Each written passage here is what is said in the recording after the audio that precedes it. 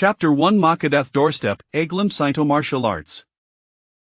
How peculiaritas these, the tenistracator dog comes to orma family seeking kinship. Truly laughable, you wheel brat, while I am still come, you had better leave swiftly, or not blame me for being gunkind. A flamboyantly dressed woman chastised a young boy, whose tattered clothes belied a shan semi fetchers. Suming turned to the middle gedman beside the flamboyant woman and spoke in a deep voice returned mamother's dependent. The middle gedman frowned slightly, clearly hesitant. At that moment, the flamboyant woman snatched the jaw dependent from Themon's grasp and, with a sharp crack, shatter ready to pieces. You. Suming was filled with shock and fury. That pendant was the sole token left to him by his mother. You bastard, do you even have the audacity to come to my family seeking kinship, but even if I were retrolihis illegitimate teckled, warmly oiled thing half of a red in a moment of weakness. Oh, I Zeno, you must be hungry. The woman regarded Suming with disdain, then turned to her maid and commanded bring what one has left for thy wild child. The maid was momentarily taken aback. Wonkai, isn't that a dog? Suming frowned deeply at the implication. What are you waiting for? The flamboyant woman barked angrily. The maid hurriedly turned to comply. Moments later, the maid returned with a dog bowl filled with scraps. Woof, woof, woof. From behind came a soft barks, protests from one side, the dog objecting to the theft of its meal. The maid placed the bowl on the ground.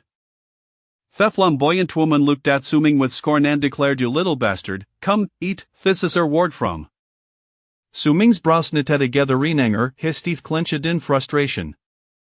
These women was clearly avanomast roi kamitosi kinship and litably hems mercilessly?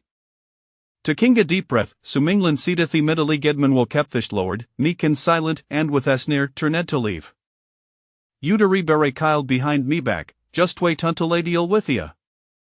Madam, please listen, these ways a foolish mistake from my off. The sound soft scolding from the middle gedman and the flamboyant woman code behind him. Suming called down chuckle. That middle gedman ways indeed his biologica father or rather, thefether off this buddy. It turned out Suming was on off timani had traversed worlds. Do a tatha discord between his spirit and the body upon arrival, heleba gridden for 3 long years. His mother had cared for him devotedly throughout that time. Eventually, Sheffalil. In her finalments, she entrusted Suming with Theja dependent, urging him to seek his biologica father in Yunjo City. To fulfill his mother's dying wish, Suman John dured numerous ships and finally arrived in Yunjo City, locating his biologica father. And then, Fatson had unfolded. In Ruth, Suming did not expect this father to acknowledge after all had married into the family. The Mathamula was the daughter of Kivaseli drove hungry Wolfgang, a prominent figure in Yunjo City. Suming was merely fulfilling his mother's long-held wish. The family, humph. Suming scoffed, narrowing guises, and declared solemnly the humiliation after they shall bear a paid 100-fold in the future. Gul Yolu. At that moment, Aram bleachod from his stomach. Having just proclaimed his grand intentions, Suming felt a flush of embarrassment, patting his belly, his eye perhaps issued first address me hunger. With that, Suming wandered aimlessly ahead. Happened himself a tabin shop.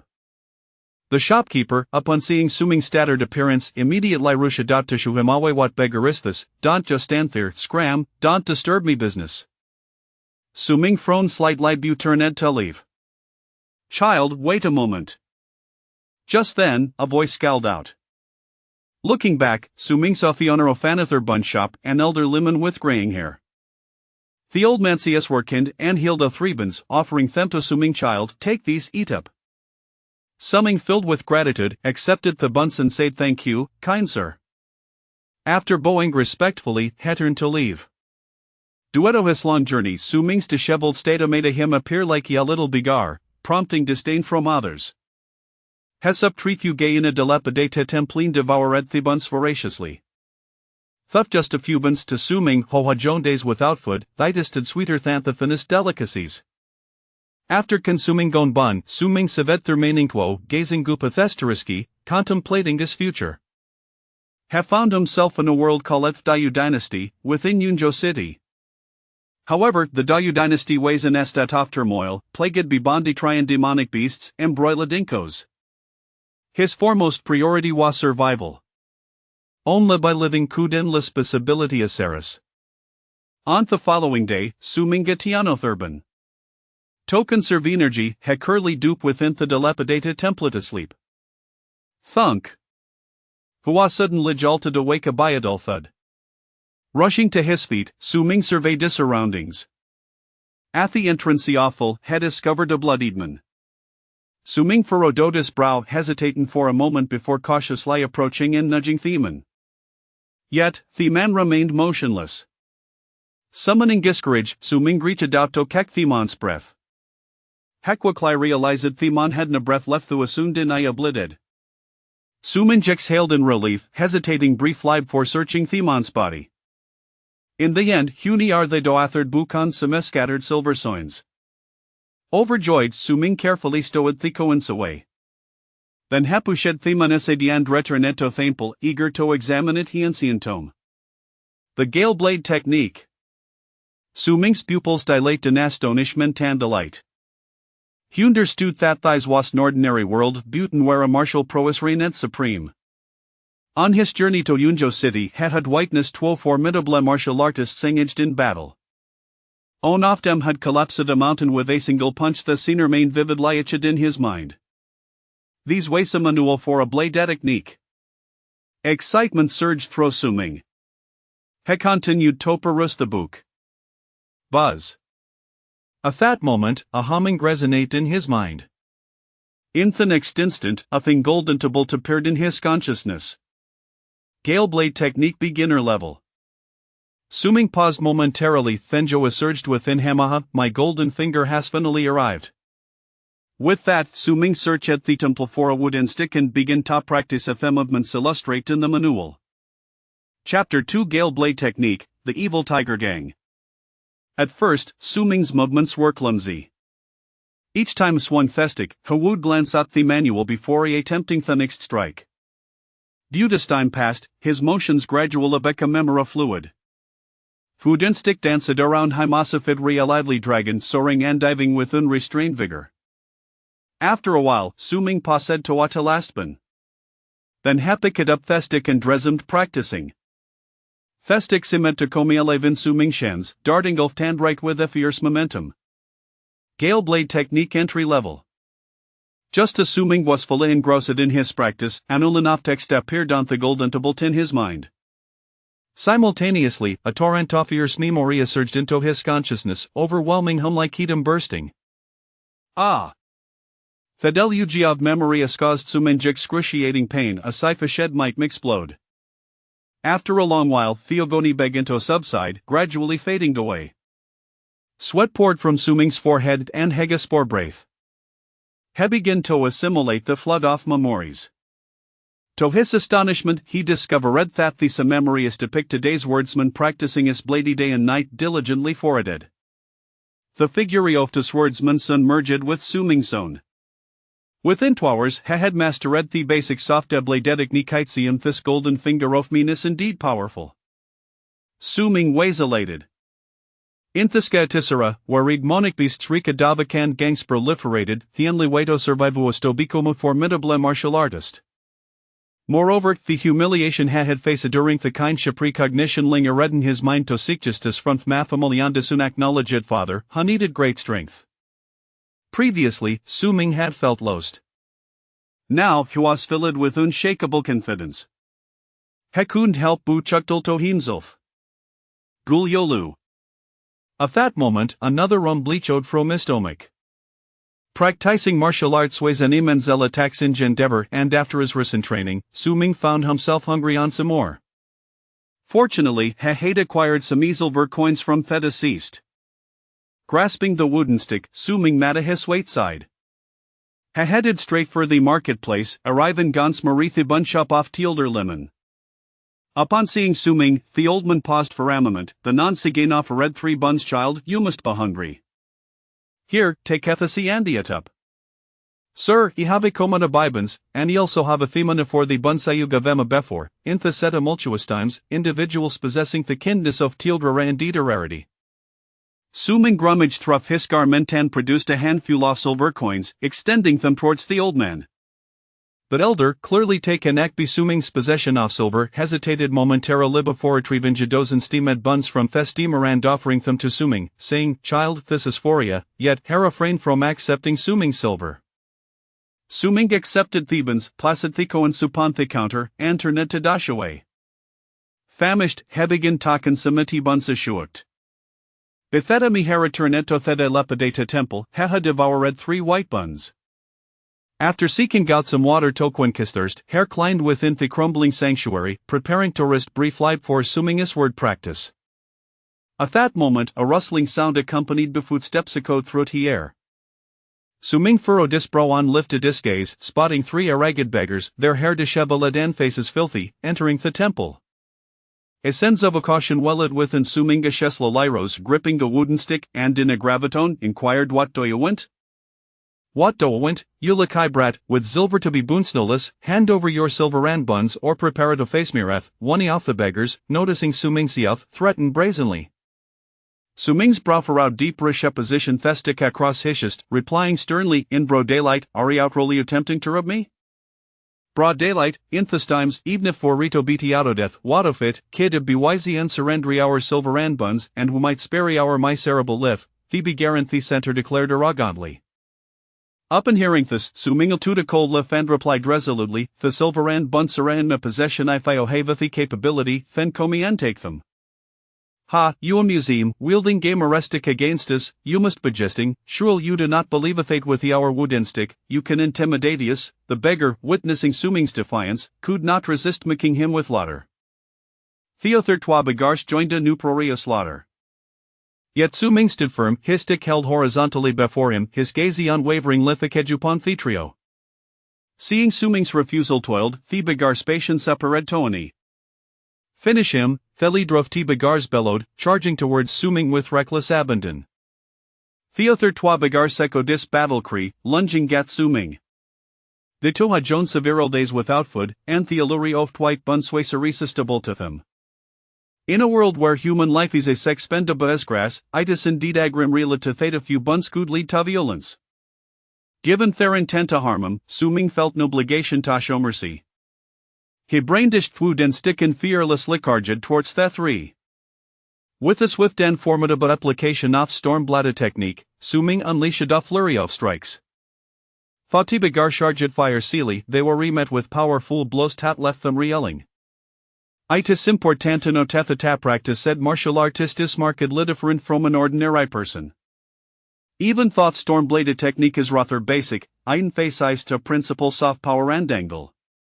An novice a martial artist, proficient in fundamental techniques, would not fear facing 3 or 4 ordinary men, let alone it his emaciated beggars who are weaker than typical robust individuals.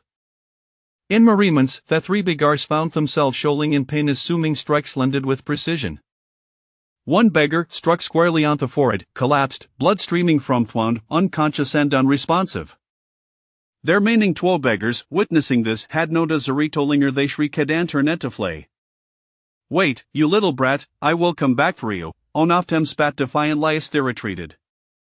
With a try dispatched, Suming exhaled in relief, casting geg lansat theba eating begaron theground, Hazeas devoid of any compasson. After all, they had so this life, and he was sooner obligation tasholanensi. Is that storm-bladed technique you employed? At that moment, a deep voice resonated through the air. What's there? Suming exclaimed, startled, raising his stick defensively asha teen trincy of tea temple. A burly man, adorned with a blady thighs waist and a striking golden tiger tattooed upon hishest, emerged slowly. With beer sinjayas tatgoimed with intensity, Theman scrutinized Suming and smiled, Donat belarmed, young brother. I am swimming from Thievel Tiger Gang.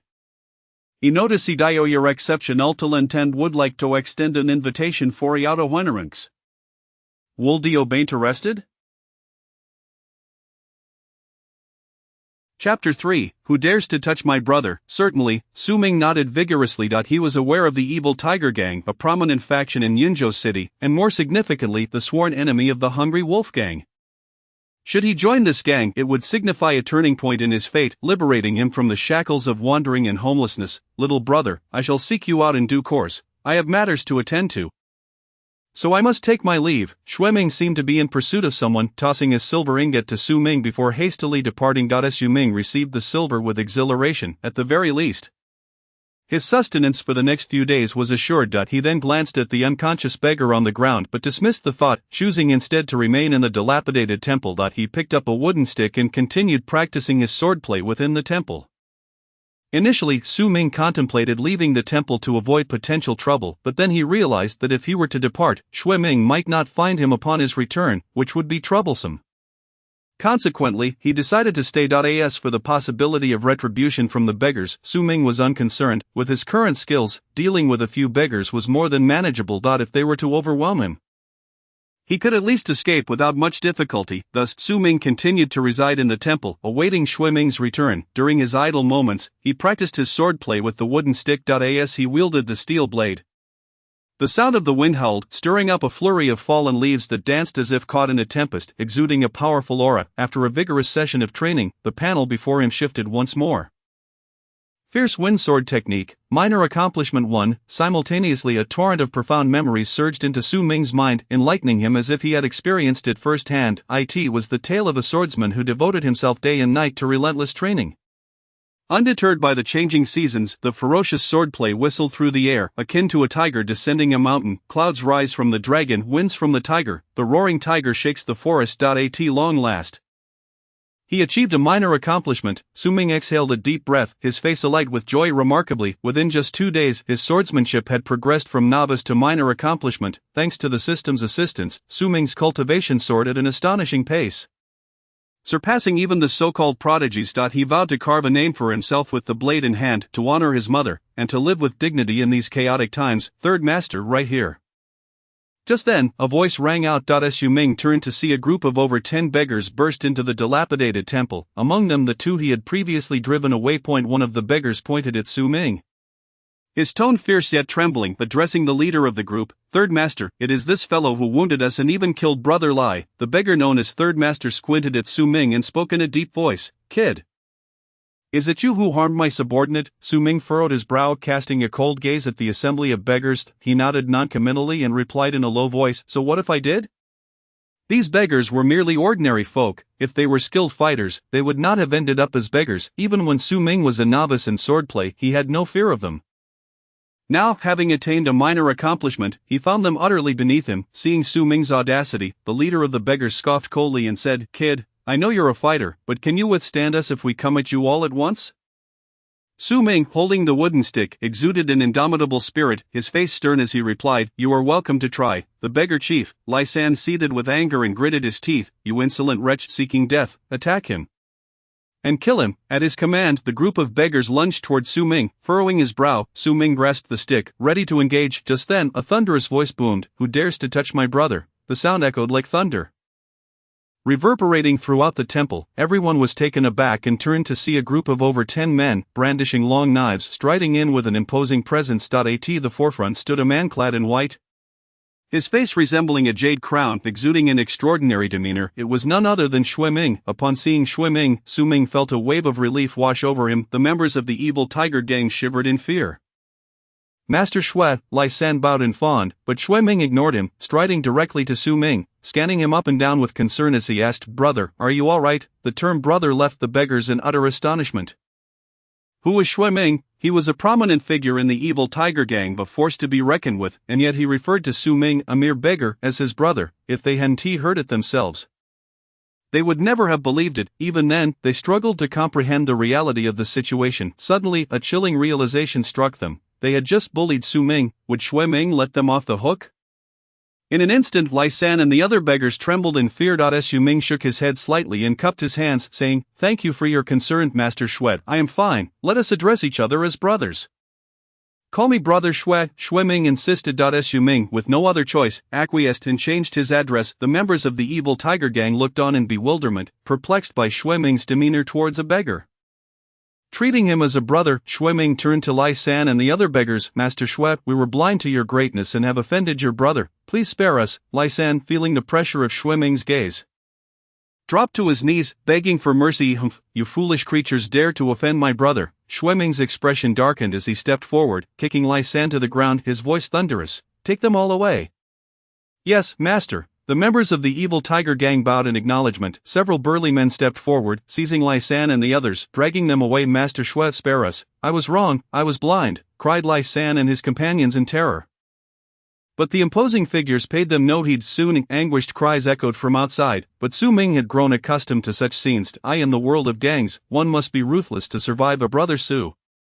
Let us go. Shui Ming chuckled lightly, extending his right hand in an inviting gesture. Su Ming nodded and followed Shui Ming and his entourage out of the temple. Chapter 4, Provocation and the Head Money. The entirety of Yunzhou City is divided into an inner city, where officials and nobles reside, and an outer city, which is further divided into the eastern, western, southern, and northern districts. Each district is subdivided into several li, a term from ancient times equivalent to today's districts.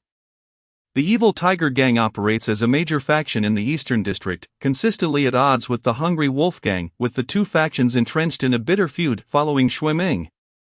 Su Ming arrived at a location known as Longfeng Street in Fengmingli. The evil tiger gang maintained a branch here, with a stronghold on Longfeng Street, each stronghold overseen by a fragrance master, of which Shui Ming was one. Under Shui Ming's guidance, Su Ming entered the compound of the evil tiger gang's stronghold. Shui Ming first ensured Su Ming enjoyed a refreshing hot bath and then treated him to a lavish banquet at the Drunken Fragrance Pavilion. He even arranged for a private courtyard for Su Ming's use, demonstrating his regard for him. Su Ming, in turn, held deep respect for Shui Ming, the man who had altered his destiny, viewing him as an elder brother. The following day, Su Ming arrived at the stronghold for roll call. By that time, a number of members from the evil tiger gang were already present. Upon entering the courtyard, Su Ming found a quiet spot to sit. Just then, a tall, lanky youth with buck teeth, resembling a rat, entered wearing a gray garb adorned with a golden tiger emblem on his chest. In recent days, Su Ming had garnered some understanding of the evil tiger gang's hierarchy. The color of one's clothing indicated their rank. The gray-clad individual before him was clearly a lowly lackey, albeit Su Ming himself was also merely a rookie. Above him were the black-clad leaders and the white-clad fragrance masters. The buck-toothed youth approached Su Ming, grinning broadly. You must be Su Ming, the newcomer. Uncertain of the youth's intent, Su Ming nodded slightly. The buck-toothed youth continued, I hear you were once a filthy beggar. Su Ming's brows knitted together at this remark.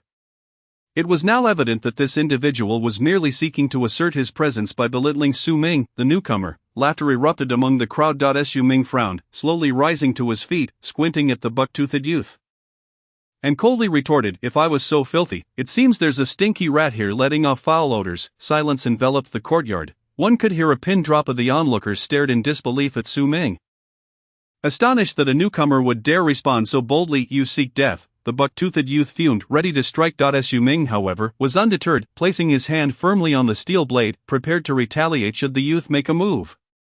Since joining the gang, Su Ming had resolved to be ruthless. In this chaotic world, one must fight for everything. Only through tenacity could one survive. Humph, what are you doing? At that moment, a deep voice interrupted.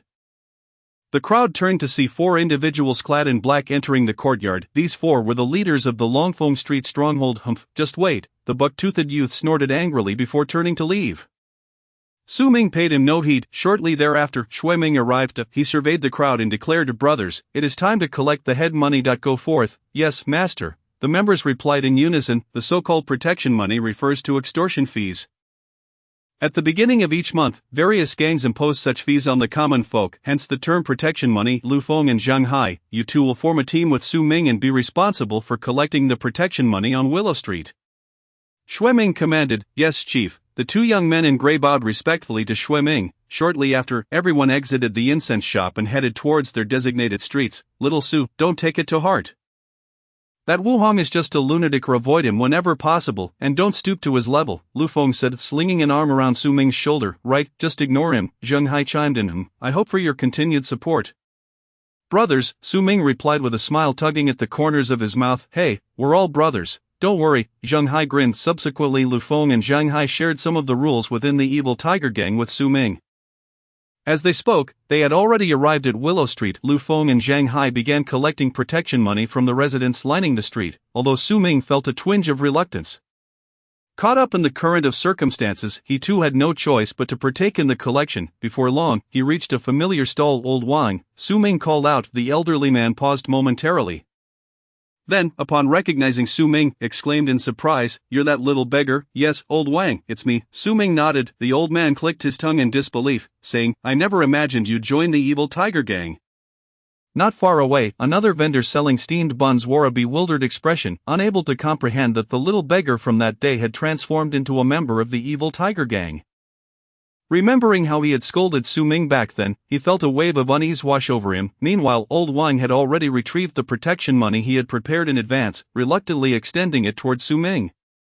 However, Su Ming raised a hand to stop him and turned to Lu Feng and Zhang Hai, asking, "Brothers Lu and Zhang, Old Wang has shown me great kindness. Would it be possible to waive his protection fee?"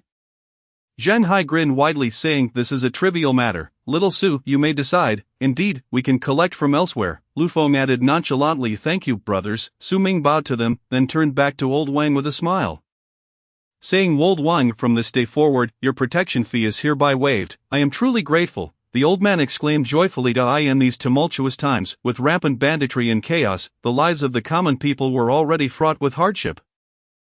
The monthly protection fee imposed by the gangs was a significant burden for ordinary folk. Su Ming's decision to waive Old Wang's fee brought him immense joy, which he never expected as a return for his past kindness. Yet, Su Ming felt a sense of helplessness. The protection fee was an unjust imposition forced upon the people by these gangs, something that should not exist in the first place. Now, he merely rendered Old Wang exempt from it.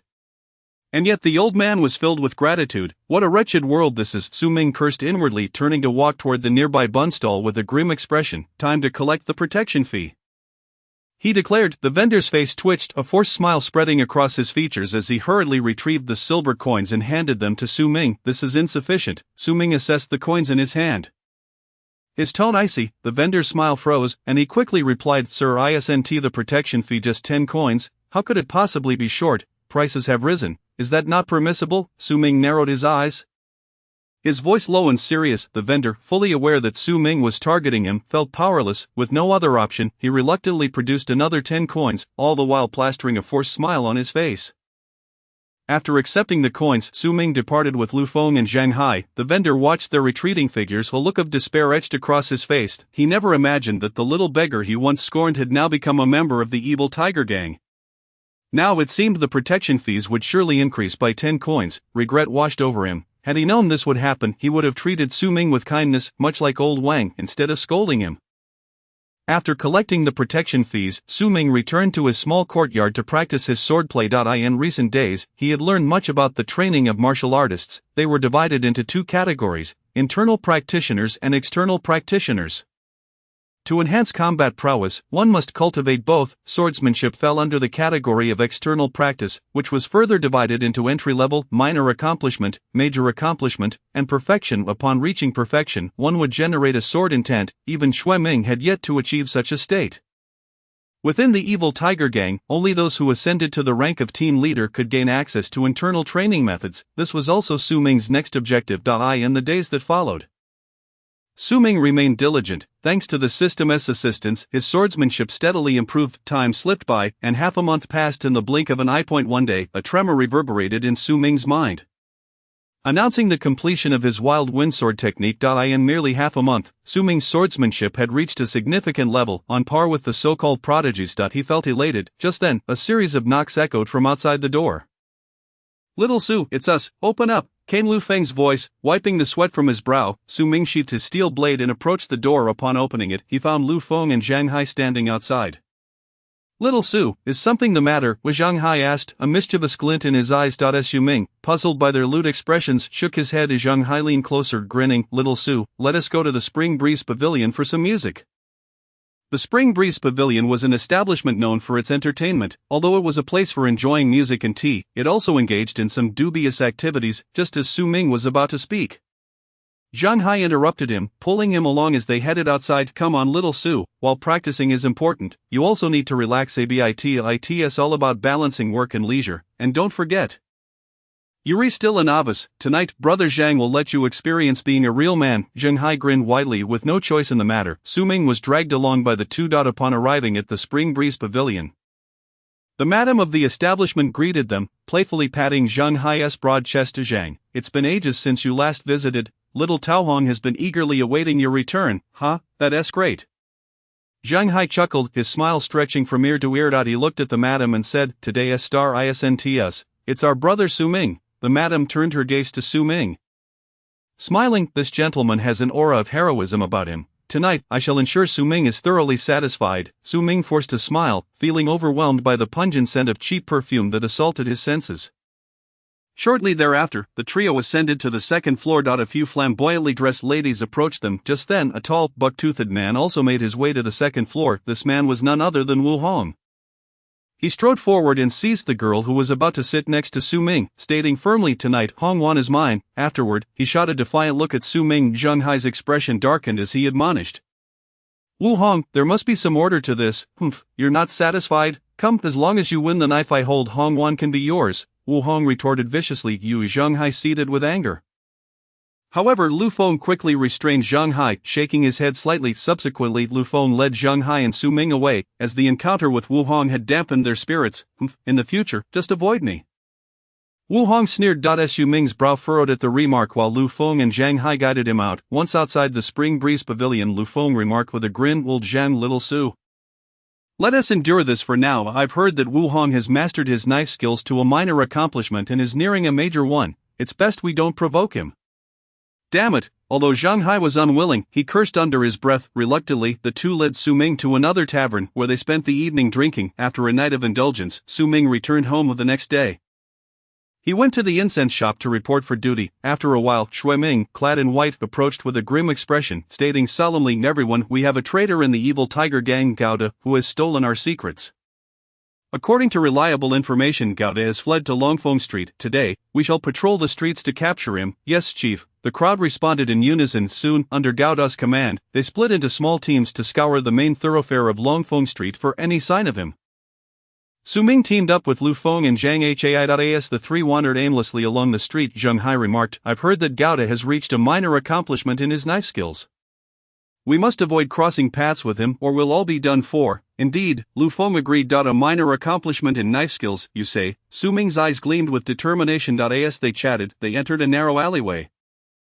There's a smell of blood. Be cautious, Lu Feng warned, his tone grave. Startled, the three exchanged worried glances. Lu Feng then sniffed the air and advanced cautiously. They arrived at the entrance of a house, where the door was tightly shut. Peering through a crack, they glimpsed four corpses lying in the courtyard, while a burly man feasted heartily on the food laid out on the table. Lu Feng quickly produced a piece of paper from his pocket, revealing a drawing of none other than Gauda. After a brief comparison, the three confirmed that the man in the courtyard was indeed Gauda. You two stay here. I'll go fetch help.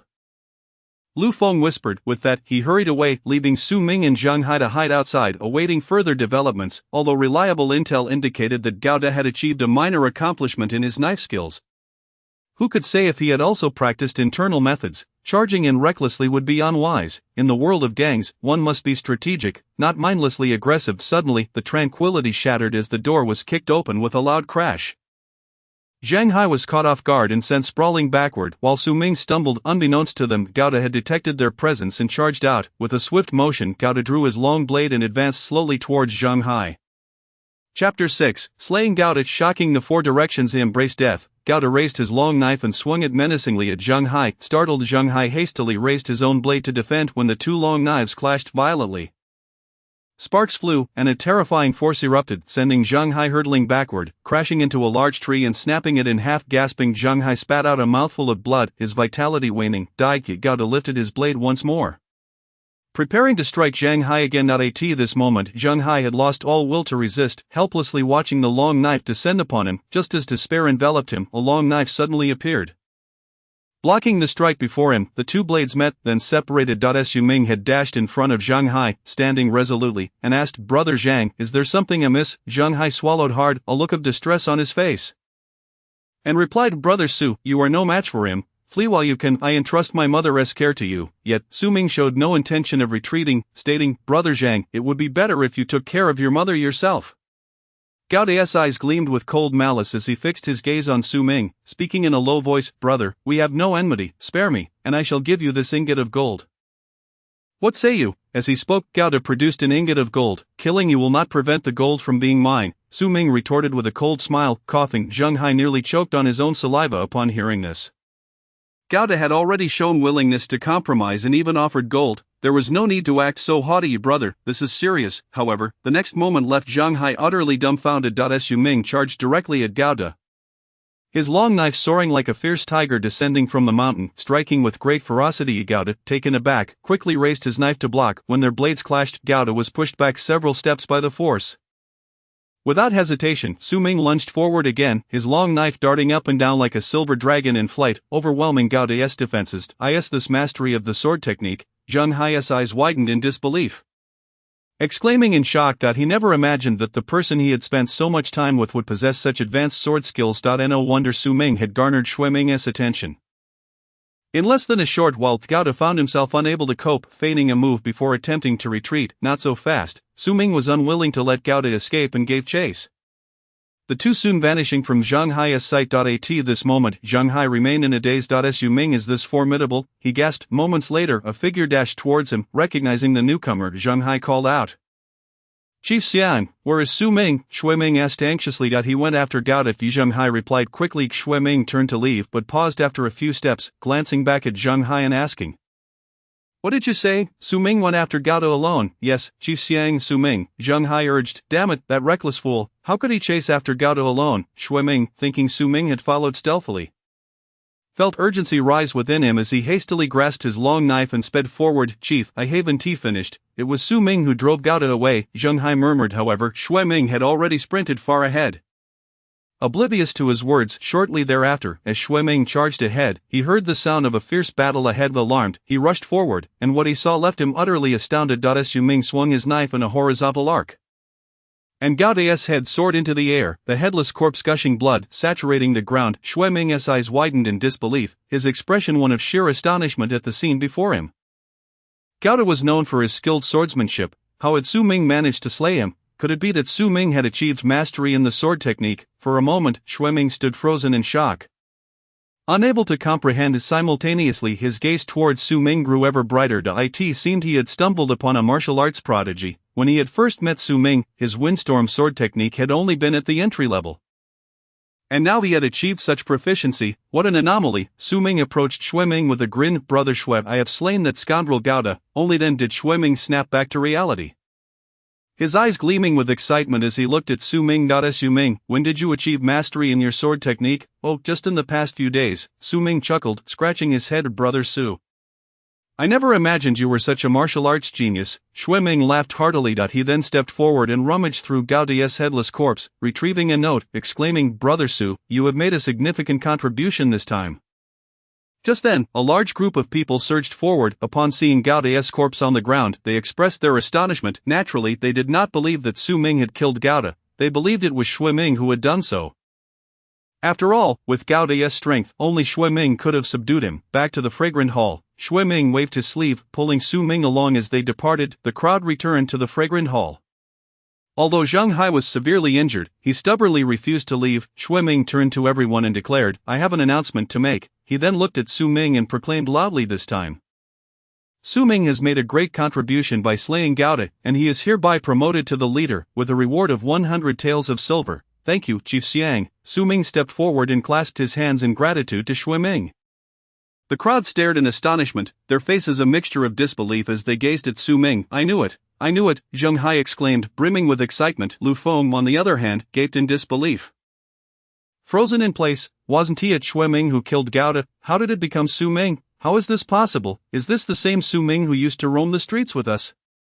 They felt utterly disheartened, realizing that Su Ming had been secretly dazzling them all along. "Brother Su, come with me," Shui Ming said, his eyes shining with excitement. Su Ming stepped forward, following Shui Ming into the room. The crowd looked on enviously at Su Ming's retreating figure, knowing that from this day forth, he would soar to great heights. Once inside, they took their seats. "Brother Su, according to our guild's rules, you can now practice internal techniques. Here are the manuals. Choose one." Shui Ming retrieved 3 yellowed books from a box. Su Ming's heart raced as he gazed at the 3 manuals. Demon Tiger Swallowing Heaven Technique, Demon Monkey Body Refining Technique, Mighty Bull Technique. Chapter 7, Internal Techniques. Recruitment. "Brother Shui, I will choose the Demon Tiger Swallowing Heaven Technique." Su Ming pointed at the leftmost manual. Shui Ming handed it to Su Ming. Instructing, Brother Su, you may take it home and copy it, but remember, do not let it leak out. I understand. Su Ming nodded, then Xue Ming had someone bring 100 taels of silver and handed them to Su Ming. After receiving the silver, Su Ming rose to take his leave from Xue Ming. As he exited the courtyard, Qin Feng and the other 3 leaders approached him, politely clasping their hands in congratulations. Congratulations, Brother Su, Su Ming reciprocated each greeting. Brother Su, tonight we shall celebrate your promotion at Huixiang Tower, Qin Feng suggested with a grin. Su Ming nodded, alright, tonight I'll treat you all. The 4 laughed heartily. Soon after, they parted ways to attend to their own matters. Congratulations, Team Leader Su, the crowd echoed with clasped hands. Among them, Lu Feng and Zhang Hai exchanged complex glances with Su Ming but dared not act out. Also extending their congratulations. At this moment, their hearts were filled with trepidation. Of course, the most frustrated among them was Wu Hong. He had never imagined that in just over half a month, Su Ming would achieve such mastery in his sword techniques. A wave of dread washed over him as he recalled his previous provocation of Su Ming. If he had truly clashed with Su Ming back then, he would have undoubtedly been no match for him. Brothers, please rise. Su Ming's voice was calm yet carried an undeniable authority. The crowd stood up in unison. Su Ming approached Lu Feng and Zhang Hai, who quickly bowed their heads amused. Su Ming remarked, Brothers, do you no longer recognize me? I'll treat you both to drinks sometime. Lu Feng and Zhang Hai were overjoyed, their excitement evident as they nodded vigorously. The onlookers watched with envy, realizing that Lu Feng and Zhang Hai were likely to ascend due to their connection with Su Ming. They regretted not having been closer to Su Ming before, wishing they could have shared in his glory. However, they also felt a sense of bitterness. Who could have predicted that just over half a month ago? Su Ming had been a mere beggar, and now he had risen to become a leader among them. Su Ming turned to Zhang Hai, saying, Brother Zhang, go tend to your injuries. Alright, thank you, team leader, Zhang Hai replied gratefully. Su Ming then exited the fragrant hall, the sun still high in the sky, and he planned to return home to study the demon tiger swallowing heaven technique. However, just as he took a few steps out of the courtyard, a voice called out from behind, Team Leader Su, please wait. Su Ming halted, turning to see that it was none other than Wu Hong who had caught up to him. Wu Hong jogged up, wearing a fawning smile, and said, Team Leader Su, I was in the wrong before. I failed to recognize your greatness and offended you. Please don't hold it against me. I would like to invite you to dinner tomorrow. I hope you will grace me with your presence. In the future, keep your distance from me, Su Ming retorted, turning to leave. Wu Hong was left standing there, dazed and disoriented, filled with regret. He wished he could slap himself. He had been so reckless, trying to assert dominance over a newcomer. Now Su Ming had become the team leader and achieved mastery in his sword technique. If Su Ming were to make things difficult for him in the future, he might not even know how he met his demise. At that moment, Wu Hong was filled with despair and regret. On the other side, Su Ming had returned to his little courtyard. Inside, he first transcribed a copy of the demon tiger swallowing heaven technique, then meticulously began to read through it. He discovered that the cultivation method of this technique was somewhat unique. The tiger, being the king of beasts, feeds on myriad creatures. The essence of the demon tiger swallowing heaven technique lay in the principle of consumption, emphasizing that one should consume what one seeks to enhance. Su Ming instinctively glanced down a few times, a wicked smile curling at the corners of his mouth. He then shook his head and continued to pore over the manual. This was his first encounter with internal training methods. Simultaneously, Su Ming learned that internal training methods were distinct. The initial 4 realms were the skin refinement realm, blood chi realm, bone forging realm, and muscle changing scripture. While the subsequent realms were not recorded in the manual, each realm, much like external training methods, was further divided into 4 sublevels: entry, minor success, major success, and perfection. It seemed he needed to procure some beast skins. Su Ming murmured to himself. Having roughly grasped the information about internal training methods, he exited his rented courtyard and made his way to the marketplace. Ultimately, within the bustling market, Su Ming found a piece of bullhide. Shopkeeper, how much for this bullhide? He inquired. The shopkeeper eagerly replied, Young master, you are quite the connoisseur. This bullhide is worth 80 taels of silver. Su Ming couldn't help but click his tongue in disbelief. It is often said that scholars are poor while warriors are wealthy, and this saying was indeed not as simple as it sounded. Just for this piece of bullhide, 80 taels of silver were required. And in the future, he would need to cultivate, necessitating various materials. Items such as beast spirits, medicinal herbs, and potent elixirs would undoubtedly require a vast fortune. Su Ming felt a slight headache coming on. After some haggling, the shopkeeper finally agreed to sell it for 60 taels of silver. Shopkeeper, I will cover this bullhide for this young master. At that moment, a voice rang out. Su Ming turned to see a young man of similar age approaching. His sword-like eyebrows and starry eyes, dressed in brocade, exuding an extraordinary demeanor. "Young Master Ma, it is you." The shopkeeper recognized him and hurriedly bowed. Upon hearing the name Young Master Ma, Su Ming's heart skipped a beat. And he quickly stopped the shopkeeper from reaching for the young master's silver, saying in a low voice, "No need, I can afford it myself. Brother, we are all family here, why must we be so distant?" Young Master Ma smiled amiably, extending a hand. "I am Ma Zipping. When you visited that day, I was not home. I have come to find you now, not at home." "What a convenient excuse, however, I have been away for a month. And you could have come to find me earlier or later, but you chose to come just after I defeated Gaude and was promoted to captain. To put it bluntly, you are simply coveting my talent for cultivation." Su Ming was well aware of this and let out a cold laugh, stating, "My surname is Su, yours is Ma. How could we be family? Besides, I dare not aspire to your Ma family's status." With that, Su Ming pulled out 60 taels of silver notes, handed them to the shopkeeper, took the bullhide, and turned to leave. "Young master, this Su fellow is incredibly ungrateful, daring to defy you, truly despicable. Should we?" A sullen-faced attendant behind him made a chopping motion across his throat. Ma Zipping scoffed, dismissively saying, "No need for that. A person of his status is only worth my slight attention, since he does not recognize my kindness. Then let him be, soon enough he will have a chance to regret it." With that, Ma Zipping turned and left with his attendants. Chapter 8. The Blade's Might. The villain. Meanwhile, Su Ming returned home and began to cultivate the internal training method. He tossed the bullhide he purchased along with other medicinal herbs into a pot, boiling them for over 2 hours. Eventually, the concoction turned into a thick black paste. After another half a day, this viscous substance cooled into a jelly-like consistency. At last, Su Ming approached and cut off a small piece to consume. After swallowing 5 or 6 pieces of the black jelly, he felt a surge of heat rising within him and hurriedly stopped. Sitting on his bed to practice the black tiger swallowing heaven technique, excruciating pain coursed through his skin, but Su Ming gritted his teeth and persevered. He was unsure how long he had endured. But he was now drenched in sweat. Opening his eyes, he gasped for air, noticing a sticky layer of mucus covering his skin, accompanied by a foul odor. He rose to take a bath. Afterward, his skin glimmered with a metallic sheen. Exhaling a breath of turbid air, Su Ming was filled with excitement, murmuring, "I have entered the skin refinement realm. I have finally succeeded." This skin refinement realm merely granted him slightly greater strength than an ordinary person. With enhanced endurance, additionally, his skin became as tough as bullhide. Without the prowess of a martial artist, one would find it nearly impossible to breach his skin's defenses. "Remarkable," Su Ming exclaimed in wonder. The internal training method indeed possessed miraculous effects, capable of enhancing one's physical strength. If two warriors faced each other, one trained in internal methods and the other not, they might initially seem evenly matched. However, as time progressed, the untrained individual would be unable to contend with the one who practiced internal methods. Only by refining both internal and external abilities could one elevate their combat prowess. In the days that followed, Su Ming remained relentless in his training, whether practicing the demon tiger swallowing heaven technique or honing his blade skills. Time swiftly passed, and another month and a half had gone by. At this point, Su Ming had perfected his swordplay, developing a blade's might, furious wind. His internal training had also reached the minor success stage of the skin refinement realm. On the following day, at the break of dawn, when Su Ming arrived at the fragrant courtyard, he was met with a cacophony of noise. He focused his gaze and saw a crowd gathered around Wu Hong.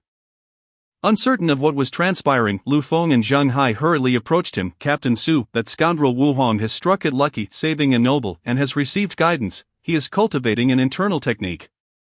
Lu Feng whispered. Su Ming's brow furrowed slightly, but he paid little mind. No matter how formidable he became or how fortunate he was, could it surpass the enhancement from my own cultivation? Just as he was about to leave, Wu Hong approached with a smug grin, boasting, "Captain Su, how have you been? Who would have thought I would achieve this today?" "Humph." Su Ming let out a cold huff, disregarding him as he walked straight into the house. As expected, during the morning assembly, Shui Ming announced that Wu Hong had also been promoted to captain. "Brother Su, please stay for a moment," Shui Ming called. Su Ming followed him into the room. Shui Ming smiled and asked, "Brother Su, has your cultivation been progressing smoothly these days?" Su Ming nodded and replied, "Smoothly. Let's have a drink tonight," Shui Ming suggested. Su Ming agreed, saying, "All right, I will treat." "Ha, that's splendid." Shui Ming laughed heartily. After a brief conversation, Su Ming stood up, exited the room, and prepared to return home to continue his training. As he walked past an alley, he heard shouts of reprimand. Hesitating for a moment, he ventured into the alley, only to find Wu Hong berating Lu Feng and Zhang Hai. Upon seeing Su Ming approach, Wu Hong raised his hand and slapped Zhang Hai across the face, angrily exclaiming, "You ungrateful wretch, how dare you slack off!" Su Ming quickly closed the distance, his expression darkening. Wu Hong taunted, "Brother Su, I am merely teaching these two a lesson," but before he could finish, he received a resounding slap across the face. "You scoundrel," Wu Hong roared, drawing his long knife in a flash. Preparing to retaliate, "Try it if you dare," Su Ming said coldly. Wu Hong halted midway, gritting his teeth. "Su, we shall see." With that, he turned and stormed off. "Thank you, sir." Zhang Hai and Lu Feng hurriedly bowed in gratitude. Su Ming sighed, saying, "I apologize for the trouble you've endured just now." Wu Hong's harassment of Lu Feng and Zhang Hai was, in truth, a slap to Su Ming's face, a fact they all understood. "We are not wronged." Zhang Hai and Lu Feng quickly replied, "Come, let me treat you to drinks." Su Ming pulled the two along. "Thank you, sir." Lu Feng and Zhang Hai beamed. The reason for treating them was due to Su Ming's concern for their safety. After all, with Wu Hong harboring resentment, should he ambush Lu Feng and Zhang Hai while they were patrolling, it would be difficult for them to defend themselves, and they could easily meet a grim fate. After accompanying them for drinks and seeing them safely home, Su Ming finally turned towards his own abode. However, as he walked, he heard cries emanating from a nearby household. Following the sound, he saw Wu Hong emerging. "Trousers Askew," the male head of the household rushed out, furious, shouting, "Beast!" With that, he brandished a stick and charged at Wu Hong. "To hell with you," Wu Hong cursed, kicking him away with a powerful blow. "Please, no." A disheveled woman rushed out of the yard, weeping bitterly. Su Ming's face darkened. Wu Hong was truly beyond redemption, committing such acts in broad daylight. At that moment, Wu Hong noticed Su Ming and grinned, saying, "Brother Su, care to join?" Su Ming gave a cold huff and turned to leave. Just then, a chilling scream pierced the air behind him. Startled, Su Ming paused and turned to see the woman had bitten her tongue and lay lifeless in the man's arms. "You will not have peace. You will not have peace." The man glared fiercely at Su Ming and Wu Hong, clearly mistaking them for accomplices. Then, he stood, slammed his head against the doorframe, blood gushing forth as he fell lifelessly. Wu Hong chuckled coldly, adjusted his trousers, and walked away. Su Ming, however, felt a surge of indignation, casting one last glance at Wu Hong's retreating figure, grinding his teeth in anger. Upon returning home, Su Ming resumed his training. Yet his mind was consumed by the image of the innocents bullied and unjustly perished at Wu Hong's hands, leaving him restless. Chapter 9, Slaying Wu Hong, the Maiden of Spring Breeze Pavilion. The clouds obscured the moon. The night was dark and windy. In a common household, the lights have long been extinguished to save on fuel expenses. Only the affluent and powerful families can afford to keep their lamps burning. At this late hour, however, the residence of Wu Hong remains brightly illuminated. Wu Hong, emboldened by his ill-gotten gains, has long bullied the weak and exploited the locals, accumulating considerable wealth. At this moment, he is embracing a beautiful woman he forcefully claimed during the day. Chuckling ominously, "My dear, fear not. Being with me is far better than being with your worthless husband. Rest assured, I shall treat you gently." As he speaks, Wu Hong lunges towards the woman. Suddenly, with a loud crash, the door is flung open, and a figure bursts in, moving with lightning speed towards Wu Hong. The glint of a sharp blade flashes, freezing time itself. Wu Hong turns, his eyes wide with disbelief as he gazes at Su Ming. Clutching his throat and gasping in horror, before he can utter a coherent word, a torrent of blood erupts from his neck, and he collapses lifelessly to the ground. The woman lets out a piercing scream, but the cloaked figure shows no interest in her, instead turning to enter another room. At that moment, an elderly man bursts forth from within. "Son," he cries out. The figure deftly evades him, and a crimson line appears across the old man's throat as blood sprays forth, causing him to crumple to the floor. The figure then enters the room, where another disheveled woman lies on the bed. "Like father, like son," the figure curses, rummaging through the room in search of valuables. After a thorough search, he uncovers a substantial amount of silver, tossing some coins to the two women before making his exit. With a swift leap, he vanishes into the shadows. The figure finds refuge in the small courtyard of Su Ming's home. Once inside, he removes his mask, revealing Su Ming himself. He loosens the bundle on his shoulder, filled to the brim with silver ingots. Upon a quick count, he discovers over 600 taels of silver, an astonishing sum, considering that in these tumultuous times, a typical family requires only 2 to 3 taels for an entire year. It is evident that Wu Hong's plunder caused the ruin of many families.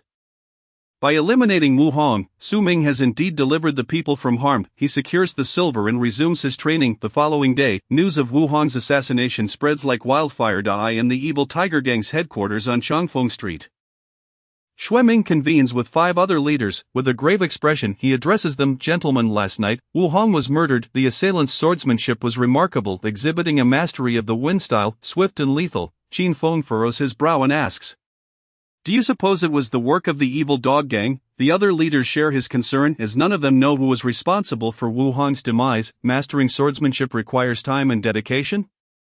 Yet achieving a level of true understanding is a rare feat, often eluding even the most dedicated practitioners. Xue Ming, having immersed himself in martial arts for years, has yet to reach such a level. Underscoring its difficulty. A sword technique of that caliber would be renowned in Yunzhou City. After much discussion, they conclude that Wu Hong's numerous misdeeds likely provoked the ire of a wandering hero, leading to his execution. Meanwhile, Su Ming, the one who dispatched Wu Hong, has come into a fortune, using some of it to acquire raw cowhide for his continued training. As time passes, over a month goes by. Su Ming's internal cultivation has reached the pinnacle of the skin refinement stage, and he stands on the cusp of breaking into the blood qi realm. One day, after the morning roll call, Lu Feng and Zhang Hai approach Su Ming. Lu Feng grins, "My lord, do you have any tasks for us today?" Su Ming, momentarily taken aback, shakes his head. "Not particularly." Lu Feng's eyes brighten. "My lord, shall we visit the brothel for some music?"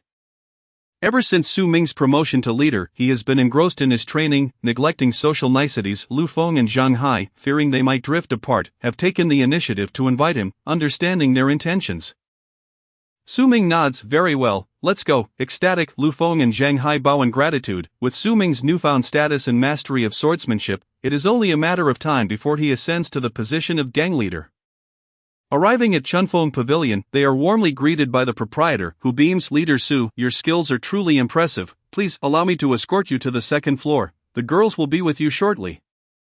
Bring up the finest food and drink." Lu Feng playfully pats the woman's rear, eliciting a flirtatious glance from her that sends a shiver down Su Ming's spine. The trio settles in, and soon a group of elegantly dressed women approaches. Among them, Hong Yuan spots Su Ming in his black attire and lights up, swaying her slender waist towards him. However, before she can reach him, Su Ming's cold voice cuts through the air. "Leave." Hong Yuan freezes, awkwardly chuckling. "Lord Su, leave." Su Ming repeats flatly, "Did you not hear? Lord Su has commanded you to leave. Are you deaf?" Zheng Hai interjects, aware of the tension between Su Ming and Hong Yuan. Previously she had intended to approach Su Ming but had instead opted for Wu Hong's embrace. While Su Ming does not wish to hold a grudge against a woman of the night, he finds her presence irksome. "Get out, go on," the proprietor urges, waving her hand. Reluctantly, Hong Yuan turns to leave. Glancing back regretfully, clearly regretting her earlier choice, had she possessed a modicum of foresight and accompanied Su Ming that day, her fate might have been different. Alas, there is no remedy for regret. The choices she made must now be faced. With Wu Hong's recent death, she finds herself without a protector, and having offended Su Ming, her future looks bleak. Yet, one must bear the consequences of their own decisions. Meanwhile, Su Ming, Lu Feng, and Zhang Hai indulge themselves at Chunfeng Pavilion. After a hearty meal and drinks, Su Ming returns home to continue his training. Relying solely on himself, he is determined to carve out a name for himself in this chaotic world, compelling his unworthy father to regret abandoning him. Thus, he dedicates himself tirelessly. One day, after a full day of training, Su Ming prepares for his night shift at the Shankou courtyard, where he is assigned to guard duty. The 5 leaders take turns overseeing the area to prevent any hostile takeover. Despite the ongoing vigilance, there is little concern as the government typically refrains from interfering with gang matters unless provoked. Their main worry is the possibility of a surprise attack from the Hungry Wolf gang. As night falls, 2 guards remain at the entrance while the rest have already succumbed to slumber. Su Ming, dressed in his uniform, feigns sleep with his steel blade at hand. Suddenly, he is jolted awake by a cacophony of chaos. Arrows rain into the courtyard, igniting the surroundings. One arrow hurtles through the window, aimed at Lu Feng. In an instant, Su Ming draws his steel blade and cleaves the arrow in 2, the halves clattering to the ground. Lu Feng, narrowly escaping death, exclaims, "Thank you for saving my life, my lord." Su Ming nods slightly. "Damn it, the Hungry Wolf gang is attacking Shankou. Brothers, fight back," shouts Lu Feng as the sounds of battle erupt outside. Su Ming and the others are taken aback. The Hungry Wolf gang dares to launch a surprise attack on the evil Tiger gang's territory. Arrows continue to rain down, piercing the air with screams of agony. And the courtyard soon erupts into flames, illuminating the night as if it were day. "Charge out," Su Ming commands, and they burst from their quarters, only to be met by a horde of Hungry Wolf gang members. Swords drawn and ready for battle. How dare the Hungry Wolf gang send such a large force? Zheng Hai pales at the sight, realizing the dire situation. Lu Feng's face pales as well. Su Ming's eyes narrow. Understanding the perilous nature of gang life, he had only recently joined the evil Tiger gang and is already facing an assault from a rival faction. The courtyard is now engulfed in flames. casting a surreal glow over the chaos, where cries of battle blend into a cacophony of confusion. The evil Tiger Gang has only about 20 defenders left, with 5 or 6 already casualties from the surprise arrow attack. This leaves them with merely a dozen able-bodied fighters against a force of 40 to 50 from the Hungry Wolf Gang. Clearly, this is a premeditated and organized attack aimed at obliterating the evil Tiger Gang from Chongfeng Street, which is a lucrative thoroughfare coveted by the Hungry Wolf Gang for some time. Lay down your weapons and surrender, and we shall spare your lives, the leader of the evil Dog Gang proclaims. Surrounding the remaining members of the evil Tiger Gang, despite the overwhelming odds, none of the evil Tiger Gang's remaining warriors show any sign of surrender. We will never yield, Su Ming shouts fiercely. We will never yield, the remaining members echo defiantly. The leader of the evil Dog Gang, his expression cold, declares, very well, if you seek death, we shall oblige you attack. As soon as the words fell, the ferocious Dogs Gang surged forward, brandishing knives towards the 8 or 9 members of the fierce Tiger Gang. Among them, a menacing bald man wielded a spiked club and swung it violently towards Su Ming. The force of the blow was tremendous.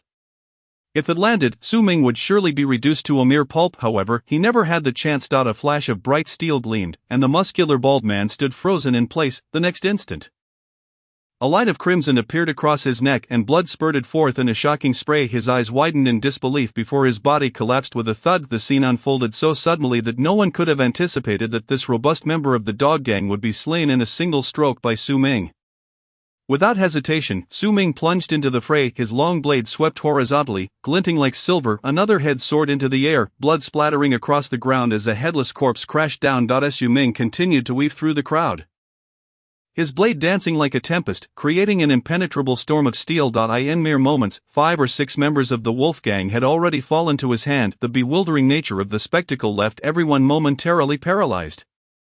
His swordsmanship is extraordinary, be cautious, one of the leaders from the Dog Gang shrieked in terror. Su Ming resembled a fierce tiger among a flock of sheep, his blade soaring and plunging, unleashing a cacophony of cries and wails.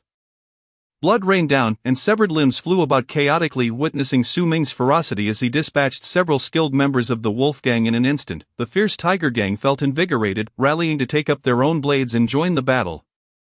In a fleeting moment, the Wolf Gang was left reeling from this unforeseen turn of events, their hearts gripped by fear. Stop him, one of the leaders of the Dog Gang bellowed as he charged towards Su Ming. Followed closely by 2 others, the ordinary henchmen, mere foot soldiers, could only muster rudimentary skills in hand-to-hand combat. Those with even a modicum of swordsmanship had already been elevated to leadership roles, yet Su Ming, with his mastery of the blade, was a force of nature, utterly unstoppable in the throng. Furthermore, his true prowess in swordsmanship had already reached a profound level, though he refrained from revealing the full extent of it at this moment.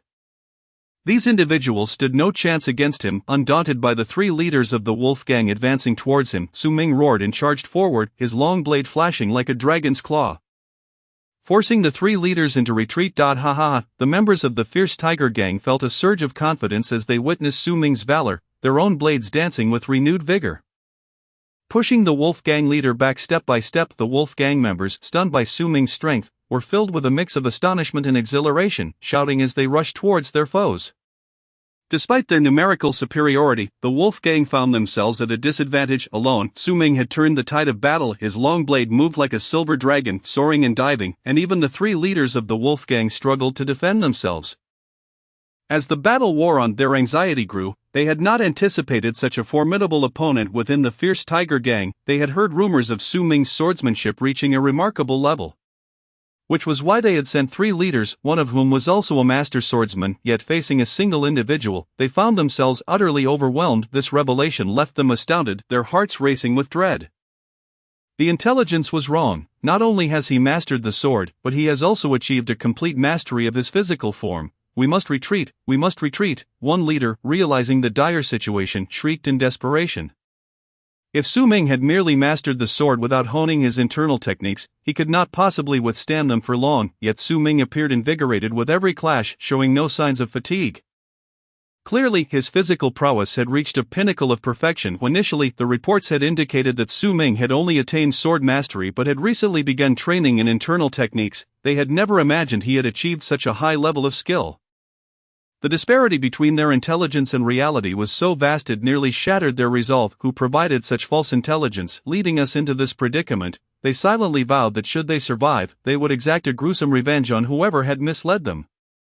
Of course, this was contingent on their ability to escape. Chapter 11, Slaying the Enemy. Aftermath. Die. Seizing an opening, Su Ming unleashed a fierce strike, the blade flashed like a streak of lightning, descending with lethal intent. The wolf gang leader hastily raised his sword to defend himself. A sharp crack echoed as Su Ming's steel blade cleaved through the leader's weapon with ease, the momentum carried through, severing half of the leader's skull. Blood erupted, splattering the ground with crimson gore. Su Ming, drenched in blood, appeared as a god of slaughter incarnate. One of the Wolfgang leaders, struck with terror, turned and fled without a second thought. Leave him. Su Ming dashed forward, executing a horizontal slash. Another colossal head flew into the air, blood spraying as the headless body collapsed with a thud. With the two leaders slain, the remaining members of the Wolfgang were paralyzed with fear. Ah, 2 leaders are dead, run for your lives, a voice from the crowd cried out, and in an instant the wolf gang members turned tail, wishing they could grow wings to escape faster. The last remaining leader, a master swordsman, trembled with disbelief, feigning a strike before fleeing in terror. Su Ming sneered, pursuing him relentlessly. My lord, run. At that moment, a member of the wolf gang lunged at Su Ming with a face like stone. Su Ming struck out, cleaving the henchman in half, then swiftly resumed his pursuit of the fleeing leader. The leader, sensing Su Ming's relentless chase, was gripped by panic, screaming as he fled with all his might. After a desperate sprint, he found himself in an abandoned alley, and upon realizing Su Ming was no longer in pursuit, he let out a sigh of relief. That kid is merely a master swordsman. How could he be so formidable? Could it be that he has surpassed mere mastery? Suddenly, a horrifying realization struck him. Steeling himself, he prepared to escape further, but as he looked up, he found Su Ming coldly watching him from a short distance away. Die! Su Ming's expression remained stoic as he struck again. A chilling scream pierced the night sky once more. Meanwhile, Shui Ming had received word of the commotion and hurriedly brought his men to the scene. Upon entering the small courtyard, he was met with a scene of devastation and bodies strewn across the ground, causing his brow to furrow deeply and his expression to darken. Suddenly he exclaimed, "Where is Su Ming?"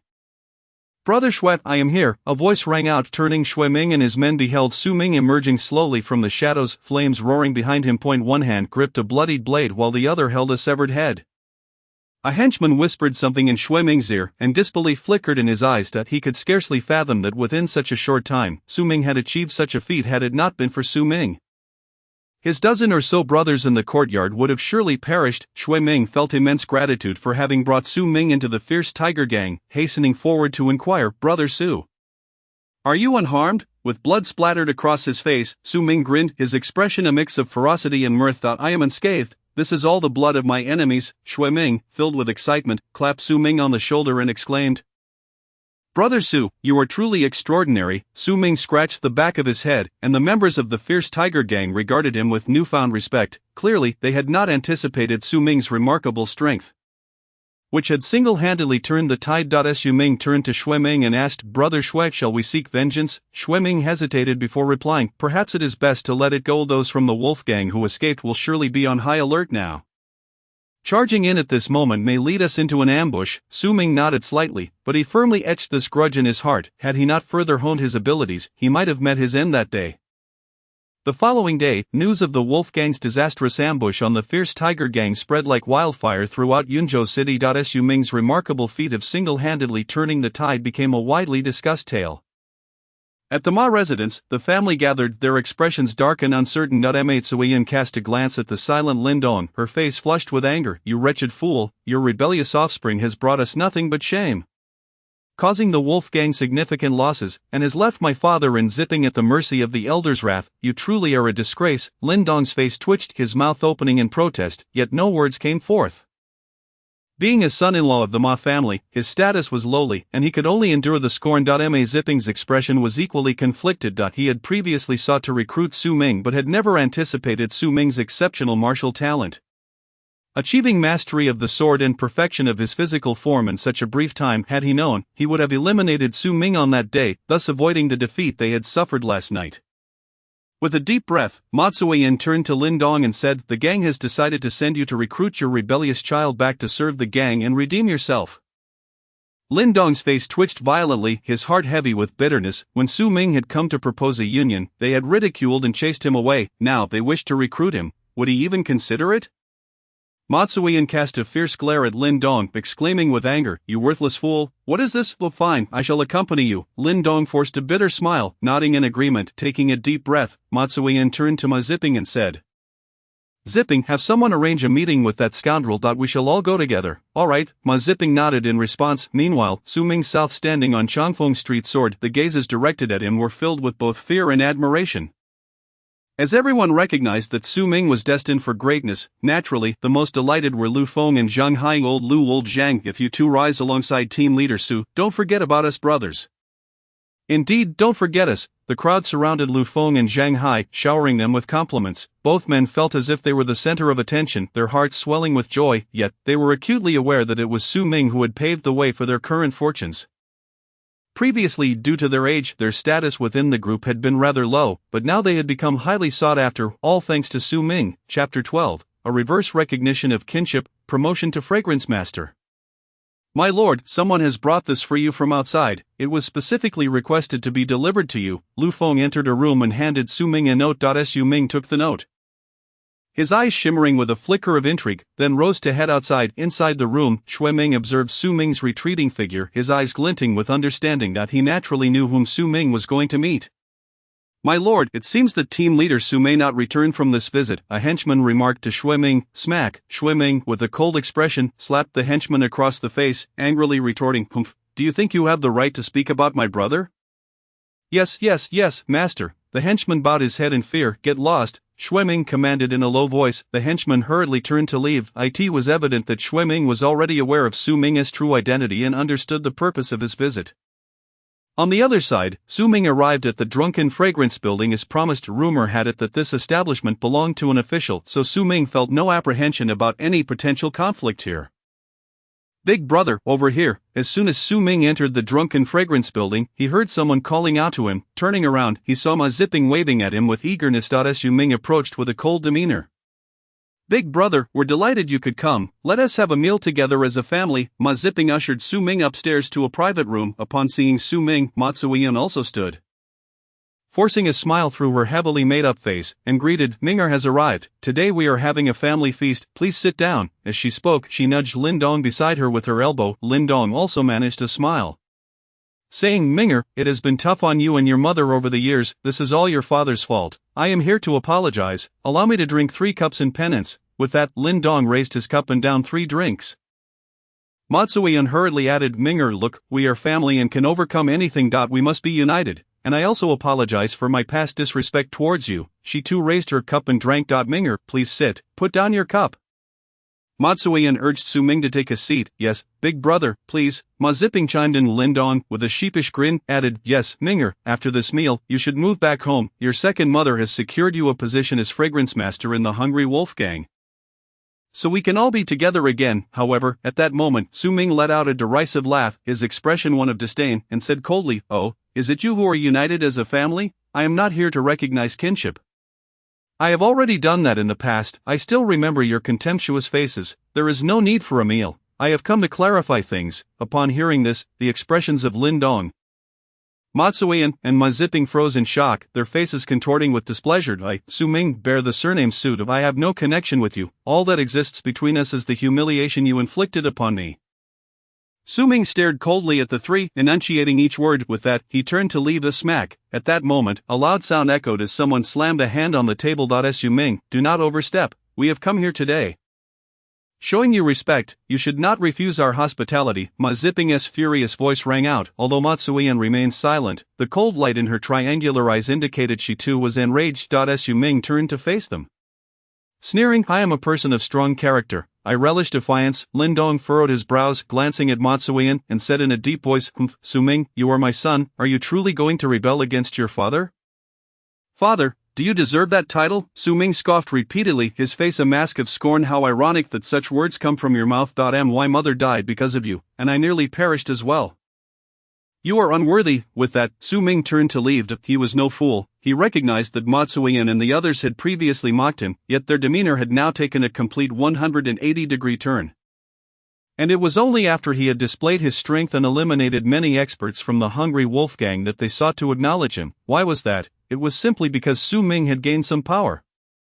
prompting them to recognize him. In essence, these three were not genuinely seeking kinship, they merely wished to co-opt him for their own purposes. Su Ming would not allow them to have their way. The faces of Ma Ziping, Ma Tsuiyan, and Lin Dong had turned as dark as the bottom of a pot. Smack! Ma Tsuiyan suddenly turned and slapped Lin Dong across the face, furiously scolding, "You bastard." With that, she dragged Ma Ziping away. Lin Dong stood rooted in place, his eyelids twitching violently, then sighed in resignation, reluctantly following after them. On the other side, after leaving the drunken fragrance building, Su Ming passed by Grandpa Wang's steamed bun stall. "Team Leader Su," Grandpa Wang exclaimed eagerly. Su Ming chuckled lightly, pulling out a 50-tael silver ingot from his pocket and handing it to Grandpa Wang, saying, "Grandpa Wang, I am likely being transferred. I will come back to see you often. I have already spoken with Fragrance Master Shui, he will take care of you." "Thank you, Team Leader Su," Grandpa Wang responded gratefully. Su Ming nodded and then turned to leave, leaving behind a crowd of envious onlookers directed at Grandpa Wang. Especially the stall owner who had previously chased Su Ming away, who now regretted his actions deeply. Meanwhile, Su Ming's transfer order had been issued. He had been promoted to the Fragrance Master of Wutong Street and would assume his position on an auspicious day.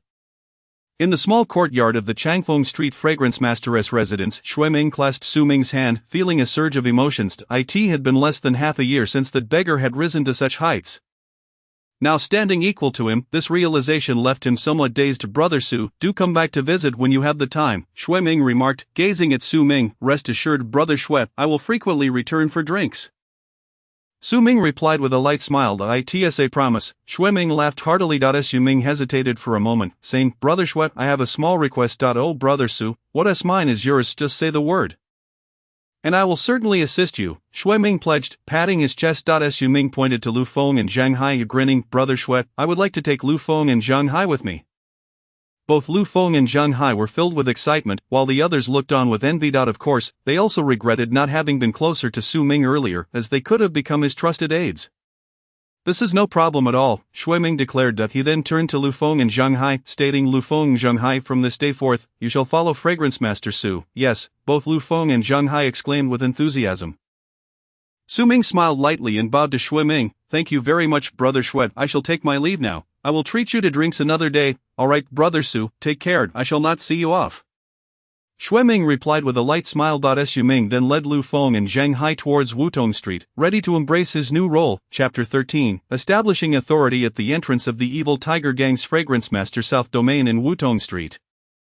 A crowd gathered in neat rows, eagerly awaiting the arrival of their new Fragrance Master. 3 team leaders stood at the forefront. One of them, named Zhao Guang, whispered, "Old Qin, I've heard that our new Fragrance Master is a martial arts prodigy. Just a while ago, he was a beggar, and now he has leaped to becoming our Fragrance Master. It is simply unbelievable." "Indeed," Qin Yong replied, grinning. "Not by the way, where is Old Li?" Sun Qi inquired. "I have no idea. Old Li seems to have vanished. How dare he be late on the first day of our new master's tenure? Doesn't he fear repercussions?" Zhao Guang whispered. "He is here." Just then, Qin Yong whispered. The crowd quickly ceased their chatter and turned to the street ahead. They saw three figures riding magnificent horses, slowly approaching the Fragrance Master's domain. The leading figure, dressed in white, with sharp features and an imposing presence, was none other than Su Ming. The crowd gasped in astonishment, realizing just how young he truly was. How can someone so young possess any real skill? Their hearts swelled with curiosity. "Welcome, Master," as they drew closer. Zhao Guang and the others quickly knelt, bowing respectfully. "Rise," Su Ming replied nonchalantly. The crowd slowly stood up. Su Ming dismounted his steed, with Lu Feng and Zhang Hai following suit. Su Ming regarded Zhao Guang and the others, frowning slightly and asking, "Why are there only 3 of you? Aren't there 4 team leaders for Wutong Street, my lord?" Zhao Guang and the others' faces twitched nervously, unsure of how to respond. They were equally perplexed, as their team leader Li Yun was typically reliable. Why was he tardy today? However, explaining at this moment seemed unnecessary. Su Ming, harboring an assumption, believed that the leader was merely attempting to assert dominance over him. He could not help but let out a cold snort, striding towards the fragrant courtyard. Su Shangju. At that moment, a voice rang out. Su Ming halted his steps and turned to look back, as did the others. A figure approached briskly, cradling a brocade box in their hands. Su Ming furrowed his brows, observing the individual. The person hurriedly bowed and placed the box on the ground, saying, "Su Shangju, this is a gift someone asked me to deliver to you." Having finished speaking, the individual turned and fled. Su Ming paid no mind to the fleeing figure, casting a glance at Lu Feng beside him. Lu Feng stepped forward and opened the box, but his pupils dilated in shock. His face darkening as he exclaimed, "My lord, a human head!" Inside the brocade box lay a bloodied, severed head. The crowd's expression shifted dramatically as Zhao Guang gasped boldly. Su Ming's brow furrowed deeper as he turned to Zhao Guang and the others. Qin Yong swallowed hard and cupped his hands towards Su Ming, stating, "My lord, he is our other leader, Li Yun." Su Ming's countenance instantly darkened to an extreme degree. Initially, he had presumed that this leader named Li Yun had deliberately arrived late on his first day in office to intimidate him. Little did he know that he had been murdered, and his head delivered as a show of force. Sun Shi, filled with rage, exclaimed, "Shangzhu, it must be those scoundrels from the Hungry Wolf Gang who killed old Li. Please give the order. Let us charge at the Hungry Wolf Gang's fragrant courtyard and take vengeance for old Li." "Yes, Shangzhu, issue the command." Zhao Guang and Qin Yong echoed, their hands cupped in respect. The crowd was aflame with indignation, clearly harboring a deep hatred for the Hungry Wolf Gang. Lu Feng and Zhang Hai also wore fierce expressions. On the very first day of his appointment, Su Ming found himself embroiled in such a calamity. Failure to retaliate would only serve to diminish his stature. However, at that moment, Su Ming remained impassive, his face cold and silent as he turned and re-entered the fragrant courtyard. Alas, observing Su Ming's silence, though their hearts burned with anger, the crowd had no choice but to follow him back into the fragrant courtyard. Upon returning, Su Ming did not linger in the courtyard but headed straight into his room. Lu Feng and Zhang Hai followed closely behind. Once inside, Lu Feng whispered, "My lord, this." Su Ming furrowed his brow but remained silent, absorbed in the documents laid out before him. The situation on Wutong Street was far more complicated than that on Changfeng Street. With a greater multitude of factions. In addition to the Evil Tiger Gang and Hungry Wolf Gang, there were also the Golden Rainbow Gang, along with the two prominent families, the Huang and Zhou clans. Yet, upon his arrival to take office on Wutong Street, not a single individual had come to extend their congratulations. This was clearly an unspoken attempt to undermine Su Ming. Thus, throughout the day, Su Ming familiarized himself with the distribution of power on Wutong Street. Meanwhile, Zhao Guang, Qin Yong, and Sun Shi, along with the others in the fragrant courtyard, seated with unexpressed frustration. However, out of respect for Su Ming, they refrained from venting their anger. That evening, the three gathered in a tavern. Drowning their sorrows in drink, Sun Shi downed a mouthful of liquor, his expression grim as he said, "I thought our new Shangzhu was young, vigorous, and formidable, yet it turns out that with old Li dead, he hasn't uttered a single word. Truly disgraceful. Indeed, it seems he cares little for old Li's fate. His only concern is his own promotion. He has come to our Wutong Street merely to embellish his own reputation." Zhao Guang remarked, glumly sipping his drink. Qin Yong, similarly disappointed, shook his head slightly, downing another drink and frowning in anger. "What a shame, they've trampled all over us, and he dares not even utter a word in protest. It is truly frustrating to follow such a Shangzhu. What future can we expect? Yes, tomorrow I shall resign and no longer serve." Zhao Guang cursed, slamming his cup down onto the table. The three of them spent the night drowning their sorrows in drink. Meanwhile, across Longfeng Street, Shui Ming frowned deeply as he listened to his subordinate's report, muttering, "How can this be? Logically, my brother Su should not be the type to back down." He recalled the scene in the dilapidated temple, where Su Ming had stood resolute against a throng of beggars, and felt that something was amiss. In Feng Mingli, at the Evil Tiger Gang's stronghold, the leader Yuan Feng's face darkened as he absorbed his subordinate's report. This Su Ming is truly cowardly. I thought that, given the complexity of Wutong Street, sending this decisive young man would break the stalemate, yet he has disappointed me." One of the leaders bowed to Yuan Feng. Yuan Feng sighed, closing his eyes as he said, "Alas, let the order be given tomorrow to revoke Su Ming's position." "Understood." The leader bowed in acknowledgement. "Could it be that I misjudged him? Did Shui Ming also misjudge?" Yuan Feng murmured to himself. Chapter 14. A duel with a blade at each fragrant courtyard. The Ma household. Ma Zipping returned home, a smile plastered across his face as he looked at Matsuyan and Lin Dong, exclaiming, "Mother or father, can you guess what happened today when that fellow took office on Wutong Street?" "Oh," seeing Zipping so joyous, "could it be that your brother suffered a great loss?" Matsuyan inquired with a grin. Inviting him to sit, Lin Dong's face twitched violently, yet he dared not speak. As an adopted man, his status within the family was rather low. Ma Zipping sipped his tea, glancing at Matsuyan, and chuckled. "Mother, today that rascal Su Ming took office on Wutong Street, and we from the Hungry Wolf Gang sent him a grand gift, delivering the head of one of his leaders right to him. Can you guess what happened next?" "Oh, what happened?" Matsuyan asked, intrigued. Ma Zipping grinned widely. "My brother was so frightened that he didn't dare utter a single word. It is truly laughable. Haha, after all, he is just a wildling from a small family." Lacking the courage to contend with us, unable to help herself, Matsuian scoffed. Ma Zipping shook his head slightly, his tone dripping with disdain. Clearly, we overestimated him. He is just that pathetic. Ma Tsuian echoed his sentiment. How can he possibly compare to our son? At such a young age, he is already a leader, and he can't hold a candle to him. Ma Zipping nodded dismissively, laughing. Bring in the wine. Tonight, I intend to drink heartily. That night, under the dark sky, the wind howled, and silence enveloped the world. Even the chirping of insects seemed to sense something unusual and fell silent. On Wutong Street, within the Hungry Wolf Gang's fragrant courtyard, the Shangju and 4 leaders gathered around a small table, enjoying their drinks. One leader raised his cup and laughed heartily. My lord, it's rumored that the young man named Su is exceptionally powerful.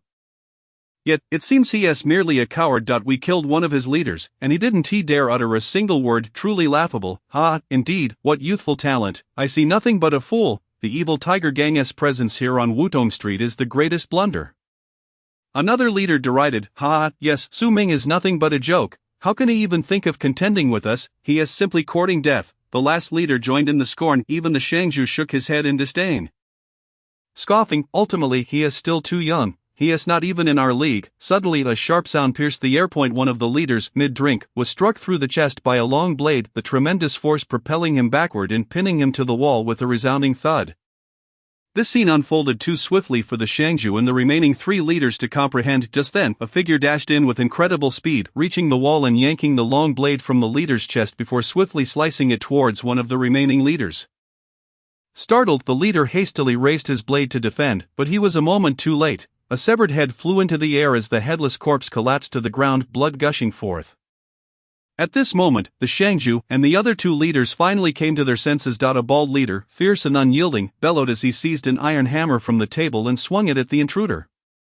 The figure deftly sidestepped the hammer and retaliated with a swift slash. The glint of the blade flashed, and blood sprayed forth as a crimson line appeared across the bald leader's face, followed swiftly by half of his head sliding off, its contents spilling onto the ground in a nauseating display. The last remaining leader, terrified, turned to flee, but before he could take more than a few steps, a long blade pierced through his chest. Glancing down at the bloodied blade protruding from his body, life rapidly ebbed away, and he could only close his eyes in despair. In mere moments, all 4 leaders lay slaughtered within the room, leaving only the Shangju of the Hungry Wolf Gang, clad in green. The Shangju, wielding dual pistols, gazed at the 4 leaders who had moments ago shared laughter, now lifeless, and then glanced out the window, where an eerie silence blanketed the courtyard. Bodies strewn across the ground. At some point, his guards stationed outside had also been killed by this unknown assailant. The realization sent shivers down his spine. The blade's intent. The Shangju's eyes twitched violently as he recognized his inferiority to the assailant. He clasped his hands together, asking, "Who might you be? I am unfamiliar with you. Why have you come to slaughter my Hungry Wolf Gang?" Given that the opponent had demonstrated such skill with the blade, he must surely be a figure of prominence in Yunzhou City. He could not have remained oblivious to the man's reputation. Su Ming, the intruder declared, drawing forth a finely crafted blade and uttering the name with a calm demeanor. The Shangju's eyes widened in shock, his forehead beating with sweat as disbelief washed over him.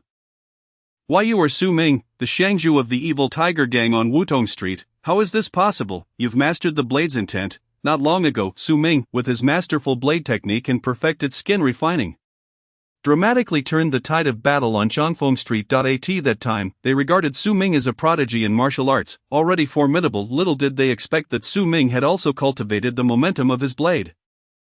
It seemed their estimations of Su Ming were still insufficient. Su Ming merely nodded in acknowledgement. The mistress in the green attire widened her eyes in disbelief, her expression akin to seeing a ghost as she exclaimed, You are simply a monster." At this moment, she realized the terrifying existence she had provoked. Su Ming narrowed his eyes, coldly regarding the green-clad mistress, and spoke in a deep voice, "I have received the grand gift from Master Guo during the day. Tonight, I have come to return the favor. Master Guo, please accept it." Upon hearing this, Master Guo's pupils constricted in horror. Faced with someone who had perfected skin refining and cultivated blade momentum, he felt utterly devoid of any chance of victory.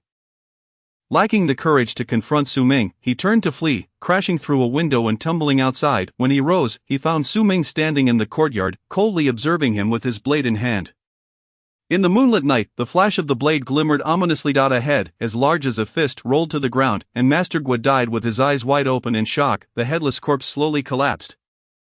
Spilling blood across the ground. Su Ming sheathed his blade, turned without a backward glance, and vanished into the night in a few swift leaps. Chapter 15. A sensation, a shock on Wutong Street, at the evil Tiger Gang's headquarters. Zhao Guang, Qin Yong, and Sun Shi staggered in. The three of them were seething with pent-up frustration from the previous night. They had agreed to resign from their leadership roles today, as a form of tribute to their fallen brother. Li Yun. Just then, Su Ming entered slowly, choosing not to speak with anyone, and instead made his way into the room. As Zhao Guang and his companions exchanged glances, preparing to submit their resignation letters. At that moment, a flustered lackey rushed over, exclaiming, "Zhao Head." Zhao Guang frowned slightly, impatience evident in his voice. "What is it?" The lackey whispered something in Zhao Guang's ears. Qin Yong and Sun Shi halted, with Qin Yong urging, "Old Zhao, hurry." Zhao Guang's expression shifted to one of shock, and his eyes gradually brightened. "Old Sun, wait." Qin Yong and Sun Shi paused. Qin Yong, his brow furrowed in suspicion, asked, "What has happened?" Zhao Guang leaned closer. Lowering his voice, "Last night, the Hungry Wolf Gang's headquarters was wiped out. The mistress and 4 leaders were all killed." "What?" Qin Yong gasped. Sun Shi's eyes widened in disbelief, breathless as he inquired, "Who did it?" Zhao Guang remained silent, casting a glance at Su Ming, who was quietly sipping tea in the room. Qin Yong and Sun Shi's expressions twitched violently. Just yesterday, on Su Ming's first day in office, the Hungry Wolf Gang had slain one of their leaders, and now, last night, the mistress and 4 leaders, along with more than 20 gang members, had been slaughtered. To suggest that this was unrelated to Su Ming would be utterly unbelievable. Initially, they had thought Su Ming to be a coward, remaining silent while others bullied him. Now, it seemed that Su Ming was not timid but rather focused on his work, single-handedly annihilating an entire faction of the Hungry Wolf Gang. His ruthlessness was truly astonishing. According to reports from below, the individual who had taken out the Hungry Wolf Gang had cultivated blade momentum. Zhao Guang dropped another bombshell. Blade momentum. Qin Yong and Sun Shi stood dumbfounded, their breath hitching as they struggled to believe their ears. To have cultivated blade momentum at such a young age. Su Ming's talent in martial arts was extraordinary. The three exchanged glances, nodded in unison, and proceeded to enter the room. My lord, we have misjudged you. They all knelt before Su Ming. Nearby, Lu Feng and Zhang Hai remained in a state of bewilderment. Just yesterday, the three had expressed their doubts about Su Ming. Yet in the span of a single night, they now regarded him with utmost reverence. What had transpired? Su Ming calmly set down his teacup, glanced at the three, and said coolly, "From this day forth, all brothers in the gang must train rigorously." "Yes, mistress," the three replied, bowing deeply. "Dismissed," Su Ming stated lightly. Zhao Guang and the others retreated, followed by Lu Feng and Zhang Hai. The three surrounded Lu Feng and Zhang Hai, with Zhao Guang grinning. "Lu brother, Zhang brother, you two are being rather ungrateful." Initially, Zhao Guang and his companions were the leaders, while Lu Feng and Zhang Hai were merely ordinary gang members. Their status is not comparable. However, since Lu Feng and Zhang Hai were brought in by Su Ming, Zhao Guang's group naturally treated them as equals. Zhang Hai and Lu Feng were aware that the respect they received from Zhao Guang's group stemmed from their connection to Su Ming. Yet, at that moment, they were also bewildered, exchanging confused glances with Zhao Guang. "Since when did the mistress cultivate blade momentum without informing us? And what did the mistress do last night?" Lu Feng queried.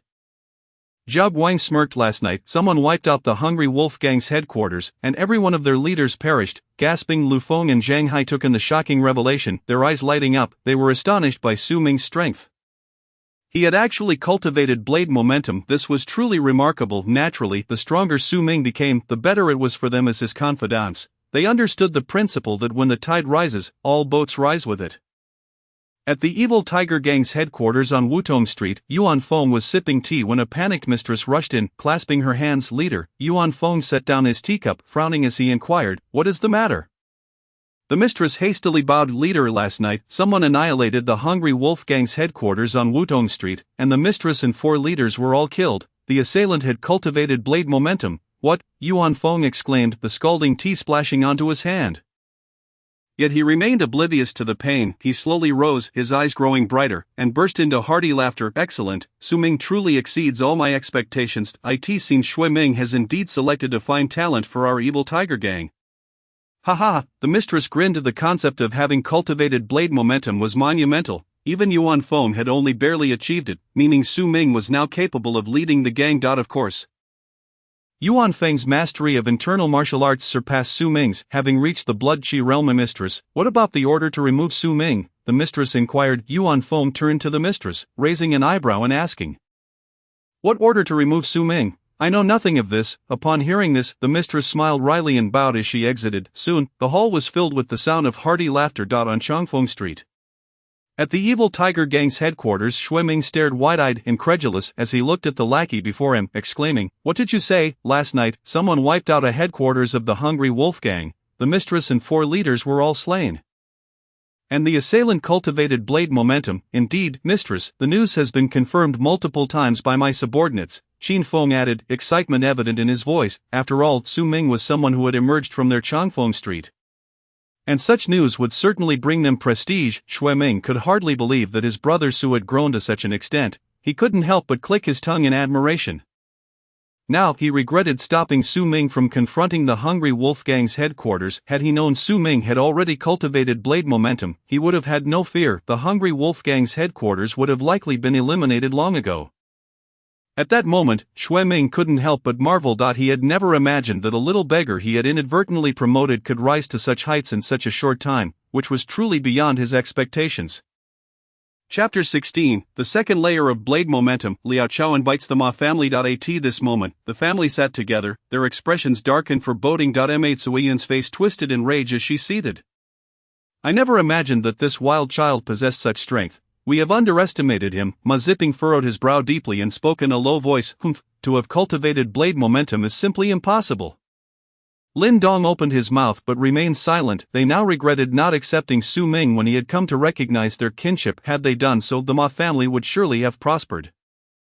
Yet now, it was too late. Their grievances with Su Ming seemed to deepen, becoming increasingly unmanageable. Meanwhile, within the evil tiger gang's headquarters on Wutong Street, the gang members were fervently training. They were practicing the Gale Blade technique, personally taught by Su Ming, who shared his knowledge with them to help them break through their cultivation levels. This was not merely an act of camaraderie. Su Ming recognized the impending conflict between the evil tiger gang and the Hungry Wolf Gang.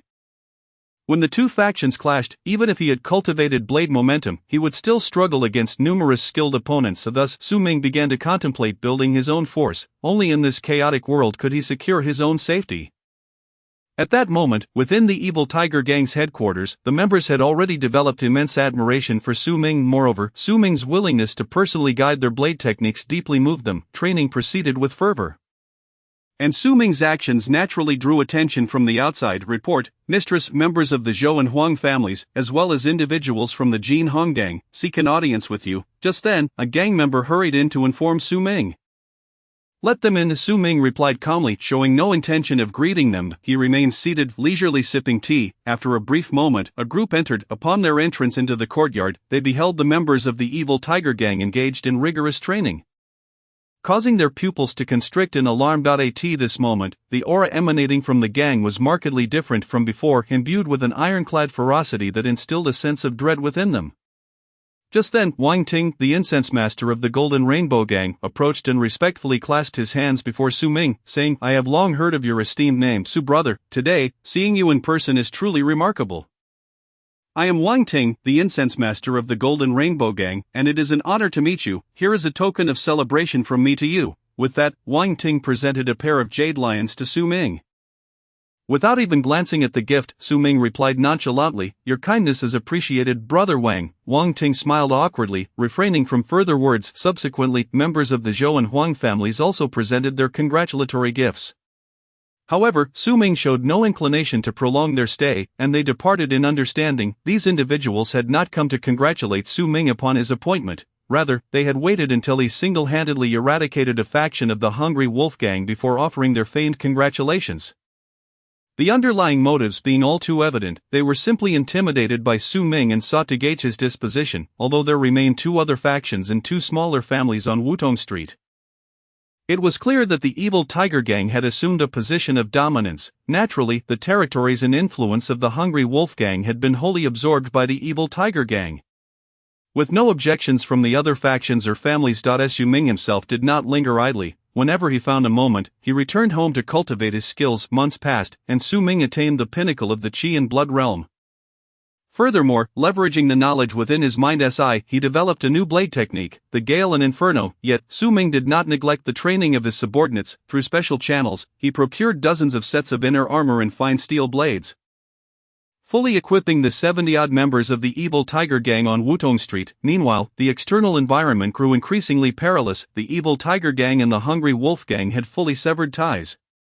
Embroiled in a brutal conflict that left chaos in its wake, heightening Su Ming's sense of crisis, he devoted his days to training and arming his 70-plus brothers. One day, as Su Ming was practicing in the incense chamber, Lu Feng entered, bowing respectfully and announcing, "My lord, there is an officer at the door." "An officer?" Su Ming raised an eyebrow, hesitating momentarily before responding. "Let him in." "Yes, my lord." Lu Feng bowed and stepped outside. Moments later, Lu Feng returned with an officer who was swaggering with a sword at his waist. Upon seeing Su Ming, the officer declared arrogantly, "You are Su the Incense Master, are you not? Our superior invites you to the Drunken Immortal Pavilion for a gathering tomorrow." "Very well, I understand," Su Ming replied with a slight nod, yet the officer showed no intention of leaving. Su Ming furrowed his brow, suddenly realizing. He turned to Lu Feng and instructed Lu Feng, "Fetch some silver to treat the officers to a drink."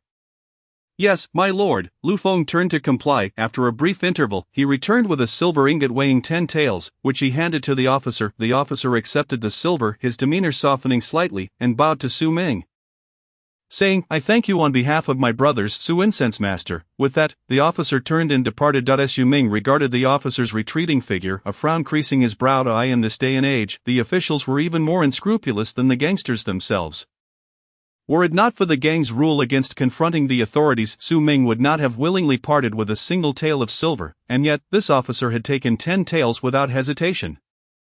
One could only imagine how much more the higher-ranking officials and magistrates would demand. The very officer inviting Su Ming for drinks the following day was known to be notoriously greedy on Wutong Street.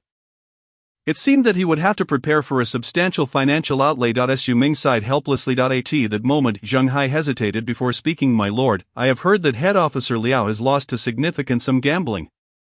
And tomorrow he may." Su Ming's brow furrowed deeply. He truly did not wish to attend the gathering at the Drunken Immortal Pavilion, yet he had no choice. Should he decline, it was likely that head officer Liao would concoct various pretexts to make Su Ming's life difficult. Officers were not like those from the underworld. While one could simply kill a rogue from the streets, taking the life of an official would bring about severe repercussions. For a moment, Su Ming felt overwhelmed with the predicament. A day passed swiftly, and by midday the next day, Su Ming arrived punctually at the Drunken Immortal Pavilion for the meeting. Upon his arrival, he found Wang Ting Zhouyu, Huang Qishan, and other prominent figures from Wutong Street already present. "We greet the Incense Master," they all said in unison, bowing deeply. Su Ming nodded slightly and took his seat. After waiting for a full half-hour, just as impatience began to set in among the attendees, a rotund figure ambled toward them. It was none other than head officer Liao. He surveyed the gathering with a broad grin, exclaiming, "Everyone is here. I apologize for my tardiness. I hope you can forgive me."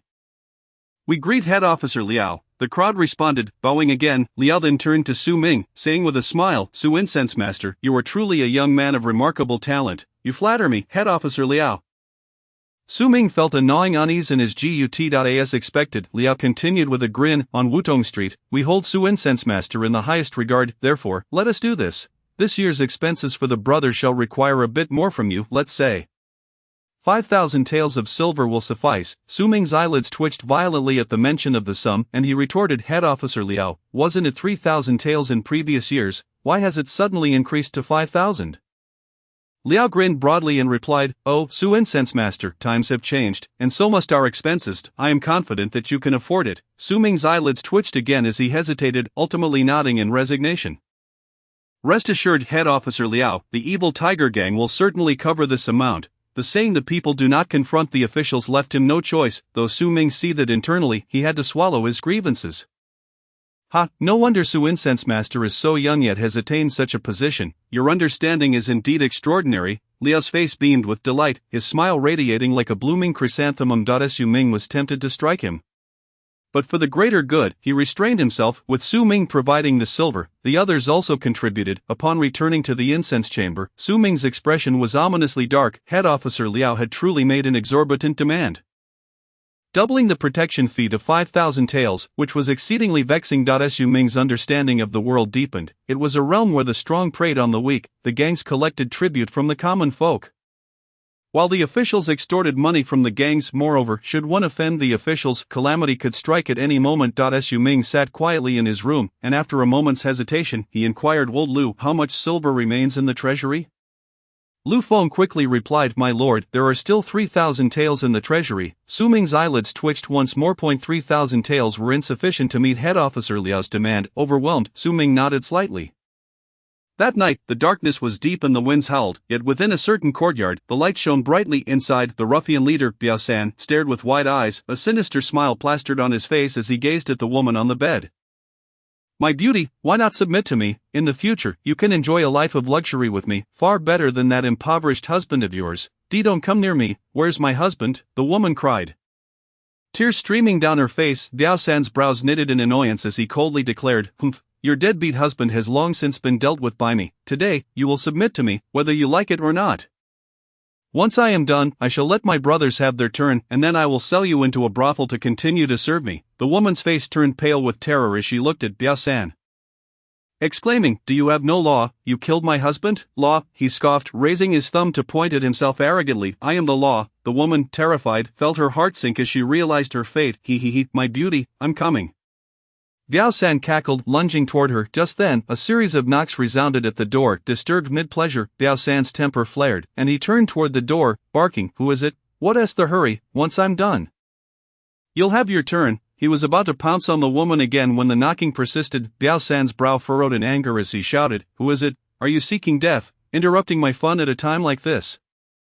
The knocking continued, and Biao-san's fury boiled over as he cursed, "I swear I will peel your skin off today." With that, he stormed to the door and flung it open. To his shock, he found 7 or 8 men lying haphazardly in the courtyard, blood staining the ground in a gruesome display. Biao-san's complexion turned ashen as he gasped, "Who are you?" "Your executioners," a cold voice replied.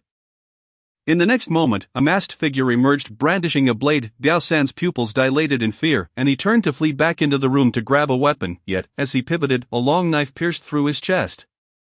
He glanced down at the blade protruding from his body, blood spilling from his lips as he gurgled. With a swift motion, the blade was withdrawn, and Biao-san's life force ebbed away, collapsing lifelessly to the ground.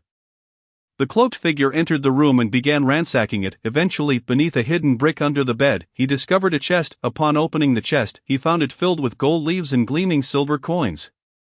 He seized the chest and prepared to leave when he noticed the woman, curled up in a corner, staring at him in fear. Sighing, the masked man opened the chest, took out a silver ingot, and tossed it to the woman before exiting the room. In mere moments, he vanished into the night. Ultimately, the cloaked figure arrived at another courtyard. Upon entering the room, he lit an oil lamp, removed his face cloth, revealing a handsome young visage. This individual was none other than Su Ming. In recent nights, Su Ming had ventured out repeatedly, dispatching numerous villains and seizing their wealth, amassing around 10,000 taels of silver.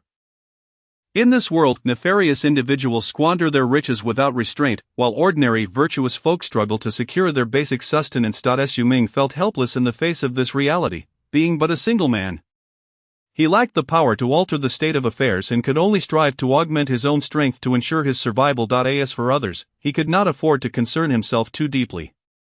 The following day, Su Ming delivered the New Year's gifts to the head officer Liao, thus resolving the matter. However, fate took an unfortunate turn. A few days later, an unprecedented heavy snowfall descended. The snow persisted for over a month, collapsing countless structures and leaving many citizens homeless. The bitter cold claimed the lives of innumerable souls. As Su Ming walked through the streets, he beheld a grandfather and granddaughter frozen in despair, causing his heart to shudder with melancholy. Upon returning to his abode, Su Ming made a resolute decision. He summoned his comrades and declared, "Esteemed friends, the common folk are displaced and suffering. My heart is profoundly troubled.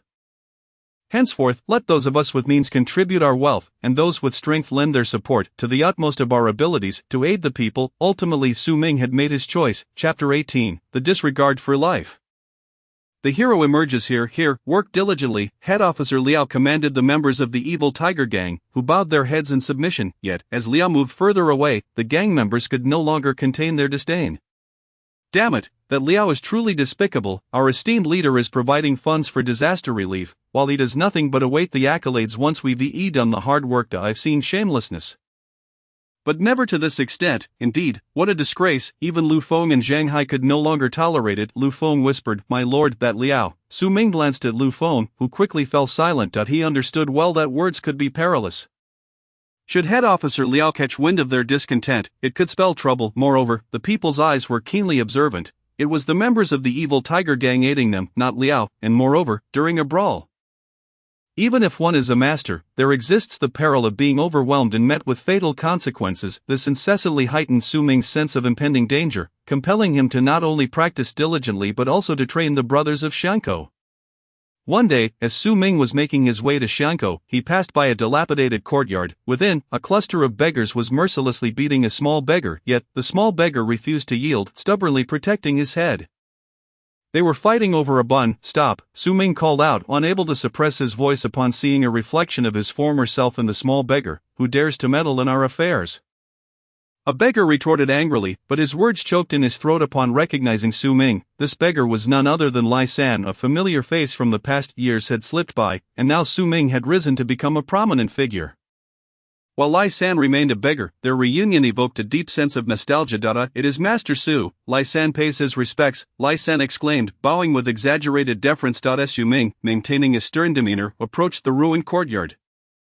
Lai San, startled, trembled and fell to his knees, pleading, Master Su, spare me, I shall never dare again. The other beggars joined in the chorus of supplication. However, Su Ming paid them no heed and instead knelt before the small beggar.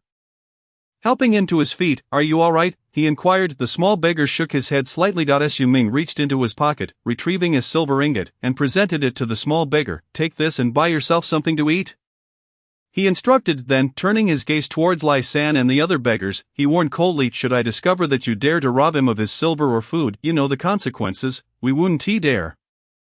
We wouldn't dare, Lai San and the others hastily affirmed. Just as Su Ming was about to depart, the small beggar rushed after him, forcefully returning the silver to Su Ming's hands. I don't want your silver, he declared defiantly. Su Ming was taken aback and asked, if you don't want silver, what do you desire? Food. The small beggar shook his head again. I don't want food either. Su Ming's interest was piqued.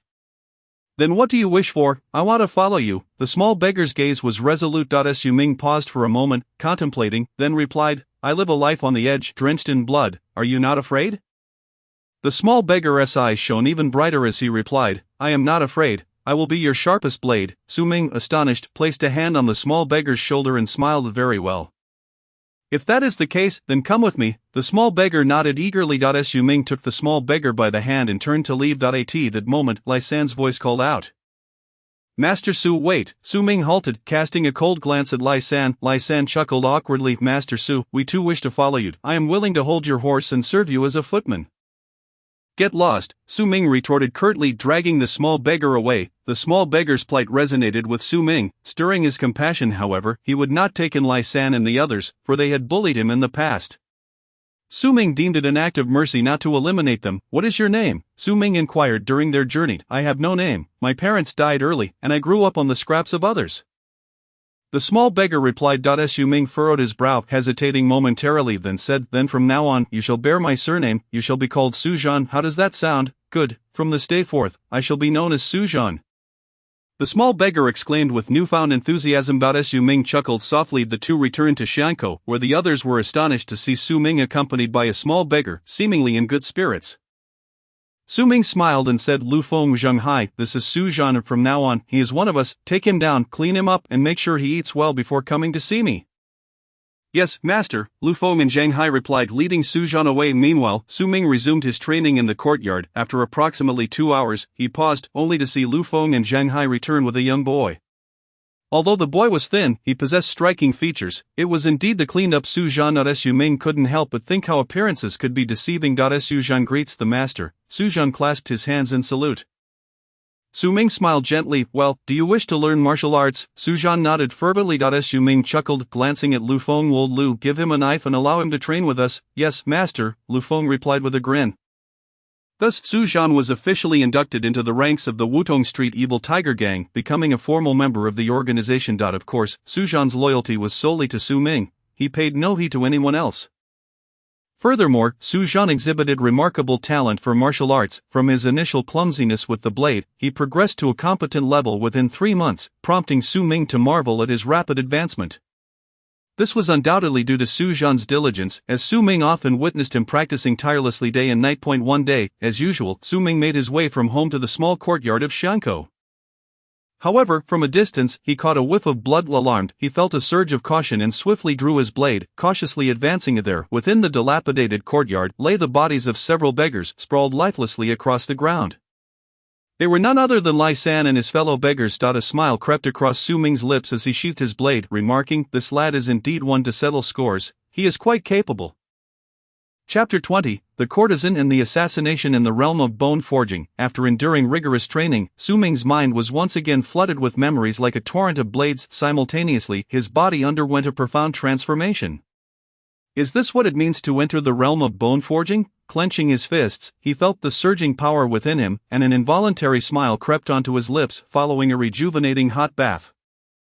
Lu Feng rushed in, bowing as he announced, "Master, Tian Shangzhu wishes to see you." "Oh, old Tian has arrived," Su Ming replied with a light chuckle. Stepping outside upon entering the main hall, he encountered a middle-aged man, Tian Yuwang, a fellow leader of the evil tiger gang and a close acquaintance of Su Ming's. "Su brother, you have finally come," Tian Yuwang beamed. "What brings you here, Tian brother?" Su Ming inquired, smiling. Leaning closer, Tian Yuwang whispered, "A courtesan named Lian Yu has arrived at the Wan Hua Lu. Her figure, her beauty, it's simply exquisite. Come, let us go and take a look." Su Ming rolled his eyes, replying with a smirk, "Old Tian, Su brother, are you denying me this?" Tian Yuwang feigned anger. With a resigned smile, Su Ming relented. "Very well, let us go." The two ventured out shoulder to shoulder. "Su brother, must you be so serious? We train all day."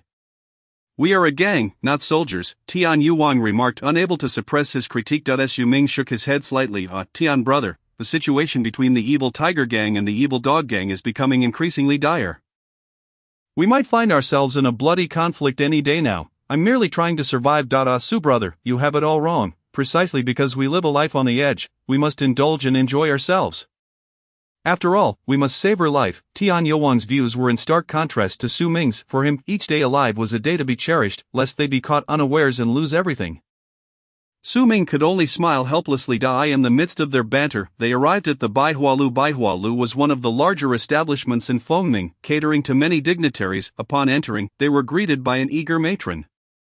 They ascended to a private room on the second floor. Moments later, a stunningly beautiful woman with an alluring figure gracefully stepped onto the stage. "Su, my younger brother, there she is, Lian Yu. I told you I wasn't lying. Right, isn't she beautiful?" Tian Yuwang exclaimed, visibly excited. Many patrons turned their gazes toward the stage. Su Ming's face twitched in embarrassment as he discreetly shifted his seat away, feeling utterly humiliated to be accompanying such a character. It felt as if he were an insatiable fiend who had never laid eyes on a woman. The enchanting Lian Yu began to dance on stage, captivating the audience and eliciting raucous applause. Since his arrival in this world, it was Su Ming's first moment of true relaxation. He had been consumed by worries about potential conflicts between the evil tiger gang and the hungry wolf gang. Fearing he might not possess the strength to endure, were it not for Tian Yuwang's insistence, he would never have ventured into such a place. After the performance concluded, many patrons showered the stage with coins. Yet, Su Ming did not contribute a single coin. He preferred to enjoy the experience without expense. Soon, the most exhilarating moment arrived. The one who receives the token from Lian Yu shall be her honored guest for the evening. Su Ming could not help but mutter under his breath, "What is this, a lottery for a courtesan?" Su brother, what do you mean by a lottery?" Tian Yuwang inquired, puzzled. "Nothing," Su Ming replied dismissively. Just then, a maid ascended to the second floor. Holding a golden token, amidst the crowd's anticipation, she approached Su Ming, presenting the token with a smile. "Young master, Lian Yu requests your presence." Stunned, Su Ming stood frozen in place. Then, he realized his metaphor was rather poor. "Wait, I'm a man. How can I be chosen by a woman?" "Goodness, Su brother, you've hit the jackpot. Go on, don't just stand there," Tian Yuwang exclaimed, filled with envy as he snatched the token from the maid's hands and thrust it into Su Ming's grasp. Urging him forward, with a resigned expression, Su Ming slowly rose, following the maid towards Lian Yu's chamber amidst the envious gazes of the crowd. "Well, I suppose I have plenty of vitality. It's time to let off some steam." Upon returning to the room, the enchanting voice of Miss Lian Yu drifted through the air. "Young master, over here." Su Ming, drawn by her voice, approached and took a seat at a nearby table. Miss Lian Yu gazed at Su Ming and remarked, "I have long heard of your esteemed name, Su Gongzi. Today, I am finally granted the pleasure of meeting you." Su Ming remained silent. Su Shangzhu was quite shy. Miss Lian Yu playfully settled onto Su Ming's lap, her arms encircling his neck. Just then, her eyes suddenly turned cold, and a hairpin appeared in her hand, which she thrust fiercely towards the back of Su Ming's head. Clang! The hairpin struck Su Ming's skull, producing a metallic ringing sound, yet it failed to break his skin. In truth, the hairpin was sharp enough, but Su Ming had reached the bone-forging realm, rendering his bones exceedingly tough. The spot she aimed for was precisely his cranial region. resulting in the blow not penetrating. Su Ming winced in pain, exerting his strength to flip Miss Lian Yu onto the ground. Outside, Tian Yuang, filled with envy and jealousy, muttered, "Oh dear, Su Xiong is truly rough. Yet he claims to be gentle." As he spoke, he embraced a lady and entered another room. Meanwhile, inside, Su Ming had seized Miss Lian Yu's delicate neck, lifting her with a fierce gaze and a low voice. He demanded, "Tell me, who sent you to assassinate me?" Miss Lian Yu struggled against Su Ming's arm, but her efforts were in vain. Her flushed face was a mixture of pain and anger as she retorted, "No one sent me. I want to kill you." Su Ming frowned, tightening his grip. He cared not for the sentiment of cherishing the fair. Since this woman sought his life, he would claim hers first. "Lin Dong, you and your son shall not die a good death," Miss Lian Yu gasped, managing to utter those words with great difficulty. Su Ming furrowed his brow upon hearing this and released her. Cough, cough, cough. Miss Lian Yu fell to the ground, coughing violently, yet her eyes remained icy as they fixed on Su Ming. With a frown, he asked, "You mentioned wanting to kill Lin Dong." Chapter 21, Bringing the Courtesan Home. Pain flashed across Miss Lian Yu's beautiful face as she exclaimed, "That Lin Dong slaughtered my entire family. I must avenge them." Su Ming raised an eyebrow, finally understanding the situation, and inquired, "Then who informed you of my identity?" "A handsome young master," replied Miss Lian Yue. Su Ming realized with a start that the dashing young master must be Ma Zipping. It was evident that Su Ming's recent prominence had drawn the Ma family ire. Unable to recruit him, they sought to eliminate him instead. Ma Zipping had fortuitously encountered Miss Lian Yu and orchestrated this assassination attempt. Had it not been for Su Ming's cultivation reaching the bone-forging realm, he would have suffered significantly today. This incident heightened Su Ming's wariness towards women. "Why did you spare me?" Miss Lian Yu asked, her expression filled with suspicion. Su Ming, regaining his composure, looked at her and said, "You fell for a scheme. Although Lin Dong is my biological father, our goals align." "Align? What do you mean?" Miss Lian Yu was momentarily taken aback, struggling to grasp Su Ming's meaning. After all, her aim was to avenge her family against Lin Dong. Could it be that Su Ming also sought revenge against Lin Dong? Was it not the case that Lin Dong was Su Ming's father, a son killing his father? What was going on? At that moment, Miss Lian Yu's mind was a jumble of confusion. Su Ming hesitated before recounting the series of events to her. As she listened, understanding dawned upon Miss Lian Yu, and she hastily clasped her hands in apology, saying, "Young master, I nearly made a grave mistake. I am truly sorry." Su Ming nodded slightly and smiled. "No harm done. Well then, you shall compensate me." As he spoke, Su Ming lunged toward Miss Lian Yu. She exclaimed in surprise. The night turned cold, and the sensitive plants folded their leaves. As the dawn light began to break, the mimosa, having gathered the morning dew throughout the night, unfurled its leaves to release the droplets within. Sitting on the bed, Su Ming stared blankly at a splash of crimson on the sheets, his face flushing with embarrassment as he turned to Miss Lian Yu and said, "You." Miss Lian Yu lowered her head in shame. Su Ming, feeling helpless, had never anticipated that Miss Lian Yu was still a maiden. In his despair, he sought out the brothel keeper, spending 5,000 taels of silver to redeem Miss Lian Yu's freedom. He did not wish for his woman to descend into the depths of depravity. Thus, Miss Lian Yu left the 100 Flowers Pavilion alongside Su Ming. Tian Yuang observed Su Ming and Miss Lian Yu, silently giving Su Ming a thumbs up, exclaiming, "Su Xiong, you are truly impressive. To stroll into a brothel and walk away with the courtesan, you are something else." Su Ming rolled his eyes. Thus, Su Ming gained a courtesan as his wife. Of course, Su Ming also had lessons to attend to each night. Consequently, he would often emerge the next day, leaning against the wall for support. At the Ma family estate, upon receiving news, Ma Zipping's face turned green with rage. He seized a fine tea set from the table and smashed it to the ground, shouting, "Rascal, rascal." Originally, he had intended for Lian Yu to assassinate Su Ming. Instead, he had suffered losses in both beauty and manpower, allowing Su Ming to carry off the courtesan. The thought of this made Ma Zipping grit his teeth in anger. Meanwhile, Su Ming began his journey home. He dedicated the remaining time to his training. After a period of intense practice, coupled with his profound understanding of swordsmanship and the enhancement from the Golden Palace in his mind, Su Ming successfully cultivated another level of sword intent.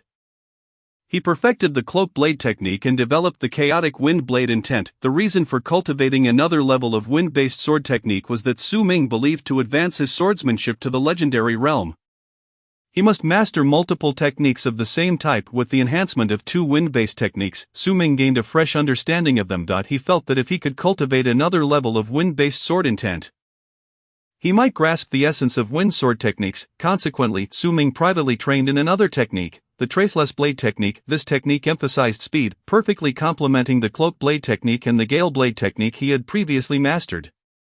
For convenience, Su Ming purchased a set of houses adjacent to the fragrant courtyard. Preferring to avoid the walk, he simply leapt over the wall into the fragrant courtyard. One day, after finishing his training, Su Ming was leisurely enjoying tea when Lu Feng entered and bowed, saying, "My lord, Lord Wang is here, claiming he has urgent business with you." Su Ming raised an eyebrow and replied, "Oh, Lord Wang is here? Let us see." With that, Su Ming rose and headed outside. Lord Wang had once provided Su Ming with bread during his most difficult times, serving as his savior. However, Lord Wang was a man who understood boundaries.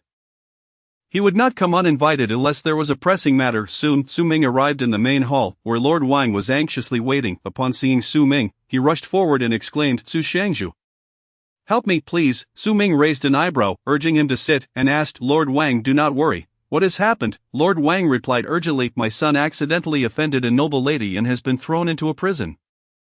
I have no other recourse but to seek your assistance, Su Shangzhu. He is my only son." As he spoke, Lord Wang attempted to kneel before Su Ming. Notice Su Ming quickly supported him, saying, "Lord Wang, wait, let me think of a solution."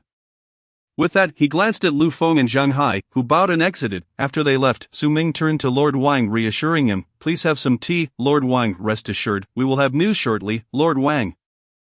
Forcing himself to calm down, consumed cup after cup of tea due to his overwhelming anxiety. After about an hour, Lu Feng returned and whispered a few words to Su Ming. Su Ming's brow furrowed. Lord Wang looked at Su Ming and hurriedly asked, "Su Shangzhu, what is the outcome? Can my son be saved?" Su Ming nodded slightly, smiling. "It is a small matter, and now, Lord Wang, you should return home and await news." He then turned to Lu Feng and instructed, "Lao Lu, please escort Lord Wang home." "Yes, my lord," Lu Feng replied, bowing as he assisted Lord Wang out. After Lord Wang left, Su Ming's expression darkened. The situation was not as simple as it seemed. Lord Wang's troublesome son had offended a significant figure, Lin Wanqing, the legitimate daughter of the Lin family, and Feng Ming. It was rumored that Lin Wanqing was exceptionally beautiful, possessing both talent and grace. Moreover, there was a connection. Ma Ziping was an ardent suitor of Lin Wanqing. Chapter 22. Investigating the prison. The poet immortal. Su Ming pondered whether this incident was a scheme orchestrated by Ma Ziping. However, he quickly dismissed the thought. According to the information Lu Feng brought back, Ma Ziping was a pure-hearted romantic, infatuated with Lin Wanqing to the point of obsession. He would not compromise his goddess for his own ends. Thus, the incident likely stemmed from Lord Wang's reckless son, who had foolishly offended the esteemed young lady of the Lin family, resulting in his arrest by the authorities. Nevertheless, even if this affair was not a plot by Ma Ziping, it was still a troublesome predicament. After all, the Lin family was not a mere noble clan. It was one of the four great families of the inner city, a force far beyond the likes of the Zhou and Huang families of Wutong Street. Such a formidable entity was beyond Su Ming's current standing. For a moment, Su Ming felt utterly overwhelmed. The Lin family young lady rarely ventured out of the inner city, and it was nothing short of misfortune that Lord Wang's son had crossed paths with her on this rare occasion.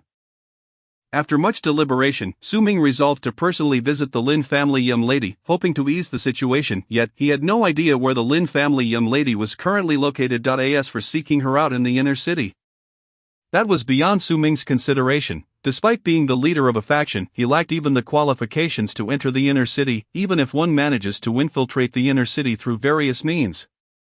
It remains impossible to spend the night there. As for directly seeking out the young lady of the Lin family, the odds of encountering her are exceedingly slim. Thus, to persuade this esteemed young lady of the Lin family to release the son of Lord Wang, one must seize the opportunity during her recent outings. Otherwise, once she returns to the inner city, the son of Lord Wang is likely doomed to languish in prison for the rest of his days.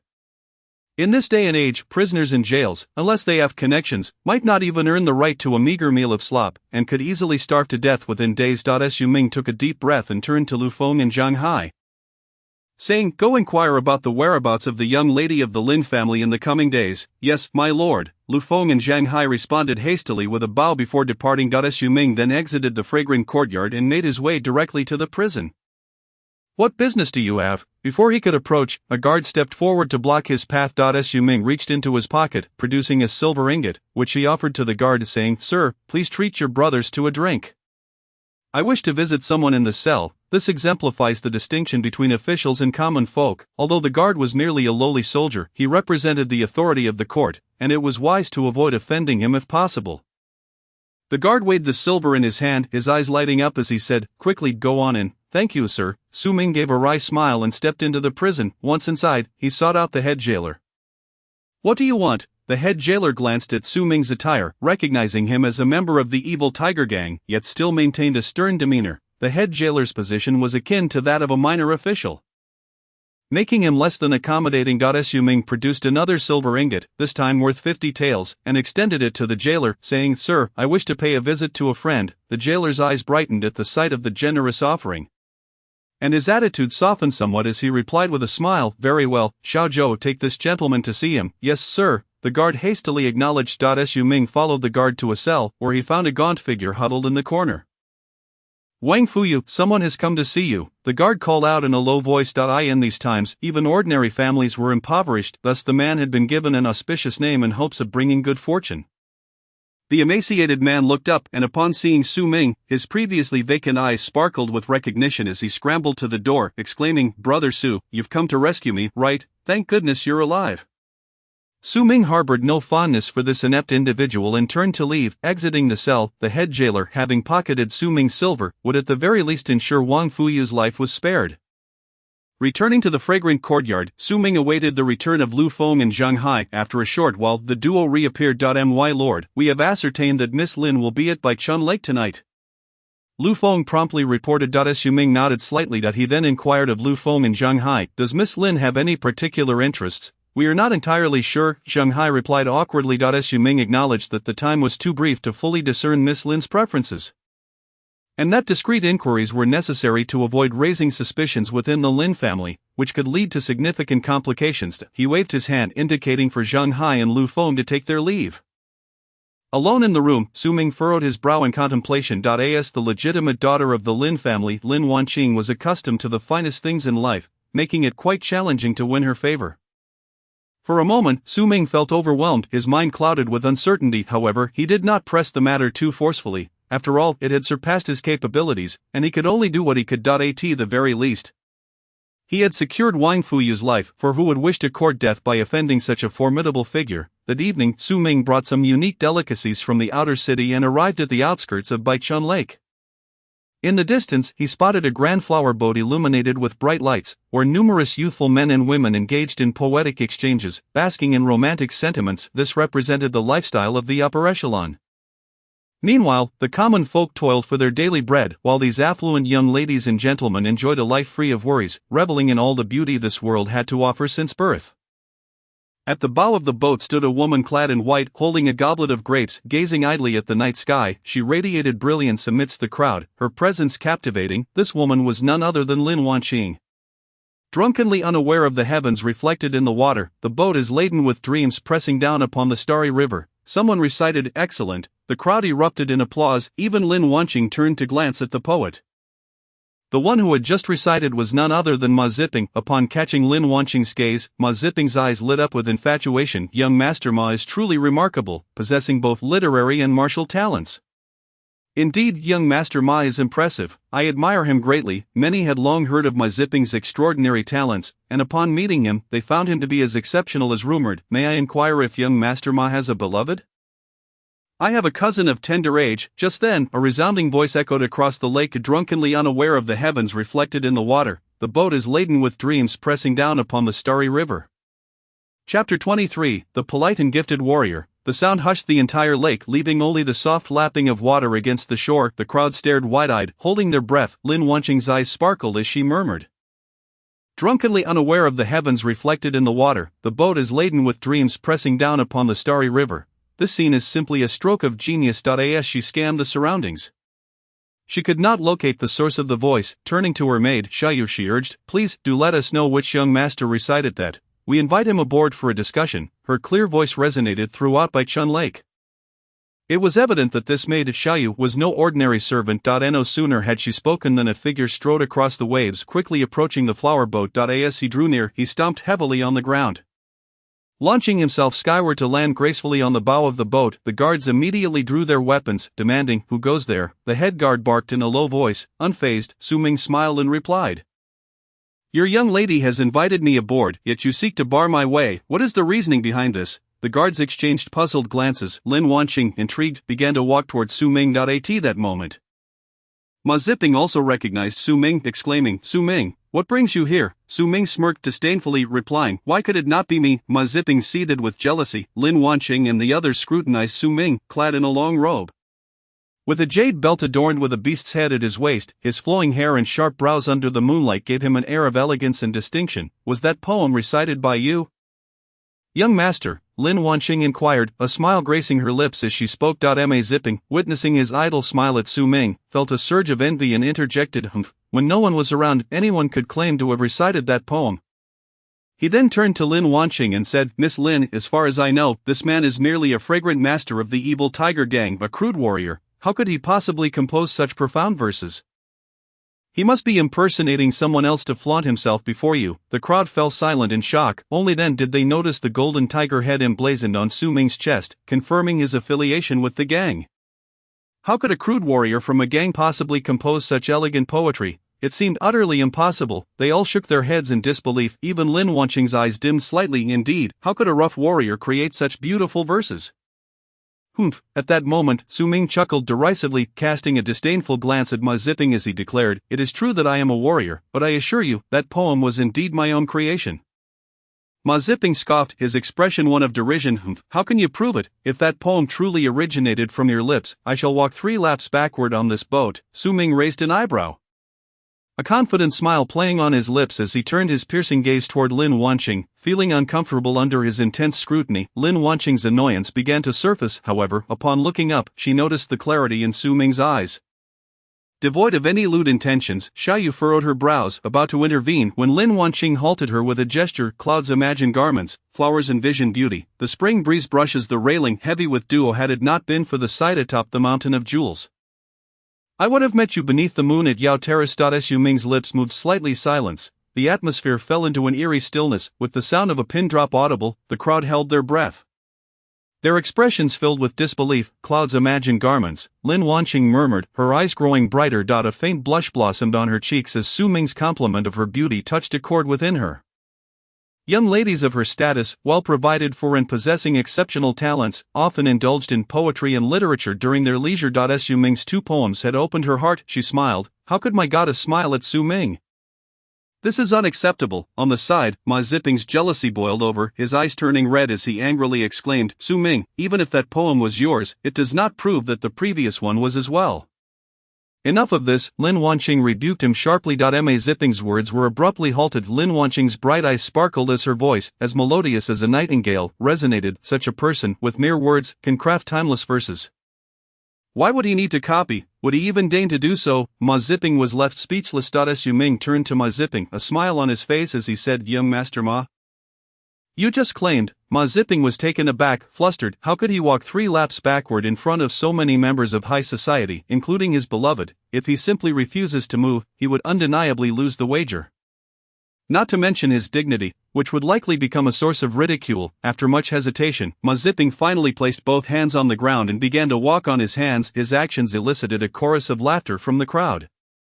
Ma Ziping became the object of their mockery, his face flushed with embarrassment, wishing desperately to find a crack in the ground to hide. Su Ming couldn't help but chuckle at the sight. Typically, Ma Ziping carried himself with an air of superiority, but today, Su Ming was determined to crush that arrogance beneath his heel. "Sir, may I have a private word with you inside?" Lin Wanqing inquired. Glancing at Su Ming, "Miss Lin, please," Su Ming replied with utmost politeness. Lin Wanqing smiled lightly and gracefully made her way into the room, with Su Ming following closely behind. Seeing Su Ming and his goddess heading into a room together sent a wave of fury through Ma Ziping, nearly causing him to spit blood. He had never had the opportunity to be alone with his idol, and yet here was Su Ming. Seizing that chance, this realization ignited a fury within him that felt like it could explode. Once inside, the two seated themselves across from each other. Su Ming clasped his hands in greeting and said, "Miss Lin, I must apologize for my audacity in showcasing my abilities. It was truly unavoidable. I hope you can forgive me, as I seek your assistance." If Su Ming had hesitated and remained silent, it would have only led Lin Wanqing to regard him with condescension. Instead, upon entering, he directly articulated his intentions, exemplifying the straightforwardness of a martial artist. A polite martial artist was indeed a rarity, which piqued Lin Wanqing's interest further. "Please, Sir Su, do go on," she encouraged with a smile. Su Ming recounted the events to Lin Wanqing. She chuckled lightly and said, "Very well, since you composed a poem for me earlier, I shall return the favor." With that, she called for her maid, Yor, and issued a few instructions. Shortly thereafter, Yor departed. Laughter echoed within the room. Reminiscent of silver bells, meanwhile, Ma Zipping had just completed 3 laps on his hands, glaring menacingly at the shadow of Su Ming inside. He seethed with jealousy, furious that his goddess was sharing laughter with another man, especially one he despised. His anger was palpable, as if it could erupt at any moment. After a while, the door creaked open, and Su Ming and Lin Wanqing emerged. Upon seeing the infuriated Ma Zipping, Su Ming couldn't help but smile and cast a challenging glance his way. Ma Zipping's handsome features twisted in rage. Su Ming let out a mocking laugh, then turned to Lin Wanqing, bowing slightly. "Miss Lin, until we meet again, do take care, Sir Su," Lin Wanqing replied with a light nod and smile. Su Ming shot another taunting glance at Ma Zipping before gracefully leaping off the flower boat, his feet barely touching the surface of the lake as he made his way to the shore. Lin Wanqing watched his retreating figure, her beautiful eyes shimmering with a peculiar brightness. The sun shone brightly, and the air was warm. Approaching Wang Dage's steamed bun stall, he called out, "Wang Dage, I would like 2 steamed buns." However, Wang Dage appeared distracted, as if he hadn't heard. "Wang Dage, 2 steamed buns," the patron shouted again. Only then did Wang Dage snap back to reality and hand over the 2 buns. Nearby, a couple of small vendors exchanged sympathetic glances and quietly commented, "Poor old Wang, at his age, with his son locked away. How could he ever hope to see him again?" "Indeed, but I heard that old Wang sought out Su Shangju," another replied. As impressive as Su Shangju may be, he is just a leader of a gang. How could he possibly rescue someone from the authorities? Old Wang truly is pitiable." Meanwhile, old Wang's expression turned vacant. Deep down, he understood that his son, Wang Fuyo, would likely never return. After all, once someone entered a place like that, few emerged alive. A father. Just then, a voice jolted Wang Dage back to reality. He turned to see a gaunt figure. Although the person appeared emaciated, he could still recognize his son, Wang Fuyo. Wang Dage thought he was hallucinating and rubbed his eyes, but Wang Fuyo stood firmly before him. "Son, it truly is you," Wang Dage exclaimed, rushing out from behind his stall to embrace his son, his hands trembling as he checked to see if it was real. Wang Fuyo nodded. "Father, it really is me." Wang Dage was overwhelmed with emotion, tears streaming down his face. Having had a son in his old age, Wang Dage had cherished him dearly. To think that his son had returned from imprisonment filled him with indescribable joy. Onlookers were equally astonished, never having imagined that Wang Fuyo would return from such a place. "Thank you, Su Shangju, thank you," Wang Dage expressed gratefully. Yet, Wang Fuyo merely shrugged and muttered, "Father, that was merely his duty. Had you not given him a few buns back then, he might have starved to death." "Enough," Wang Dage snapped back. "1 bun saved your life. You should be grateful." Wang Fuyo lowered his head, slightly pouting. Old Wang has truly struck gold, befriending such a significant figure who could pull Wang Fuyo from the depths of despair. Indeed, how enviable. I wish I had given a few buns to the down and out Su Shangju back then. In a finely crafted courtyard with 7 entrances and 7 exits, Lin Wanqing perused a set of documents, which detailed Su Ming's life history. An illegitimate child, living in poverty, yet somehow connected to the Ma family. TSK, in less than 2 years, he had achieved so much. His martial prowess was truly astounding. With a single sword, he had taken down the entire Hungry Wolf Gang stronghold. Such remarkable courage coupled with talent, what kind of person was he? Setting the documents aside, Lin Wanqing leaned against the window, gazing blankly at the luminous moon hanging in the sky. Meanwhile, Su Ming continued to practice his sword techniques in the courtyard. The essence of his technique was the wind blade. Su Ming expelled a breath of stale air, plucked a leaf, and flicked it with his finger. The leaf shot forth like a cannonball, crashing into a nearby wall. With a resounding thud, the wall collapsed. Dust swirling in the air. This is the essence of the technique, Su Ming marveled. As he elevated his sword intent further, he found a sense of peace. After all, he was uncertain when the evil Tiger Gang and the Hungry Wolf Gang would clash. In the chaos of that battle, the only way to survive would be to continually enhance his strength. After a refreshing bath, Su Ming scaled the courtyard wall and entered the fragrance den. At that moment, the gang members were diligently honing their skills. Su Ming returned to the main hall and instructed Lu Feng, "Have someone rebuild that collapsed wall." "Yes, my lord," Lu Feng replied, bowing before hastening away. Su Ming brewed a pot of tea and began to sip leisurely. Just then, Zheng Hai rushed in, flustered, and exclaimed, "Shangju, it's bad. The Hungry Wolf Gang is demanding retribution for a lost member at our stronghold." Su Ming raised an eyebrow, his eyes flashing with intensity. "Send word down the line. Instruct the brothers within the fragrance den to remain here for the next few days, on standby." "Yes, Shangju." Zheng Hai turned and left.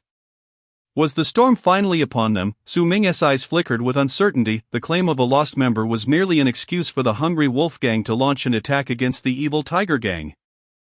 It seemed a battle was imminent. Moreover, Su Ming had to remain wary of the Jin Hong Gang, thus he decided to hold back for now. After all, the evil Tiger Gang was not to be trifled with. Those who could enter the branch were all skilled fighters. In the following days, the Fengming area was unusually quiet. However, everyone knew this was merely the calm before the storm of that night, as Su Ming slept soundly. Urgent knocking echoed from outside his door. Shangzhu, it's terrible. The branch stronghold is clashing with the Hungry Wolf Gang and Jin Hong Gang, Zhang Hai said anxiously. Awakened from his dreams, Su Ming instructed the nearby Lianyu. Lianyu, you must hide in the underground passage and do not come out. Be careful, Lianyu replied, her face serious. Once dressed, Su Ming exited his room and saw Zhang Hai, who was visibly distressed. When did this happen? He inquired. Inside the fragrance den, the lights blazed as bright as day. Su Ming stood at the base of the hall, observing the anxious gang members, his expression grave. Shangzhu, the stronghold is in peril. We must send troops to aid the leader, Jin Yong urged. Su Ming frowned deeply and replied, I fear it may be too late. We just received word that the leader has been severely injured. And our brothers at the stronghold have suffered heavy losses. If we rush in now, we may fall into their trap. The crowd grew increasingly anxious. Understanding the gravity of the situation, they recognized that if the stronghold fell, the Hungry Wolf Gang and Jin Hong Gang would soon come to cleanse their fragrance den. With over 300 members in a single stronghold, and with a combined total of 500 to 600 members between the two, they only had around 70 members remaining. How could they possibly contend with that? In truth, many were contemplating fleeing the fragrance den. However, they knew that if they abandoned their post, the evil Tiger Gang would not spare them either. In this moment, they found themselves ensnared in a dire predicament. The 70-odd members understood they were at a critical juncture of life and death, their expressions solemn as they fixed their gaze on Su Ming. He was their anchor, and they could only wait for him to make a decision. With a deep exhale, Su Ming's eyes gleamed brightly as he addressed the crowd, saying, rather than passively awaiting our doom, let us take the initiative and ambush them. A collective gasp echoed among the onlookers, astonished by Su Ming's audacity to in such dire circumstances, where the disparity in strength was overwhelmingly in favor of the enemy. How could he possibly suggest an ambush? Was this truly how battles were fought? The crowd murmured in disbelief. Su Ming turned to them, proclaiming, friends, it is only through our unity and determination that we can survive. Otherwise, we shall all meet a grim fate. Victory is ours. Victory is ours. The crowd, stirred by his fervor, erupted in a chorus of enthusiasm. Subsequently, Su Ming issued commands, orchestrating their preparations with meticulous precision. The numerous traps he had laid in advance now proved invaluable. The night was eerily still, only the howling wind could be heard. Even the insects sensed the impending danger and ceased their chirping. Time slipped away, second by second. A contingent of men approached the incense hall of the evil Tiger Gang on Wutong Street. Led by a swordsman bearing an iron sword, he was the Iron Sword Taoist, the formidable leader of the Golden Rainbow Gang in Fengming, rumored to have mastered the art of sword intent. Behind him trailed 4 burly men, the 4 incense masters of the Golden Rainbow Gang. Old who, I've heard the incense master at the evil Tiger Gang's Wutong Street is quite remarkable. He was once a beggar, yet within 2 or 3 years, he has ascended to this position. One remarked, no matter how gifted he may be, he has yet to truly mature. Another retorted, indeed, I take great pleasure in eliminating so-called geniuses. I shall personally behead him with my great blade. Moreover, we have the leader with us. What can a mere individual do against us? They laughed, dismissing the incense hall as a trivial threat, although rumors suggested that Su Ming had achieved a form of blade intent.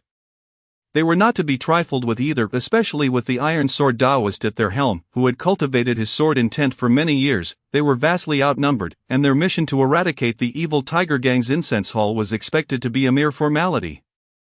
The street lay in an unnerving silence. The townsfolk, sensing that something monumental was afoot, huddled in their homes, peeking cautiously amid their banter. The Golden Rainbow Gang arrived at the entrance of the evil Tiger Gang's incense hall.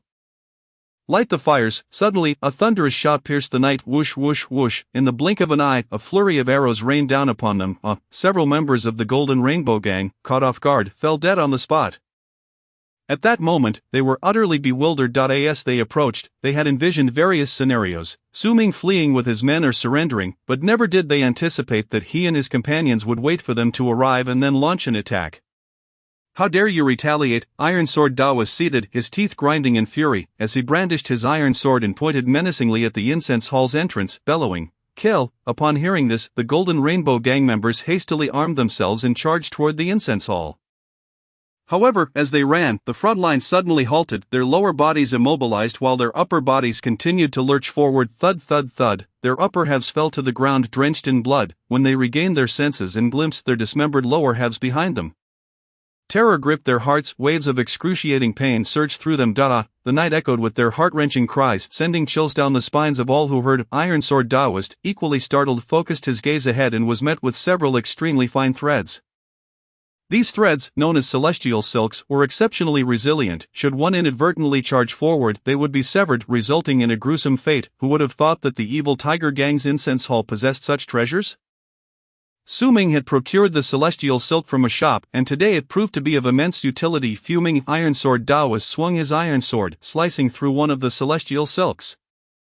Following suit, the members of the Golden Rainbow Gang began to sever the remaining threads. Enraged, Iron Sword Taoist raised his sword, pointing forward, and shouted furiously, "Charge in, eliminate them!" A dozen members of the Golden Rainbow Gang, seething with rage, stormed into the courtyard only to discover it was brilliantly lit yet eerily silent. There was not a soul in sight. Kill. In the darkness, a resounding battle cry erupted. Instantly, numerous figures surged from the courtyard, charging at the Golden Rainbow Gang. Though the members of the Golden Rainbow Gang were fierce warriors, even as some were felled, they swiftly retaliated, but to their horror, their blades clanged against the bodies of the evil Tiger Gang members, producing a jarring metallic sound, sparks flying. Inner armor. How do you possess military-grade inner armor? The members of the Golden Rainbow Gang exclaimed. However, their response was met with a barrage of blades. The long swords whistled through the air, blood splattering everywhere. Dozens of Golden Rainbow Gang members were brutally turned into a pulp. This shocking scene unfolded so swiftly that those outside had yet to comprehend the situation when suddenly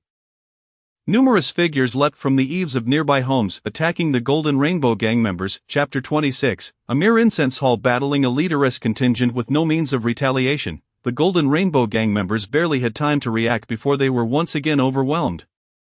Losing more than a dozen men, Iron Sword Taoist was so enraged that he could hardly contain his laughter, bellowing, "Annihilate them, kill!" He could hardly fathom that a simple incense hall would dare to confront his leaderless contingent with such audacity instead of fleeing or surrendering. This ambush had already cost them nearly 20 lives, leaving Iron Sword Taoist nearly speechless with rage. Kill. The battle cries resounded, and another wave of attackers surged forth from the incense hall toward the Golden Rainbow Gang. The members of the Golden Rainbow Gang found themselves gripped by fear, their formation thrown into disarray. Among the chaos, one individual wielding a long blade radiated an overwhelming ferocity, akin to a ferocious beast, effortlessly cutting down countless members of the Golden Rainbow Gang. This individual was none other than Su Zhan. Although Su Zhan had trained under Su Ming for a relatively short time, his exceptional talent and indomitable spirit made him a fearsome force. In that moment, Su Zhan transformed into a razor-sharp blade, mercilessly slaughtering the members of the Golden Rainbow Gang. Xinyang Zhaoguang and Sun Qi, the three commanding officers, roared like three ferocious beasts, tearing a gaping hole in the Golden Rainbow Gang's ranks. Faced with the onslaught of dozens, the over 300 members of the Golden Rainbow Gang found themselves struggling to hold their ground. To make matters worse, their adversaries were clad in remarkably fine gear. The long blades in their hands were specially forged, and they donned the rare inner armor of the military. The weapons of the Golden Rainbow Gang members proved utterly ineffective against them, and they were soon being driven back in disarray. The Golden Rainbow Gang members were on the verge of panic. Iron Sword Taoist and the four incense masters wore expressions of utter bewilderment.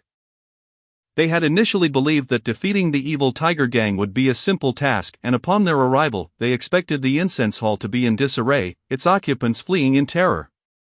Yet they were met with an unforeseen situation, leaving them utterly stunned. Iron Sword Taoist's face turned a deep shade of anger when he had joined forces with the Hungry Wolf Gang to annihilate the evil Tiger Gang's main base.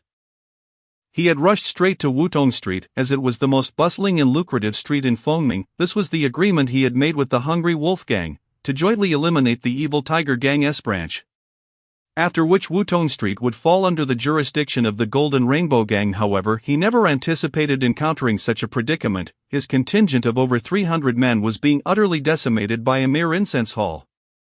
Who would believe such a tale? The combat prowess of this incense hall was astonishing. The 70 or so fighters displayed remarkable tenacity, leaving him utterly flabbergasted. Capture the leader first. Iron Sword Taoist's expression darkened as his gaze fixated on Su Zhan, who emanated the most formidable aura among the crowd. He mistakenly assumed Su Zhan to be Su Ming. With a swift motion, Iron Sword Taoist unsheathed his sword, akin to a dragon emerging from the sea, and lunged toward Su Zhan. Sensing the impending threat, Su Zhan narrowed his eyes but showed no sign of retreat. With a fierce roar, he brandished his long blade and charged at Iron Sword Taoist. As their weapons clashed, the sound of ringing metal echoed, sparks flying in all directions. Yet Iron Sword Taoist, having mastered blade intent, wielded his sword with incredible skill, aiming directly for Su Zhan's weapon. As the blades met, a grating sound reverberated through the air. Suddenly, Iron Sword Taoist's long sword seemed to come alive, twisting like a serpent, and lunged toward Su Zhan's wrist. This was the sword intent Iron Sword Taoist had mastered. Known as Winding Sword, Su Zhan furrowed his brow, realizing he had to abandon his long blade, otherwise his hand would be rendered useless. Stepping back a few paces, he coldly regarded Iron Sword Taoist. The latter, sword in hand, glared at Su Zhan and coldly remarked, "Su Ming, you possess great talent. Here's the proposition. If you pledge your allegiance to the Golden Rainbow Gang, I will ensure your wealth and prosperity, granting you endless enjoyment. What say you?" Su Zhan frowned, his face betraying a disdainful expression. At that moment, he realized Iron Sword Taoist had mistaken him for Su Ming. "Wealth and prosperity are pursuits I shall strive for myself. Why would I need your assistance?" Just then, a clear, cold voice resonated through the night. Iron Sword Taoist furrowed his brow and turned toward the voice, only to see a figure clad in white, a long blade hanging at their waist, slowly emerging from the incense hall's courtyard. "You are not Su Ming?" Iron Sword Taoist turned to Su Zhan, frowning. "My lord." Su Zhan saluted to Su Ming. Iron Sword Taoist's brow furrowed deeper. He had initially believed that defeating Su Ming would lead to an easy victory, but now he realized that the true Su Ming was yet to reveal his formidable prowess. The Iron Sword Taoist let out a cold snort, narrowing his eyes as he cast a frosty gaze upon Su Ming. In a deep voice, he intoned, "Su Ming, heed my counsel. Those who recognize the times are the true heroes. If you are willing to defect to my Golden Rainbow Gang, I shall ensure your future is boundless. What say you?" However, Su Ming merely scoffed repeatedly, his expression one of utter disdain, as he sneered, "Who do you think you are? You're asking for death." Seemingly incensed, the Iron Sword Taoist bellowed, brandishing his iron sword and lunging toward Su Ming with a thrust. Yet Su Ming remained utterly unmoved, continuing to regard the Iron Sword Taoist with cold detachment. "Why does he not draw his blade?" The Iron Sword Taoist wondered, but he had no time for contemplation as he thrust his sword closer. As he approached, Su Ming raised his right hand, his fingers slightly curled, and with a resounding pop, he flicked a single leaf. Though it was merely a leaf, it contained an unparalleled intent of the blade. The Iron Sword Taoist felt an overwhelming sense of danger emanating from that leaf. Suddenly realization struck him, sending a tremor through his body as he hurriedly raised his sword to block. The night sky echoed with a crisp sound as the leaf pierced through the iron sword's blade, followed by the sound of the leaf penetrating the Iron Sword Taoist's skull. He stood frozen, his eyes wide, a raspy sound escaping his throat as his mouth moved in a silent gasp. Yet, he would never utter another word. With a thud, the life force drained from him, and the Iron Sword Taoist succumbed to his fate due to the cover of night and the fact that he had turned his back to the crowd. None were able to perceive how Su Ming had struck. This event unfolded so abruptly that it ignited a wildfire of panic among the onlookers. After all, the Iron Sword Taoist was a leader of the Golden Rainbow Gang, and their pillar had been felled by Su Ming in a single blow. The terror of Su Ming's prowess was palpable. Eyes widened in disbelief, the crowd stood transfixed, momentarily forgetting the ongoing conflict. Did he just eliminate a leader with a single strike? "The leader is dead, run for your lives," a voice cried out from the throng, igniting a wave of panic that swept through the Golden Rainbow Gang. They had never anticipated that their leader, a master of the Blood Chi realm who had cultivated the blade's might, could be dispatched by Su Ming so effortlessly. The dread was overwhelming. How could they continue fighting? As fear spread, thoughts of resistance evaporated, and they turned to flee. Even the four incense masters were gripped with terror, having lost all courage to remain. Kill. On the other side, the morale of the evil Tiger Gang surged. Each member seemed invigorated, roaring as they charged toward the Golden Rainbow Gang. Their incense master had demonstrated astonishing might, dispatching the enemy leader in a single strike. Victory was assured, and their only thought was to slay as many foes as possible and claim the accolades. The Golden Rainbow Gang members were terrified, crying for their parents, wishing they had been born with extra legs to flee faster. It was no jest. The pursuers were merciless, especially their incense master, who had obliterated their leader with a single blow. What kind of legendary killer was this? Since their leader had fallen to Su Ming in less than a round, staying behind would only serve to deliver their heads as gifts. Su Ming, however, was not inclined to let them escape. With a flash, he vanished from sight. With over 300 members of the Golden Rainbow Gang, he could not possibly slay them all, but he had no intention of sparing the 4 incense masters. Moving with blinding speed, Su Ming closed in on one of the incense masters. The incense master cried out, raising his blade to strike Su Ming, only to suddenly feel the world sway. It was then he realized his head had inexplicably fallen. One of the incense masters, turning in time, beheld this scene and was instantly engulfed in terror, shrieking as he fled in panic. Su Ming kicked off the ground, sending a long knife hurtling toward the fleeing incense master. The incense master, startled, screamed and hastily shoved a subordinate in front of him as a shield, yet the long knife effortlessly pierced through both their bodies, leaving the incense master to fall, unwilling to accept his fate. Su Ming, swift as the wind, pursued the remaining 2 incense masters. Ultimately, he cornered one of the incense masters in an alley. Of the incense master, eyes wide with fear, gulped and trembled. Su incense master, I beg you. Spare my life, I will withdraw from the martial world forever. Too late, Su Ming replied coolly, revealing another leaf as he advanced toward the incense master, seeing Su Ming preparing to use a leaf against him. The incense master's pupils dilated in horror, exclaiming, "The intent! Have you attained the realm of intent? Don't come any closer." At that moment, the incense master grasped the magnitude of the terror they had invited upon themselves, the realm of intent. No wonder their leader had been dispatched in a single stroke. Attaining the realm of intent was a status that warranted the position of elder within their gang. Too late, Su Ming stated.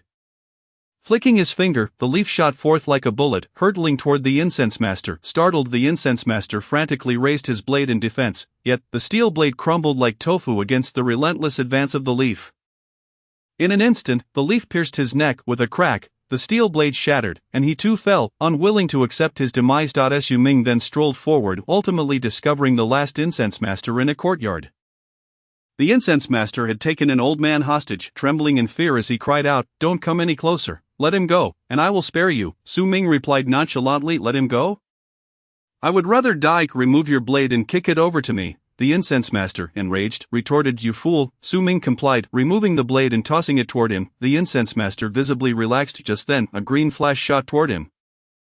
Embedding itself in his forehead, the realm of intent, the incense master's eyes widened in disbelief, his face a mask of incredulity before he fell, unwilling to accept the inevitability of his fate. Su Ming stepped forward. Reclaiming his blade before dragging the bodies outside, "Old man, close the door," Su Ming called, tossing the corpse onto the street before turning back with a grin. The old man snapped back to reality, hurriedly shutting the door. Meanwhile, Su Ming returned to the incense hall. The battle had concluded, and upon seeing Su Ming's return, the crowd erupted in excitement, bowing in unison, "My lord." At that moment, their admiration for Su Ming reached its zenith. Initially, they had despaired upon learning of the alliance between the Hungry Wolf Gang and the Golden Rainbow Gang. Fearing their impending doom, however, they had not anticipated that Su Ming would lead them to achieve what seemed an impossible victory. Of course, Su Ming's contribution was paramount. Had he not dispatched the Iron Sword Taoist in a single blow, their victory would have been far less certain. This was also due to their diligent training and the special equipment Su Ming had procured for them. Now they understood Su Ming's intentions from the very beginning. They could not help but admire his foresight. He had evidently sensed the impending clash between the gangs and had prepared them accordingly. In this moment, they were wholly captivated by Su Ming, their allegiance unwavering. Looking at the crowd, Su Ming raised his hand slightly, commanding, "Enough standing around, follow me." At his words, the incense masters felt a surge of adrenaline. They understood what Su Ming intended to do. He was about to take on the Hungry Wolf Gang's stronghold as well. To challenge a stronghold with just one incense hall, this was a notion they had never dared to entertain. Yet here they were, prepared to do just that. By dawn, their actions would undoubtedly stir the entirety of Yunzhou City. Thus, the crowd followed Su Ming as they made their way toward the Hungry Wolf Gang's stronghold. At the Hungry Wolf Gang stronghold, the leader Jin Yuanbao lay resting on his bed after a night of battle, having finally vanquished his old rival Yuan Feng and annihilated the evil Tiger Gang's stronghold. He anticipated his promotion to elder and the influx of cultivation resources, basking in dreams of a bright future. By the way, Xiao Zhao, what news of the Golden Rainbow Gang? Jin Yuanbao inquired suddenly. A nearby incense master answered cautiously. Reports indicate that the Golden Rainbow Gang members have yet to return. Jin Yuanbao's expression turned blank, followed by disdain as he scoffed, "The Iron Sword Taoist is truly pathetic, struggling to annihilate a single incense hall? I will eventually wipe him out as well. Jin Yuanbao was jolted awake from his slumber by a cacophony of death cries. Just then, a projectile crashed through the window, hurtling towards him. Startled, Jin Yuanbao executed a lazy roll on the ground, narrowly avoiding the incoming object. As he regained his composure and focused his gaze, he was met with the sight of a severed human head, its eyes wide open in a haunting expression of unyielding death. The head belonged to none other than the Iron Sword Taoist. Instantly, all traces of drowsiness vanished from Jin Yuanbao, who seized his long blade and rushed outside. At that moment, a figure was observing him from within the courtyard. Jin Yuanbao squinted his eyes, casting a cold stare at Su Ming, and solemnly inquired, "Who are you, Su Ming?" Came the indifferent reply. Su Ming, the fragrant master of the fierce tiger gang on Wutong Street? Jin Yuanbao questioned, filled with suspicion. He glanced around and noted that there were merely a few dozen individuals present. This indicated that the assailants were affiliated with the fragrance gang, yet how had the Iron Sword Taoist's head been severed? Nevertheless, Jin Yuanbao felt a surge of anger, fixing a frosty gaze upon Su Ming as he sternly remarked, "Humph, you fool, I cannot discern whether you were arrogant or simply dim-witted to bring an associate of the fragrance gang to assault my stronghold." Such folly. Su Ming, disinterested in engaging in further banter, let out a cold snort and swiftly drew his long blade, cleaving towards Jin Yuanbao. The blade whistled through the air, descending like a mountain upon him. Three distinct styles of blade technique, Raging Wind, Shroud, and Seamless, merged with a fervent blaze, unleashing a fourfold force in an instant. The gusts fanned the flames, causing fiery tongues to leap forth, forming a 2-foot-long arc of flame that surged towards Jin Yuanbao. Startled, Jin Yuanbao quickly raised his blade to parry. A sharp clang resonated as he froze in place, and with a crack, his steel blade shattered into 2 pieces, one fragment clattering to the ground. The fourfold force left Jin Yuanbao's eyes wide with disbelief. With a sickening splatter, his body was violently cleaved in 2, crimson and azure matter spilling across the ground. "The leader is dead! The leader is dead!" A member of the Hungry Wolf gang gasped in shock upon hearing this. The others turned to witness Jin Yuanbao's bisected form, their faces pale with terror, nearly losing their bladders in fright. Their leader had perished at the hands of Su Ming in a single exchange. Initially, they had harbored anger upon learning that Su Ming had merely brought along an associate of the fragrance gang to challenge them, planning to teach him a lesson, yet they never anticipated Su Ming's savage ferocity. In the blink of an eye, their leader Jin Yuanbao had been dispatched. The scene sent shivers of dread through the ranks of the Hungry Wolf gang. No mercy for the surrendering, Su Ming commanded, raising his blade. The members of the Hungry Wolf gang, terrified, dropped their weapons in surrender. However, one of the fragrance masters, unwilling to accept defeat, attempted to flee, yet he had scarcely taken a few steps when Su Ming hurled his long blade with precision.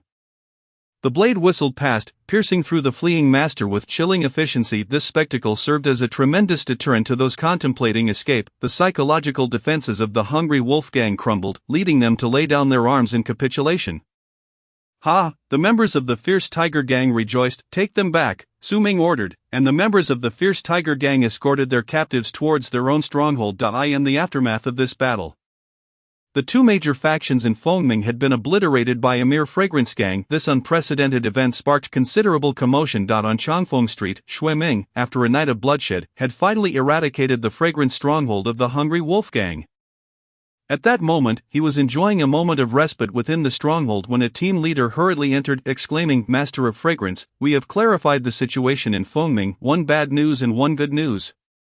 Shui Ming frowned deeply and replied, "Let us hear the bad news first." Qin Feng grinned. "Our Fierce Tiger Gang stronghold was besieged and annihilated by the joint forces of the Golden Rainbow Gang and the Hungry Wolf Gang.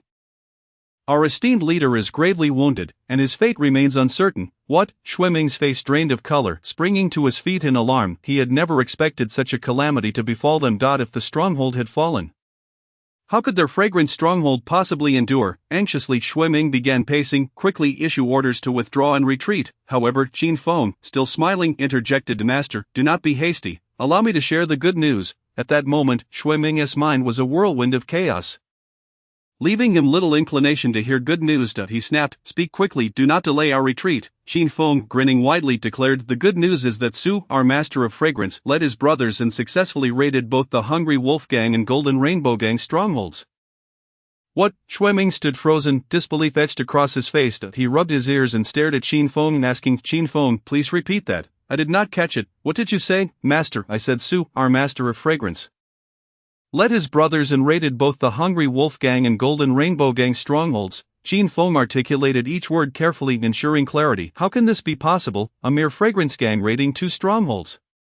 This is absurd. Xue Ming struggled to comprehend the enormity of what he was hearing. After all, a fragrance gang comprised only 70 or 80 individuals, while the Wutong Street fragrance gang numbered merely 73. Each stronghold required 200 to 300 people to function, totaling 500 to 600. How could 70 individuals confront and conquer 500 to 600? Master, how could I jest about such significant matters? This is irrefutably true. I have verified this multiple times, Qin Feng insisted. At this, Xue Ming's face twitched violently, collapsing back into his chair, his expression one of utter astonishment, muttering, "My brother Su is truly extraordinary."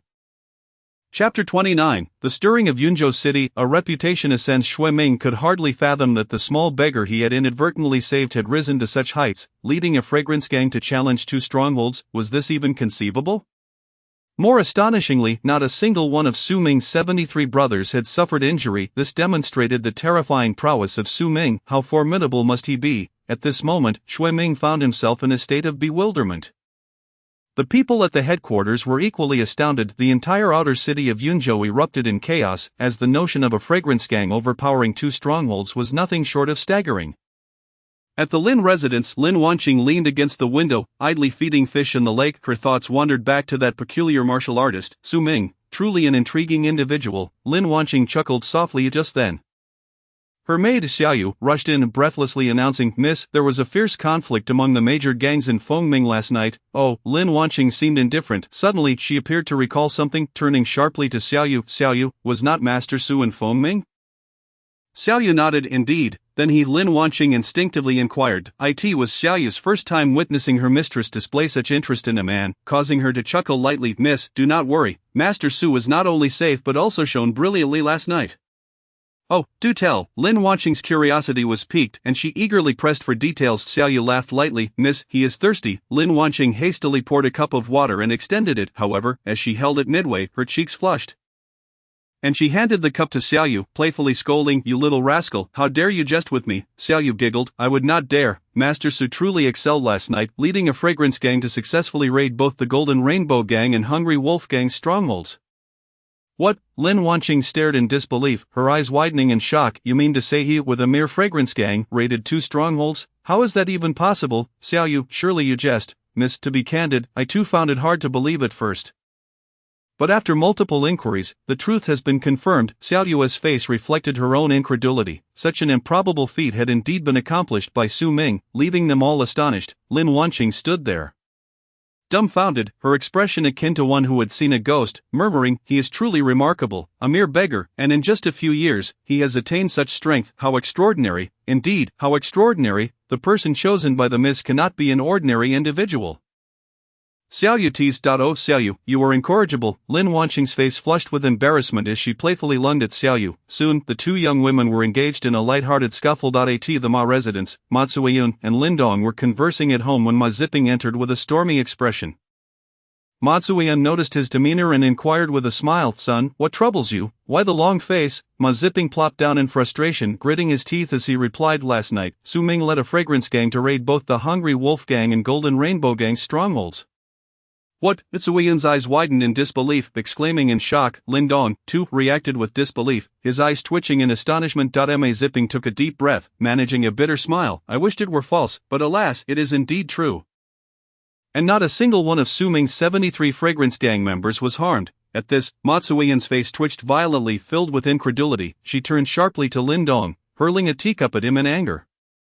"This is your doing. Look at what your wild offspring has become." Lindong, drenched in scalding water, dared not voice a complaint, lowering his head in silence. "How have I ended up marrying such a good-for-nothing?" Ma Zuiyun, trembling with indignation, wore an expression of disbelief as she exclaimed, "This illegitimate child is surprisingly formidable." Ma Zipping, equally incensed, gritted his teeth in anger, declaring, "Su Ming truly is extraordinary." At that moment, an elderly servant hurriedly entered. The servant bowed to Ma Zuiyun and the others, announcing, "Madam Master, the old master has sent someone." The old master referred to by the servant was none other than Ma Zuiyun's father, the deputy leader of the Hungry Wolf Gang. Ma Zuiyun responded with an "oh," and instructed, "Please bring him in quickly." The servant turned and left, and after a brief interval, he returned with a middle-aged man. "Greetings, Miss and son-in-law." The middle-aged man bowed to Ma Zuiyun and Lindong.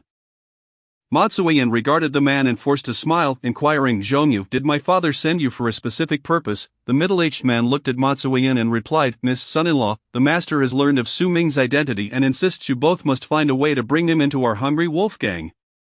The countenances of Ma Zuoyan, Lin Dong, and Ma Ziping shifted dramatically. Miss Son-in-law, I have delivered the message and shall take my leave. Zhongyu slightly bowed before swiftly departing. Once he left, Ma Zuoyan's delicate face darkened to an alarming hue as she turned to glare at Lin Dong. Gritting her teeth, what do you propose we do? You go. I simply cannot bear to face Su Ming again. Lin Dong opened his mouth, a look of helplessness evident, and ultimately only managed a slight nod. Meanwhile, in the courtyard of the evil tiger gang on Wutong Street, the gang members were all abuzz with excitement. Despite the fatigue from fighting through the night, their hearts were aflame with exhilaration. In that fierce battle, they had established the evil tiger gang's reputation on Wutong Street, and word of it had already transformed into a tale recounted in taverns and theaters across the region. With storytellers embellishing the events in wondrous ways. Su Ming was lauded to the heavens. Just then, Su Ming walked in. Leader. The crowd exclaimed, their faces filled with eager anticipation. Su Ming nodded slightly and proceeded directly into the building. Lu Feng and Zhang Hai regarded Su Ming with fervent admiration. Following this grand battle, Su Ming had undoubtedly ascended to the rank of a leader, thus elevating their own status alongside his rise. And the mere thought of it thrilled them. They never imagined they would reach such heights, all thanks to Su Ming, and they felt fortunate to have aligned themselves with him. Where is the leader? At that moment, a voice rang out. The crowd turned to see a woman dressed in azure slowly entering. The woman bore a striking golden tiger emblem on her chest. I am the evil tiger gang. The azure attire signified a member of the council, revealing that this beautiful figure was indeed an elder. Su Ming stepped forward, taken aback by the beauty of the elder, but soon a sense of unease crept into his heart. Initially, he believed that with his system, he had achieved the bone-forging realm and even cultivated a sense of intent, which had inflated his ego. However, seeing that this young beauty had already attained the status of an elder in her youth reminded him of the abundance of talent in this world. He realized he must remain cautious, concealing some of his cards and strength to survive longer. Moreover, having single-handedly eradicated two sub-branches of the Hungry Wolf Gang and the Golden Rainbow Gang, he had become a thorn in the sides of these two gangs.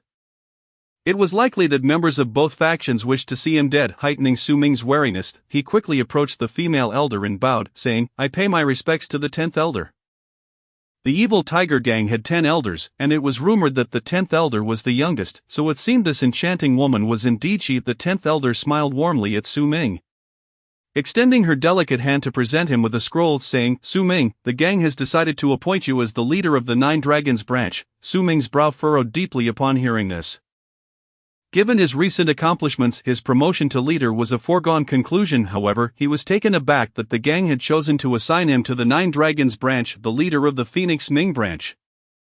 Yuan Feng had been incapacitated, which meant that position was also vacant. Why then had the gang chosen to send Su Ming to the Nine Dragons branch instead of the Phoenix Ming branch? The Nine Dragons branch was known for its complex situation. With 5 gangs, the Evil Tiger Gang, Hungry Wolf Gang, Golden Rainbow Gang, Golden Falcon Gang, and the Wicked Men Gang, along with 4 prominent families. Although these 4 families resided in the outer city, their power was formidable and not to be underestimated. Rivaling that of the Evil Tiger Gang, it was often said that the 9 dragons represented 9 powerful factions. Su Ming felt somewhat exasperated. Leader Su, why not accept the gang leader's decree? The 10th elder Xia Hong said with a light laugh. Su Ming snapped back to reality and took the scroll from her. Xia Hong continued to smile at Su Ming, asking, Leader Su, won't you invite me in for a seat? Su Ming gestured for her to enter, replying, Please, 10th elder. Xia Hong swayed her slender waist as she stepped inside, prompting the gang members to lower their heads. Offending an elder was a grave offense, and they certainly did not wish to suffer consequences for a mere fleeting glance. Su Ming found himself walking closely behind Xia Hong, his heart racing as he admired her curvaceous form.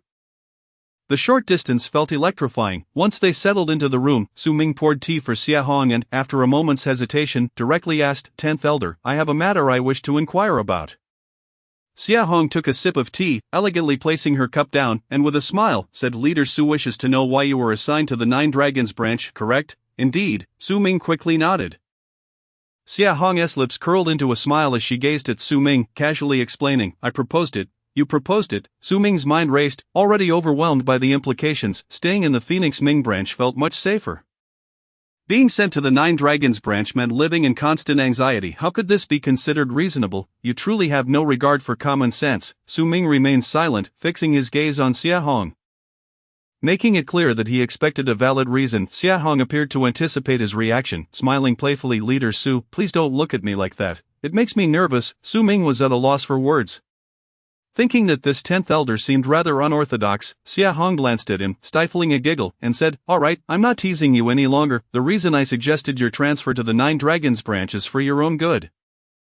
Su Ming's mouth twitched in reluctant acknowledgement. "So, I must express my gratitude to you, 10th elder." 10th elder Xia Hong was unfazed, her stunning features adorned with a gentle smile that exuded charm as she softly said, "Leader Su, have you heard of the Spirit Suppression Division?" "The Spirit Suppression Division?" Of course. Su Ming realized something and his eyes brightened. Xia Hong continued with a smile. "Gang conflicts, after all, are but trivial matters. If one could join the Spirit Suppression Division, that would elevate one to true greatness. However, the conditions for entering are quite stringent, requiring not only a letter of recommendation but also a mystic iron token." Su Ming raised an eyebrow but remained silent. Xia Hong went on, "As for the recommendation letter, I do have a channel, but acquiring the mystic iron token is somewhat challenging, and I need a partner." Su Ming narrowed his eyes, asking, "Are you suggesting that you want me to be your partner?" Xia Hong nodded slightly, smiling. "I transferred you to the Nine Dragons branch to help you stand out amidst its complexities and enhance your strength. This is also your first test from me." Su Ming's brow furrowed as his eyes sparkled with uncertainty. He was well aware of the Spirit Suppression Division, a unique institution within the Great Zhou dynasty. Those who entered were exceptional talents among thousands. The Spirit Suppression Division, known for protecting the nation, wielded immense power, capable not only of supervising officials but also of executing judgments preemptively. Tasks such as slaying demons and capturing spirits were among its responsibilities. Joining the Spirit Suppression Division would signify true accomplishment and security. Countless individuals yearned to enter, yet the challenge was immense. Every 5 years, the Spirit Suppression Division would issue the Mystic Iron Token, allowing individuals from the martial world to compete for it. Whoever obtained the token and the recommendation letter could gain entry. But if one could join the Spirit Suppression Division, they would no longer have to engage in the perilous work of the underworld, ensuring a degree of personal safety. After much contemplation, Su Ming ultimately agreed, nodding. "Very well, it's a deal." Xia Hong beamed, saying, "I knew you would agree. However, you must put in the effort. I am already a bone-forging realm martial artist, and it won't be long before I achieve a sense of intent. You must strive hard. I hope you will be my partner, not a burden." Su Ming felt a wave of exasperation. "You are in the bone-forging realm, and I am as well. You are on the verge of achieving a sense of intent, but I have already attained it. Surely, I am stronger than you. You might end up being the burden." Yet, Su Ming refrained from revealing too much of his prowess, ultimately nodding in agreement. "Leader Su, do your best. This elder has faith in you. Farewell." Xia Hong rose, playfully winking at Su Ming before turning to leave. Su Ming, feeling helpless, escorted Xia Hong out of the courtyard. Just as he was about to return, a voice suddenly called out, "Minger." Su Ming turned to see Lin Dong emerging from a nearby alley. Upon seeing Lin Dong, he frowned and was about to turn back into the courtyard when Lin Dong hurriedly closed the distance, saying, "Minger, wait a moment." Su Ming halted, his expression cold as he asked, "What is it?" Lin Dong hurriedly interjected, "Minger, is that a name you can call?" Su Ming raised an eyebrow and spoke in a deep voice, cold as the frost of a harsh winter, instilling fear in all present.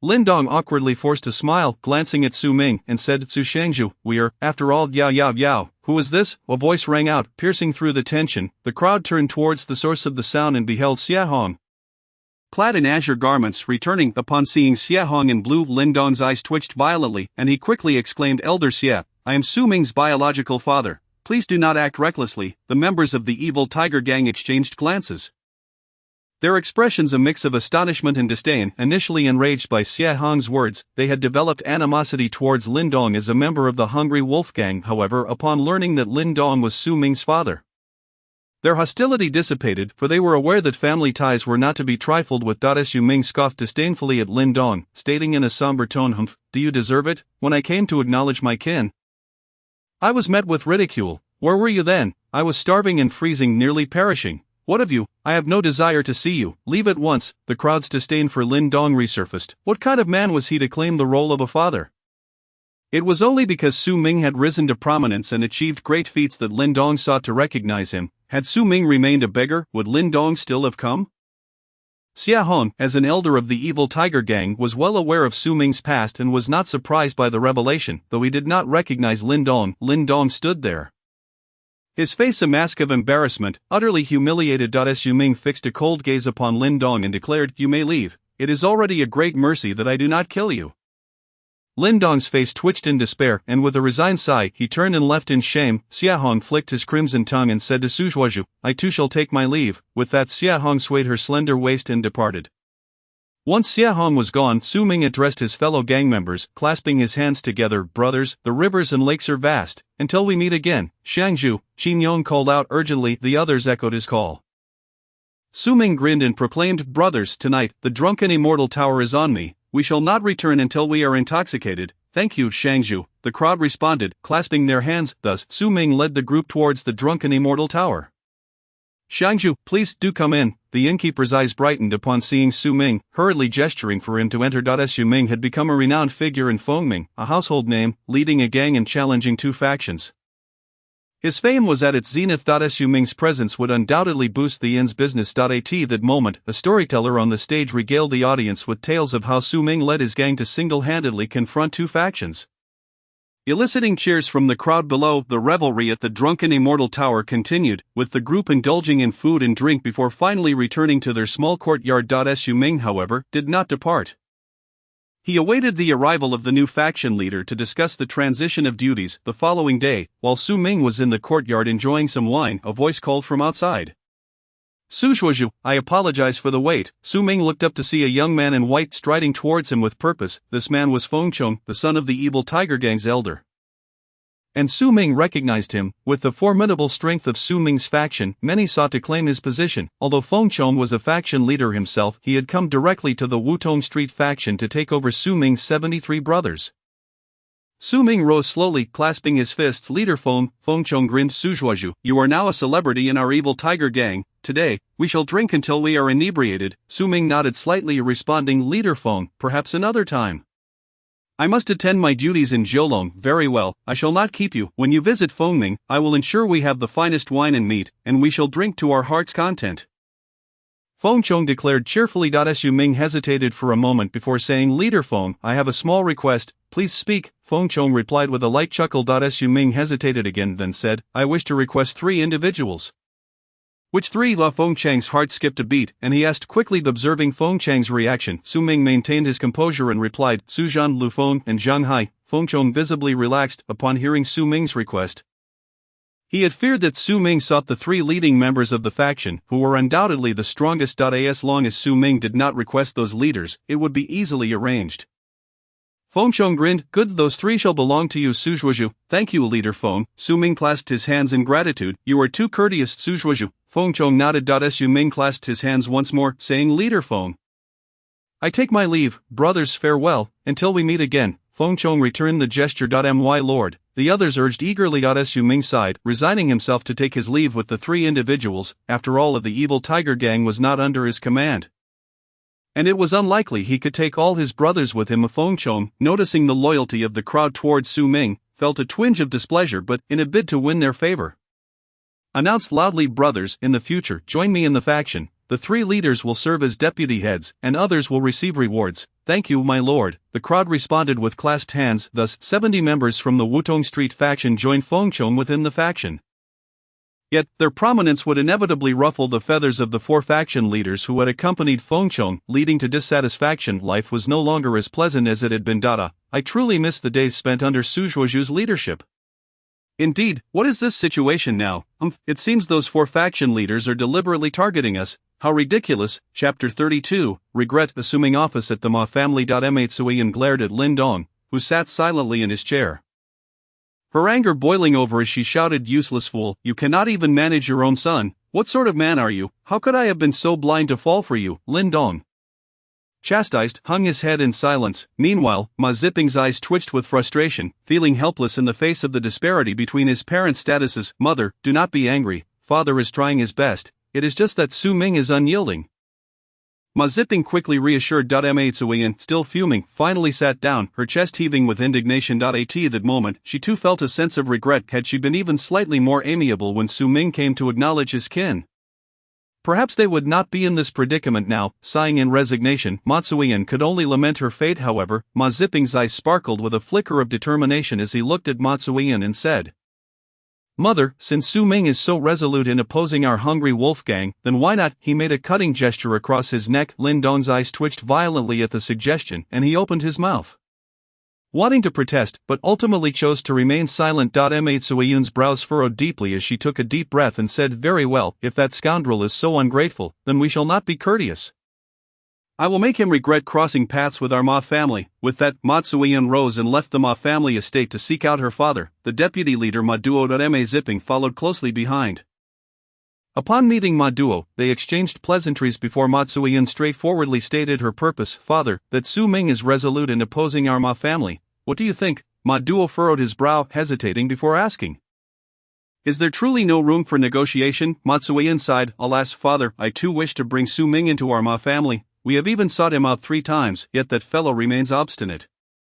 Ma Duo sighed in response, "What a pity. If that is the case, keeping Su Ming around will surely become a significant threat to our hungry wolf gang." Matsuian and Ma Zipping's eyes brightened at this.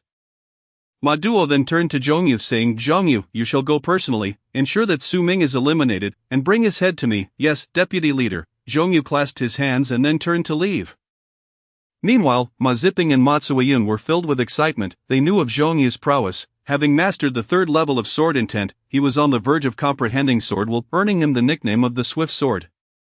His strength rivaled that of some elders within the gang, and they believed that with Zhongyu's involvement, Su Ming's head would surely be claimed. Meanwhile, Su Ming had arrived at Jiulong with the courtesan Lian Yu, as well as Su Zhan, Lu Feng, and Zhang Hai. The journey was uneventful. Greetings, leader. Over 300 members of the evil tiger gang at the Jiulong faction bowed in respect to Su Ming. They had heard of Su Ming's extraordinary combat prowess, having led a faction to challenge 2 others, a feat that warranted his position as their leader. Su Ming nodded slightly and proceeded towards the small courtyard of the faction. Upon reaching the eaves, he paused, turned to the gathered brothers, and declared, "Brothers, from this day forth, we shall be one family. I ask for your cooperation to revive our evil tiger gang's Jiulong faction." "Revive the faction," the crowd shouted in unison, raising their fists. Following this, Su Ming briefly discussed a few matters before turning and re-entering the building. He looked at Lu Feng and said, "Wold Lu, please make arrangements for Lian Yu's accommodation, having sold his house in Fengming."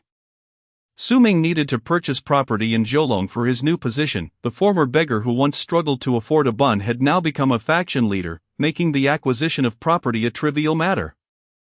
"Yes, leader." Lu Feng quickly clasped his hands and then turned to Lian Yu, saying, "Madam, please." Lian Yu's cheeks flushed with embarrassment as she nodded, replying, "Thank you for your kindness." With that, the 2 departed. It must be said that Lu Feng's adeptness in handling affairs is quite remarkable.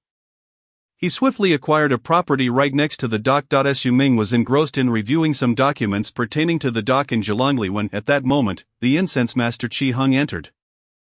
Clasping his hands in greeting and declaring, "My lord, outside the 4 great families and the evil men gang have sent people." Su Ming raised an eyebrow and replied, "Oh, please invite them in." This exemplifies the contrast. During Su Ming's previous tenure at Wutong Street, he faced obstacles and disdain from others. However, upon assuming his new position in Zheongli, the circumstances were vastly different. In addition to the opposing factions, the Jin Hong gang and the Hungry Wolf gang, representatives from the 4 family heads and 2 other significant gangs had also come to pay their respects. "Master Su, I have long admired your esteemed name," exclaimed an elder from the Zhou family, displaying a familiarity as he approached. "You are too kind." Su Ming responded with a bow. Following a round of pleasantries and flattery, gifts were exchanged before the guests departed. Notably, 2 elders from the Jin Pang gang and the Evil Men gang had also arrived. Aware of Su Ming's new role as the dockmaster, the former dockmaster, frightened and trembling, had summoned an elder from his gang for support. Naturally, the Hungry Wolf gang and the Jin Hong gang had similarly sought the presence of their elders. In the ensuing days, Su Ming began training the brothers at the dock, with over 300 men practicing together. The scene was quite imposing, filled with the sounds of battle cries, instilling a palpable sense of tension within Zheongli. Meanwhile, at the dock of the evil tiger gang in Fengmingli, the over 70 brothers from Wutong Street were enduring an uncomfortable existence. One day, Sun Qi, having spent the night at Baihua Pavilion, arrived late. Upon entering the dock, he was caught red-handed by one of the incense masters. "Sun Qi, have you no sense of decorum?" scolded the incense master, Sima Hao, in a deep voice. Sun Qi's face twitched with embarrassment as he forced a smile. saying, Master Sima, I realize my mistake, but I assure you it will not happen again. Sima Hao narrowed his eyes, coldly regarding Sun Shi, and replied, Humph, Sun Shi, if the brothers in the gang behave like you, would our evil tiger gang not descend into chaos? As master, please spare Sun Shi this once. He acknowledges his fault. Qin Yong interjected hastily. Zhao Guang also pleaded, Master Sima, Sun Shi has learned his lesson. Quickly, Sun Shi, apologize to Master Sima again. Apologize, Sima, have you not long held disdain for our brothers? Come on, if you dare, strike me dead. Sun Shi, with a stubborn temper, retorted vehemently, Sun Shi, you dare to openly defy your superior. You are courting death, seize him and give him 40 lashes. Sima Hao exploded, furious at Sun Shi's public insult. My lord, old son did not mean it. I beseech you to forgive him this once. Qin Yong urgently pleaded, indeed, my lord, old son meant no offense. Quickly, old son, apologize to Master Sima. Zhao Guang added anxiously, this was no jest. 40 lashes could severely injure or even incapacitate, yet Sun Shi's pride flared, and he refused to back down. Shouting, Sima, if you have the guts, kill me, just know if I call out, you will be my grandson. Sima Hao's face turned green with rage, and he bellowed, bring this scoundrel down and beat him, as some gang members advanced to drag Sun Shi away. The Wutong Street brothers protested vehemently, what are you doing? Are you rebelling? Sima Hao's fury intensified. Just then Feng Chong strode into the courtyard with an air of authority, his face stern, and asked, what is happening? The commotion quieted as Sima Hao bowed, reporting, Master, this Sun Shi is unruly. He not only arrived late but also insulted his superior, which is why I sought to punish him. My lord, Sun Shi did not intend any disrespect. Please forgive him this time, Zhao Guang interjected. Yes, my lord, Sun Shi meant no offense. I implore you to spare him, Qin Yong added, bowing in supplication. Feng Chong turned his cold gaze upon Qin Yong and Zhao Guang.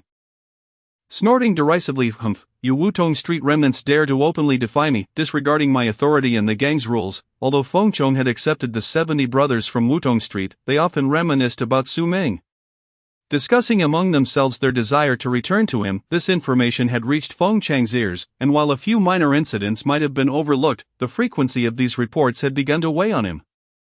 You are under my command yet constantly yearn to join Su Ming. How can I tolerate this? Feng Chong had long desired to discipline the Wutong Street remnants, and today provided the perfect opportunity. Zhao Guang and Qin Yong sensed the gravity of the situation, their hearts sinking. Zhao Guang glanced at a figure hastening toward the docks courtyard. My lord, we do not wish to rebel, we merely, Qin Yong attempted to reason. Yet Feng Chong was resolute in his intent to deal with the Wutong Street remnants and would not let this chance slip away. With a cold expression, he declared, Humph, Qin Yong, Zhao Guang, Sun Shi, you three have incited your subordinates to oppose your superior. Violating gang rules, you too shall receive 40 lashes, and as for Sun Shi, 100 lashes. Finally, Sima Hao stated indifferently, although Sun Shi was a martial artist, the punishment would be severe. Those 100 lashes could very well lead to his demise or incapacitation. It was evident that Feng Chong intended to make an example of Sun Shi. Sun Shi, momentarily taken aback, soon erupted into laughter. Foam, you've been eager to take us down, haven't you? Come on, you want to kill me? I stand ready, haha, my lord, we will endure the 40 lashes. Please spare Sun Shi, Zhao Guang implored desperately. My lord, do not hold Sun Shi's words against him. He speaks without thinking, Qin Yong added hastily. Silence, drag them out and strike, Feng Chong commanded. As gang members moved to see Sun Shi and the others, the Wutong Street remnants refused to submit, rising in defiance. Rebellious scum, Sima Hao exclaimed, exhilarated, and turned to Feng Chong. Bowing, my lord, Zhao Guang, Qin Yong, and Sun Shi have led a rebellion. I request permission to quell it. Feng Chang's face darkened, fury etched across his features as he glared at Zhao Guang and the others. Grinding his teeth in anger, you insolent fools, seize them. Chaos erupted as the two factions clashed, though neither side resorted to lethal force, being members of the evil Tiger Gang. Meanwhile, a young brother rushed urgently toward the Zhelanli dock. Old one, what brings you here? Lu Feng, having finished his business, was about to return to the courtyard when he spotted the hurriedly approaching old one, his expression one of curiosity. Old Lu, is the dock master present? I have an urgent matter to discuss, Old One exclaimed, visibly anxious. Lu Feng, sensing the gravity of the situation, nodded and said, Old One, follow me. Old One accompanied Lu Feng into the courtyard and directly into the inner room. Su Ming, surprised to see Old One, inquired, Old One, what brings you here? Old One promptly knelt, clasping his hands and choking back tears as he implored, my lord, please save our former brothers from Wutong Street. Su Ming furrowed his brow, stepping forward to assist Old One to his feet, asking Old One, speak slowly. What has transpired? Old One recounted the events, detailing the grievances faced by their Wutong Street remnants at the Fengmingli dock. My lord, you must rescue Vice Incense Master Sun. I fear a conflict has already erupted, Old One urged. My lord, Lu Feng and Zhang Hai exchanged concerned glances. Meanwhile, Su Zhan remained silent, standing quietly as if detached from the turmoil. Su Ming's expression grew grave, and he stated resolutely, let us go. With that, he exited the room, heading straight outside. This time, Su Ming brought only Su Zhan with him, leaving behind any brothers from the Zhilongli dock. After all, should a battle break out between the two factions, it would be untenable to involve his men. Going alone would present the matter as a personal grievance between him and Fengchong. On the other side, chaos reigned in the courtyard of the Feng Mingli dock. The two factions were locked in combat, with some even drawing their blades. As the situation escalated, Fengchong furrowed his brow. Casting a worried glance at Sima Hao, yes, my lord, Sima Hao responded, charging towards Sun Shi and striking him forcefully in the back, sending him crashing through the wall. Boom, Sun Shi collapsed, buried beneath the debris. Sun Shi, Old Sun, Qin Yong and Zhao Guan cried out in alarm. Vice Incense Master Sun, Vice Incense Master Sun, the Wutong Street remnants gasped horrified. After a moment, Sun Shi slowly emerged from the rubble, bloodied and battered. Exhaling a gasp of pain as he coughed up a mouthful of blood, clearly gravely injured. Old Sun, Qin Yong and Zhao Guang exclaimed in shock. Sima Hao turned to Fengchong, who regarded him with icy eyes and nodded, indicating his intent to make an example of Sun Shi to instill fear in the Wutong Street remnants. After all, while the remnants were indeed formidable fighters, they had consistently shown defiance, presenting a problem for him. In light of today's events, let us resolve this matter once and for all. Having secured Feng Chang's approval, Sima Hao's expression gradually morphed into a menacing scowl as he cast a cruel gaze upon Sun Shi. Bellowing, Sun Shi has committed an act of insubordination. By the order of the master, he shall face immediate justice. With that, Fengchong swiftly unsheathed his long blade and strode purposefully towards Sun Shi. At this moment, Sun Shi, gravely injured, was in no position to resist. Master Sun, we were wrong. Punish us as you see fit, but please spare Master Sun. Qin Yong and Zhao Guan, witnessing the scene, were instantly filled with desperation. Hastily kneeling on the ground to plead for mercy, however, Fengchong was resolute in his intent to slay Sun Shi, aiming to intimidate the old factions of Wutong Street, and paid no heed to the pleas of Qin Yong and Zhao Guang. Sima Hao, wearing an expression of excitement, approached Sun Shi with a cruel smile, taunting, Sun Shi, kneel before me and kowtow 3 times, and I might consider interceding with the master on your behalf to spare your wretched life. Sun Shi, a man of fortitude, would not succumb to such indignity. With a cold laugh, he spat at Sima Hao, grinning fiercely and summoning the last vestiges of his strength to declare, Come Sima Hao, if you do not kill me today, I shall surely take your life in the future. Faced with such defiance, Sima Hao felt his authority severely challenged, and fury coursed through him. No longer holding back, he roared, raising his blade to strike down upon Sun Shi. Just as it appeared Sun Shi would meet his end at Sima Hao's hands, a resounding clash of steel echoed, accompanied by the whistling sound of a blade slicing through the air. In an instant, a long knife pierced Sima Hao's arm with astonishing speed. Grimacing in pain, Sima Hao's weapon clattered to the ground as he turned, his expression one of rage. Toward the entrance, their 2 figures approached slowly. One was Wen Liang, while the other, clad in a dark green robe, exuded an air of cold detachment and lethal intent. This individual was none other than Su Ming. Master, it's the master! The former members of Wutong Street erupted in cheers upon seeing Su Ming's arrival. Sun Shi also smiled broadly, feeling a wave of relief as he murmured the master. Sima Hao, upon spotting Su Ming, felt a tremor of dread as disbelief washed over him. Su Ming, he exclaimed in shock. Su Ming advanced with deliberate steps, and the members of the Feng Ming gang recoiled in fear at his imposing presence, while the old factions of Wutong Street rallied around him. In an instant, a standoff ensued. Although Wutong Street was outnumbered, the arrival of Su Ming bolstered their spirits significantly. After all, they had once triumphed over the Hungry Wolf Gang and the Golden Rainbow Gang under Su Ming's leadership. Now the tide had turned, and Feng Chang's side found itself at a disadvantage. Fengchong furrowed his brow and stepped forward, glancing at Sima Hao, who had been disarmed. Su master, this is a matter of Feng Ming. Your interference is rather excessive, he stated gravely. Su Ming's countenance was as frigid as ice, his gaze piercing as he retorted, Fengchong, when I entrusted these 70 brothers to your care, what assurances did you provide? Is this how you treat them? You intend to execute Sun Shi? That dare you attempt to do so? Feng Chang's pupils constricted at Su Ming's words, and he scoffed, Su Ming, this is my territory. It is not your place to dictate terms here. Su Ming's expression remained unyielding as he replied, the entirety of Feng Ming was built upon the backs of these 70 brothers. You merely seized control through connections. Without us, there would be no Feng Ming for you to claim. Feng Chong, now livid, trembled and raged. Su Ming narrowed his eyes, coldly stating, "Since you treat my brothers this way, I apologize, but they shall accompany me today. Old factions of Wudong, follow me back to Jiulong." "Yes, my lord." The crowd responded in unison, bowing to Su Ming as they began to exit. Some moved to lift the injured Sun Shi, and they strode past Feng Chong and Sima Hao with brazen confidence, who were rendered powerless to intervene. "My lord, shall we stop them?" one of the incense masters inquired anxiously of Feng Chong. Feng Chong shot him an angry glare, his frustration palpable. "Stop them? How could we? This man is a vengeful spirit. He single-handedly led the Wutong faction against both the Hungry Wolf Gang and the Golden Rainbow Gang. Do you really think you can hinder him, despite his fury?" Feng Chong found himself unable to confront Su Ming. He allowed Su Ming and his followers to depart unimpeded. "Scoundrel, scoundrel, scoundrel." Once Su Ming had distanced himself, Feng Chang's impotent rage erupted into a furious outburst. The onlookers exchanged fearful glances, too terrified to breathe lest they draw his ire. After a moment, having vented his fury, Feng Chang's eyes blazed with indignation as he gritted his teeth. "There are rules among the gang. Those who kill their brothers shall be slain.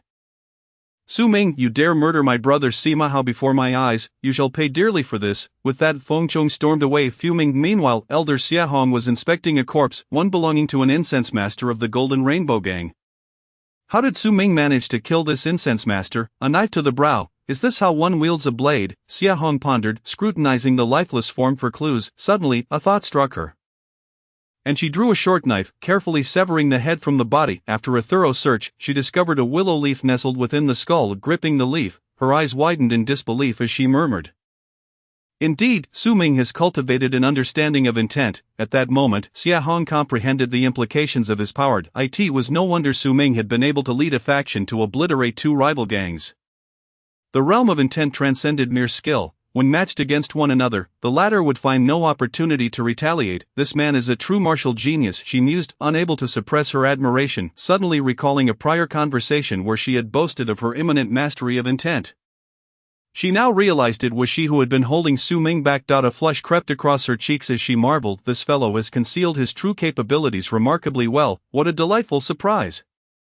Collaborating with someone so formidable as Su Ming was undoubtedly a tremendous advantage for her. At that moment, a poised woman hurriedly entered, clasping her hands in greeting and exclaiming to Xia Hong, "Elder, it is dire news. Su Ming has committed murder." "Murder? Who did he kill?" Xia Hong inquired, momentarily taken aback and filled with suspicion. "Isn't it just a matter of killing someone? Hasn't that fellow killed before?" However, the woman's next words struck Xia Hong hard. "Elder, he has slain the esteemed Sima Hao Xiang of Wutong." Following this, the woman recounted the events in detail, adding, "Now Master Feng has reported this matter to the main hall."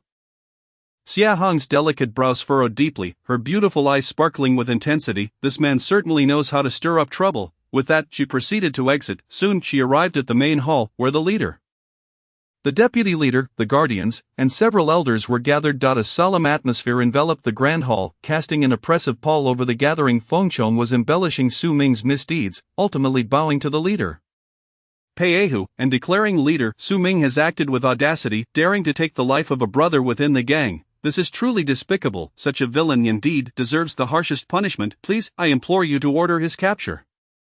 Peihu furrowed his brow, preparing to speak. At that moment, however, Xia Hong rose, elevating her tone slightly. "Master Feng, as I understand it, it was your faction that sought to kill Su Ming's brother, Sun Shi, prompting Su Ming to retaliate.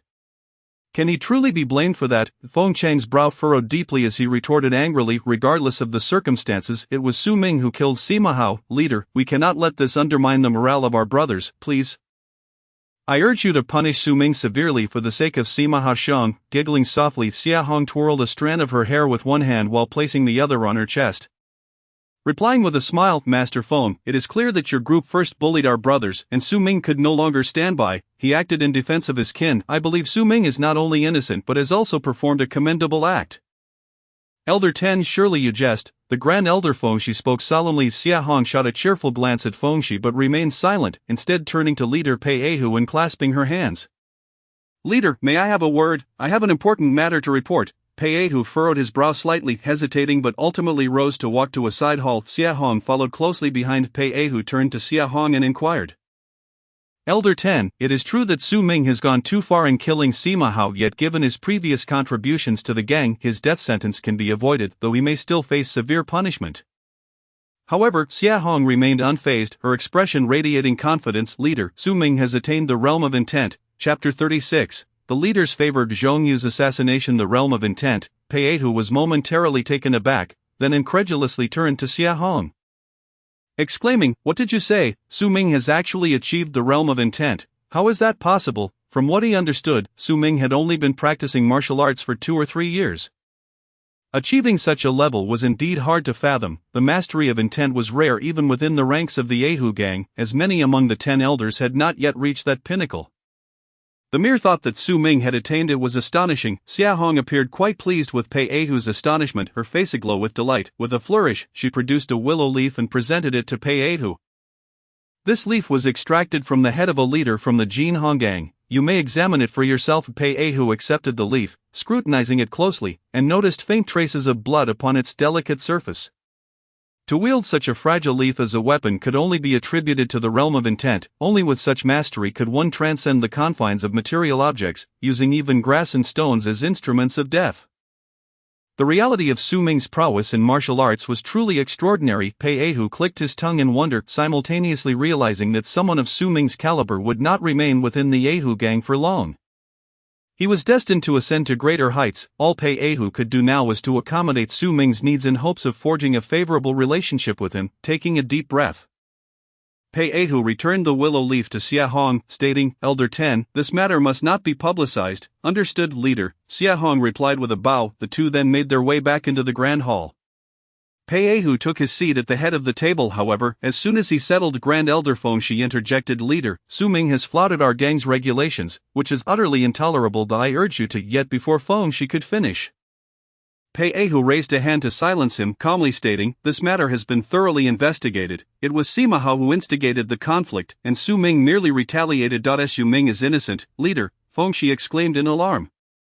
Feng Chong echoed the sentiment, but Pei Ahu dismissed their protests. Rising to leave the leader, both elders cried out in desperation, yet Pei Ahu turned a deaf ear and departed without a backward glance. In an instant, the atmosphere in the hall became palpably tense. They could not comprehend what Xia Hong had discussed with Pei Ahu to elicit such fervent defense of Su Ming. It was truly perplexing. Grand Elder, I shall take my leave." Xia Hong swayed her slender waist and turned to exit, leaving Feng Shi and Feng Chong seething with frustration yet powerless to act. Meanwhile, Su Ming returned to the Jiu Longli dock with over 70 brothers from Wutong Street. Upon seeing Su Ming stand up for his former subordinates, the brothers at the dock felt a surge of admiration. With such a leader, their futures appeared bright. The atmosphere within the dock was one of camaraderie and warmth. After all, the combat strength of the former subordinates from Wutong Street was formidable. A single faction could challenge 2 docks, and with Su Ming's staunch support, one would have to be foolish to offend them. News of Su Ming's return with over 70 men from Wutong Street quickly spread throughout Jiu Longli, triggering a series of reactions of the Hungry Wolf Gang, the Jin Hong Gang, and even the Golden Falcon Gang and the Scoundrel Gang dispatched elders to reinforce the dock. Increasing their numbers, nonetheless, they remained cautious, as a strict order had been issued from above to avoid unnecessary conflict with the Ahu gang. Su Ming, however, refrained from seeking further trouble. He dedicated his days to training and honing the skills of his brothers. One day, with nothing pressing to attend to, Su Ming decided to visit his old friend, Shui Ming. However, as he strolled through an alley, he halted and coldly declared, "You've been following me for quite some time. Come out." As his words fell, a figure emerged from the shadows of the alley, not another than Zhongyu, the right-hand man of Deputy Master Ma from the Hungry Wolf Gang. Zhongyu, sword in hand, glared at Su Ming with a murderous glint in his eyes, yet Su Ming remained unfazed, calmly asking, "Who are you?" Zhongyu scoffed, his voice low, "The one who will kill you." With that, Zhongyu unsheathed his sword with a swift motion, its blade gleaming as it lunged toward Su Ming at breakneck speed. However, as the sword neared, Su Ming did not draw his own weapon. Instead, he raised his right hand, effortlessly pinching Zhongyu's sword between 2 fingers, rendering it immovable despite Zhongyu's vigorous attempts to advance. "Impossible, you possess intent." Zhongyu's eyes widened in disbelief. He had thought Su Ming's hesitation was a sign of weakness, but it was now clear that he was simply unworthy of Su Ming's effort. "To assassinate me, you must be from the Ma family," Su Ming remarked with a sneer, his eyes glinting coldly. One skilled in martial arts can discern prowess with a single exchange. Upon unleashing his attack, Zhongyu immediately recognized that he was no match for Su Ming. A decisive man, he dropped his sword and attempted to flee. "Since you've come, you might as well stay," Su Ming scoffed, flicking his finger. The sword emitted a resonant clang as it shot toward Zhongyu with incredible speed. Zhongyu was unable to evade in time, and the blade pierced through his back, exiting from his chest. Zhongyu turned, disbelief etched on his face as he gazed at Su Ming, before ultimately succumbing and collapsing. Su Ming approached, extracted the sword, and with a single swing, severed Zhongyu's head from his body. He then rummaged through Zhongyu's belongings, ultimately discovering a manual titled Shinfeng Sword Technique. After securing the manual, Su Ming continued on his way as though he had merely dispatched an inconsequential individual. He visited the fragrant hall on Changfeng Street, engaged in light banter with Shui Ming, and then returned to the dock. As Su Ming's swordsmanship had reached the realm of intent, further advancement meant entering the Dao. Once in the Dao, one could unlock extraordinary powers, yet the journey to the Dao was fraught with challenges. Even with the assistance of the Jin K in his mind, Su Ming would require time to achieve this. During his leisure, Su Ming dedicated himself to sword practice, recognizing that sometimes adopting a different identity might facilitate matters. Martial arts emphasized the unity of blade and sword, having attained intent in his swordplay. Returning to sword practice would undoubtedly yield rapid progress. As he diligently practiced in the courtyard outside, chaos erupted. The personal sword attendant of the Hungry Wolf Gang's deputy leader had been slain, his head displayed in a public spectacle, an act of blatant provocation. Chapter 37, The Ma Family's Regret. Speculations afloat at the Ma family residence. Ma Tsuiyan was leisurely sipping tea and perusing literature. Women in such gangs often aspired to ascend to higher circles, necessitating a broader education to secure their standing. Meanwhile, Lin Dong was practicing his punches in the courtyard. Suddenly, Ma Ziping rushed in, breathless and alarmed. Mother, father, it's terrible, it's terrible. What on earth is the matter with you? Child, Ma Tsuiyan set down her teacup and book, casting a reproachful glance at Ma Ziping. However, Ma Ziping merely glanced at Lin Dong, swallowed hard, and stammered, Uncle Zhang is dead. What? Ma Tsuiyan's expression shifted drastically, her body springing up as if propelled by springs. She stared wide-eyed at Ma Ziping, exclaiming, Ziping, what did you just say? In the courtyard, Lin Dong stood frozen in place, his expression one of utter astonishment. Ma Ziping, however, gulped nervously, his voice trembling as he spoke, Uncle Zhang has been murdered. His head severed and displayed in the street. How is this even possible? Ma Tsuiyan collapsed back into her chair, her eyes filled with terror. Lin Dong remained motionless, his gaze revealing a complex array of emotions. Lin Dong might still be unaware, but Ma Tsuiyan knew well that Zhongyu had been sent by Ma Fubang, her father, to assassinate Su Ming, yet now Zhongyu was dead. It was important to note that Zhongyu was a master of the bone refinement realm, a peak expert who had achieved the third level of sword intent. Such an individual would be exceedingly rare even in the entire outer city, and the fact that he had been slain was alarming. What did this imply? Could it be that Su Ming had killed Zhongyu? If so, did that mean Su Ming had cultivated the realm of intent to defeat him? Just then, the door was forcefully kicked open, and a group of people stormed in. Leading them was a short, dark-skinned, somewhat portly elder, whose face bore an air of authority. This man was none other than Ma Tsuiyan's father, Ma Duo, the vice leader of the Hungry Wolf Gang. Father, what brings you here? Ma Tsuiyan hurriedly rose to greet him. Ma Duo, casting a glance at Lin Dong, sat down heavily in the armchair and coldly stated, You are all aware that Zhongyu has been killed. Correct, yes, we have just learned of it, Ma Tsuiyan quickly replied. Ma Duo took a deep breath, looked at Lin Dong, and said, Son-in-law, you have a remarkable son. Lin Dong was taken aback, disbelief washing over him, from Ma Duo's words. It seemed that Zhongyu had been slain by Su Ming, suggesting that Su Ming was even more formidable than Zhongyu. Could it be that Su Ming had mastered the realm of intent? After all, Su Ming had only recently begun his martial training. How could he have achieved such a level of skill? This was an extraordinary talent. However, Lin Dong's feelings were profoundly conflicted. With such a son, he was uncertain whether to rejoice or lament. You useless man, you have given birth to such an exceptional son, yet you have brought ruin upon Zhongyu. Ma Tsuiyan trembled with rage. Zhongyu was a crucial pillar of the Ma family, and his death was a tremendous loss. Ma Duo inhaled deeply, turning to Lin Dong, and asked, Lin Dong, are you willing to atone for your sins? Lin Dong quickly clasped his hands in respect and replied, Father-in-law, I am certainly willing to atone. Ma Duo fixed a piercing gaze upon Lin Dong and said, Son-in-law, Zhongyu is a wolf, while Su Ming is a tiger. Losing a wolf is regrettable, but if we can bring this tiger to submit to the Ma family, it would be a boon. At this moment, even Ma Duo, the vice leader of the Hungry Wolf Gang, had his sights set on Su Ming's extraordinary talent. Lin Dong's expression twitched, and he bitterly said, Father-in-law, in the past, when Minger came to propose marriage, we drove him away. He harbors deep resentment against us, and with Zhongyu attempting to assassinate him. Ma Duo's face instantly darkened as he interrupted, So, you are saying there is no way to mend this? Lin Dong glanced at Ma Suiyan, who appeared guilty and quickly retorted, "Why are you looking at me?" Lin Dong sighed helplessly and said, "It seems there is no chance for reconciliation." Humph. With a cold huff, Zhong Yu stood up and prepared to leave. "Useless, you can't even manage your own son. How pathetic you are. Why did I ever take a liking to you?" Ma Suiyan began to unleash a torrent of insults. Lin Dong, however, felt a deep sense of frustration. It was clear that she had gone too far, mocking Su Ming and driving him away, yet now she blamed him. This was the tragic reality of being a son-in-law. Simultaneously, he was filled with regret, pondering that if he had been a bit more assertive that day, they would not have found themselves in such a predicament. Meanwhile, the news of Zhong Yu's death sent shockwaves through the various factions. After all, Zhong Yu was a master of the bone refinement realm, an expert who had attained the third level of sword intent.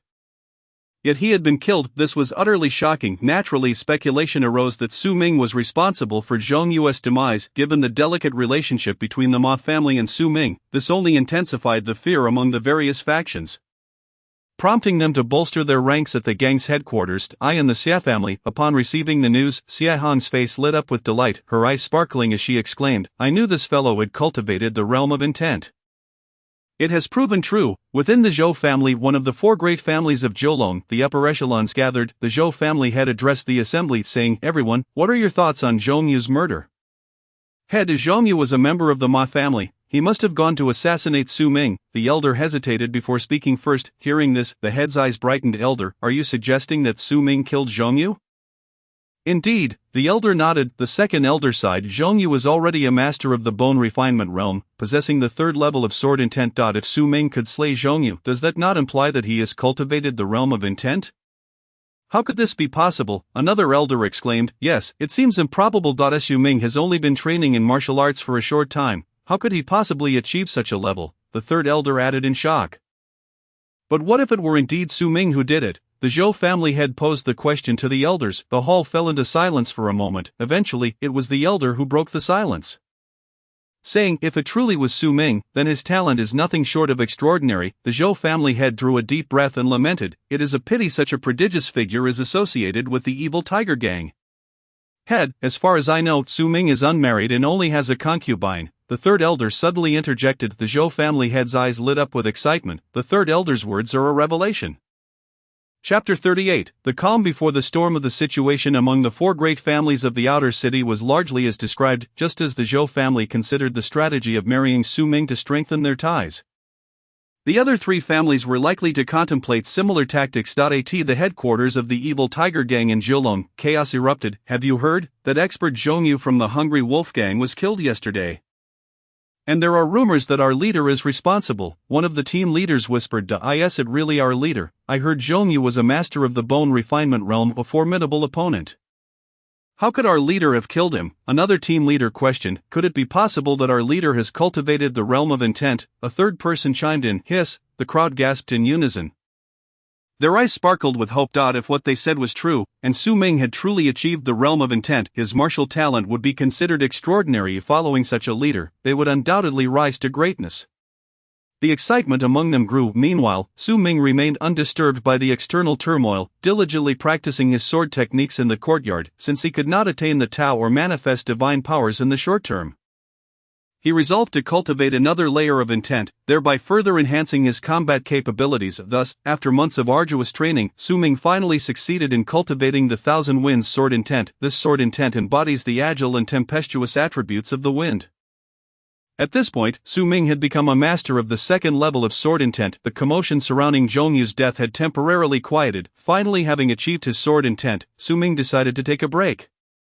He first sought out Lian Yu and engaged in a vigorous sparring session for 300 rounds before emerging from the training ground. Afterward, he arrived at the gang's headquarters. Inside, Su Ming reviewed the materials brought to him by Lu Feng and Zhang Hai.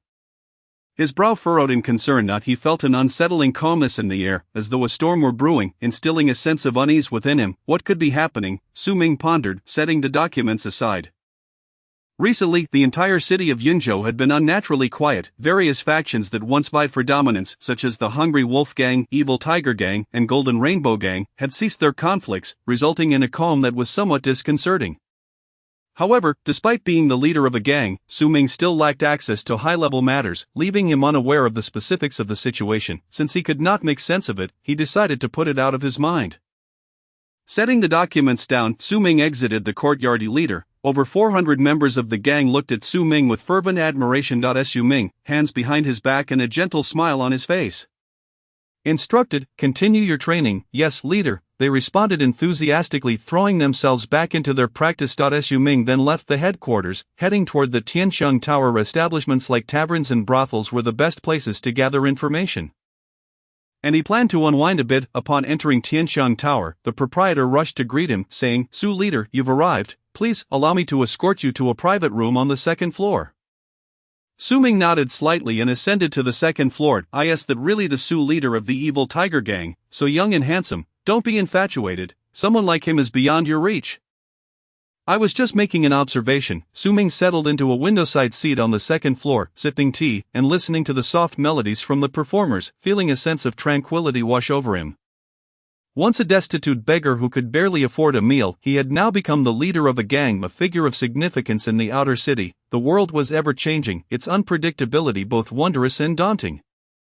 Hee, Su leader, enjoying a drink alone is rather dull. Let me keep you company. At that moment, a sultry voice interrupted his thoughts. Turning to look, Su Ming frowned slightly. The newcomer was a voluptuous and stunningly beautiful woman, adorned in luxurious silks, suggesting she was not one of the common courtesans. Su Ming had previously instructed the proprietor to keep the courtesans from disturbing him, and he assumed they would heed his request.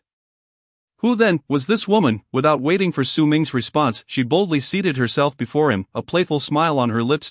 Su leader, don't be tense, I am Zhou Meyer, here to get acquainted with you.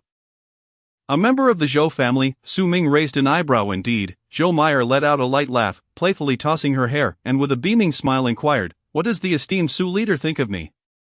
Humph, Zhou Meyer, do you still have any shame left? The illustrious Su leader is a figure of great heroism, far beyond the likes of a wanton creature such as yourself. At that moment, a sharp rebuke echoed. Su Ming turned to see a figure clad in a striking red attire, with her long hair elegantly tied back, exuding a sense of competence and undeniable charm, blending beauty with a hint of strength.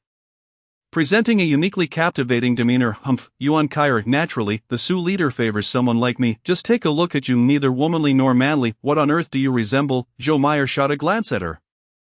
Retorting with ire, Yuan Kaier, incensed, was about to unleash a torrent of curses when she caught sight of Su Ming nearby, and the words were abruptly swallowed. What are you holding back for? Zhou Meyer cast a sidelong glance at Yuan Kaier and then turned to Su Ming, saying, Su leader, observe her, full of coarse language and brash behavior. How can she be considered a woman? Su Ming could only respond with silence, yet, before he could utter a word, another voice chimed in. Indeed, she hardly embodies the grace of a lady. But you are rather too brazen yourself. The crowd turned to see yet another enchanting figure approach. This woman was equally beautiful, her eyebrows resembling delicate mountains, her eyes like apricots, her attire neat and proper, exuding the elegance of a refined lady. Humph, Zhaodingding, spare me your pretense, I can hardly bear the sight of someone so self-important. Zhou Meyer rolled her eyes and spat dismissively. You're all so crass.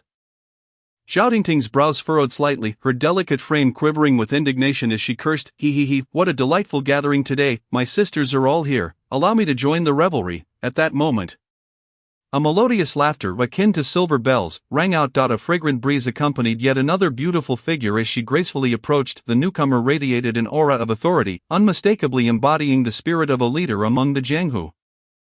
He, you must be the esteemed Su leader. I have long heard of your renown, and upon our first meeting, you truly are remarkably handsome. The woman stared intently at Su Ming. Zhang Niao.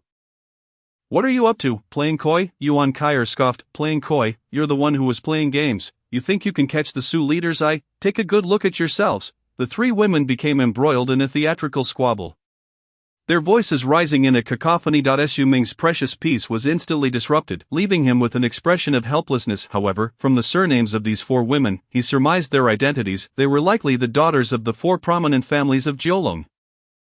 They had all come here, presumably to encounter Su Ming, suggesting that the four families sought to win him over. With a resigned shake of his head, he pondered, what are you all doing? Just then, a cool, composed voice interjected. As the crowd turned to respond, they were taken aback and lowered their heads in a we. Su Ming, upon recognizing the newcomer, couldn't help but smile, his eyes sparkling. It was none other than Lin Wanqing.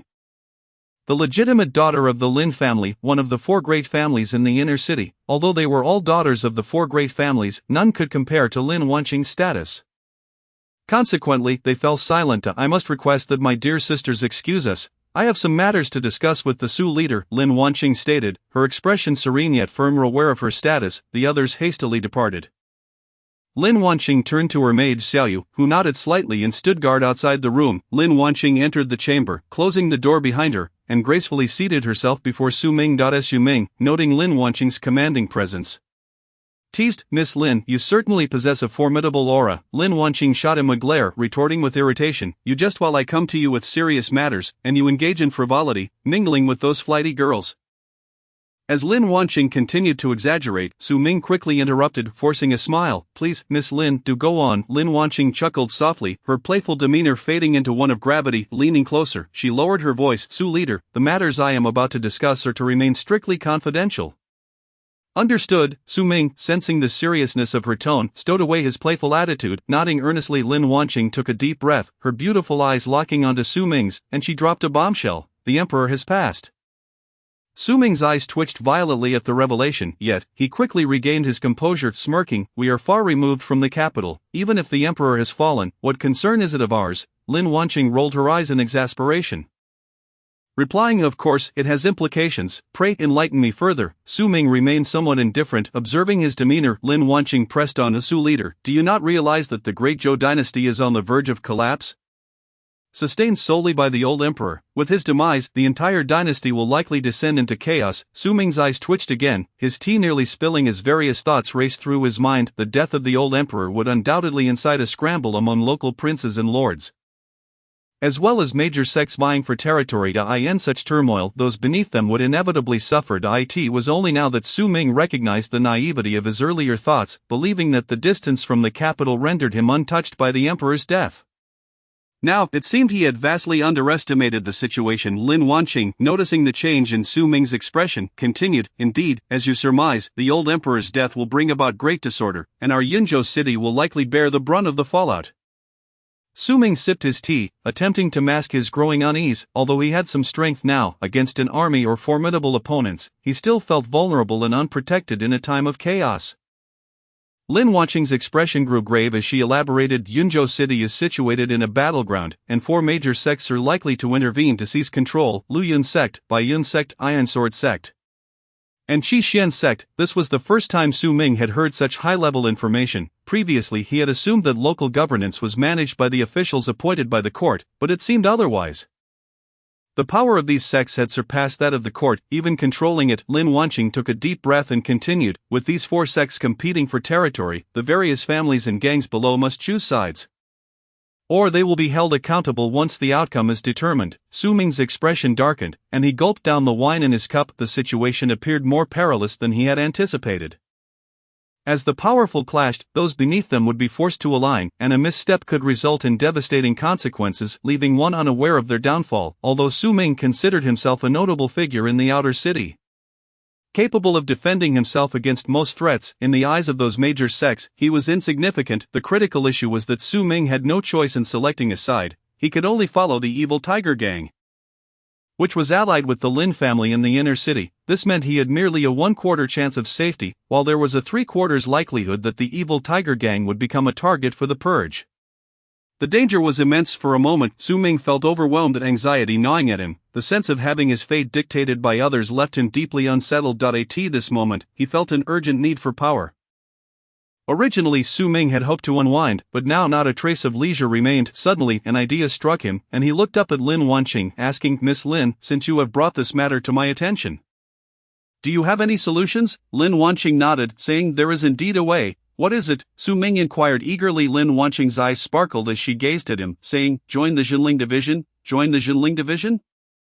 Su Ming's brows knit together in concern. Recruitment for the Jinling division was notoriously challenging. It was not an easy feat. Lin Wanqing continued, "Regardless of which sect ultimately takes control of Yunzhou city, they will not personally govern it but will rely on the local governmental forces. The Jinling division is the backbone of Yunzhou city, and if you join before the four major sects conclude their contest, You can secure your position without worry. Su Ming nodded slightly, realizing that joining the Jinling division had become his only viable option. There was no other course of action, otherwise, the risks were too great.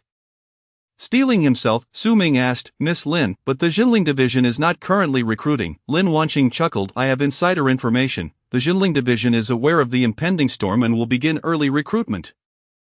You must obtain the Shen Tai Ling to ensure your safety, shielded from the turmoil among the four major sects. Su Ming nodded emphatically. Thank you, Miss Lin. Lin Wanqing smiled gently, rising to her feet.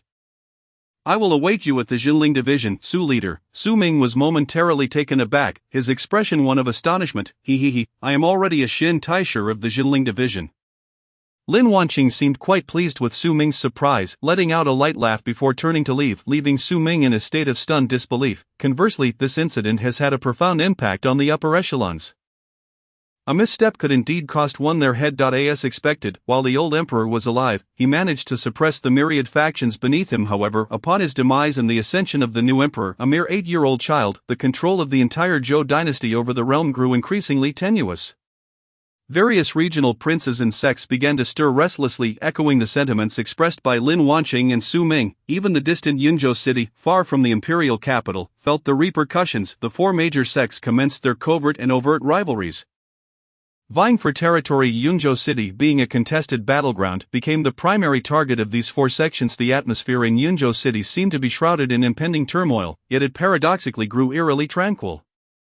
The various factions and families ceased their conflicts, as if a sudden camaraderie had enveloped them. Beneath this facade of harmony, however, undercurrents of tension brewed, with fortunes shifting unpredictably. Su Ming chose to disregard everything else and plunged headlong into his cultivation. In these tumultuous times, only strength could provide him with a semblance of peace. Aside from the essential hours for sustenance and rest, he resolutely eliminated all superfluous distractions, dedicating himself solely to his training. The results were indeed remarkable. With the enhancement of the mysterious Golden Palace in his mind, within just a few months, Su Ming had broken through to the bone-forging realm and entered the muscle transformation realm. This new realm represents a significant milestone. In its initial phase, one can manifest bright energy, while in its latter stages, one can produce dark energy. The convergence of these two energies leads one to the next realm.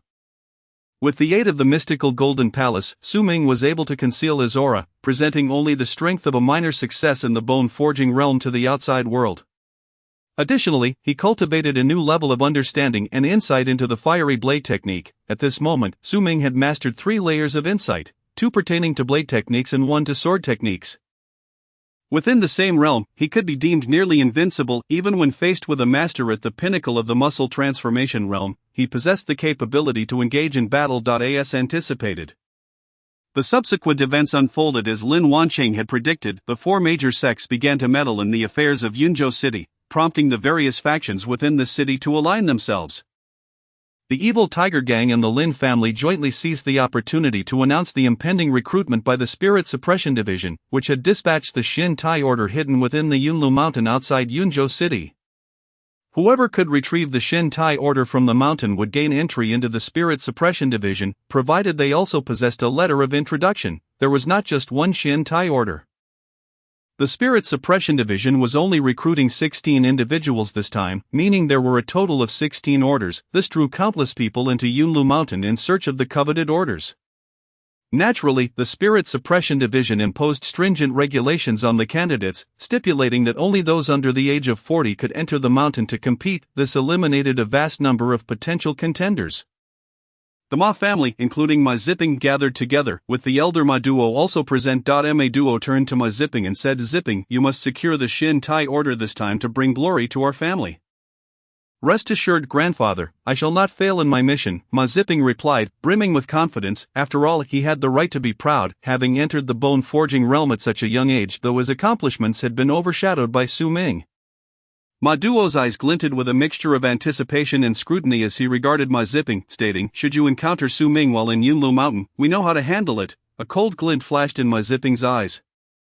The journey to Yunlu Mountain saw a veritable swarm of individuals under 40 from all over Yunzhou city converge upon it, yet, the mountain was fraught with peril, not only from adversaries but also from the dangers inherent to Yunlu Mountain itself.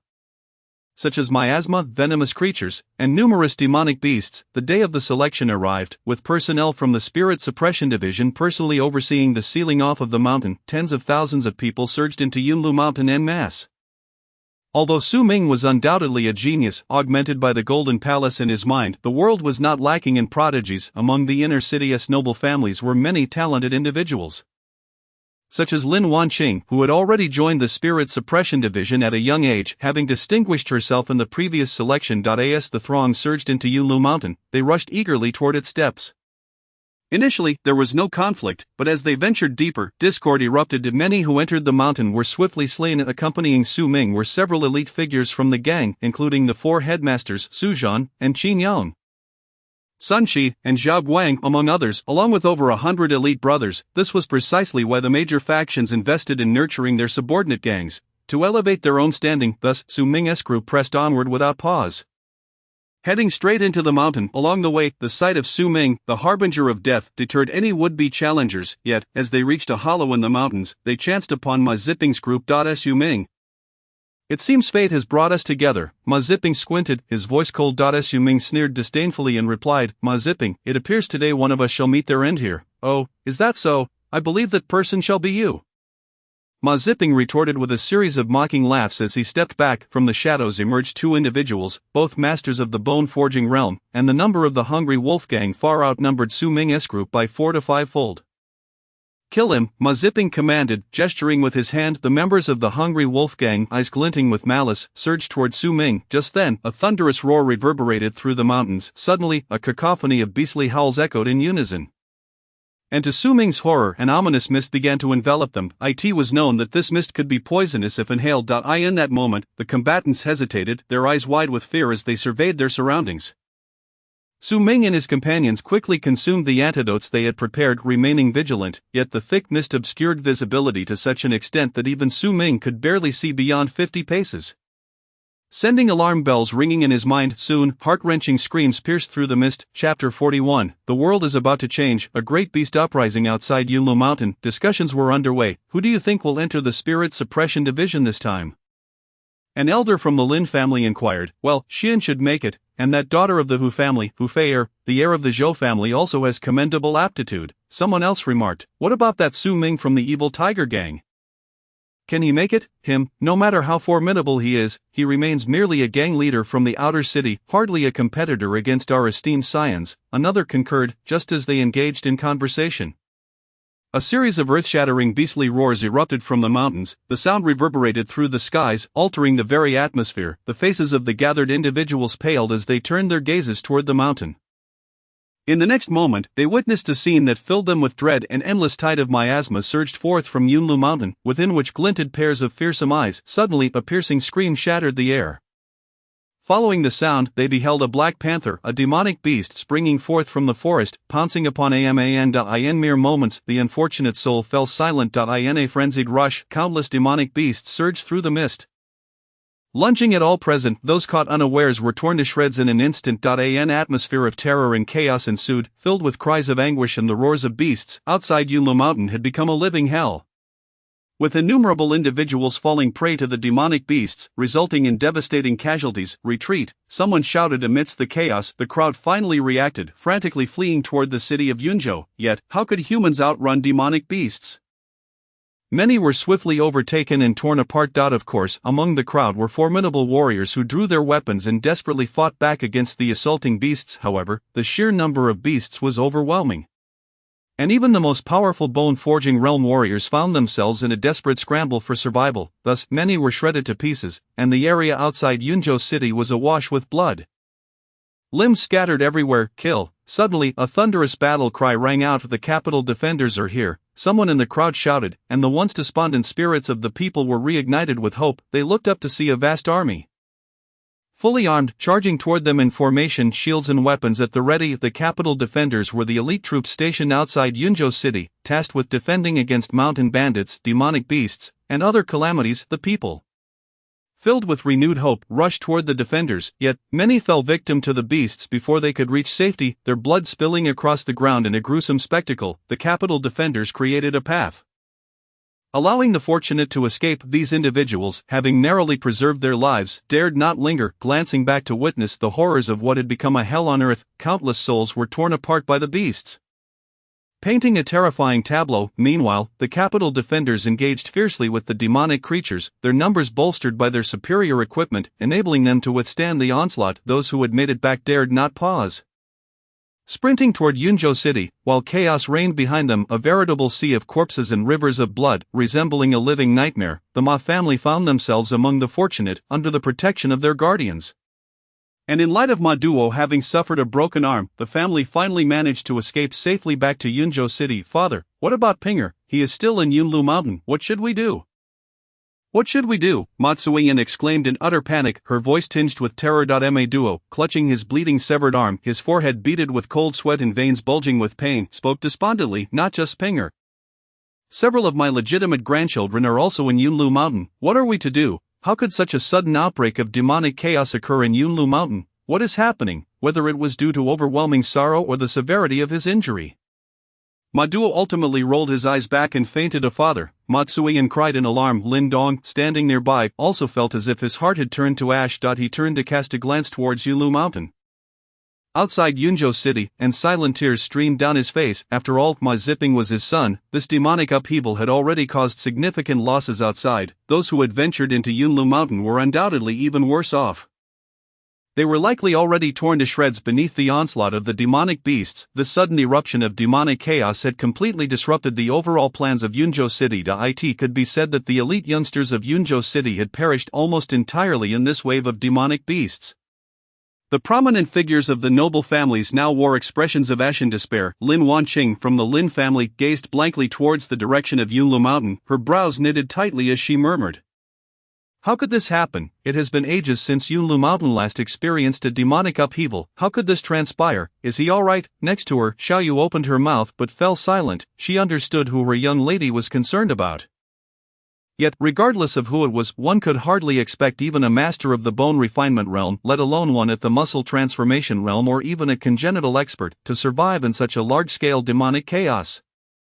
In Yunlu Mountain, atop a large tree, Su Ming was covered in blood, holding his breath as he stared intently downward. However, he remained uninjured. The blood that adorned him was that of the demonic beasts, not his own. It turned out that the moment the demonic chaos erupted, Su Ming had sensed the impending danger and hastily leaped to the safety of a large tree. He maneuvered among the trees, skillfully dodging the flying demonic beasts that attempted to attack him, which he swiftly dispatched. His heart raced. Initially, he had thought that with his strength, he was nearly guaranteed success in the upcoming demonstration of the Spirit Taming Division with the introduction of the Xian Tai Ling. Yet, who could have anticipated such a calamity, a demonic upheaval of this magnitude? Su Ming had read of such occurrences in ancient texts, but those accounts were from centuries past. He had never imagined that such a rare event would occur in his lifetime. However, this also instilled in him a vague sense of foreboding regarding a terrifying event on the horizon. Recently, a heavy snowfall had persisted for several days, and now a horrific demonic upheaval had unfolded. What was happening in this world? Was it truly spiraling into madness? The heavens were changing. Su Ming recalled the contents of ancient texts, aware that this was an omen of celestial upheaval. The text stated that when the heavens transformed, chaos would reign, and various natural disasters would arise, leaving few who could survive. There were also vague mentions of divine beings descending to reel in the fortunes of the world. Whether this referred to deities from higher realms fishing for mortal destinies was beyond Su Ming's current comprehension.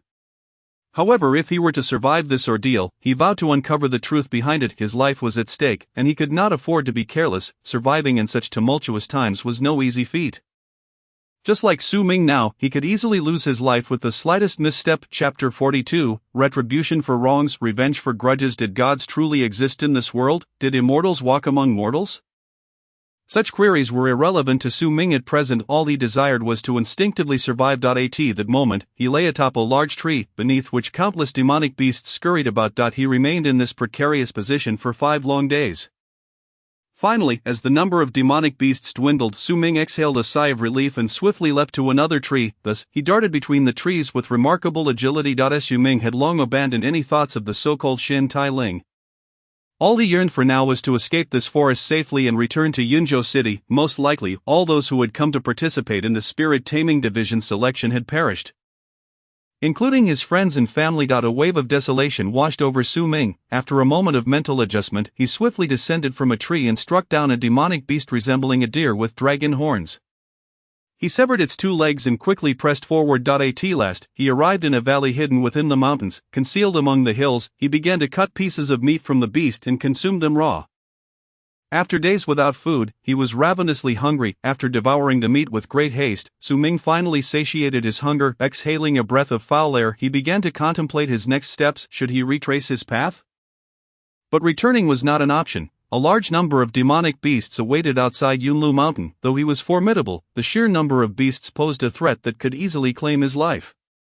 Therefore, retreating was not a wise choice. Since returning was not feasible, he would have to remain within Yunlu Mountain until the demonic beasts retreated before he could return to Yunzhou City. For now, Su Ming's sole objective was to ensure his survival. Suddenly, a sound reminiscent of a sword's ringing pierced through the mist. Instinctively, Su Ming reached out and flicked the sword's tip. The sword trembled in response, causing its wielder to stagger back as if struck by lightning. Su Ming furrowed his brow but remained silent, his eyes widening as he peered into the mist. At the same moment, the figure within the fog was also observing Su Ming. Su Ming, Ma Ziping, they called each other's names in unison. Of course, Ma Ziping was not alone. 2 others accompanied him. Su Ming raised an eyebrow, surprised that others had managed to survive. These individuals were indeed the talented youths of Yunzhou City, proving themselves to be formidable opponents. So this is Su Ming, the illegitimate son of my uncle, one of them spoke in a low voice. Indeed, Ma Ziping nodded slightly. From their conversation, Su Ming discerned that in addition to Ma Ziping, the other 2 were also direct descendants of the Ma family. Su Ming, our paths cross at last. This picturesque Yunlu Mountain is indeed a fitting place for you to be buried. Ma Ziping sneered disdainfully at Su Ming. Su Ming raised an eyebrow, retorting with a cold smile, who will be buried here remains to be seen. Is that so? Ma Ziping continued to regard Su Ming with disdain, his voice low and threatening. Su Ming, I recognize your prowess as a martial genius. However, today it will be 1 against 3. What chance do you have of victory? Even if you have cultivated your intent, it would be futile. My cousin and the 9th elder of the Hungry Wolf Gang have also attained their own intents. You are still doomed. Su Ming let out a derisive laugh, narrowing his eyes as he regarded Ma Ziping coldly. The Ma family's relentless vendetta against Su Ming had never ceased. They had even dispatched Zhong Yu to assassinate him. Su Ming was not one to suffer in silence. He yearned for revenge. However, the recent upheaval following the old emperor's demise, and the ensuing conflict among the 4 major sects vying for control over Yunzhou City, had instilled a profound sense of urgency within him, causing him to postpone his desire for retribution against the Ma family. And now that he had encountered them in Yunlu Mountain, he could finally repay grievance with grievance, and vendetta with vendetta. It seemed that fate had granted him this opportunity. Kill him. Ma Ziping, having lost his patience, scoffed and thrust his sword towards Su Ming. Simultaneously, the 9th elder of the Hungry Wolf Gang and Ma Ziping's cousin also launched their attacks. The 9th elder wielded a knife, executing a powerful slash that seemed to cleave through the mist itself, showcasing his fierce and swift knife techniques. Ma Ziping's cousin, as the most outstanding disciple of the Ma family, was indeed exceptional. His strength was formidable, and he was determined to claim the Xin Tai Ling from the Spirit Taming Division. He wielded a long spear, thrusting it forward with the ferocity of a dragon, its trajectory shifting with the force of wind and thunder. With 2 masters of intent and Ma Ziping, who was on the verge of comprehending intent, all 3 attacked Su Ming simultaneously. Clearly, they were intent on delivering a fatal blow. Aware that they were still within Yunlu Mountain, prolonged combat might attract the attention of demonic beasts. In the face of their combined assault, Su Ming merely chuckled derisively, his expression one of disdain.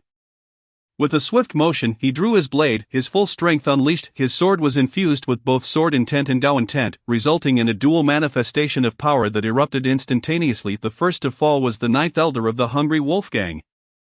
His knife halted perilously close to Su Ming's head, his body froze in place, and in the next moment, he realized that his head had been severed from his body. Simultaneously, Su Ming flicked his other hand toward the long spear, causing the once mighty weapon, akin to a dragon emerging from the sea, to falter and tremble. Its assault rendered chaotic as Su Ming easily evaded it. Ma Ziping's sword, too, was deflected sideways as Su Ming deftly sidestepped.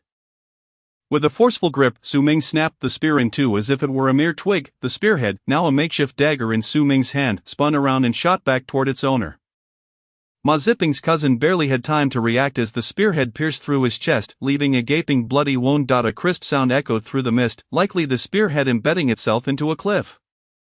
Ultimately, Ma Zipping's cousin stared wide-eyed, filled with disbelief, as he collapsed into a pool of blood. In a mere moment of confrontation, Su Ming had slain two masters of intent before him. You are not of intent? It is not merely the bone-forging realm. Ma Zipping wore an expression of disbelief, quickly replaced by a palpable fear as he staggered backward. Who informed you that I belong to the realm of intent?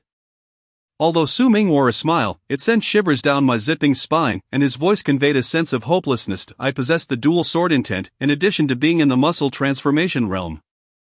Chapter 43, Slaying Ma Zipping, Cousin Lin Jie. Muscle transformation realm, dual intent. Only now did Ma Zipping comprehend the terror of the situation, his heart filled with astonishment. Without hesitation, he turned to flee. Just then, a leaf shot towards him, piercing through the back of his neck. He froze in place, clutching his throat as blood gurgled from his mouth. Ultimately, his life force dwindled rapidly, and he fell, unwilling to accept his fate. In his final moments, he regretted not accepting Su Ming when he had the chance. If only the Ma family had embraced Su Ming during his visit, how different their circumstances might have been, yet now, it was far too late. He seemed to foresee the downfall of the Ma family, akin to the end of his own life. Su Ming gazed coldly at Ma Zipping's lifeless body, devoid of any pity, though Ma Zipping was his half-brother. This individual had repeatedly sought to take Su Ming's life, and Su Ming's patience had reached its limit. Moreover, having traversed into this world, he felt little attachment to his so-called family. With that, Su Ming turned and departed. The scent of blood from the recent battle might attract numerous beasts. He had to leave swiftly. Meanwhile, a woman concealed herself within a cave, having narrowly escaped disaster. Her name was Lin Jie, cousin to Lin Wanqing. She had heard rumors about her cousin's infatuation with a leader of the evil tiger gang, which piqued her curiosity. She wondered what abilities this Su Ming possessed that could captivate her proud cousin. Just as she pondered, a sinister wind suddenly swept past her back. With a swift motion, Lin Jie drew her sword and slashed. When her sword clashed against the claws of the beast, she was sent flying by the tremendous force. As she regained her footing, she beheld a wolf demon before her. The wolf demon's crimson eyes locked onto Lin Jie as it let out a fearsome roar, charging towards Su Ming's direction. Lin Jie furrowed her brows, gripping her sword tightly as she engaged the wolf demon in combat. As an elite disciple of the inner Lin family, Lin Jie was quite formidable. However, she was currently overwhelmed with fear and did not wish to linger in battle with the wolf demon. After all, if she became entangled with the wolf demon, and other beasts joined the fray, her life would be in grave peril. Yet the wolf demon was swift and agile. Several times Lin Jie attempted to escape but found herself pursued relentlessly. Reluctantly, Lin Jie decided to confront this wolf demon first. The wolf demon leaped fiercely towards her. Beast, meet your end, Lin Jie exclaimed, her face frosted with determination as she thrust her sword forward, with a piercing sound. The sword pierced the wolf demon's skull, blood gushing forth simultaneously. The wolf demon struck Lin Jie on the shoulder, sending her hurtling backward. Lin Jie coughed up a mouthful of blood, her vitality waning. Just then, another earth-shattering roar echoed, startling Lin Jie as she turned to see another wolf demon lunging towards her. Having just exerted all her strength to slay the previous wolf demon, she was utterly exhausted. With no energy left to defend herself, she could already smell the foul stench emanating from the wolf demon's maw. Prepared for her fate, she suddenly saw a flash of blade light. The wolf demon's head was cleaved clean off, blood splattering everywhere. In the next moment, a figure emerged from the forest, a young man clad in black. This young man was none other than Su Zhan. Accompanying him was a woman in green, none other than Xie Hong. The two had been fortunate enough to evade the beast tide and survive. Thank you for saving me, Lin Jie exclaimed, hastily standing and cupping her hands in gratitude. Su Zhan, however, remained expressionless, uttering not a word. Evil tiger gang, you are Su Ming? Lin Jie inquired, casting a glance at Su Zhan. Notice Su Zhan furrowed his brow, remaining silent. Lin Jie scoffed, Su Ming, don't think that your silence conceals your identity. I admit, you are indeed impressive, but you are still unworthy of my cousin. Su Zhan was momentarily taken aback. Xie Hong smiled and asked, and who might this young lady be? I am Lin Jie of the Lin family in the inner city, Lin Jie declared proudly. Xie Hong was taken aback, clapping her hands in recognition. So it is Miss Lin. I have long heard of your esteemed name. Lin Jie was about to flaunt her status further when her injuries nearly caused her to faint. Xie Hong quickly approached, retrieving healing ointment to apply to Lin Jie's wounds. Just then, ominous growls resonated from the surroundings, startling the three. They turned to see a multitude of giant wolves emerging from the forest. Their crimson eyes fixated upon them. Instinctively, they wanted to flee, only to find themselves encircled by the wolves. They were trapped with no escape. Su Ming, what shall we do? Lin Jie instinctively asked. Xie Hong quickly interjected. Miss Lin, he is not Su Ming. He is Su Ming's subordinate, Suzhan. He is not Su Ming. The Lin family was astonished. Meanwhile, Suzhan was already charging towards one of the giant wolves without uttering a word. His blade technique was fierce, but these giant wolves possessed immense strength. Even with Suzhan's full effort, he could only fend off one. These are Silver Moon wolf demons, a pack mentality. We are doomed if we remain surrounded. Xia Hong's face was grim. Silver Moon wolf demons. Lin Jie's expression also darkened. Adult Silver Moon wolf demons were roughly equivalent to humans in the bone forging realm, quite formidable. Humans could only gain advantage through skillful techniques. The Silver Moon Wolf King likely possessed strength comparable to the muscle transformation realm. Xia Hong spotted an enormous white silver wolf, its size significantly greater than the other wolf demons, with glowing red eyes that exuded overwhelming pressure. The Wolf King let out a deafening roar. In the next moment, 4 or 5 giant wolves lunged at Xia Hong and the others. The 3 were taken aback, hastily raising their weapons to defend themselves. The clash of weapons and the roars of beasts filled the air. They found themselves in a dire situation. A wolf demon struck Lin Jie's sword with a powerful blow, sending the already injured Lin Jie flying. She coughed violently, blood spilling forth as her energy waned, yet the wolf demon did not afford her a moment's respite, roaring ferociously as it charged at her. Miss Lin, Xia Hong cried out in alarm. Chapter 44. The brother-in-law is very strong, the cousin is in awe. Just as the situation seemed dire, a flash of silver light cut through the air. A massive wolf head was severed cleanly from its body. At the same time, a figure descended from above, landing protectively in front of Lin Jie. Once again, she had narrowly escaped death, breathing a sigh of relief as she exclaimed, "Thank you for your timely rescue." "My lord," Suzhan's eyes lit up upon seeing Su Ming's arrival. Xia Hong also exclaimed joyfully, "Su Ming, I knew you wouldn't fall so easily." "Su Ming? You were Su Ming?" Lin Jie asked, astonished. Su Ming regarded Lin Jie with suspicion. Xia Hong leaned closer to Su Ming and whispered, "This is your lover's cousin, Lin Jie." Su Ming raised an eyebrow, realizing Lin Jie bore a resemblance to Lin Wanqing, confirming her relation. Xia Hong, seemingly eager to stir the pot, chuckled, "It seems this cousin does not think highly of you." Perhaps she felt that given their current predicament, it was best to speak her mind without restraint. Su Ming turned to glance at Lin Jie. Not taking her words to heart, Lin Jie noticed Su Ming's apparent indifference and raised her head with pride. Meanwhile, Su Ming's gaze remained cold as he focused on the wolf pack, his eyes locking onto the imposing Wolf King. Clearly Su Ming intended to capture the leader first, otherwise prolonging the battle with the wolves would surely lead to disadvantage. He believed he could escape alone, but with 3 burdens in tow, he had to eliminate the Wolf King first. In the next moment, Su Ming charged towards the wolf pack, heading directly for the Wolf King. The Wolf King sensed the impending threat and roared fiercely. The wolves surrounding him stood upright, their eyes glowing red. Lunging at Su Ming, Su Ming frowned, swiftly unleashing a series of powerful slashes with his blade. The speed was astonishing. Behind him, Xia Hong and the others could only see a flurry of silver light as the wolves lunging at Su Ming fell. Lifeless. In that instant, Su Ming stood face to face with the Wolf King, which also reared up on its hind legs, muscles rippling as it let out menacing roars and charged at Su Ming. Su Ming did not linger, unleashing a fierce strike. The man and wolf crossed paths, each landing on the ground. They both froze momentarily. Xia Hong and the others could only stare in disbelief at the scene before them. With a sickening sound, the Wolf King was cleaved in 2, blood and gore splattering everywhere. The remaining wolf demons, witnessing their leader's demise, let out terrified howls and scattered in all directions. Su Ming chose not to pursue the fleeing wolves but instead turned to the 3 behind him, urging, "This place is no longer safe. We must leave quickly." With that, he sheathed his blade and strode forward. The 3 were left speechless, rooted to the spot, unable to fathom how Su Ming had effortlessly slain a creature rivaling the muscle transformation realm. Xia Hong's eyes widened, her breath coming in quick gasps. This is certainly not as simple as merely possessing an artistic conception. Initially, he believed that Su Ming only possessed a level of artistic conception along with the prowess of the bone refinement realm. But it now appears that he had been overly naive. Su Ming's strength far exceeds her imagination. Suzhan gazed at Su Ming with admiration, stepping forward to keep pace with him. At this moment, Lin Jie also widened her eyes, staring in disbelief at Su Ming's retreating figure. Xia Hong approached, supporting Lin Jie, and said with a smile, "Miss Lin, do you still believe our Captain Su is unworthy of your cousin?" Lin Jie snapped back to her senses, swallowing hard, and remarked, "I never imagined he would be this strong. He seems even more formidable than my cousin." Let us go," Xia Hong chuckled, guiding Lin Jie onward. The 4 of them continued to walk slowly, aimlessly. Eventually they arrived at a secluded spot. Discovering a cave, they decided to take refuge within. Lin Jie, severely injured, could no longer walk, thus they had no choice but to hide here.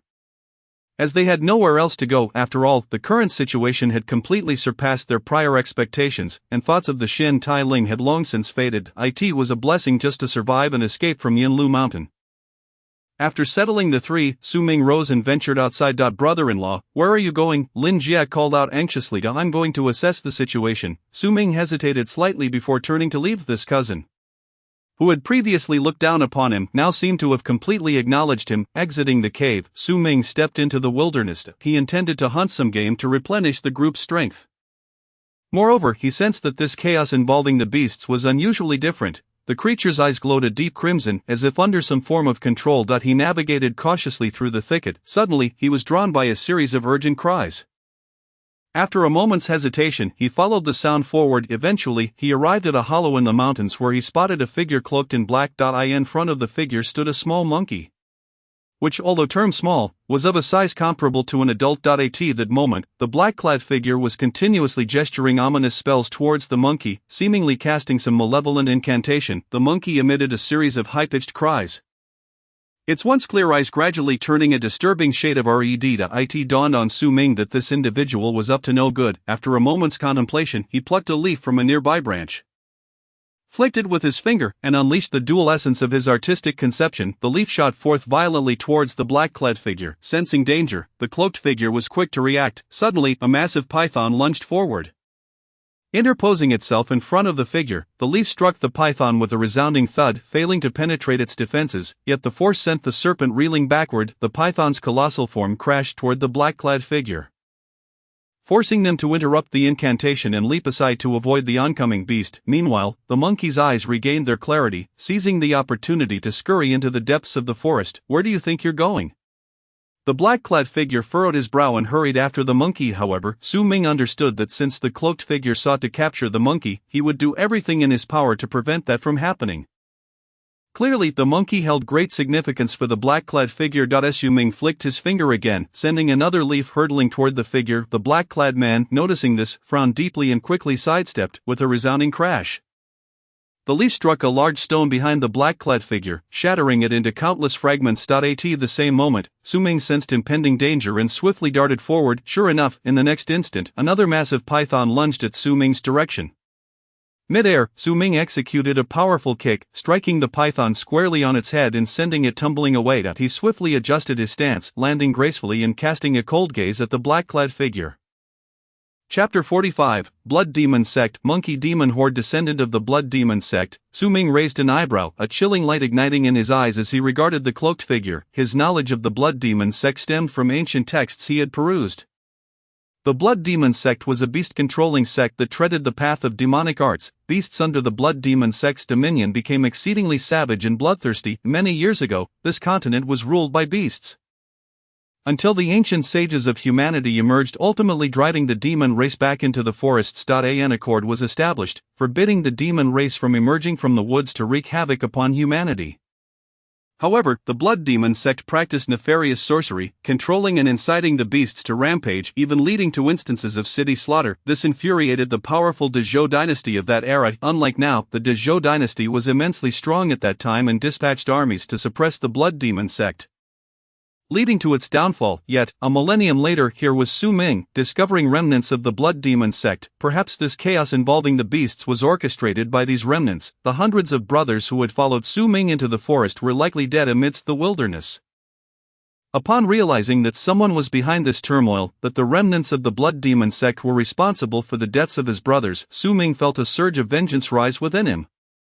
I never expected there would still be individuals who remember my Blood Demon Sect. How rare indeed. However, it is unfortunate that you will soon meet your demise. The black-clad figure initially expressed surprise, followed by a tone of regret. Who dies is yet to be determined. Su Ming brandished his blade, speaking coldly. The black-clad figure sneered repeatedly, retrieving a bell from within his robes and shaking it vigorously, producing a series of clear chimes. Two serpent demons, undulating their massive bodies, slithered slowly towards Su Ming, their forked tongues flicking as they fixated their crimson-slit pupils upon him. Kill him, the black-clad figure commanded.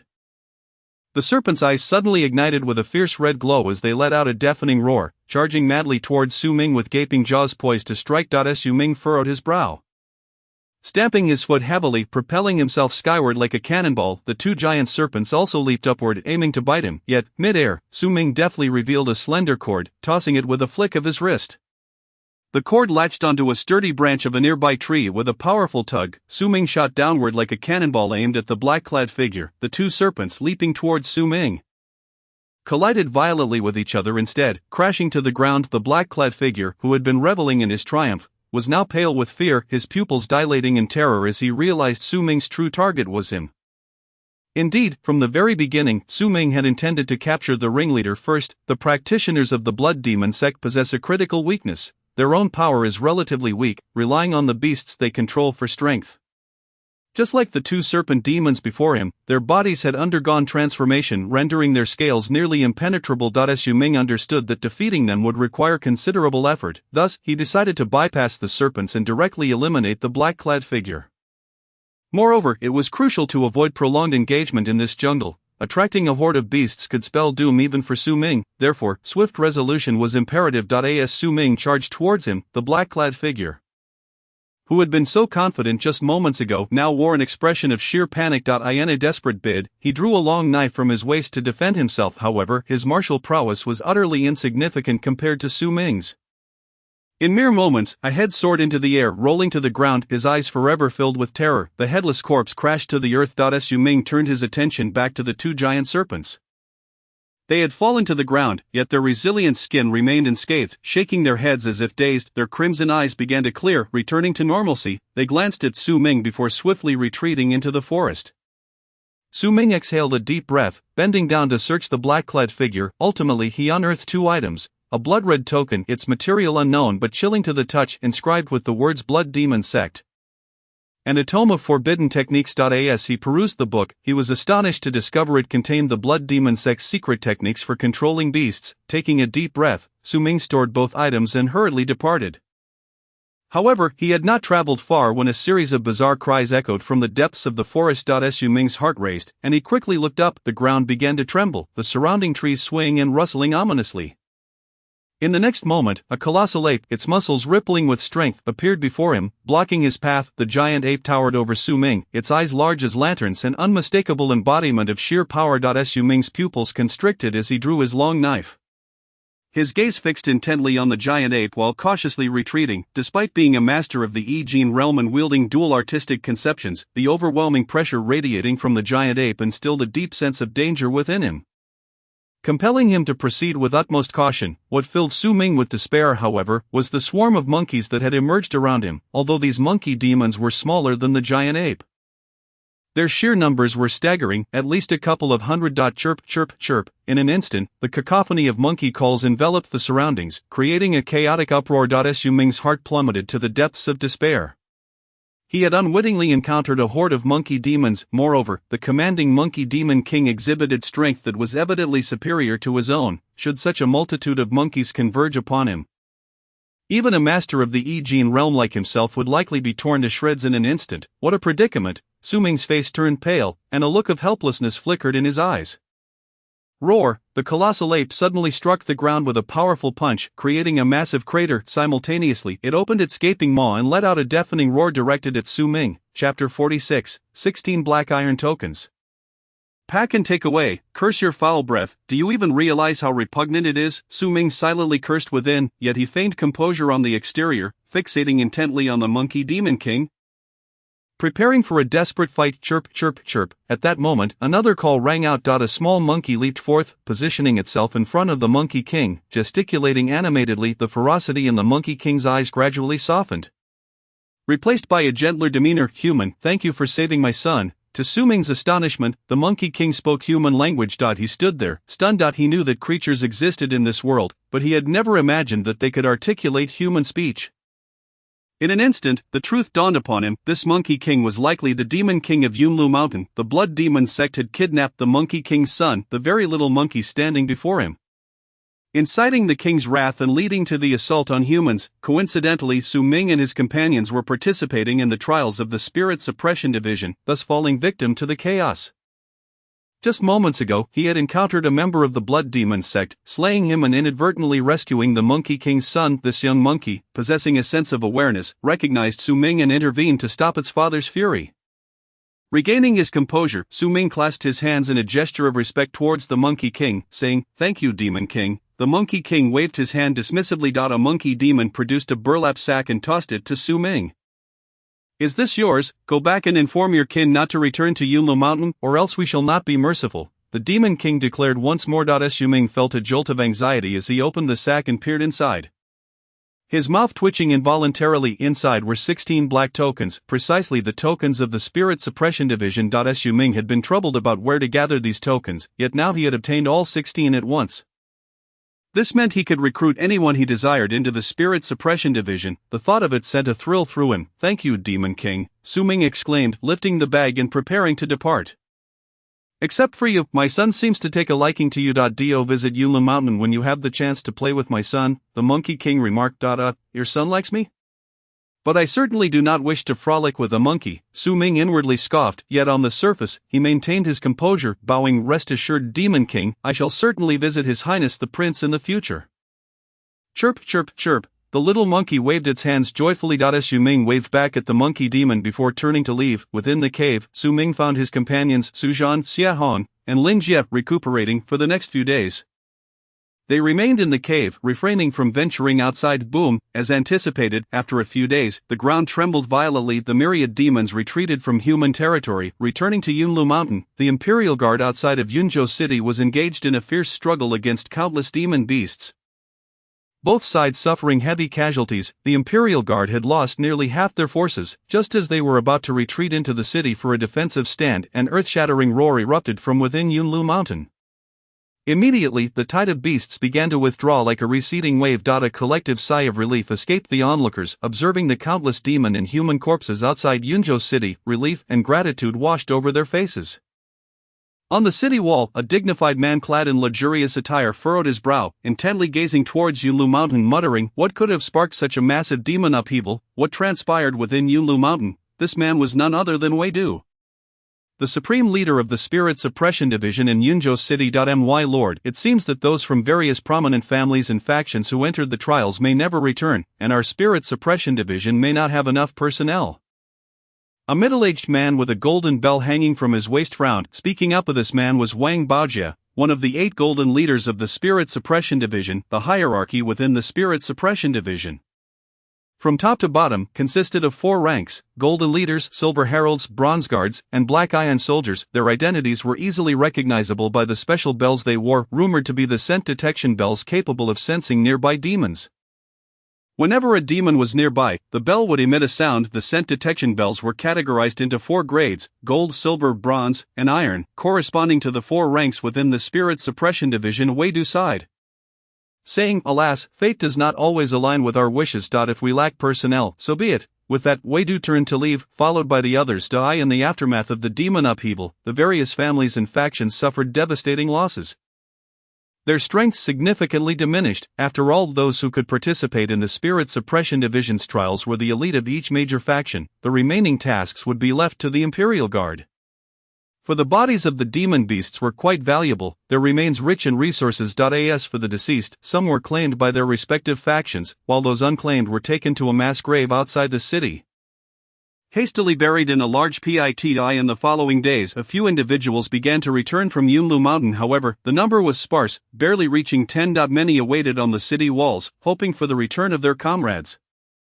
Matsuian and Lin Dong came to the city wall daily, gazing towards Yunlu Mountain, yet their son, Ma Ziping, ultimately did not emerge. Of course, others were watching as well, such as members of the evil Tiger Gang from the Zheongli branch.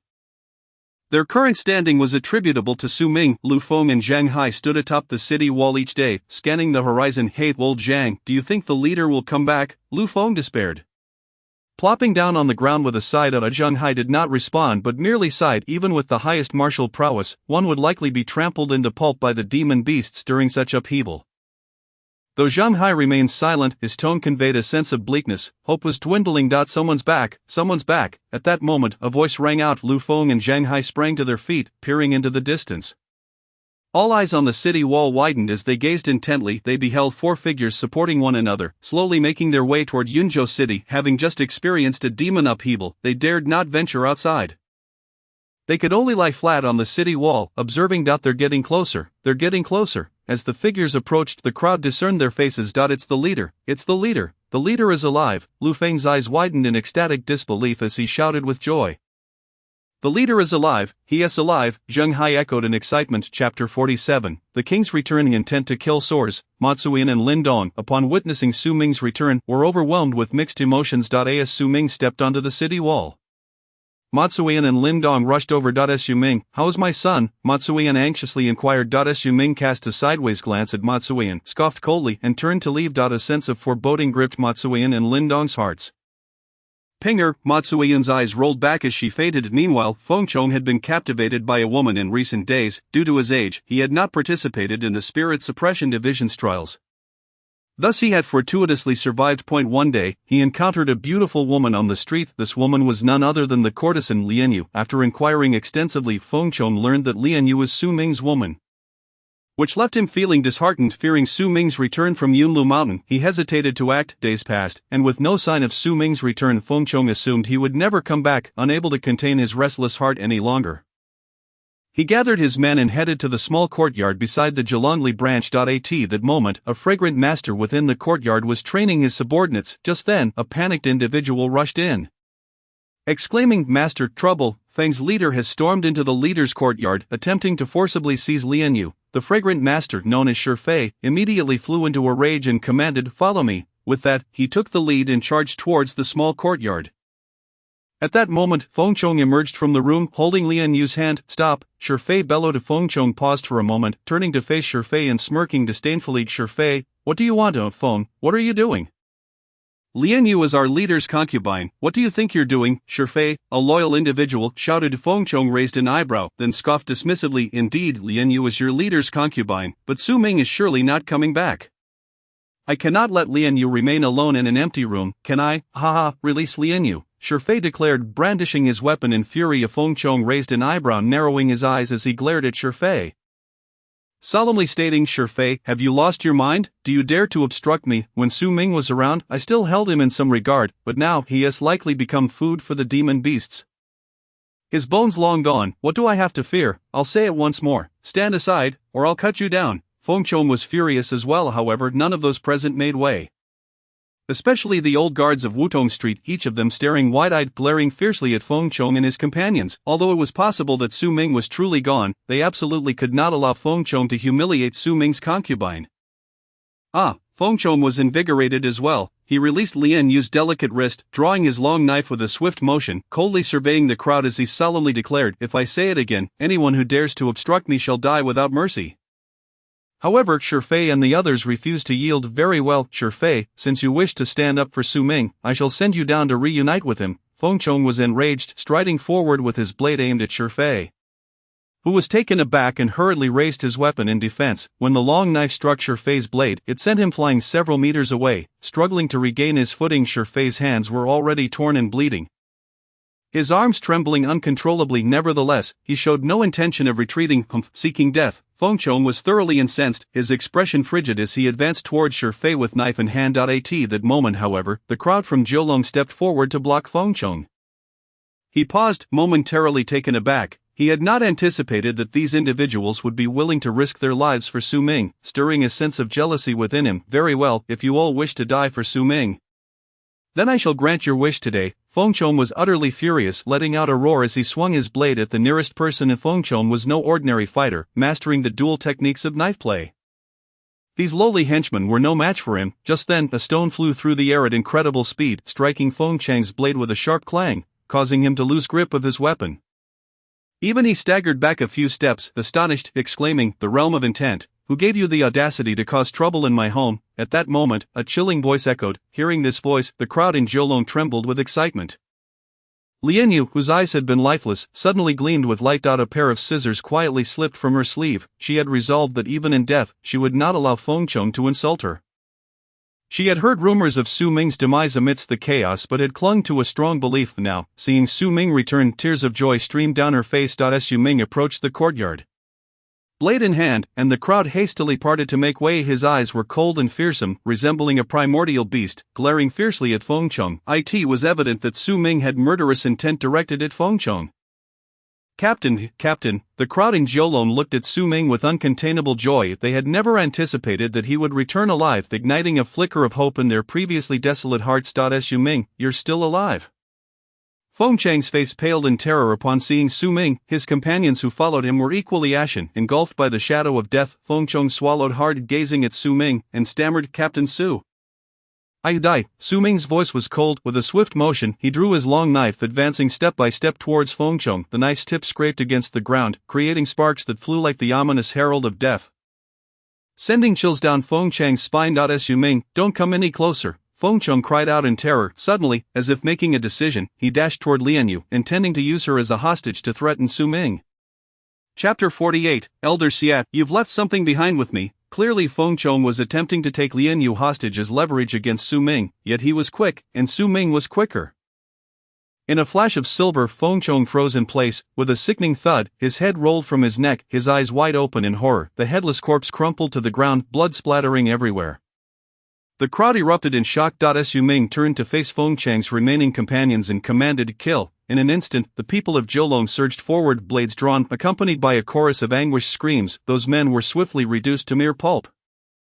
Su Ming then scooped up Lian Yu and carried her into the room, whispering, don't look. Lian Yu buried her small head in Su Ming's embrace, sobbing softly. Meanwhile, the courtyard quickly returned to its former state.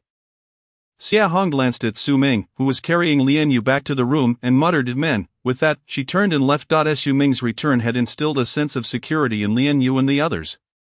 At the Feng residence, Feng Shi was leisurely sipping wine, flanked by two beautiful concubines. Despite his age, he relished such indulgences. The recent chaos had claimed the lives of countless elites in Yunzhou City. Yet his son Feng Chong had survived. Master, at that moment, a servant rushed in, carrying a box. Feng Shi looked at the servant with suspicion, asking, what is it? The servant shook his head, saying, I don't know, but it was sent over by the Jiulong's people. And they said it must be opened by you personally. Feng Shi thought it was a gesture of flattery from Jiulong's people and couldn't help but laugh heartily. After all, Su Ming had not emerged from the chaos, leaving Jiulong without a leader, so it was only natural they would seek to curry favor with him. He had heard that his son Feng Chong had gone to Jiulong, presumably to subdue it. With a rosy complexion, Feng Shi slowly rose and opened the box. However, upon seeing what lay inside, he was rooted to the spot, his smile frozen in place, replaced by sheer terror. At that moment, the two concubines also caught sight of the contents of the box and gasped in shock. Inside the box was none other than Feng Chang's head. My son. Feng Shi was suddenly overwhelmed with grief, collapsing onto the box and weeping uncontrollably. Just then, another servant hurried in and bowed, saying, Master, Su Ming of Jiulong has returned. Feng Shi looked up abruptly, his eyes blazing with fury as he roared, Su Ming, you killed my son, and I will not let you go unpunished. With that, Feng Shi turned and strode towards the weapon rack, swiftly drawing a long knife as he headed out. However, halfway there, he halted, a frown creasing his brow, his face contorted with hesitation and malice. He realized that Su Ming had likely entered the realm of intent. He was not certain he could contend with Su Ming. Feng Shi snorted coldly, striding out with determination. Yet, instead of seeking Su Ming and Jiulong, he headed to the main hall of the evil tiger gang. At that moment, Pei Hu was leisurely sipping tea in the hall when Feng Shi burst in, knife in hand. Elder, what are you doing? Pei Hu narrowed his eyes, his voice icy. Feng Shi hurriedly bowed and pleaded, I implore the leader to seek justice for me. Pei Hu feigned support for Feng Shi, asking suspiciously, Elder, please rise, what has happened? Feng Shi looked at Pei Hu, his voice choked with emotion. Leader, Su Ming killed my son. I beseech you to avenge me. What? Pei Hu exclaimed in surprise. Su Ming has returned. I ask you to avenge my son, and you say this? Feng Shi's heart seethed with resentment, his face turning ashen as he bowed again. Pleading, Leader, Su Ming has killed my son and slaughtered our brothers. I beg you to take action. Just then, a melodious laughter echoed through the room. Everyone turned to see the 10th elder, Xia Hong, walking in with a smile. 10th elder, you're still alive? Pei Hu asked, delighted. Xia Hong nodded slightly, saying, I owe my survival to Captain Su. The next moment, Su Ming entered the room. Upon seeing Su Ming, Feng Shi's eyes turned crimson with rage. Grinding his teeth, Su Ming, you dare come to the main hall? You've slaughtered our brothers, and today I will not spare you. Su Ming merely shot Feng Shi a disdainful glance, coldly retorting, Feng Shi, do you wish to kill me? You better have the capability. Feng Shi trembled with anger, turning to Pei Hu once more, and again bowed. Leader, please act on my behalf. this left Pei Ahu in a difficult position. "Captain Su, what brings you here?" Xia Hong inquired, her eyes filled with suspicion. Su Ming pulled out a black token from his pocket, saying, "10th Elder, you left something with me. I brought it back for you." The Shin Tai Ling. Xia Hong's eyes widened in delight. Initially, she feared she would miss the opportunity to enter the Town Spirit Division during this trial, but she had not expected Su Ming to present her with such a grand surprise. The Shin Tai Ling, the members of the gang exclaimed in astonishment. It was evident to all that if Su Ming had given the Shin Tai Ling to Xia Hong, he must have one for himself as well. Pei Ahu's breath quickened, gazing at Su Ming with excitement. "Su Ming, if you enter the Town Spirit Division, do remember our evil tiger gang." "Indeed." Su Ming nodded slightly. Xia Hong beamed, saying, "Leader, rest assured, Su Ming is quite sentimental. Everyone knows this." That's good, that's good. Our evil tiger gang has produced 2 officials of the Town Spirit Division. Splendid." Pei Ahu was beaming with joy. Meanwhile, Feng Shi's face darkened, filled with envy and resentment as he glared at Su Ming and Xia Hong. He had lost a son, yet why did Su Ming and Xia Hong return alive and even obtain the Shin Tai Ling? Xia Hong turned to Pei Ahu with a smile, saying, "Leader, the son of Elder Feng." Feng Chong went to insult Su Ming's concubine. Surely any man would find such an affront intolerable. Thus Feng Chong met with a fitting end. Pei Ahu, whose heart had already swayed toward Su Ming, seized the opportunity to shift the blame. He glanced at Elder Feng Shi and declared, "Elder Feng, it was your son who was disrespectful first. Su Ming's slaying of Feng Chong is entirely within reason. You should return." Feng Shi was momentarily stunned, then erupted into a frenzied laugh. "Good, very good. I know you are all in cahoots, Pei Ahu. I have fought for the evil tiger gang my entire life, yet you humiliate me for the sake of a mere child. Truly admirable." Chapter 49, The Decapitation of the Grand Elder at the Evil Tiger Gang's headquarters. Unrestrained arrogance. Pei Ahu's brow furrowed deeply as he coldly responded, "Humph, Grand Elder, indeed you and your son have done much for the gang over the years. But do not think I am unaware of your corrupt dealings." Feng Shi, now utterly mad, glared at Pei Ahu and hissed, "Humph, Pei Ahu, you intend to favor Su Ming, do you? Very well, today I shall slay this scoundrel Su Ming to avenge my pitiful son." With that, Feng Shi brandished his large blade and lunged at Su Ming. In an instant, Su Ming's pupils constricted as he deftly sidestepped Feng Shi's assault. With his sword sheathed, Su Ming maintained an air of calm. Behind him, however, Feng Shi stood frozen, a thin line of blood appearing at his neck. Suddenly, a torrent of blood gushed forth. Feng Shi clutched his neck, turning to face Su Ming with a look of anguish before collapsing in defeat. Silence enveloped the scene, a tension so thick that one could hear a pin drop. The onlookers stared in disbelief, struggling to comprehend that Su Ming had dispatched the Grand Elder Feng Shi with a single strike. Had they not witnessed it with their own eyes, they would never have believed it. Even Pei Ahu's eyes widened in shock. He had never imagined Su Ming to be so formidable. Even he could not have taken down the Grand Elder in a single move. After all, the Grand Elder was at the peak of the bone-tempering realm, a master of intent, yet he had fallen in mere seconds at Su Ming's hands. This surely indicated that Su Ming was at least a master of the muscle transformation realm. Su Ming's terrifying prowess surpassed Pei Ahu's wildest expectations. My lord, I have matters to attend to, so I shall take my leave, Su Ming stated nonchalantly as he turned to depart. My lord, I too must take my leave. Xia Hong hastily followed after Su Ming. "You two, do visit often. The evil tiger gang will always be your home," Pei Ahu called out, stretching his neck. News of Su Ming's slaying of Grand Elder Feng Shi and the acquisition of the Shin Tai Ling spread like wildfire.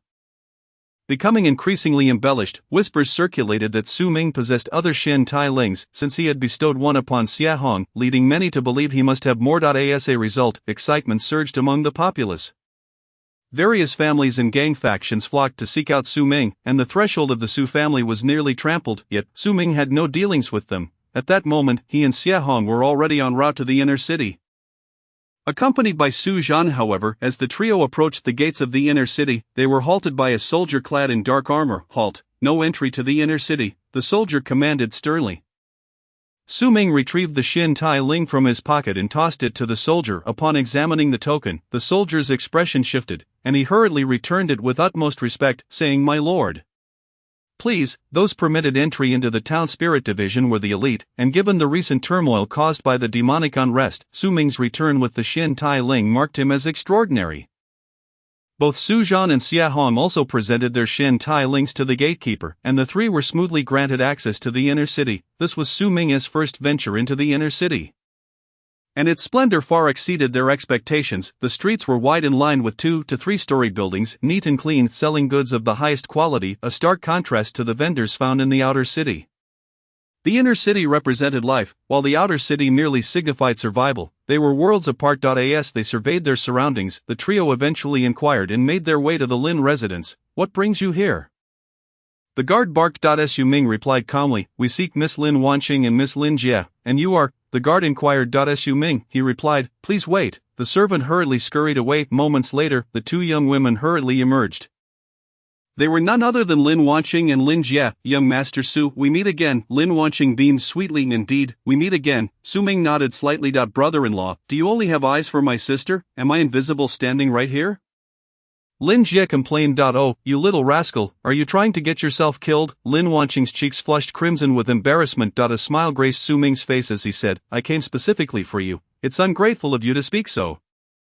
Lin Jie was taken aback, exclaiming, brother-in-law, you came looking for me, what for? You can't be fickle, liking both my sister and me at the same time. That's greed. Su Ming, perplexed, replied, what are you talking about? I brought you this.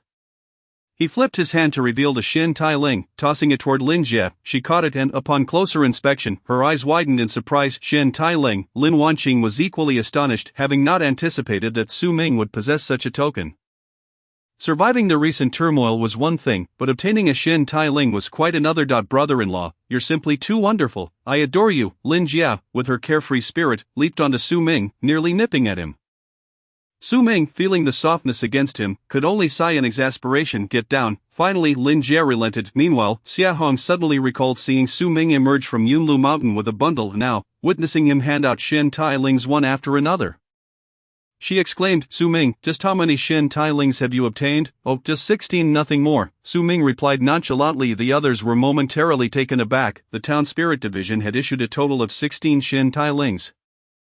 Yet he had managed to acquire them all at once, just nothing more. Lin Wanqing exclaimed incredulously as she regarded Su Ming with wide eyes. Lin Jie's eyes sparkled as she turned to Su Ming, suggesting, brother-in-law, why not give the remaining 12 Xin Tai Lings to the Bai family as a betrothal gift for my sister? How about it, you little rascal? Lin Wanqing's face flushed instantly, her head lowered. Yet it was evident to all that she was both excited and delighted. Su Ming was left speechless, wondering what was going on in her mind. That one do, brother-in-law, how about I reluctantly marry you as well? Then you won be at a loss. Lin Jie hesitated before proposing. Su Ming could only shake his head in disbelief. Oh dear, stop talking, young Master Su, please. Lin Wanqing hurriedly gestured for him to continue. Chapter 50, What to do with a clingy sister-in-law. Miss, an official from the town spirit division has arrived, requesting your presence, just as Su Ming and his companions were making their way to the main hall. A servant rushed in addressing Lin Wanqing. Oh, very well, I understand. Lin Wanqing nodded slightly, then turned to Su Ming, saying, young Master Su, you and Jie go ahead. I will attend to the town spirit division. Miss Lin, please go ahead. Su Ming nodded. Lin Wanqing then turned and followed the servant. Lin Jie led Su Ming to the main hall, where they waited for tea to be served. Lin Jie looked at Su Ming and the others, chuckling, young Master Su, please wait here for a moment. I will fetch the head of the family. All right. Su Ming nodded. Lin Jie skipped away, leaving the three to quietly wait in the hall. At that moment, a disciple of the Lin family approached. His name was Lin Lang. Upon seeing Su Ming and his companions seated in the hall, Lin Lang frowned, walking in with his hands behind his back, and said in a deep voice, what are you doing here? Su Ming and Su Zhan exchanged glances but remained silent. Xia Hong smiled and replied, we are here to visit the head of the Lin family. Just you think you can visit the head of the family? Lin Lang was momentarily taken aback, then sneered, you're just country bumpkins from the outer city, hoping to see the head of the family? Ha, you should take a good look in the mirror first. The expressions of Su Ming's group turned cold at his words. Lin Lang then turned his gaze to Xia Hong, grinning, however, this beauty is indeed striking. If you're willing to be my concubine, perhaps I could introduce you to the head of the family. Xia Hong's face grew cold at his remarks. The perverse Lin Lang approached her, attempting to lift her chin with a lecherous grin. Just then, a figure darted forward and blocked him. What do you think you're doing? Lin Lang was momentarily stunned, then anger flashed in his eyes. You brat, how dare you speak to me like that? Su Ming coldly regarded Lin Lang and replied, get lost, you insolent brat. Do you have the audacity to speak to me in such a manner? Lin Lang bellowed, furious, as he raised his hand to strike. However, before he could bring his hand down, a resounding slap echoed through the hall, sending him staggering back a few steps. You dare hit me?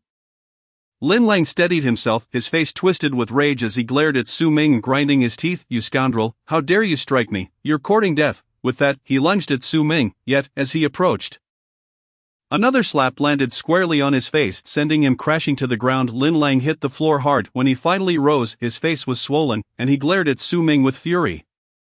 "You scoundrel, how dare you hit me!" Guards seized them. In an instant, a group of servants armed with weapons rushed in and "Stop!" A commanding voice rang out. As the crowd turned their gazes toward the sound, they beheld a group striding confidently forward.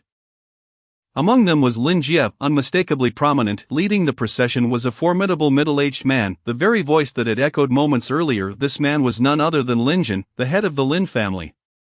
Lin Lang, upon seeing Lin Jin, was taken aback and quickly clasped his hands in reverence, exclaiming, "Patriarch, these country bumpkins dared to strike me. I implore you to uphold justice on my behalf." However, as soon as Lin Lang uttered these words, a resounding slap landed on his face, sending him hurtling several feet away. Silence enveloped the scene, the stillness so profound that a pin drop could be heard. The onlookers wore expressions of disbelief. They were bewildered by the identities of Su Ming and his companions. They had struck Lin Lang, yet the family had not only failed to support Lin Lang but had also chastised him with such force. What was happening? The crowd was left flabbergasted. Lin Lang struggled to his feet, his cheek swollen and blood trickling from the corner of his mouth, an expression of incredulity plastered on his face as he exclaimed, "Patriarch, cease your words." Lin Jin's voice rang out, firm and commanding. Lin Lang instinctively recoiled, no longer daring to speak further. A liability more than an asset. Lin Jin's countenance darkened as he turned his attention to Su Ming and his two companions. Hastily moving towards them with a smile plastered across his face, "Esteemed friends, I apologize for the Lin family's inadequate hospitality. Please forgive us, Patriarch Lin, you are too courteous," Su Ming replied with a nonchalant demeanor. Lin Jin swallowed hard, gazing at Su Ming as he inquired, "Young Master Su, I have heard from Jie that you possess the Shin Tai Ling." Su Ming nodded slightly. Lin Jin's eyes gleamed with excitement as he pressed on, "May I ask how many Shin Tai Lings you possess?" 12 pieces, Su Ming replied candidly. The crowd collectively inhaled sharply. 12 pieces of Shin Tai Ling meant that the Lin family could dispatch 12 Shin Tai masters from the Jinling division. Lin Lang's breath quickened, and Lin Jin's own breathing grew noticeably heavier as he exclaimed, "Young Master Su, the Shin Tai Ling." Su Ming regarded Lin Jin and stated, "These 12 pieces were originally intended for the Lin family. But I have two conditions." Although Su Ming had initially contemplated bestowing the 12 pieces upon his subordinates, their lack of strength and unsuitable ages dissuaded him. Lin Jin hastily replied, "Young Master Su, please speak your mind. Even if you have 100 conditions, I shall acquiesce." Su Ming looked at Lin Jin and clasped his hands together, declaring, "I wish to request your daughter's hand in marriage in exchange for these 12 Shin Tai Lings." This was in line with Su Ming's philosophy of proactively pursuing what one desires. Lin Jin burst into hearty laughter, saying, "Young Master Su, you are indeed a remarkable young man. To gain such a fine son-in-law is a fortune beyond my wildest dreams." "Thank you, Patriarch Lin." Su Ming bowed respectfully to Lin Jin, then turned to Lin Lang, stating, "I cannot allow this fellow to have any part of the 12 Shin Tai Lings." Lin Jin glanced at Lin Lang and nodded, assuring, "Do not worry, my son-in-law. I understand." Lin Lang wore a look of frustration, feeling thoroughly exasperated that he had foolishly sought to bully others, only to encounter a formidable opponent. Missing out on the Shin Tai Lings was indeed a bitter pill to swallow. Su Ming accepted a package from Su Zhan and handed it to Lin Jin. Upon receiving it, Lin Jin eagerly opened it, his pupils dilating in astonishment as his cheeks flushed with excitement. "Excellent, splendid," Su Ming observed Lin Jin and remarked, "Patriarch Lin, I must report to the Jinling division, so I take my leave. Young son-in-law, travel safely." Lin Jin's fondness for Su Ming grew with each passing moment, and he personally escorted him out of the Jinling division. Meanwhile, Su Ming, Su Zhan, Xia Hong, and Lin Jie made their way toward the Jinling division. "Brother-in-law, you are rather ungracious, do you not fancy her? Why not marry her as well?" Lin Jie pouted in dissatisfaction during their journey. Su Ming felt a wave of embarrassment. It seemed his sister-in-law was a bit too forward. Chapter 51, Jinling Division Shin Tai Masters. Social calls in the outer city, and flattering all directions. Upon arriving at the Jinling Division, Lin Wanqing had been waiting at the entrance for some time. "Young Master Su, you have arrived," she greeted with a gentle smile. Su Ming nodded in acknowledgement. Subsequently, Lin Wanqing and the others guided Su Ming through the Jinling Division, where they completed the necessary formalities. The onboarding process was surprisingly straightforward. Eventually, the group exited the Jinling division. Lin Wanqing remarked, "Young Master Su, I have been assigned a task that requires me to venture out shortly. Perhaps we could embark together in a few days?" "Certainly," Su Ming agreed with a nod. Lin Wanqing continued, "My father has procured a residence for you in the inner city. You should consider moving there." It was worth noting that Su Ming had bestowed 12 pieces of Shin Tai Ling upon the Lin family. which created a significant debt of gratitude. Thus, it was only fitting for the Lin family to provide him with a home in the inner city, especially given his engagement to Lin Wanqing. Very well, Su Ming nodded again. After a brief exchange of pleasantries, he bid farewell to Lin Wanqing and departed. He did not linger in the inner city but rather headed straight for the outer city, where he had matters to attend to, such as bidding farewell to old friends like Shui Ming and bringing Lian Yu to live in the inner city. However, before leaving the city, Su Ming first visited the residence that the Lin family had prepared for him. It was an impressive estate with multiple entrances and exits. The courtyard was magnificent, adorned with pavilions, lakes, and rockeries, and even servants were prepared for his arrival. Clearly, the Lin family had put considerable thought into accommodating their new son-in-law. Xia Hong marveled at the opulence of the inner city residence, exclaiming, "Young Master Su, there are those in the inner city without a place to stay. Look at this." Su Ming chuckled. "If you wish to stay, feel free. After all, there are plenty of rooms." "Thank you, young Master Su." Xia Hong beamed with delight, hastily running off to find a room. Su Ming shook his head with a smile, glancing at Su Zhan. "Su Zhan, stay here to manage the estate. I will make a trip to the outer city." "Understood, young master." Su Zhan nodded. Su Ming then set off. Upon exiting the inner city, he headed straight home. Lian Yu was anxiously awaiting his return and rushed to him, exclaiming, "Husband, you have returned at last." She had been on edge, fearing that Su Ming might not return once he entered the inner city, or worse, abandon her in the outer city. Seeing Su Ming back, she felt a wave of relief. Su Ming embraced her, smiling. "Lian Yu, gather your things. We are moving to the inner city." "All right." Lian Yu nodded gently. In truth, there was little to pack. They merely needed to take some valuables along before departing the residence. Afterward, Su Ming hired a carriage and took Lian Yu to the entrance of the evil tiger gang on Changfeng Street. "Su master, is that you returned?" The guards at the gate spotted Su Ming from afar and erupted in joy. Calling out inside, Shui Ming was reading when he suddenly heard the commotion and hurriedly set down his book. Striding outside upon seeing Su Ming, he exclaimed with delight, "Brother Su." Su Ming chuckled. "Brother Shui, how have you been?" Very well, very well." Shui Ming felt a swell of emotion and quickly pulled Su Ming into the gang's premises. He understood that Su Ming's current status was vastly different. Now he was a member of the Jinling division, and his visit was a testament to their friendship. Shui Ming felt genuinely happy for the good fortune he had reaped from a past, seemingly insignificant act of kindness. "Dear sister-in-law." Shui Ming did not forget about Lian Yu.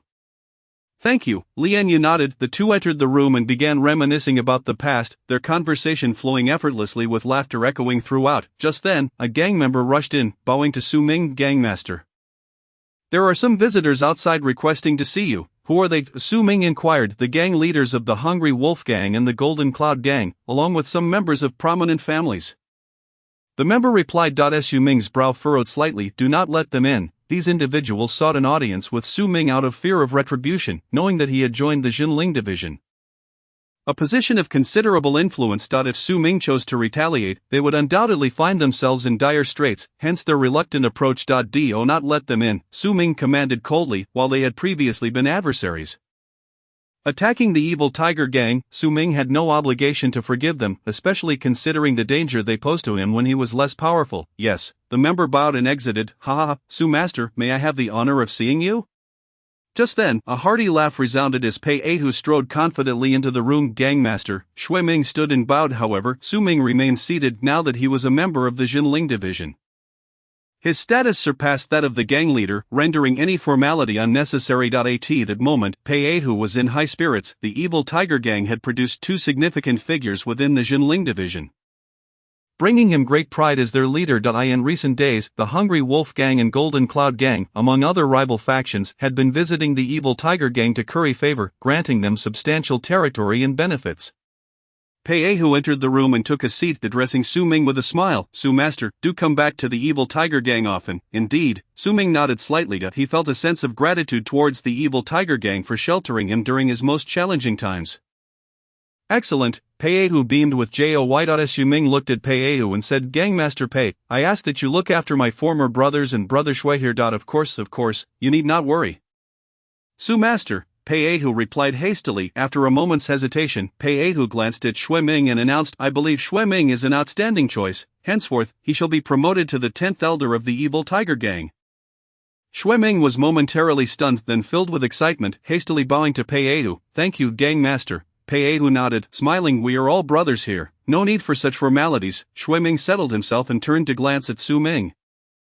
He understood that, given his own talents, he would likely remain merely a fragrant offering throughout his life. His elevation to the status of elder was solely due to his connection with Su Ming.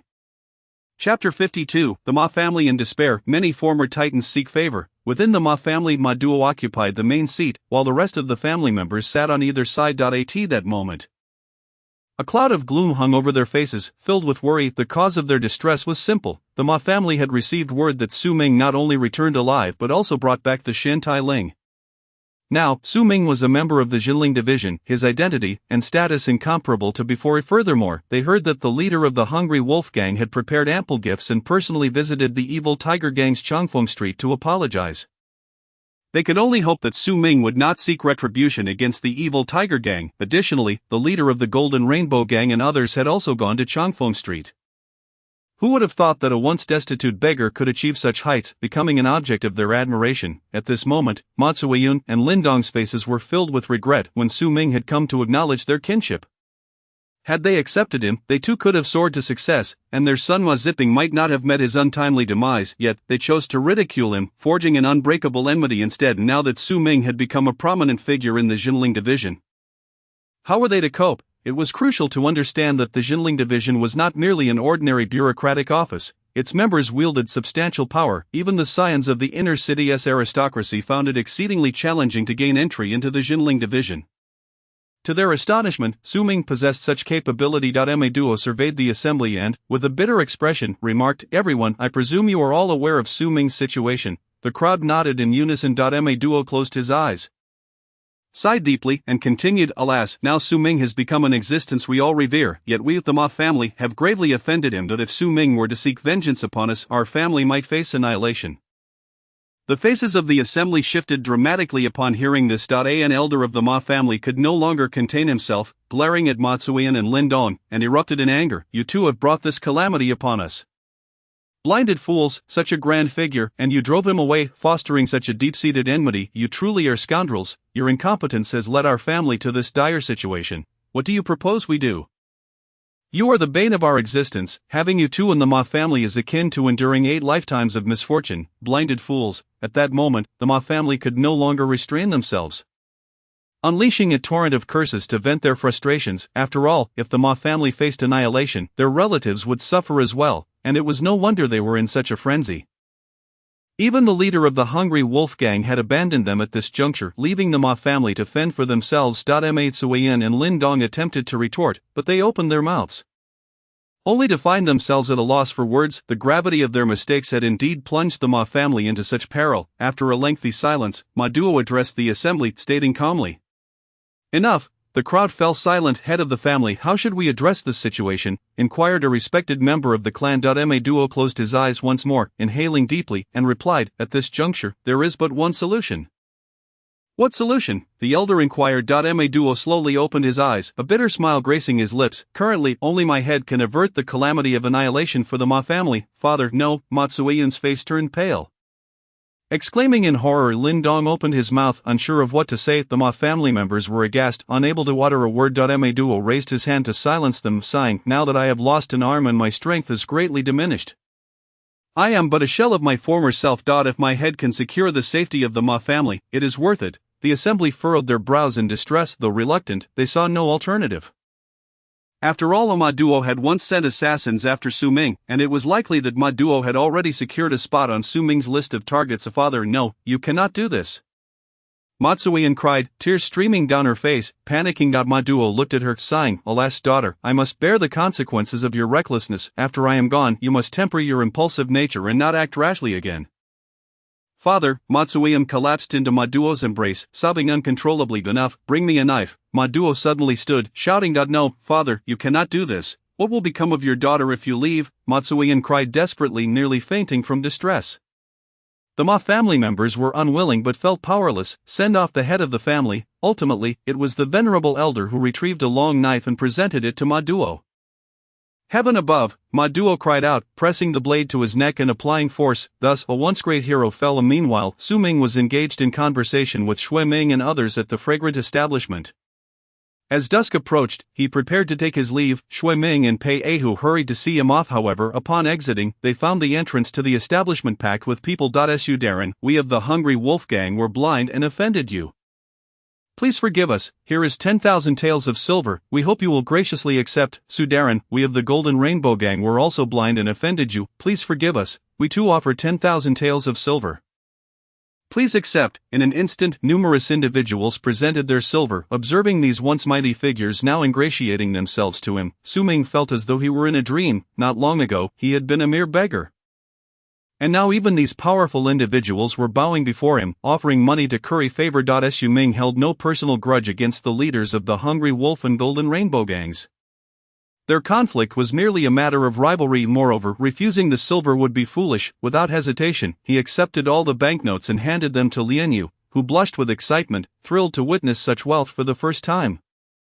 Seeing Su Ming accept the silver, the leaders of the Hungry Wolf and Golden Rainbow Gangs finally breathed a sigh of relief. They feared Su Ming's retribution. After all, members of the Jinling Division had the authority to mobilize government forces. If Su Ming turned against them, launching an assault on the Hungry Wolf Gang or the Golden Rainbow Gang, they would be utterly powerless to resist. Just as Su Ming was about to board his carriage and depart, someone suddenly shouted, "Su Darren, please wait." Chapter 53. A drop of kindness repaid with a fountain. Su Ming looked up to see a figure approaching with a box in hand. It was none other than Lindong. Upon spotting Lindong, Su Ming's brow furrowed, his expression turning icy as he prepared to enter the carriage. Su Darren, please wait, I have important matters to discuss with you, Lindong shouted, raising his voice. Su Ming halted, turning to regard Lindong coldly. Lindong opened the box, revealing the severed head of Ma Duo, and proclaimed, "Su Darren, my father-in-law has taken his own life. I implore you to spare the Ma family." "Humph," Su Ming scoffed, boarding the carriage and choosing to ignore Lindong. "Lift the carriage," Lu Feng shouted. The bearers raised the carriage, and it began to move slowly. "See off, Su Darren." The crowd bowed in unison. Once Su Ming departed, the assembly rose, casting helpless looks at Lindong. Lindong, who was Su Ming's biological father, had squandered a promising hand, ultimately becoming an enemy of Su Ming and meeting such a tragic fate. As they traveled, the bearers carried the carriage forward at a steady pace. Lu Feng and Zhang Hai walked ahead. "Old Lu, am I dreaming? Am I truly going to live in the inner city?" Zhang Hai mused. "Indeed, it is true," Lu Feng replied, filled with emotion. As Su Ming's trusted confidants, both Lu Feng and Zhang Hai would accompany him to live in the inner city. The Su residence was spacious enough, with its expansive courtyard allowing ample room for their lives. For them, Su Ming was their benefactor. His arrival had fundamentally altered their destinies. Otherwise, they would likely still be mere ordinary gang members. On Changfeng Street, people gathered around the carriage, buzzing with conversation. "Whose carriage is this? It looks so magnificent." "Hush, keep your voice down. Didn't you see the Jinling Division insignia? Are you seeking death? Wait, is that dignitary coming this way?" Amidst the murmurs of the crowd, the carriage came to a halt before a steamed bun stall. Su Ming slowly emerged from the vehicle. Su Duoju, Old Wang exclaimed in surprise upon seeing Su Ming. "Old Wang, Su Darren is now a member of the Jinling Division," Lu Feng quickly reminded him. "A member of the Jinling Division?" Old Wang gasped in disbelief. Beside him, his son Wang Fuyo was equally astonished. His mouth agape. For them, a dignitary from the Jinling Division felt like a distant legend, a figure from the inner city. They could hardly believe that the little beggar of yesteryear had become a prominent figure in the Jinling Division. "Su Darren," Old Wang hurriedly attempted to kneel. Su Ming rushed forward to assist him, smiling. "Old Wang, no need for such formalities. Without your steamed buns, there would be no me today. I am about to head to the inner city, and I fear I may have little time to visit you, so I came to bid you farewell. Sir, you are a grand figure, preoccupied with important matters. A mere old man like me should not trouble you." Old Wang insisted. Su Ming emitted a light chuckle as he retrieved a stack of banknotes from his bosom, extending them towards Wang Day. "Wang Day, please accept this sum of silver," he said. Wang Day hastily declined, exclaiming, "My lord, this is too much. I merely offered you a few steamed buns in the past. This is excessive." Su Ming firmly pressed the banknotes into Wang Day's hand, smiling as he insisted, "This is but a token of my appreciation. Please take it." Reluctantly, Wang Day accepted. Nearby onlookers cast glances at the banknotes in Wang Day's grasp. Good heavens, each note was worth 100 taels. This stack must amount to several thousand taels, an astronomical sum for them. Wang Fuyo swallowed hard at the sight. Su Ming turned his gaze towards Wang Fuyo, his expression cooling slightly as he spoke in a deep tone. "Brother Wang, this silver is intended for your father's retirement. Do not covet it." Yes, my lord, your words are wise," Wang Fuyo quickly nodded and bowed. Just then, Lin Dong approached with a box in hand. Observing this scene, his heart a tempest of emotions. That if Su Ming could be so generous to an old man who had only given him a few buns, what might he have done for his own father? If only Su Ming had received a warmer welcome when he sought acknowledgement, perhaps their meeting would not have turned out this way. In that moment, Lin Dong felt a profound regret, his heart heavy with unspoken feelings. Su Ming noticed Lin Dong but chose to ignore him, instead departing in his sedan chair, after bidding farewell to Wang Day. Su Ming visited the dock at Zhilongli, indulging with old friends in a feast before finally taking his leave upon returning to the luxurious estate of the Su family in the inner city. Lu Feng and Zhang Hai were instantly struck dumb by the opulence of the surroundings. Miss Lian Yu also felt an overwhelming joy, never anticipating that she would one day reside in such grandeur. All thanks to her association with the right person. After spending several days in the inner city, Su Ming formed a small team with Lin Wanqing, Lin Jie Suzhan, and Xia Hong, setting off on a mission outside the city. Lin Wanqing had now ascended to the rank of Copper Guard, leading their small contingent. Their destination was a place called Sifang County, where remnants of demonic creatures roamed freely. Our task is to eradicate these beasts, Lin Wanqing explained as they journeyed. The group nodded in agreement. Su Ming hesitated for a moment before adding, Wanqing, I forgot to mention that I discovered the remnants of the Blood Demon sect in Yunlu Mountain. What, the remnants of the Blood Demon sect? Lin Wanqing's delicate face paled slightly, exclaiming in shock. Su Ming nodded slightly, stating, it was these remnants who abducted the Demon King's offspring, causing the ensuing chaos. The others were taken aback by this revelation. Lin Jie, her face reflecting unease, asked, Cousin, will we encounter the chaos on our journey? Oh, stop being dramatic, there won't be that many demons, Lin Wanqing retorted with annoyance. Not far from Sifang County, 6 individuals stood, all exuding formidable auras. Donned in blue garments adorned with a golden knife emblem indicative of the Qixuan sect, this meant that these 6 were disciples of the Qixuan sect, whose members, even at the most basic level, possessed significant prowess, yet their faces betrayed a hint of panic. The leader, a young man, addressed the others with a grave tone. I heard that the Grand Elder's granddaughter has been spotted here. We must locate her, or we 5 shall be held accountable. Indeed, the others responded, bowing in agreement. Senior brother, I've heard that powerful beasts roam this area. Do you think Sister Luo might encounter them? Inquired a seemingly younger woman, her face wrought with concern. Enough of that, if anything happens to Sister Luo, we will all face severe repercussions. Another woman interjected sharply. Let's not waste time, we must find Sister Luo, the leader urged, and the 6 hastily made their way towards Sifang County. In Sifang County's administrative office, County Magistrate Zhou Hai was cautiously attending to 7 individuals, members of the influential Hu family from the inner city. However, these were not ordinary members, they were also officials from the Spirit Guardian office.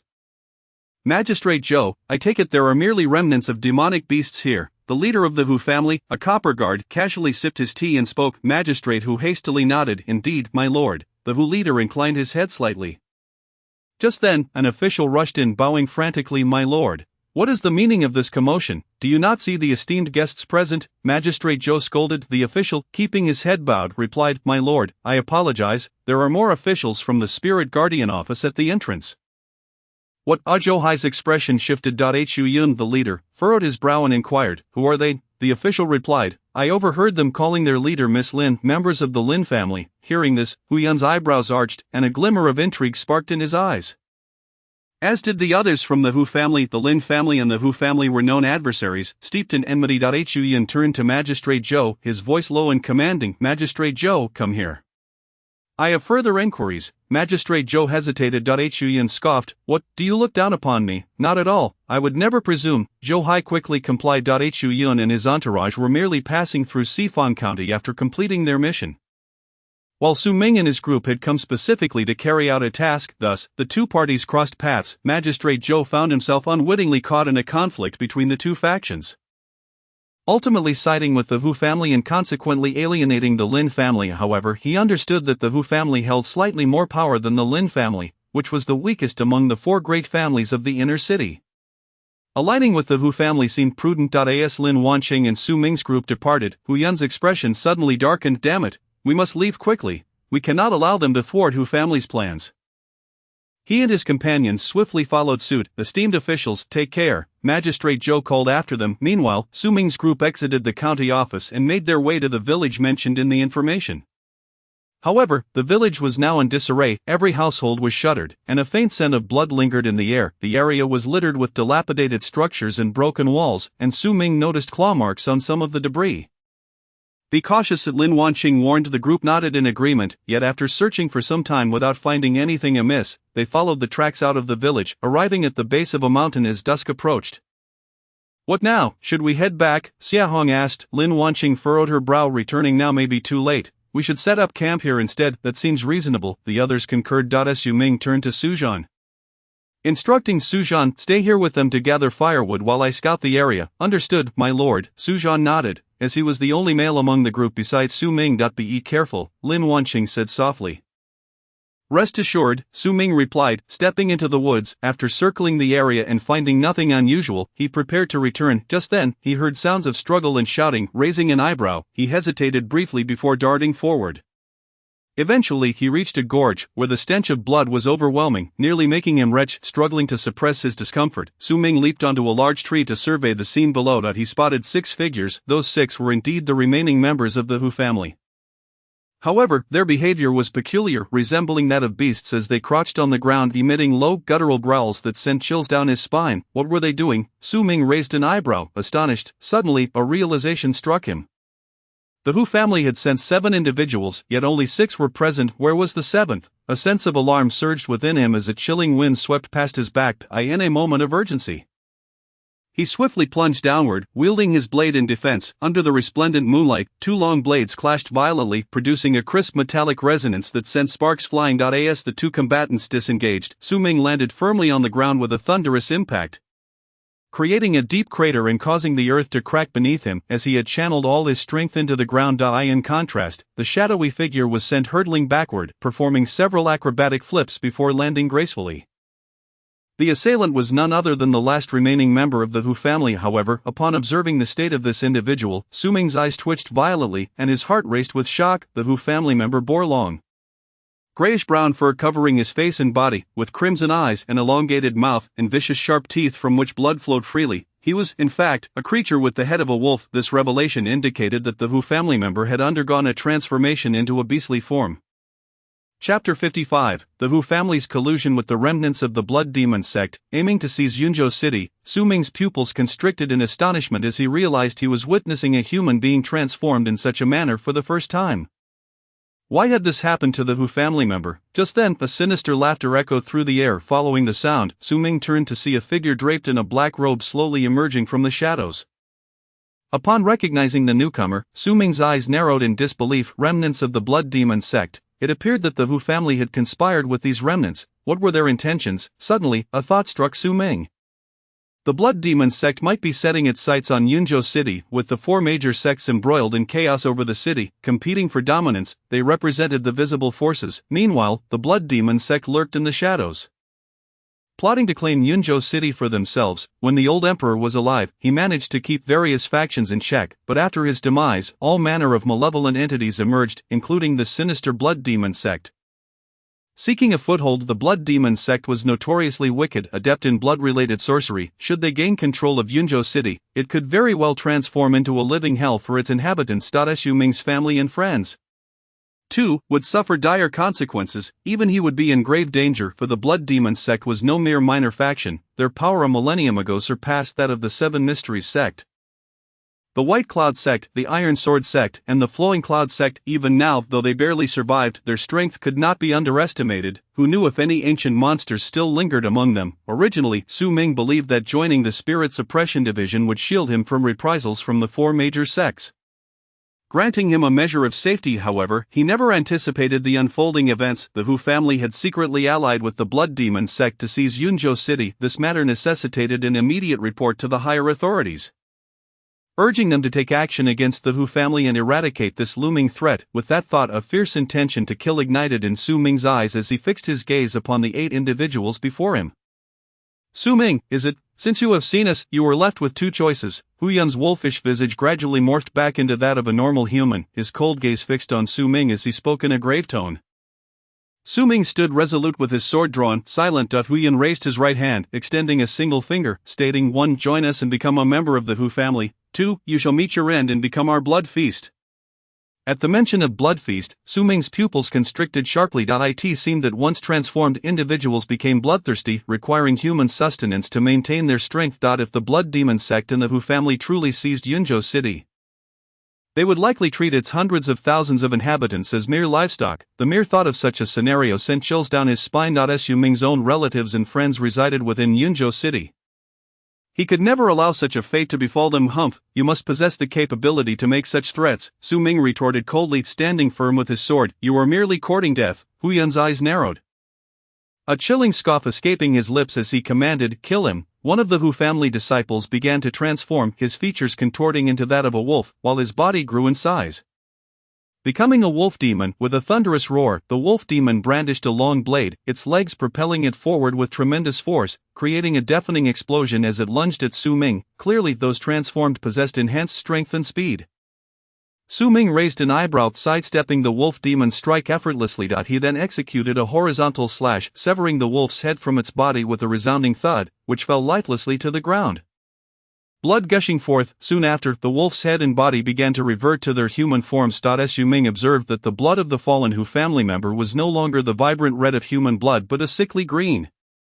An eerie sight that sent shivers down his spine. Hu Yun stared in disbelief, his eyes wide as he witnessed the scene before him. He had not anticipated that the Hu family disciple would be defeated in a single exchange by Su Ming. The remaining Hu family members gasped in shock, their eyes widening in realization. The muscle transformation realm. Hu Yun's brow furrowed, coldly assessing Su Ming as he grit his teeth, commanding, kill him. In mere moments, all 6 Hu family disciples had transformed into upright wolf demons, their sharp fangs and claws glistening as they brandished gleaming blades, creating an atmosphere of dread. Kill, Hu Yun bellowed, leading the charge with his long knife aimed at Su Ming, while the other 5 leapt into action. Attacking simultaneously, however, just as they advanced, Su Ming flicked his fingers in rapid succession. With a series of sharp whistling sounds, 6 pebbles shot forth with blinding speed toward the 6 assailants. Startled, they instinctively raised their defenses. When the pebbles struck the blades, they pierced through with ease, instantly eliminating 3 Hu family disciples. The remaining 2 dodged nimbly. Meanwhile, Hu Yun swung his knife down. A sharp crack echoed as the pebble shattered upon impact. Yet the remnants continued their trajectory, carving deep gashes into Hu Yun's cheek. Blood sprayed forth as he let out a series of horrifying shrieks. Dual intentions? How is this possible? Hu Yun exclaimed in disbelief. He had heard of Su Ming's reputation, but in his mind, Su Ming was merely a robust ant, unworthy of his concern. Yet now, Su Ming's capabilities far exceeded his expectations. Not only was Su Ming a master of the muscle transformation realm, but he also wielded dual intentions, leaving Hu Yun utterly astounded. Retreat. Realizing he could not capture Su Ming today, Hu Yun decisively issued the order. The 2 Hu family disciples wasted no time in fleeing. While the black-robed figure from the blood demon sect had already vanished into thin air at the first sign of trouble, trying to escape, Su Ming scoffed, flicking his fingers once more. 2 streaks of light shot forth with incredible speed towards the fleeing Hu family disciples. Hu Yun shouted in alarm, darting toward one of the stones, cleaving it with his knife. The blade shattered, rebounding, and leaving a deep cut on his forehead, blood pouring down his face. The shard's momentum did not cease, piercing through the chest of the fleeing Hu family disciple, who fell to the ground in a final defiant gasp. The other disciple met a similar fate, struck in the back of the head by a flying stone, his skull exploding like a watermelon under a hammer, leaving behind a lifeless, headless body that reverted to human form. Chapter 56, Slaying Hu Yun, Rescuing the Saintest. In mere moments, all 6 of his comrades had been slain by Su Ming, driving Hu Yun to the brink of despair. He could scarcely believe the scene unfolding before him. These were elite disciples of a prestigious family, having reached the pinnacle of the bone refinement realm, capable of transforming into beings of the muscle transformation realm. Yet they had fallen in a single exchange at the hands of Su Ming. How could this be? Was this man truly from the outer city?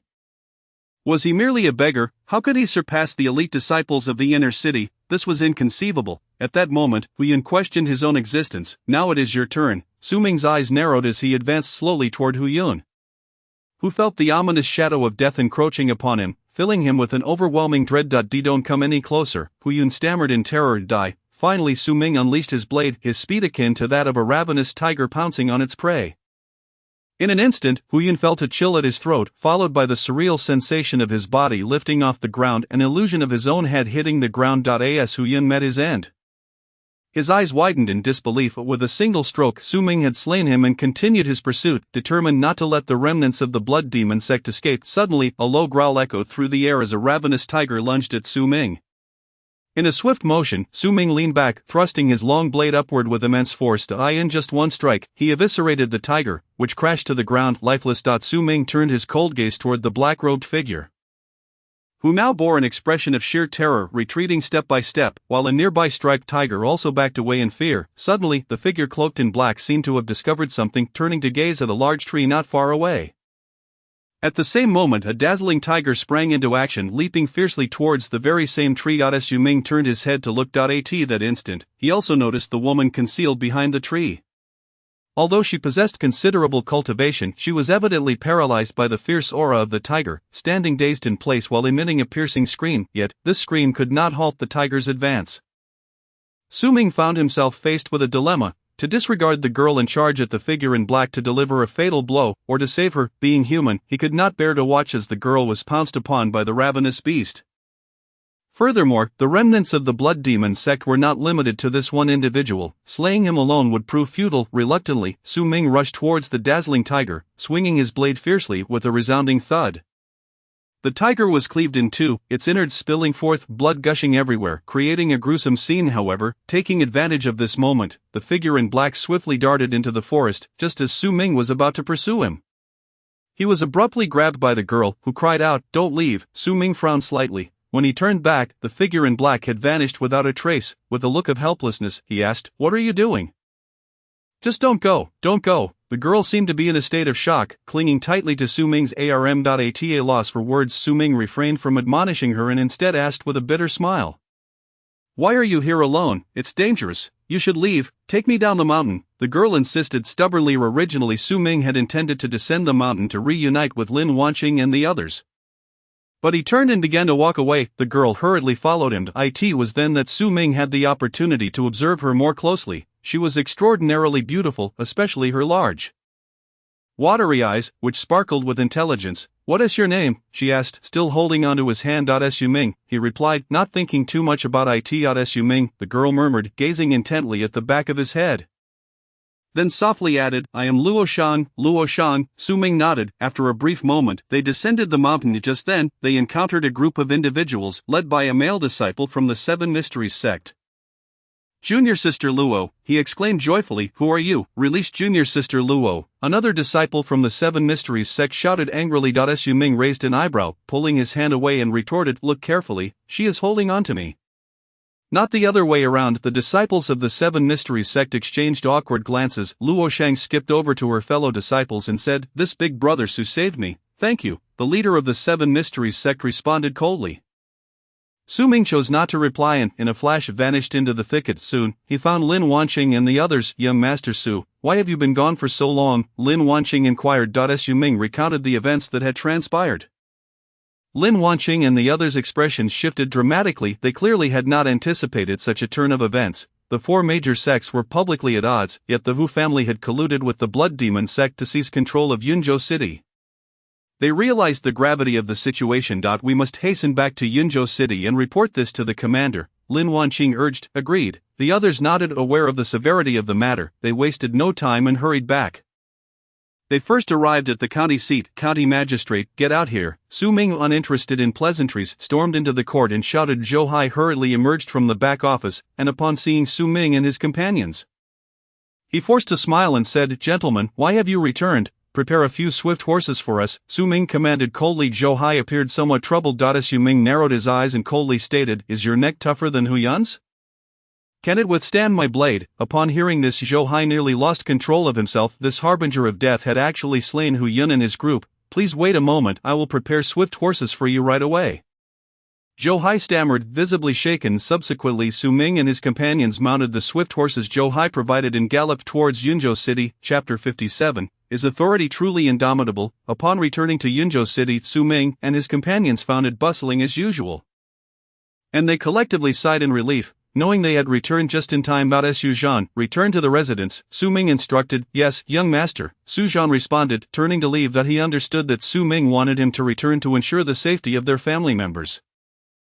Meanwhile, Su Ming and the others headed straight for the town spirit office. However, as they approached the office, they encountered a group of individuals. The leader was a silver-clad officer, a member of the Hu family. "Where are you headed, Officer Hu?" inquired sternly, eyeing Su Ming and his companions. Lin Wanqing furrowed her brows and replied, "We are reporting back to the town spirit office." At this juncture, it was imperative to swiftly relay the information back to the town spirit office rather than get entangled with the Hu family. Of course, Su Ming and the others could publicly accuse the Hu family of colluding with the Blood Demon sect, but the problem lay in the fact that Officer Hu would undoubtedly deny it. After Su Ming had slain the Hu family members, they reverted to their human forms, leaving no direct evidence against them. Officer Hu regarded Su Ming and the others and said coolly, "Let's postpone the report. You will accompany me out of the city to handle a matter." The four of them frowned at this. They exchanged glances and realized the Hu family's intentions. The Hu family sought to seize Yunzhou City, and the greatest obstacle was undoubtedly the town spirit office. Thus, they aimed to divert the personnel of the town spirit office from Yunzhou City, enabling them to seize the city with lightning speed. Once that was accomplished, they could collude with the remnants of the Blood Demon sect to gain complete control over Yunzhou City. Stunned, Su Ming and his companions remained motionless. Officer Hu raised an eyebrow, looking at them, and said sternly, "What, are you deaf? Did you not hear my orders? Come with me." Su Ming and Lin Wanqing exchanged glances. Lin Wanqing clasped her hands and said, "My lord, how about allowing one of us to return and report, while the others accompany you out of the city?" Officer Hu scoffed, narrowing his eyes as he coldly stared at Su Ming and his companions. "Humph, I said to accompany me out of the city. Are you all deaf?" Su Ming and the others narrowed their eyes but remained unmoved. The others, bewildered, did not understand why Su Ming and his companions were defying Officer Hu's orders. The more they hesitated, the more Officer Hu realized that Su Ming and his group must have uncovered Hu family's secret. He could not allow them to reach the town spirit office. "If you dare defy my orders, then bring them down," Officer Hu shouted, pointing at Su Ming and his companions. The onlookers exchanged glances, unsure of what to do. The town spirit office was largely composed of members from the four major families within the inner city. However, conflicts within the town spirit office were rare, and any disputes typically occurred behind the scenes. Publicly, everyone maintained a facade of harmony. This was primarily maintained by the balance established by the commander of the town spirit office, making it uncommon for someone like Officer Hu to directly confront members of the Lin family. Seeing that no one moved, Officer Hu's anger flared, and he bellowed, "You insolent fools, are you all deaf? Follow my orders and seize them." Although reluctant, the others understood the weight of authority. If this were to reach the town spirit office, they would face punishment for disobeying orders. Thus, they reluctantly drew their long swords and surrounded Su Ming and his companions. Frowning deeply, Su Ming assessed the situation. There were approximately a dozen individuals, and if a fight broke out, it would be difficult to escape. Just then, Su Ming suddenly shouted, "Everyone, hold your horses. We have received credible information that the Hu family has colluded with the Blood Demon sect to seize control of Yunzhou City. Do not fall for their ruse. We must report this to the commander of the town spirit office." The crowd froze once more, astonished. They had not expected the news Su Ming delivered to be so explosive. The Hu family colluding with the Blood Demon sect to overthrow Yunzhou City. What kind of chaos would that bring? They were aware of the Blood Demon sect, a malevolent cult from the early days of the Great Zhou dynasty. If such a nefarious organization were to seize Yunzhou City, it would undoubtedly become a living hell, endangering their families. This was something they could not allow to happen, yet they were unable to discern the truth of Su Ming's claims, leaving them in a state of indecision. "You scoundrel, how dare you slander my Hu family? You are truly courting death." Officer Hu, seemingly struck at a vulnerable point, erupted in anger, then shouted, "You all listen, seize them." At this moment, however, the crowd hesitated, wary of taking action. Do not listen to him. We witnessed it with our own eyes. The Hu family has indeed colluded with the remnants of the Blood Demon sect. If he were not guilty, why would he refuse to allow one of us to report? Xia Hong seized the opportunity and shouted to the crowd. Upon hearing this, nodded slightly, leaning more towards believing Su Ming and his companions. "Fine, if he won't let us return to report, then let one of you go back." Lin Jie also shouted. At this moment, the crowd seemed to grasp the situation, turning to look at Officer Hu with a wary expression. One of the bronze guards, gathering his courage, clasped his hands and said to Officer Hu, "My lord, may we send one person back to report? What do you think?" Officer Hu, furious, drew his long sword and barked, "Insolent fools, if you dare defy my orders, very well. Today, I will first capture these few, and then we will settle accounts with you." As he spoke, Hu Baiyin dismounted from his steed. The onlookers, well aware of Hu Baiyin's prowess, dared not approach, retreating instead with wary expressions as they cast vigilant glances at him. Hu Baiyin, brandishing his blade, slowly advanced towards Su Ming and the others, his voice low and menacing. You audacious fools! In your attempts to topple the Hu family, you have spun an outrageous lie, deceiving the masses. Today, I shall make an example of you. You few will accompany me outside, otherwise, I shall show no mercy. With that, Hu Baiyin raised his long knife, exuding a palpable threat. Lin Wanqing's brows knitted in concern as she swiftly drew her sword, eyeing Hu Baiyin with caution. When the fight breaks out, take the chance to flee and alert others.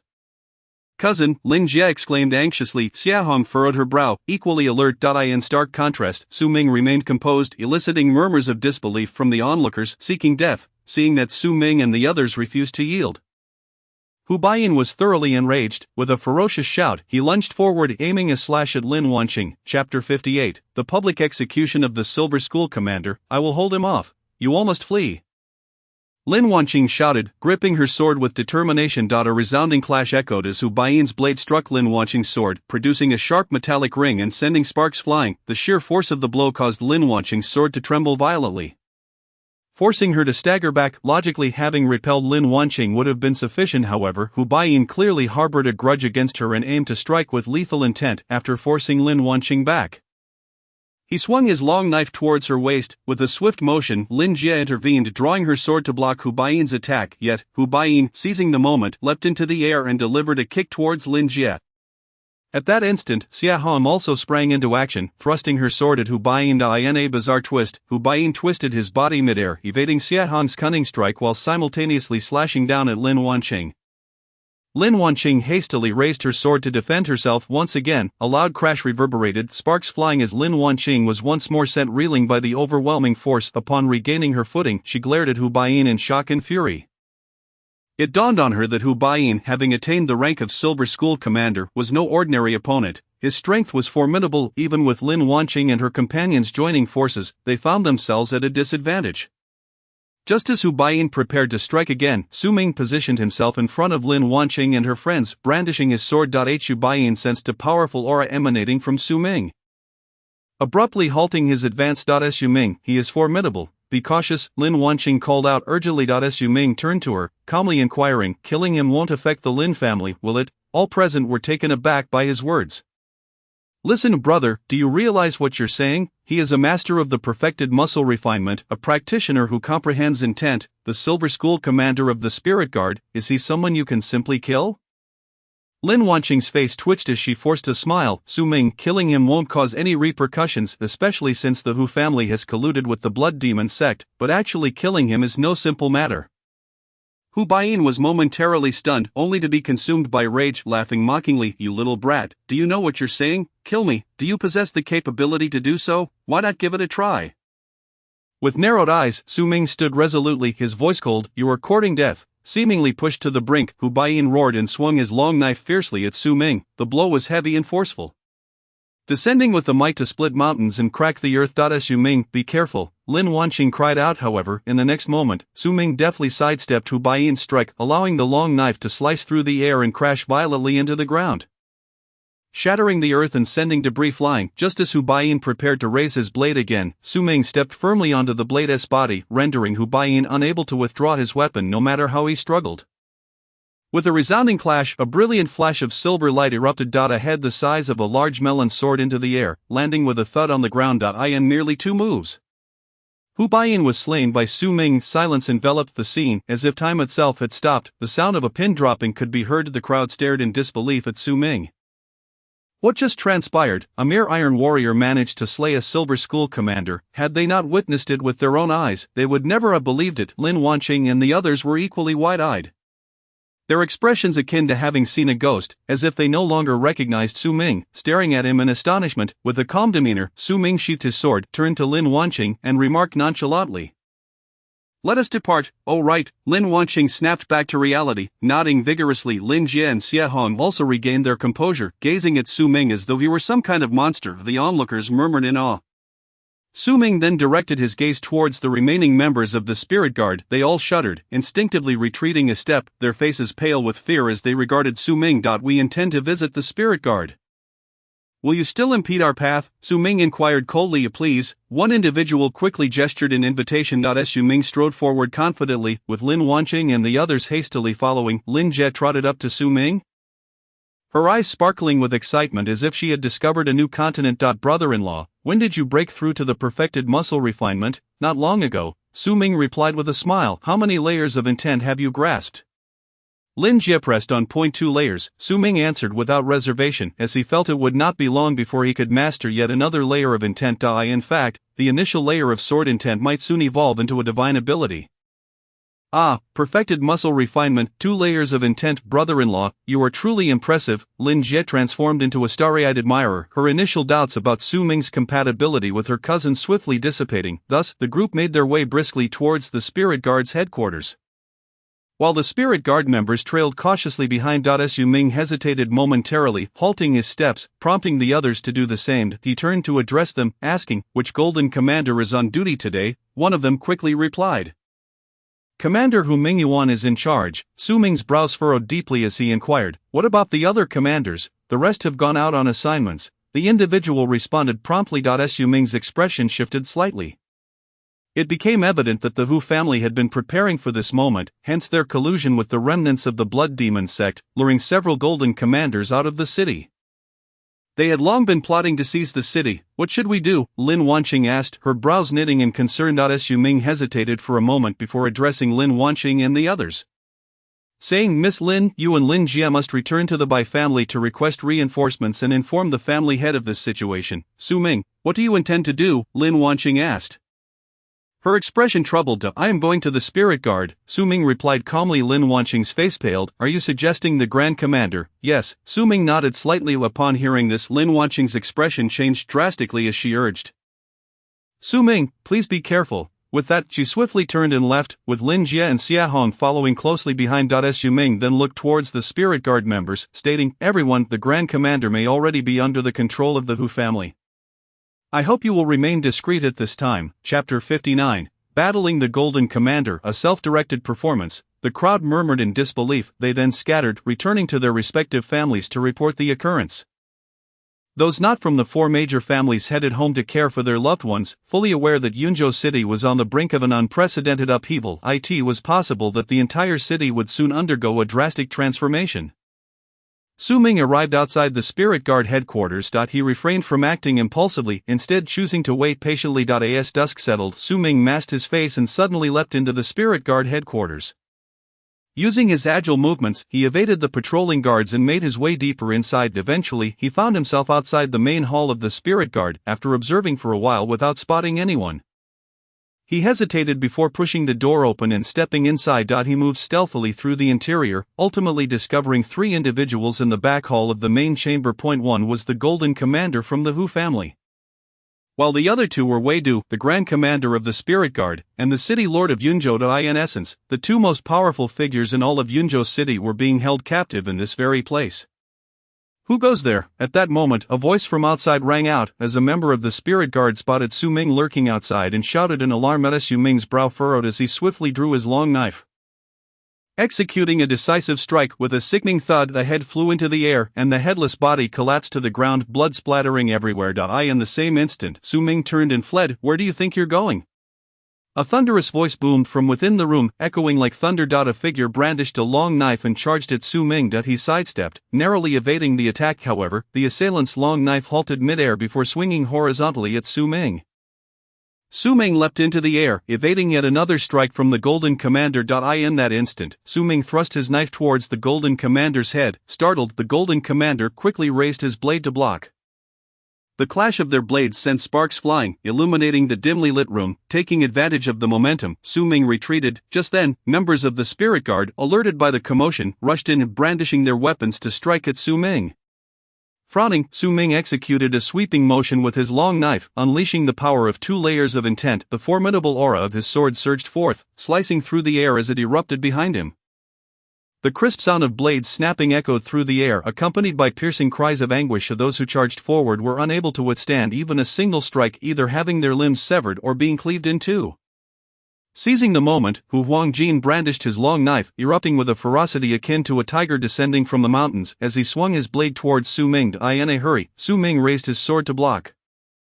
At that instant, two realms of intent collided, unleashing a force that reverberated painfully in their eardrums, sending sparks flying. Both men staggered backward, retreating a distance of several paces before managing to steady themselves. Meanwhile, a multitude of personnel from the Spirit Suppression Division surged forward. Su Ming recognized that this was not a place to linger. With a powerful thrust of his legs, he leapt into the air like a cannonball. Attempting to flee from the Spirit Suppression Division, "Where do you think you're going?" Hu Huangjin bellowed, swinging his long knife fiercely at Su Ming. Unfazed, Su Ming dove down from midair, also aiming a strike at Hu Huangjin. Once again, the two realms of intent erupted, producing a deafening roar, with sparks scattering in all directions. However, due to Su Ming's advantageous position in the air, he managed to force Hu Huangjin back with his strike. Their long knives shattered simultaneously. Each man retaliated with a punch, resulting in a muffled thud as their fists collided. Hu Huangjin was sent crashing to the ground, creating a thunderous sound as he smashed the tiles beneath him. Meanwhile, Su Ming leveraged the force of their clash to leap onto the roof of the Grand Hall, spreading his legs wide as he soared forward. In mere moments, Su Ming's figure vanished into the night.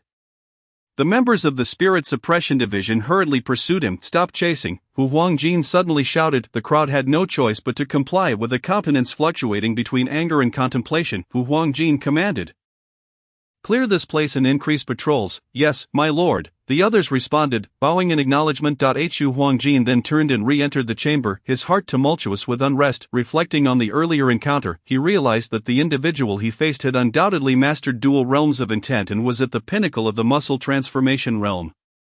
Such an existence could not possibly be an insignificant figure. If they were within the Spirit Suppression Division, they would likely hold the position of a Golden Commander. However, the other 7 Golden Commanders had been dispatched to distant lands under his authority and would not return anytime soon. Who exactly was that person? How did they possess such strength? It was known that among the 4 great families, those who reached the pinnacle of the muscle transformation realm and mastered dual realms of intent were exceedingly rare. Only a few ancient figures within the families or those Golden Commanders in the Spirit Suppression Division could possess such power, yet, it struck him as peculiar that the individual had black hair and appeared youthful. With no visible wrinkles on their face or hands, when had such a formidable young talent emerged in Yunzhou City? Suddenly, Hu Huangjin recalled a report earlier in the day, mentioning a man named Su Ming who was seen with Lin Wangqing of the Lin family. Having slain one of their silver commanders with a single strike, perhaps this was the same Su Ming. The Lin family truly possessed remarkable tactics, managing to attract such a master with beauty. Hu Huangjin's eyes glimmered with a mix of determination and intrigue. Steeling himself, he replayed the confrontation with Su Ming in his mind, contemplating how he could defeat him. He was also apprehensive that Su Ming might return. After a moment's hesitation, Hu Huangjin called out, "Is anyone there, my lord?" "Several silver commanders from the Hu family have arrived," came the reply. Hu Huangjin regarded the assembled individuals and solemnly instructed, "You all go and ambush a group over there. Ensure to prepare strong crossbows and arrows, and send people to secure the high ground. As soon as that person arrives, while I engage him in battle, you must rush out in unison and capture him."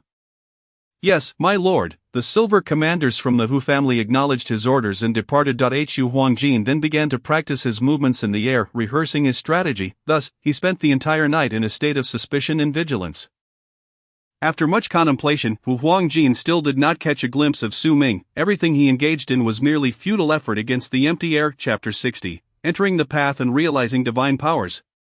The Hu family strikes as the Spirit Suppression Division fell under the control of the Hu family. Su Ming and his companions' intentions to expose the Hu family's crimes were thwarted midway. At this moment, the entire Yunzhou city was once again engulfed in an eerie calm, yet everyone understood that this tranquility was merely the calm before the storm. Each of the 4 great families harbored their own schemes, employing various means to summon their Golden Commanders back from afar. However, the crux of the matter was that the entire Yunzhou city was under the control of the Hu family, and their messages could not be transmitted. Moreover, even if a message could be sent, the family disciples would have to dare defy the Spirit Suppression Division's orders to return. Thus, the 4 great families within the inner city secretly amassed their strength, awaiting the impending storm. Meanwhile, Su Ming remained at home, quietly cultivating. His current strength was approximately on par with the Golden Commanders of the Spirit Suppression Division, a fact evidenced by his ability to engage Hu family's Golden Commander in a stalemate.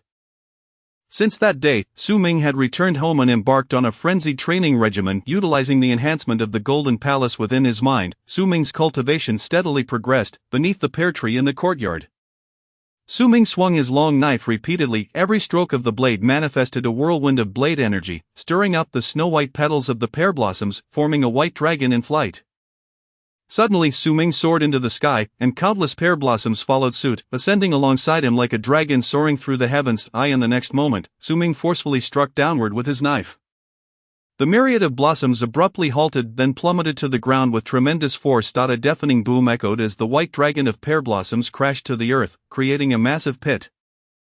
With soil and stones flying in all directions, dust swirling tumultuously. As Su Ming gracefully descended, a flicker of blade light flashed in his eyes, and he exclaimed with excitement, "Is this what it means to enter the path?"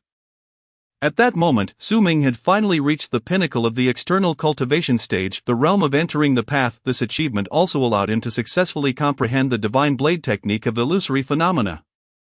Divine powers and martial skills are not to be compared. If martial skills are likened to fireflies, then divine powers are akin to a blazing sun. Let us call this the flying dragon slash. Su Ming murmured, recalling the earlier scene. Naturally, upon entering the path, one could comprehend three types of divine powers: minor, middle, and major divine powers. Su Ming had only grasped minor divine powers thus far, generally speaking. To comprehend divine powers, one would need to reach the rumored innate realm, yet Su Ming had comprehended divine powers at the peak of the muscle transformation realm. This was an unparalleled feat even among the true disciples of the four major sects. It was impossible for anyone in the muscle transformation realm to comprehend divine powers. Now, when facing that Hu family commander, he should be able to effortlessly defeat him, right? Su Ming stood with his knife. Murmuring softly. Just then, a series of knocks echoed from outside the door, accompanied by an anxious voice. "Young Master Su, are you all right?" Su Ming realized that the commotion he had caused while practicing martial arts had undoubtedly drawn the Lin family members to check on him. "I am fine," Su Ming replied nonchalantly. With his newfound strength, he felt a sense of assurance and was no longer anxious. Of course, he refrained from acting rashly due to his own concerns. He was uncertain whether the Hu family possessed any ancient monsters or if there were any innate realm experts among the remnants of the blood demon sect allied with the Hu family. The innate realm is the stage following the muscle transformation realm. Although there is only one realm of difference, the disparity is astronomical and incomparable. One could say that the innate realm serves as a watershed. As only at this level can one unleash blade energy, achieving the effect of externalizing one's strength before reaching the innate realm. This was not possible, thus, an innate realm expert would overwhelmingly dominate low-level martial artists. Akin to the difference between firearms and cold weapons, after mastering the blade technique upon entering the path, Su Ming began to cultivate his internal practices, striving to reach the innate realm as soon as possible to prepare for the uncertainties ahead. Meanwhile, profound changes were unfolding within Yunzhou City. The Spirit Suppression Division suddenly issued an edict, claiming that the Bai family had colluded with remnants of the Blood Demon sect, rallying the forces of the government to launch an assault on the Bai family. Outside the Bai family's gates, the leader of the operation was none other than Hu Huangjin. "Bai family, you have colluded with remnants of the Blood Demon sect. Why do you not surrender promptly?" Hu Huangjin commanded, his voice heavy with authority. Given the current situation, the Blood Demon sect and the Hu family feared that the four major sects would react, hence they preemptively targeted the Bai family among the four great families. Among them, the Bai family and the Hu family were the most powerful, while the Lin and Zhou families followed close behind. Therefore, capturing the Bai family would effectively seal their fate. The head of the Bai family was an elderly man with graying hair.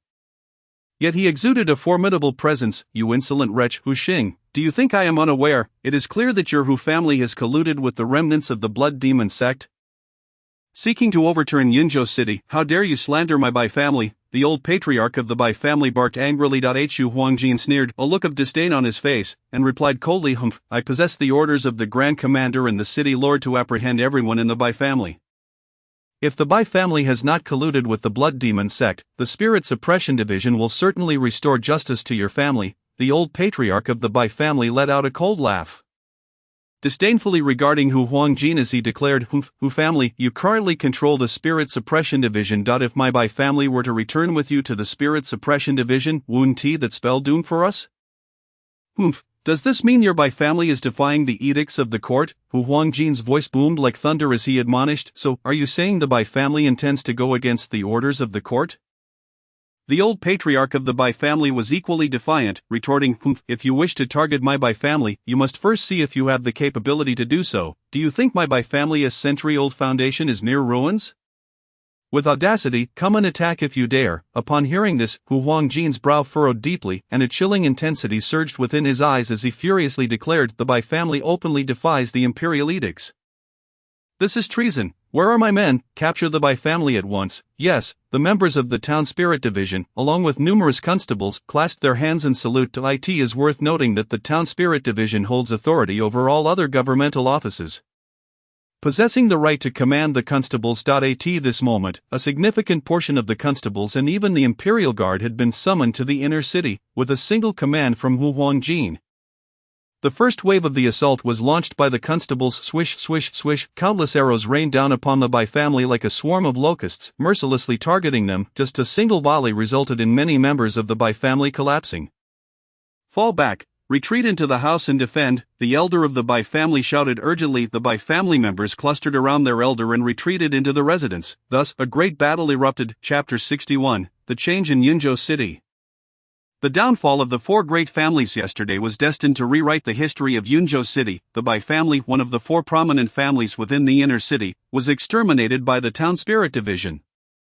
The justification was that the Town Spirit Division suspected the Bai family of colluding with remnants of the Blood Demon sect. However, despite the thorough annihilation of the Bai family and a complete search of their premises, no evidence of such collusion was uncovered. Yet the destruction of the Bai family had become an irreversible reality. Though to outsiders, it might seem a mere phrase, it stirred tumultuous waves within Yunzhou City. After all, the long-standing balance of power in Yunzhou City had been shattered. One of the four controlling families had been eliminated. With the fall of the Bai family, the remaining two families, the Lin and Zhou families, were plunged into a state of panic. A pervasive sense of dread spread through the Zhou and Lin families. Under immense pressure, the Zhou family chose to pledge allegiance to the Hu family, becoming their subordinate clan. Thus, within the inner city, only the Hu and Lin families remained. Strangely, however, the Hu family refrained from making any move against the Lin family. In the Hu family's great hall, the upper echelons gathered. The head of the Hu family, his face aglow with excitement, addressed the assembly. "Esteemed members, we have now vanquished two of the four great families in the inner city, leaving only the weakest, the Lin family. Why not seize the moment and eradicate them as well? From henceforth Yunzhou City shall belong to our Hu family. What say you?" What the head of the family suggests is indeed wise. Let us eliminate the Lin family swiftly, lest we prolong our troubles. The Lin family is the weakest among the four. Their annihilation is a mere formality. Head, give the order. Let us march forth and destroy the Lin family. This way, we shall secure our place in this chaotic world. The members of the Hu family erupted in joyous agreement, each voicing their enthusiasm. Nodding in approval, the family head suddenly inquired, "Where is Hu Yu?" Hu Yu, the esteemed golden commander of the Town Spirit Division, held a position of considerable authority, even exceeding that of the Hu family head. After all, Hu Yu's role within the Town Spirit Division granted him immense power and formidable strength. His involvement in the eradication of the Bai family and the intimidation of the Zhou family had been pivotal. At that moment, Hu Yu entered with a stride, his sword at his side. Hu Huangjin has arrived. The members of the Hu family rejoiced. Hu Huangjin, please take a seat. The family head gestured to the position on his left, specifically reserved for Hu Yu to signify his esteemed status within the Hu family. Hu Yu nodded slightly and took his seat. The family head turned to Hu Yu, smiling as he spoke. "Hu Huangjin, we have eliminated two of the four great families, and now only the feeble Lin family remains. We were just discussing the prospect of launching a unified assault to eradicate the Lin family as well, thus consolidating Yunzhou City under the Hu family banner. What do you think?" "This is indeed certain," Hu Yu replied, his brow furrowing slightly. Noticing Hu Yu's hesitation, the family head smiled broadly, stroking his beard as he asked, "What concerns do you harbor, Hu Huangjin? Speak freely." Hu Yu surveyed the assembly, then stated, "Recently an individual infiltrated the Town Spirit Division, evading our patrols and entering the main hall. I engaged him in combat, and the outcome?" The family head interjected eagerly. Family head, need I say more? Hu Huangjin sits here unharmed. It is evident that I emerged victorious." A senior elder of the Hu family laughed heartily. "Indeed," the others chimed in, their spirits lifted. Yet, Hu Huangjin's expression grew grave as he continued, "We fought to a standstill. He escaped." "A standstill?" the family head exclaimed in disbelief. "Who was this person that could match you and yet manage to flee?" Could it be the Lin family's ancestor? The assembly gasped in shock. Among the four great families, only the Golden Commanders and ancestors could reach the pinnacle of the muscle transformation stage, the dual realms of mastery. However, Hu Huangjin shook his head, stating, he is not the Lin family's ancestor. Though his face was obscured, his vigor was abundant, suggesting he is relatively young. The assembly collectively gasped in astonishment. When did such a prodigious figure emerge in Yunzhou City? A youth possessing strength comparable to a golden commander was indeed hard to fathom. If such a figure were to appear, their movements would be significantly hindered, as such a master could profoundly influence the outcome of battles. The family head's brows knitted together, his expression serious as he questioned, Hu Huangjin, who do you believe this individual is? Hu Huangjin hesitated before saying, family head, a young man named Su Ming recently became engaged to Lin Wanqing of the Lin family.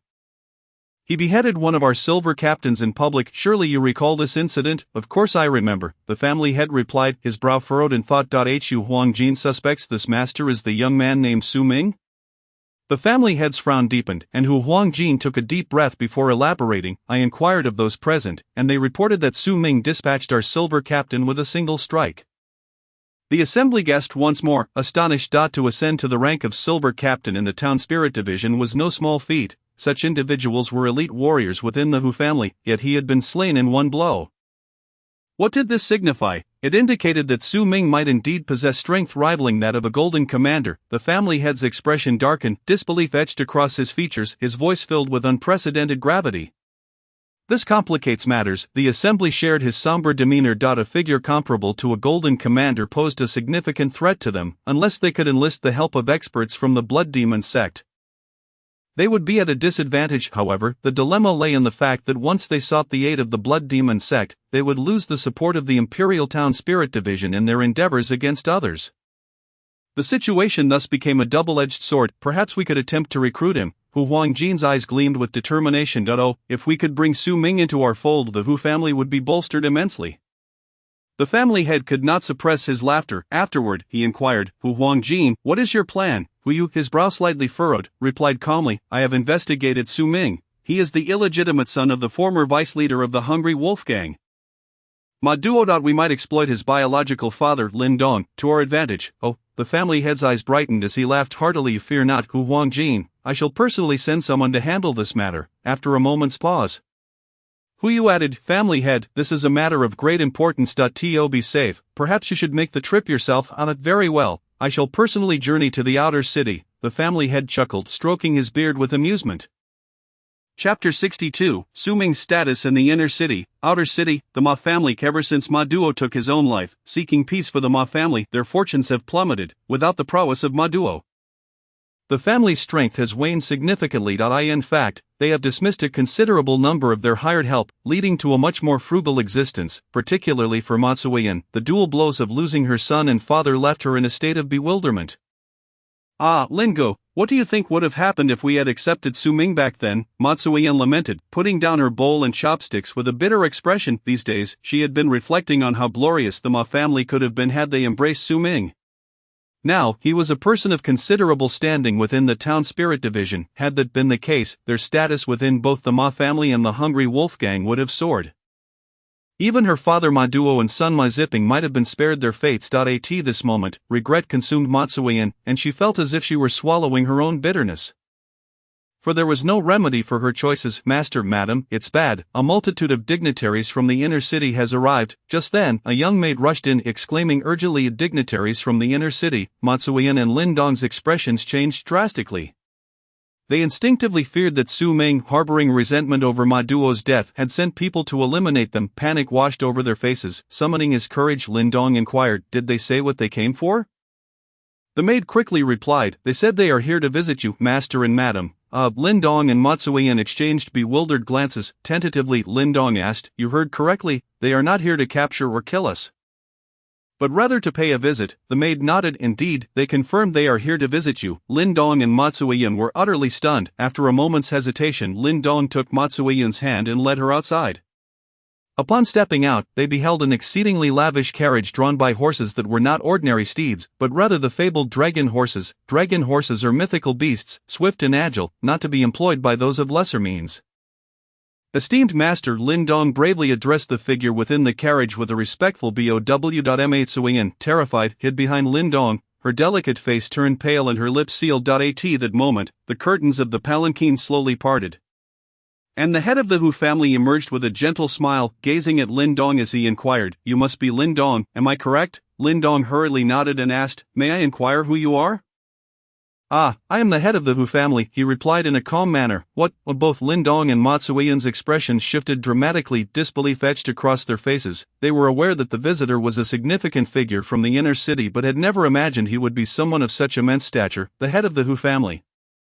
To them, he was a colossal figure, capable of sending shivers down their spines with a mere flick of his finger. Moreover, with the recent downfall of the Bai family at the hands of the court and the Zhou family aligning with the Hu family, the latter's prominence in Yunzhou City was undeniable. On the surface, the Hu family was poised to become the true power in Yunzhou City. "Lin Leioi, will you not invite me in for a chat?" The head of the Hu family inquired with a smile. Please do come in." Lin Dong gestured invitingly. Ma Tsuiyan followed closely behind, not daring to utter a word. However, both of them were filled with trepidation.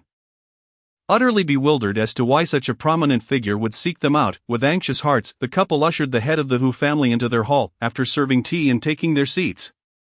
Lin Dong looked at the head of the Hu family with palpable unease, even hesitating to sit down. "Sir, I wonder if your visit to our humble abode pertains to some matter," he asked. "If you require assistance from me, I am willing to go to great lengths for you. Sit. The head of the Hu family warmly urged. Lin Dong, still anxious, took a seat, his expression a mixture of confusion and uncertainty as he gazed at the head of the Hu family. He could not fathom what could possibly bring this future ruler of Yunzhou City to their doorstep. The head of the Hu family regarded Lin Dong with a smile and said, "So Lin Dong, Su Ming is your son, correct?" Lin Dong's face twitched, and he gulped, turning to Ma Tsuiyan beside him. Ma Tsuiyan quickly exclaimed, "Sir, while it is true that Su Ming is my husband's son, he is merely an illegitimate child. If he has offended you in any way, it is unrelated to us. Indeed, he had previously severed ties with me publicly," Lin Dong added hastily. The head of the Hu family paused for a moment, then chuckled. "It is not as you think. What I mean to say is, your son is quite remarkable, very talented. I have taken a liking to him and intend to invite him as a son-in-law. If he is willing, we can arrange a marriage with my daughter on an auspicious date." What? Lin Dong and Ma Tsuiyan were left utterly speechless, their disbelief palpable. Initially, they thought that Lin Dong had offended the head of the Hu family, leading to a severing of ties. To their astonishment, it turned out that the head of the Hu family had taken an interest in Su Ming. How extraordinary that Su Ming had caught the eye of the head of the Hu family. This was beyond their wildest imagination. It was hard to believe that in just a few short months, Su Ming had made such a name for himself in the inner city that the head of the Hu family personally came to propose marriage. If they had not heard it with their own ears, they would never have believed it. Even under duress, regaining his composure, Lin Dong swallowed hard and forced a smile. "While Su Ming is indeed my son, my relationship with him is rather..." The head of the Hu family interrupted. "Blood is thicker than water. After all, you are his biological father. You cannot sever that bond. If you can facilitate this matter, we will become in-laws, and I promise you great fortune and wealth." Lin Dong and Ma Tsuiyan exchanged glances, their breaths noticeably quickening. To establish a familial bond with the head of the Hu family would be nothing short of a life-altering fortune for them.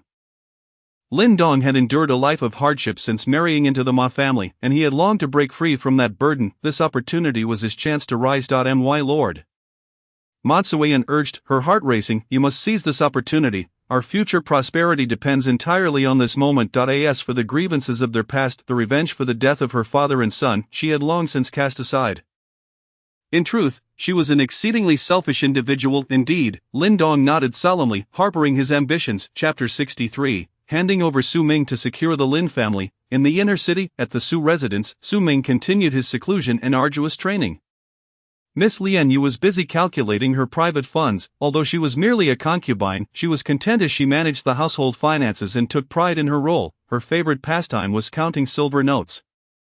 Additionally, she doubled as the chief steward of the Su residence, overseeing all matters within point. One day, after finishing her calculations regarding the household expenses, the doorman Wu Zhang rushed in, cupping his hands and reporting, "Madam, there is a man outside claiming to be the master's biological father." The master's biological father. Lian Yu paused momentarily, then scoffed disdainfully, "Send him away. I refuse to see him." She was a shrewd woman, recalling vividly the day Lin Dong had appeared, cradling Ma Duo's head. Su Ming held no fondness for this man. Send him away. Old Zhang was perplexed. I said send him away, Lian Yu declared firmly. Yes, madam. Old Zhang complied without hesitation. Turning to leave, Lian Yu dismissed the incident from her mind. As night fell, having finished her tea and snacks, Lian Yu prepared to take a stroll in the garden. Just then, old Zhang rushed back and cupping his hands once more. Madam, the master's biological father still refuses to leave. Lian Yu raised her brows in surprise. He remains at the entrance. Yes, he refuses to budge, old Zhang confirmed. Lian Yu's brows furrowed in frustration. After a moment's deliberation, she decided to confront him. As she approached the entrance, she spotted Lin Dong stubbornly lingering there. Upon seeing Lian Yu, he stepped forward enthusiastically. You must be my daughter-in-law. Lian Yu's brows knitted tightly. Who is your daughter-in-law? My husband has no father like you. So you should leave at once. How can you speak to me like that? I am, after all, Su Ming's biological father. You should show me some respect. I have been left waiting here all day. Lin Dong retorted with indignation. Lian Yu's brows furrowed deeper, preparing to respond when a voice interjected. Get lost. I have no father like you. Everyone turned to see Su Ming emerging from the residence. Lin Dong rushed to greet him, joyfully exclaiming, Minger, you scoundrel, how dare you call him Minger? Su Ming narrowed his eyes, his voice low and menacing. Lin Dong's face twitched violently as he forced a smile. Su Ming, I have urgent matters to discuss with you. I have no time for your nonsense. Su Ming turned away, taking Lian Yu's hand and heading back inside. In a panic, Lin Dong shouted, Su Ming, I come at the behest of the head of the Hu family. He said if you are willing to ally with the Hu family, he is prepared to offer his daughter to you.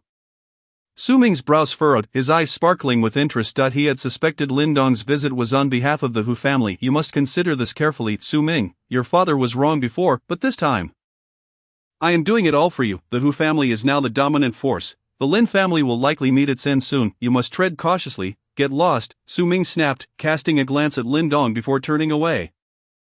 Lin Dong, dejected, retreated without looking back, shutting the door behind him. Su Ming, do not be foolish. I was forced by the Ma family before. You must heed my warning. This could cost you your life, Lin Dong called out desperately.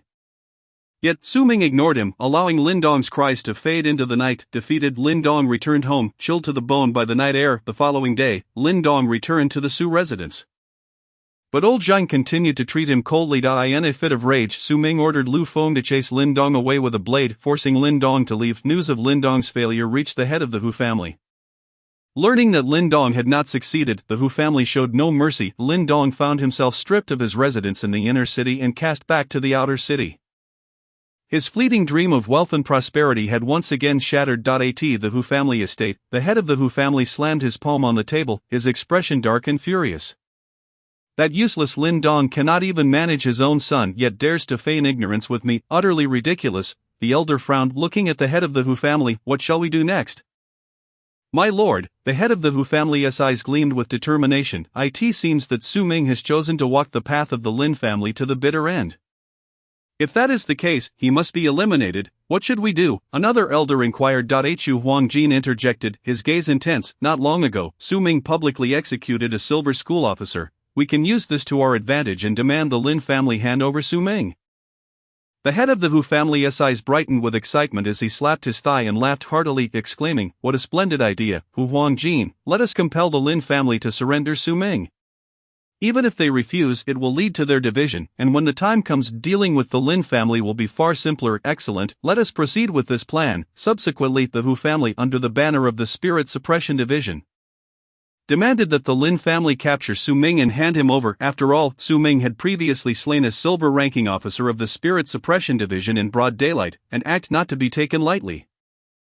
Indeed, events unfolded as the head of the Hu family had anticipated. Upon hearing the news, the Lin family splintered into two factions. One faction, led by the head of the Lin family, Lin Jin, advocated for aggression, while the other, spearheaded by the family's elder, favored diplomacy. At this juncture, the Lin family found itself in utter chaos. In the Lin family's grand hall, the elder Lin Yuan rose to argue passionately, stating, Alas, family head, do not be foolish. Are you aware of the current might of the Hu family? With the Spirit Suppression Division backing them, how can our Lin family possibly contend with them? Another elder chimed in. Indeed, family head, Su Ming is merely an outsider. What concern is he to our Lin family? Even if he is engaged to Wanqing, it is merely an engagement, not a marriage. Surrendering him could preserve our Lin family's legacy for a century. Why not embrace this opportunity? Yes, family head, we must not jeopardize our entire family for the sake of an outsider, echoed yet another elder. Lin Jin, the head of the Lin family, furrowed his brow deeply. Gazing at the elders of the diplomatic faction, and solemnly replied, Esteemed elders, consider this. Who was it that bestowed upon our Lin family 12 pieces of profound iron tokens, if we betray Su Ming? How will the world perceive our Lin family? Moreover, do you truly believe that if we surrender Su Ming, the Hu family would spare us? Chapter 64. The Trials of the Lin Family, a leafless retreat despite the elder Lin Yuan and the second elder advocating for Su Ming's surrender. In the face of Lin Jin and Lin Wanqing's staunch arguments, the Lin family ultimately resolved to fight the Hu family. Aware of this outcome, once again invoked the name of the Spirit Suppression Division. Launching a large-scale assault on the Lin family, this day was destined to be etched in the annals of Yunzhou City. Outside the Lin residence, members of the Lin family clashed with numerous agents from the Spirit Suppression Division. Along with the Hu and Zhou families leading the charge, Hu Huangjin coldly regarded Lin Jin, declaring, Humph, Lin Jin, your future son-in-law Su Ming has committed an unpardonable offense by killing a silver-ranking officer of the Spirit Suppression Division. I advise you to surrender him, otherwise, we shall raze the Lin family to the ground today. Lin Jin's face darkened as he retorted, Humph, do you think we are ignorant? Your Hu family has taken the city lord and the commander hostage. Your family is guilty of heinous crimes, and retribution shall surely come. Hu scowled, replying, You speak nonsense. Here is the decree from the commander, complete with his seal. You Lin family not only harbor the murderer of a Spirit Suppression Division officer but also slander the Hu family. Adding sin upon sin, I urge you to hand over Su Ming, or we will besiege your estate today. Grinding his teeth in anger, Lin Jin shot back, Nonsense, my Lin family can still differentiate right from wrong in matters of great importance. We will not allow your Hu family in collusion with the Blood Demon sect to harm the citizens of Yunzhou City. Today, we will choose to be shattered rather than compromised. Hu Yu's face darkened as he coldly replied. Humph, seeking death, since you Lin family are so obstinate, do not blame me for being merciless. Bring forth the order to search the Lin estate. Anyone who obstructs us shall be executed without mercy. The Su estate lay directly behind the Lin family's, thus to reach it, they must first breach the Lin family's defenses. At Hu Huangjin's command, the forces advanced steadily towards the Lin family. Kill, Lin Jin bellowed, wielding his long blade and charging at the throng. The Lin family members rallied to resist, but the combined might of the Spirit Suppression Division, alongside the Hu and Zhou families, proved overwhelming. After all, the Lin family was the weakest among the four great families of the inner city. In less than an hour, the Lin family suffered heavy casualties, relying solely on the resilience of its higher-ups to hold the line. Humph, seeking death, Hu Huangjin shouted, leaping from his horse to pounce upon Lin Jin like a tiger upon its prey, striking down with his blade. Lin Jin, taken aback, hastily raised his sword in defense. The sound of a tremendous impact resounded as he was forced back several meters. At that moment, an elder from the Zhou family charged at Lin Jin, swinging his long knife with ferocious intent. Lin Jin quickly defended himself once more, but the blade sliced deeply into his left arm, causing him to stagger back in pain. Hu Huangjin roared, leaping from his mount, intent on delivering a fatal blow to Lin Jin once more. Lin Jin, alarmed, raised his weapon to block again. However, he was sent flying, crashing against a nearby staircase, which crumbled under the force of his impact. The heads of the Hu family and Zhou family approached Lin Jin, who was now gravely injured and spitting blood.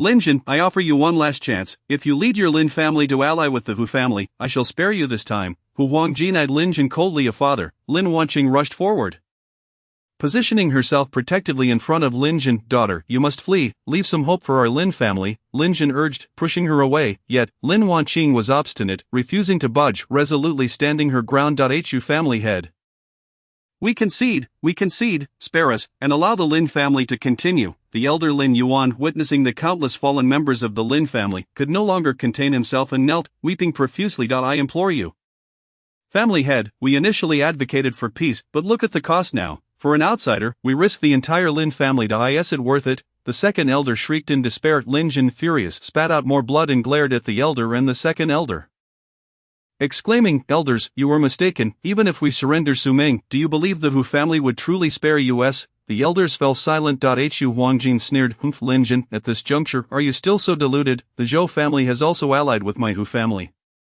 and they are doing just fine. The Zhou family? Ah, Lin Jin laughed scornfully, they are spineless, forcing their own family head to the brink of death. How do you find the audacity to face the ancestors of the Zhou family? The Zhou family elder's expression shifted, a mixture of shock and anger crossing his face. Lin Zhen's words rang true, leaving him feeling a deep sense of shame. Why waste words on him? Just kill him already.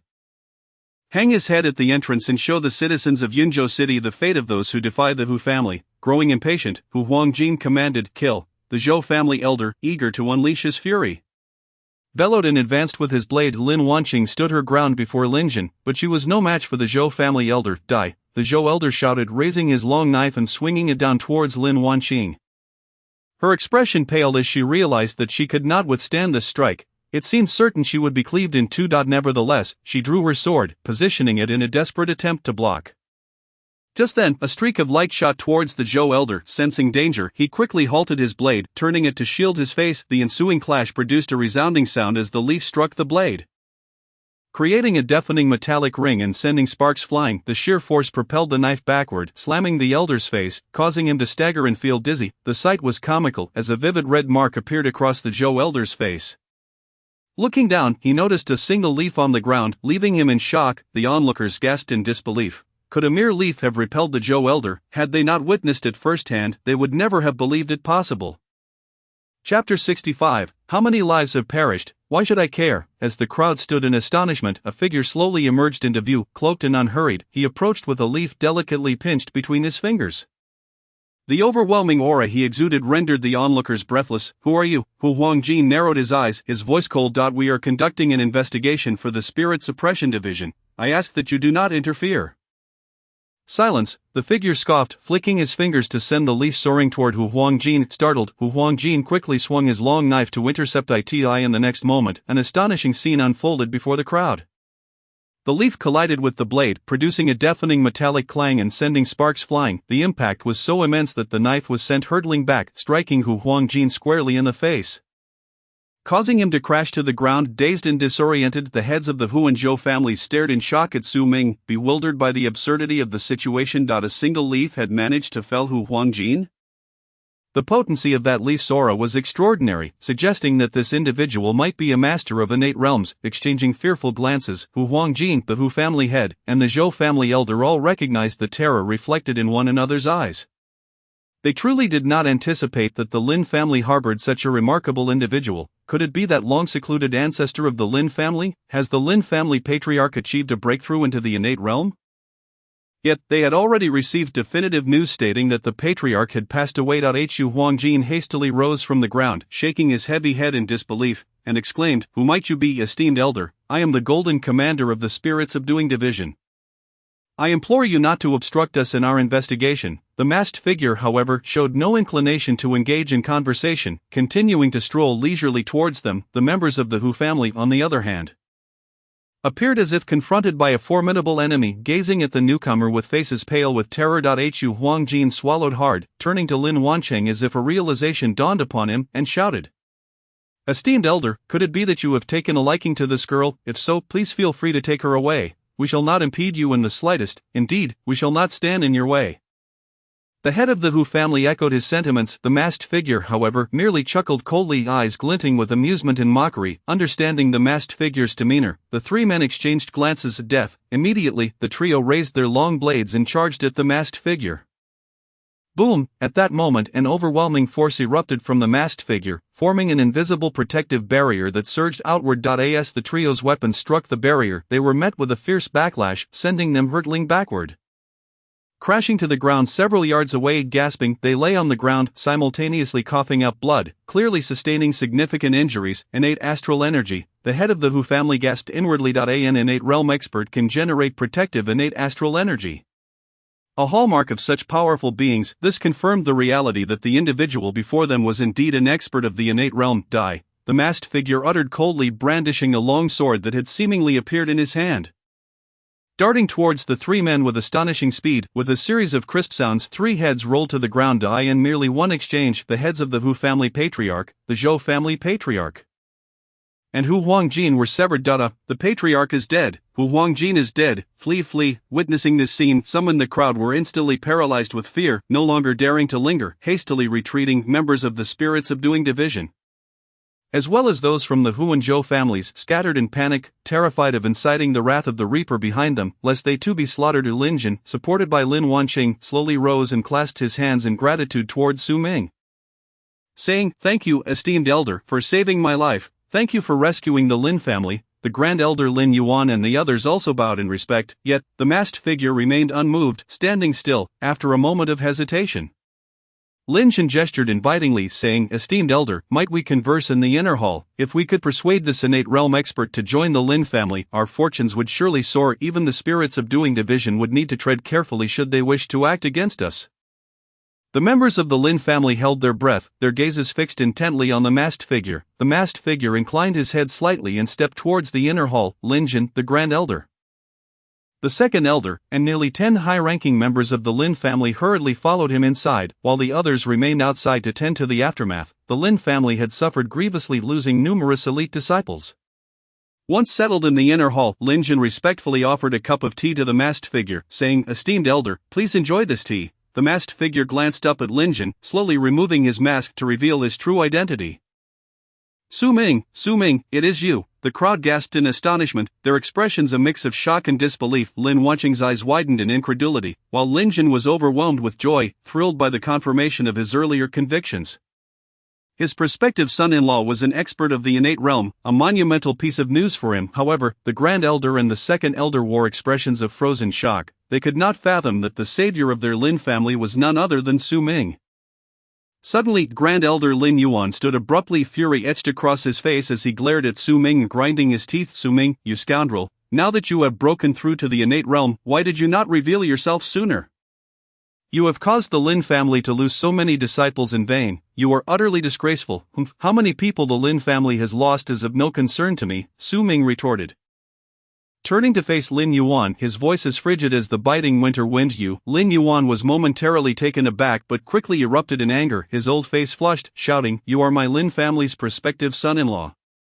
You should be considering the Lin family's interests. How dare you utter such treasonous words? You infuriate me." Su Ming coldly snorted, narrowing his eyes as he glared at Lin Yuan, his voice low. Should a prospective son-in-law consider the Lin family?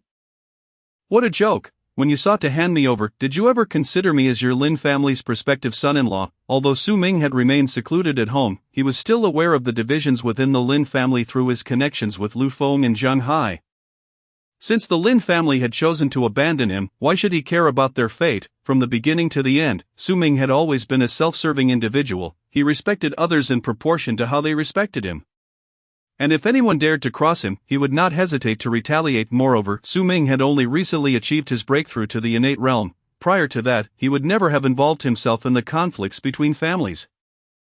As he might have been unable to withstand a coordinated assault, his sole concern had been saving Lin Wanqing and Lin Jin. The others were of little consequence to him. "You scoundrel, were it not for my Lin family, where would you be today?" Lin Yuan shouted in a fit of rage, his face reddening, eyes glaring. Su Ming's gaze remained cold as he regarded Lin Yuan, sullenly stating, "Old fool, should you dare to speak impertinently again, do not blame me for being impolite. Furthermore, I owe the Lin family nothing. 12 pieces of Shen iron tokens are worth more than your family's worthless letter of introduction. Rather, it is the Lin family that owes me." Lin Yuan trembled with rage, but he dared not utter another word. Su Ming was now an innate realm expert. If he pressed further, Su Ming might very well kill him. The intensity of Su Ming's gaze made Lin Yuan's soul tremble, leaving him no option but to remain silent. Sensing Su Ming's genuine anger, Lin Jin quickly interjected, attempting to defuse the situation. "Grand Elder, enough, let us not speak further. After all, it was the Lin family that wronged Su Ming first."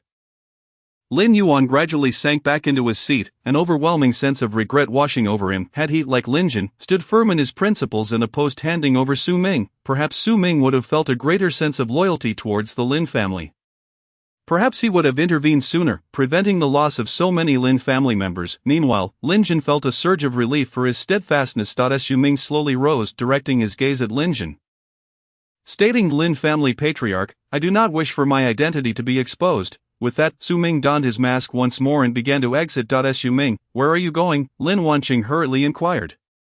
"To the spirits of doing division," Su Ming replied coolly without looking back. He exited the grand hall, disappearing in a flurry of movement. "We bid farewell to the esteemed elder." The members of the Lin family hastily bowed as they watched Su Ming vanish. for he had saved the Lin family at a critical juncture. Without his intervention, the Lin family might have faced annihilation. The disciples of the Lin family held deep respect for the mysterious elder. Unaware that this revered figure was Su Ming, the one they interacted with daily within the spirit-subduing division's inner sanctum, the Grand Commander and the City Lord found themselves ensnared by 3 members of the Blood Demon sect. Unable to move, these 3 individuals were formidable in strength, including a protector and 2 direct disciples, with the protector being an innate realm expert, one of the key figures orchestrating the Blood Demon sect's control over the entire Yunzhou city. Damn it, the Hu family is utterly useless. They cannot even eliminate a mere Lin family, the 2 disciples lamented. I've heard that an innate realm expert has emerged from the Lin family. An innate realm expert? This complicates matters. The protector frowned. How could such a figure appear in Yunzhou city at this time? Shouldn't the 4 major sects be focused on their own conflicts rather than meddling here?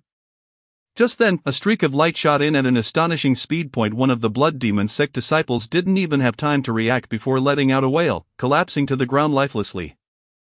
The protector gasped in alarm, looking down to see a blood mark appearing on the fallen disciple's forehead. He had just realized that it was a leaf. One single leaf had pierced through a disciple's skull. Could it be that the innate realm expert has arrived? The protector exclaimed in fury. Who dares to be so audacious in the spirit-subduing division? In the next moment, a figure slowly walked into the grand hall. It was none other than Su Ming. The protector and the Blood Demon sect disciples stared at Su Ming with expressions of terror. Su Ming also spotted the City Lord and the Grand Commander. Both bound to pillars, their faces pale and clearly suffering from poisoning. Who are you? The Blood Demon sect protector demanded in a low voice. The one who will kill you, Su Ming responded coldly. With that, he prepared to strike. Wait, the protector shouted in a panic. Su Ming halted, his gaze icy as he stared at the protector. Taking a deep breath, the protector said, "Friend, you are neither from the Lin family nor one of the 4 major sects." "Correct," Su Ming did not reply, tacitly acknowledging the statement. The protector continued hastily, "Friend, if you assist the Blood Demon sect in reclaiming our power, the City Lord of Yunzhou City will grant you a position." "How does that sound?" "Humph," Su Ming scoffed disdainfully. "Do I need to collaborate with your Blood Demon sect to become the City Lord of Yunzhou City?" The protector narrowed his eyes, his voice cold.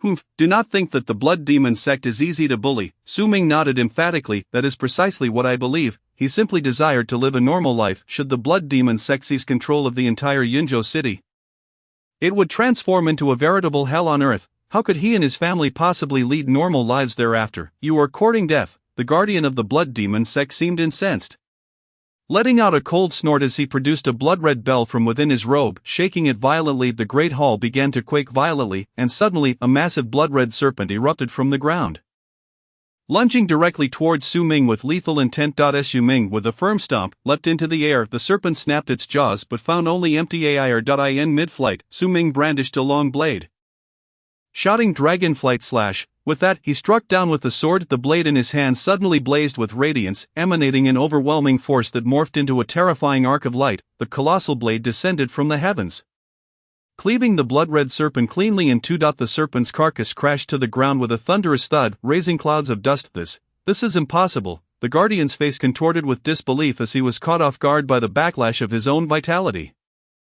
Spitting out a mouthful of blood, the serpent he had nurtured for years had been effortlessly severed by Su Ming's strike. Divine power. This man before him was a congenital expert who had grasped profound abilities. The guardian's heart raced in terror as he hurriedly stepped forward, pressing a short knife against the neck of the City Lord and the Chief Commander, shouting, "Don't come any closer." At that moment, a large contingent from the Spirit Suppression Division rushed in, and upon seeing the fallen blood serpent, their expressions turned to shock. Chapter 67, You killed a City Lord. What concern is it of mine? The primary strength of the remnants of the Blood Demon sect stemmed from the beasts they raised, and now that his blood serpent had been slain by Su Ming, he had become a lamb awaiting slaughter. Yet, Su Ming continued to advance slowly. "Don't come closer. If you do, I'll kill him." The guardian was seething with rage, the knife already slicing into the City Lord's neck, blood gushing forth. The City Lord was terrified. His spirit shattered. "You killing him matters not to me," Su Ming scoffed, persisting in his advance. "You." The guardian of the Blood Demon sect turned pale with fear, seething. "Fine, then I'll take someone with me." With that, he ruthlessly slashed the City Lord's throat. Gurgling noises escaped the City Lord's throat, and ultimately he fell, unwillingly succumbing to his fate. Su Ming merely chuckled, continuing to stride forward. At this point, the 2 remnants of the Blood Demon sect were utterly dumbfounded. They had not anticipated that Su Ming was truly indifferent to the city lord's fate. In fact, Su Ming was equally unconcerned about their lives or deaths, they were of no relevance to him. Whether they lived or died was of no consequence to Su Ming. His objective was to reclaim the Spirit Suppression Division and, leveraging its power, eliminate the unstable factor that was the Hu family. "Don't come any closer, don't come any closer." The Guardian was left speechless with astonishment. The Blood Demon sect disciple behind him was equally pale with fright, unsure of what to do, even if they were to kill the Chief Commander Wei Du of the Spirit Suppression Division. They could not halt the advance of the man before them. In that moment, they were engulfed by the shadow of death, their souls rattled. Suddenly Su Ming flicked his fingers, sending a streak of light hurtling forth. The Guardian of the Blood Demon sect instinctively dodged, but the streak of light pierced the neck of the disciple beside him. Only then did he realize it was a dagger. "Damn," the Guardian cursed. In the next instant, a long blade pierced through his own neck, blood spraying forth. The Guardian of the Blood Demon sect fell, unwilling to accept his fate. Su Ming sheathed his blade and turned to leave. "Wait a moment, Senior." At that moment, Chief Commander Wei Du called out urgently. Su Ming halted, standing with his blade in hand. Wei Du bowed respectfully to Su Ming, saying, "Thank you, Senior, for saving my life." However, by the time he looked up, Su Ming had vanished without a trace. The Chief Commander and the members of the Spirit Suppression Division hurriedly approached. Wei Du glanced at the fallen city lord, his brow furrowing, before he slowly raised his head. Coldness evident in his eyes as he spoke in a low voice. "Send the order to recall all members of the Spirit Suppression Division who were dispatched." "Understood, Chief Commander." A subordinate took the order. It became clear to all that the Spirit Suppression Division was preparing to take action against the Hu family. The Hu family had colluded with the remnants of the Blood Demon sect to control Yunzhou City.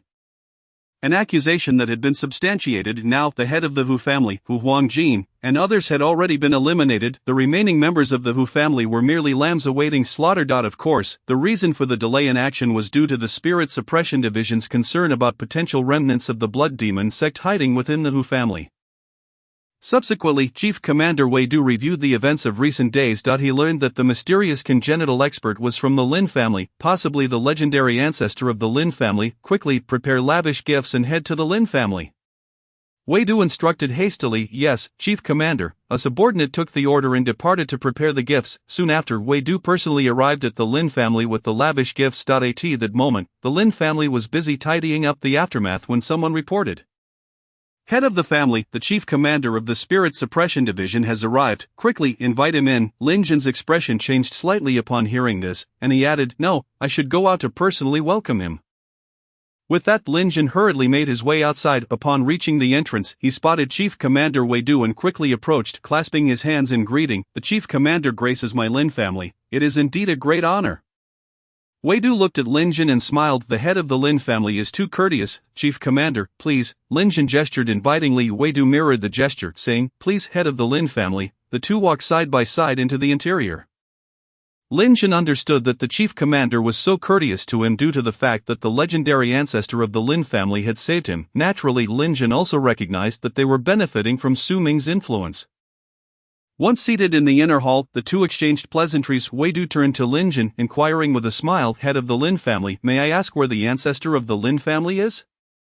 May I meet him to express my gratitude in person?" Lin Jin forced a smile, saying, "Chief Commander, it is not that I do not wish to let you meet the ancestor, but rather that the ancestor." Wei Du raised his hand, chuckling. "I understand, I was being presumptuous." Lin Jin glanced at Su Ming, who was not far from Wei Du, and thought to himself, "The ancestor is far yet near, and you still ask me?" After a few more pleasantries, Wei Du took his leave. In the following days, Lin Jin frequently visited Su Mansion, bringing gold, silver, and maidservants as gifts. As time passed, members of the Spirit Suppression Division who had been dispatched gradually returned to Yunzhou City.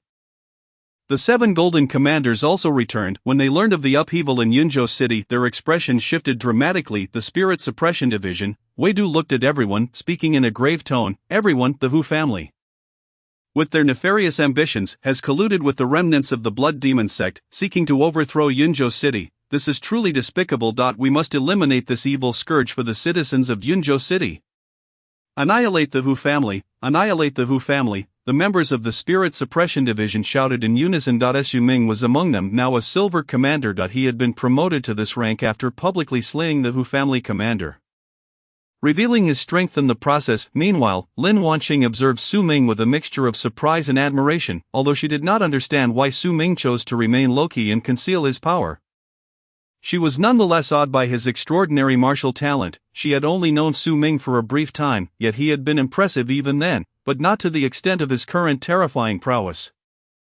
In such a short span, Su Ming had grown to such heights, and there were practically no individuals in Yunzhou City who could pose a threat to him. Of course, Su Ming concealed his abilities because he understood that in this chaotic world, it was essential to remain low-key and endure to survive. He had only become invincible within Yunzhou City. Beyond its borders lay vast expanses filled with greater dangers, not to mention the elite disciples, protectors, and elders of the four major sects. There were also numerous congenital experts within the prefectural and state cities. With the support of the golden threshold in his mind, he could cultivate without the need for external assistance, thus embracing the philosophy of discretion and endurance as the path to success, secretly honing his skills and ultimately astonishing everyone. Chapter 68, Annihilating the Hu family, the demonized Hu family, with Chief Commander Wei Du's command.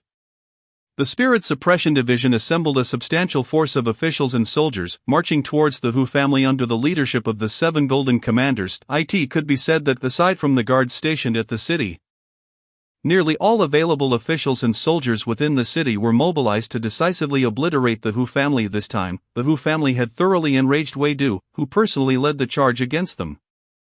Soon, the army besieged the entire Hu residence, leaving no avenue of escape or attack. Wei Du's expression was grim as he commanded. Bang! The leading Golden Commander, Wang Baojie, kicked the Hu family's gate open with a single blow. At that moment, some within the Hu family brandished blades to resist, exterminate. Wang Baojie stated calmly. The members of the Spirit Suppression Division surged forward with their weapons drawn, eager to seize the opportunity for merit.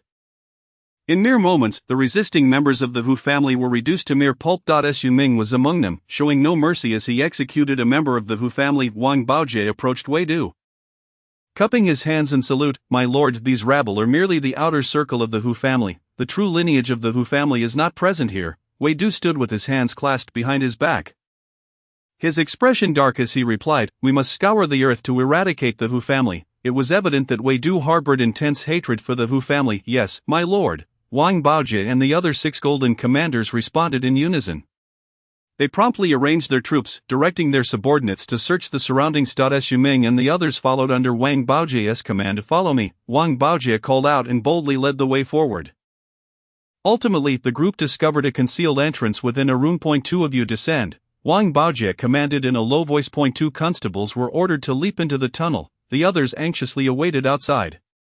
After approximately half an hour, one of the constables emerged from the hole, bloodied and battered. My lord, the remnants of the Hu family are inside. The constable gasped before collapsing, unconscious. The other constable had not returned, likely having met his demise within the tunnel. With a grim expression, Wang Baojie gritted his teeth and declared, Humph, press onward and eliminate every last one of the Hu family's remnants. Saying this, he leaped into the tunnel without hesitation, unafraid of the Hu family's remnants, particularly since one constable had managed to escape. If that constable could evade danger, Wang Baojie felt confident in his own abilities. He jumped into the tunnel, followed closely by the others.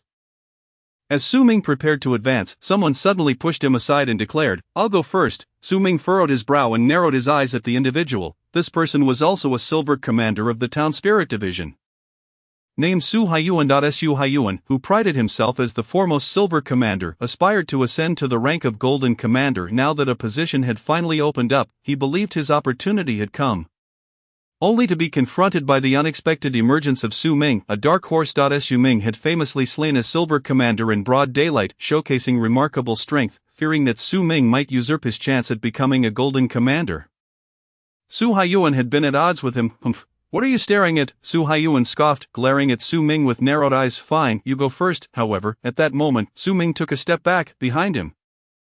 Lin Wanqing looked at Su Haiyuan with an expression of disbelief. Had Su Haiyuan known Su Ming's true identity, he would likely have been paralyzed with fear. The reason Su Ming chose not to confront Su Haiyuan was merely to avoid exposing his identity too early, as he did not wish to attract the attention of powerful figures and disrupt his plans. He could always seek retribution against Su Haiyuan later. Of course, at Su Ming's level, he hardly regarded Su Haiyuan as a threat. After all, how could an elephant concern itself with an ant? Insignificant fool, Su Haiyuan, still brimming with arrogance, sneered, and jumped into the tunnel. His subordinates followed suit. What are you afraid of, brother-in-law, with the support of the Lin family? He is nothing, Lin Jie exclaimed in frustration, glancing at Su Ming. The Lin family was currently the most powerful among the 4 great families in Yunzhou City, having eliminated the Bai family and poised to eradicate the Zhou and Hu families as well. The Lin family members walked with their heads held high. Lin Wanqing chuckled softly and advised, Jer, there's no need to engage with him now. We can deal with it later. Lin Jie's eyes sparkled with understanding. Let us move. Su Ming smiled lightly and jumped into the tunnel, followed by the others. As they ventured deeper into the tunnel, it initially felt cramped, but as they progressed, it became more spacious along the way. They encountered numerous damaged traps and bodies, clearly the result of Wang Baojie's earlier assault. As Su Ming and his group advanced, they soon heard the sounds of shouting and the clash of weapons. Hurry, Su Ming called, quickening his pace towards the commotion. Upon entering, they found a vast space in disarray, with members of the Hu family engaged in combat with the Town Spirit Division's constables. The Hu family members had transformed into various monstrous forms, some sprouted long lizard tails and sharp claws, while others were clad in hard alligator scales, and some had wolf-like heads and human bodies, moving with remarkable agility. The Town Spirit Division and the constables were witnessing such transformations for the first time. Leaving them in shock. As the battle raged on, they initially found themselves at a disadvantage, but soon regained their footing and began to counterattack. Roar, one of the monstrous Hu family members, covered in tough scales, charged toward Su Ming with a fierce roar. You seek death, Su Ming coldly retorted, narrowing his eyes before delivering a swift strike. With a single blow, he cleaved the crocodile-like creature in two. This scene did not go unnoticed by Su Haiyuan, who, witnessing Su Ming's incredible prowess, felt a surge of alarm as he realized just how formidable Su Ming truly was. The chaotic underground world was a tempest of conflict. Wang Baojie, with a decisive swing of his blade, dispatched a wolf-like Hu family creature, concluding that skirmish. The ground was strewn with corpses and blood, limbs severed and grotesque remnants littering the scene, creating a gruesome tableau. Chapter 69, Struggling Against the Hu Family. Heavy casualties. Wang Baojie gazed at the sea of bodies, his expression grave. Spitting in disgust, he cursed, the Hu family scum are truly despicable, colluding with the remnants of the blood demon sect, unforgivable wretches. Wang Baojie had a family in Yunzhou City, and he feared that if the Hu family and the blood demon sect's conspiracy succeeded, his loved ones might also suffer the consequences, perhaps even becoming their prey. This was a fate he could not abide. Thus, he harbored an intense hatred for the Hu family, striking with lethal intent. Each blow meant to eliminate them completely. The others present shared Wang Baojie's disdain for the Hu family, relieved that their coup had been thwarted. Otherwise, they would have regretted it for eternity. Wang Baojie surveyed the surroundings, noting several passageways leading to unknown destinations. He addressed the 8 silver commanders under his command, saying, You each take a team and proceed forward. Upon encountering any Hu family members, do not hesitate, eliminate them all. Yes, my lord, the group responded in unison, turning to Lin Wanqing and Lin Jie, who were with Su Ming. He asked, Miss Lin, would you care to accompany me? Wang Baojie had no ulterior motives. After all, with only the Lin family remaining among the 4 great families, future relations were inevitable. It was a prime opportunity to cultivate goodwill with them. Lin Wanqing found the situation amusing, knowing that Su Ming was rumored to be the Lin family's ancestor, possessing innate strength far beyond Wang Baojie's. Naturally, it was much safer to follow him. However, she maintained a composed demeanor and shook her head, saying, Thank you for your kind offer, but I shall follow Su Baiyin. Very well then, let us split up. Wang Baojie conceded, calling out as he charged towards the central passageway. The others began to disperse as well.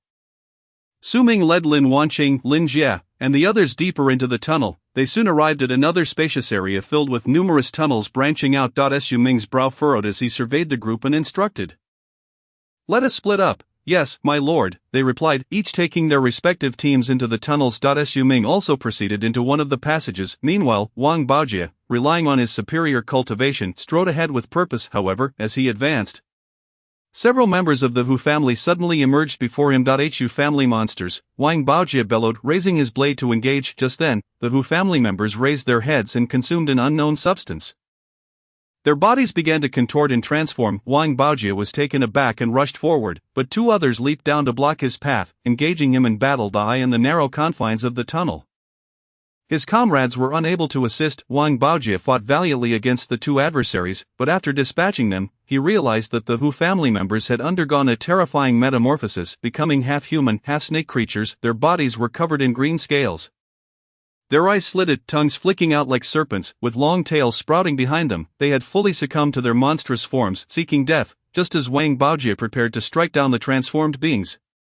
They suddenly opened their mouths and exhaled a cloud of dark green smoke. In unison, they released the toxic mist, which quickly filled the narrow passageway. Wang Baojie's heart raced as he desperately wielded his blade, attempting to shield himself from the onslaught, yet the volume of poisonous gas was overwhelming. Within moments, he felt dizzy, and a wave of nausea washed over him. The sounds of collapse echoed behind him as many of his men fell, foam spilling from their mouths. Wang Baojie turned to witness the devastation, his heart filled with rage. Gathering his strength, he shouted, "Where are the others? Get the injured out, the rest of you, follow me inside." "Yes, my lord."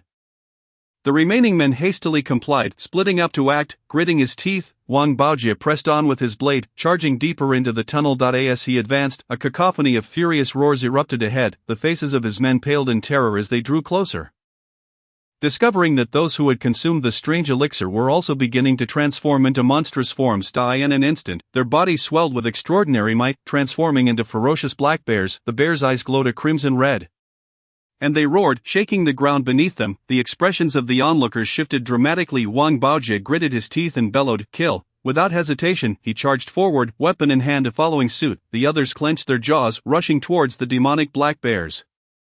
The power of these transformed beasts was astonishing. Their strength was boundless, and with each swipe of their claws, they sent individuals flying. Wang Baojie struck down one of the demonic bears with a single blow, but at that moment another bear lunged at him with a powerful paw. Startled, Wang Baojie quickly raised his long knife to defend himself. A thunderous crash echoed as the massive paw collided with his blade, sending him hurtling backwards to slam against the wall. Gasping, he coughed up a mouthful of blood, his breath faltering. When he regained his senses, the black bear charged at him with a ferocious roar. Enraged and alarmed, Wang Baojie swung his knife down with all his might. Despite having suffered injuries, his mastery of dual realms allowed him to cleave the bear in two, reverting it back to its human form upon death. However, Wang Baojie himself bore wounds, and the rest of his comrades were in a dire state. At that moment, nearly all those who had followed him were injured, with a significant portion already lost. With a mighty roar, Wang Baojie advanced, severing the head of another black bear, finally bringing the battle to a close. Gazing at the multitude of corpses strewn about, a chill gripped his heart. So many casualties among his ranks, what of the others? Surely Su Ming and the contingent of silver officers were facing a similar fate, perhaps even annihilated. Chapter 70. Had Su Ming's entire group been wiped out, it was not that Wang Baojie lacked strength as a golden commander, but rather that the confined space hindered his full capabilities. The enemy's ambush had caught them off guard, and the previous wave of snake venom had further weakened him, allowing the Hu family to exploit his vulnerabilities. With a grim countenance, Wang Baojie declared, "Let us move swiftly and eradicate these scoundrels of the Hu family." With that, he brandished his blade and strode toward an opening ahead. The others, filled with hatred towards the Hu family, hastened to follow. Soon, they entered a spacious cavern where 5 or 6 members of the Hu family were seated, among them an elder of the clan. Upon seeing Wang Baojie and his entourage, the elder's expression remained unchanged, as if he had anticipated this confrontation. The Hu elder stood and raised a vial of potion to his lips. In an instant, he began to transform, sprouting coarse gray fur and morphing into a monstrous creature. The other Hu family members quickly followed suit, consuming their potions and undergoing their own transformations. "Kill!" The two sides exchanged no more than a few words before charging at one another with a fervent roar. The clash erupted into chaos as they fought fiercely. Despite his wounds and the venom coursing through his veins, Wang Baojie, a golden commander, proved more than a match for the transformed Hu elder. After a prolonged struggle, he seized an opportunity, shouting with all his might as he severed the elder's weapon with a single stroke. The momentum of his strike carried through, landing a deep blow to the elder's chest. Blood gushing forth, Wang Baojie followed up with a powerful kick, sending the elder crashing against the wall, where he fell, violently coughing up blood. Yet the elder slowly rose, a triumphant grin on his face as he laughed heartily. "You cannot extinguish the Hu family. We will always have a place in Yunju City." Foolishness! Wang Baojie, enraged, advanced and delivered a decisive blow, severing the elder's head from his shoulders. He then turned his attention to the remaining Hu family members, swiftly dispatching them. In mere moments, Wang Baojie and his companions had laid waste to the Hu family. However, a sense of dread settled within him. Ahead lay no further passage. They had entered a dead end. The elder's demeanor and words had been unsettling, igniting a deep-seated anxiety within him. The full force of the Spirit Suppression Division had mobilized, aided by the Lin family, to eradicate the Hu family. Logically, their demise seemed inevitable, yet the elder's confidence raised troubling questions. Why was he so certain of the Hu family's survival? Did they possess some insidious scheme or means of retaliation? It was evident that conventional force would not suffice against the Spirit Suppression Division.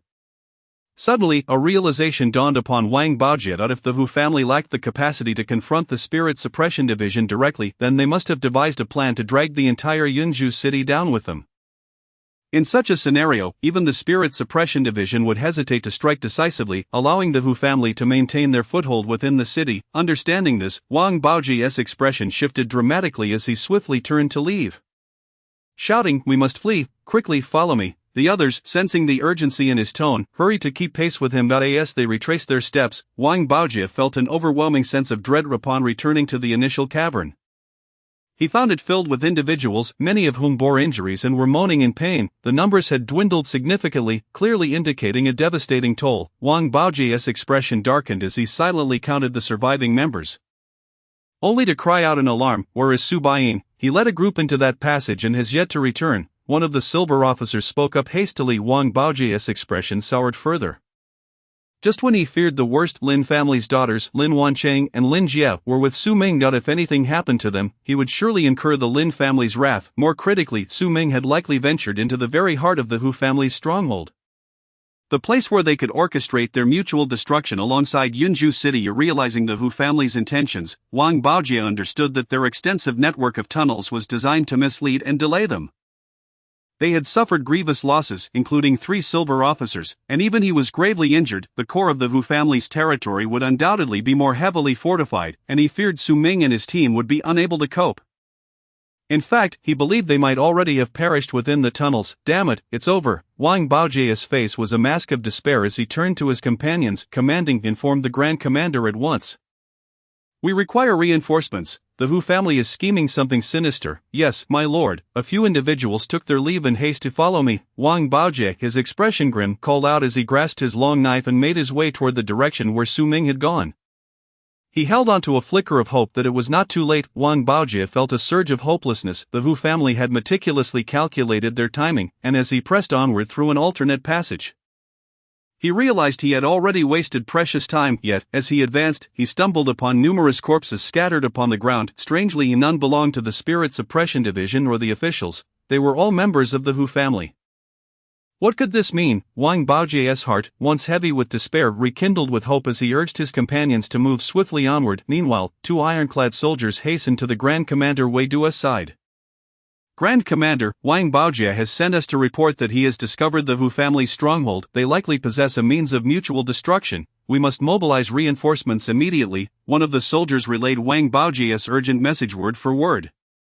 "Come, follow me swiftly." Grand Commander Wei Duo, aware of Wang Baojie's meticulous nature, understood the gravity of the situation and quickly gathered his men, leading them towards the tunnels. Chapter 71, The Hu Family and the Blood Demon Sex Conspiracy.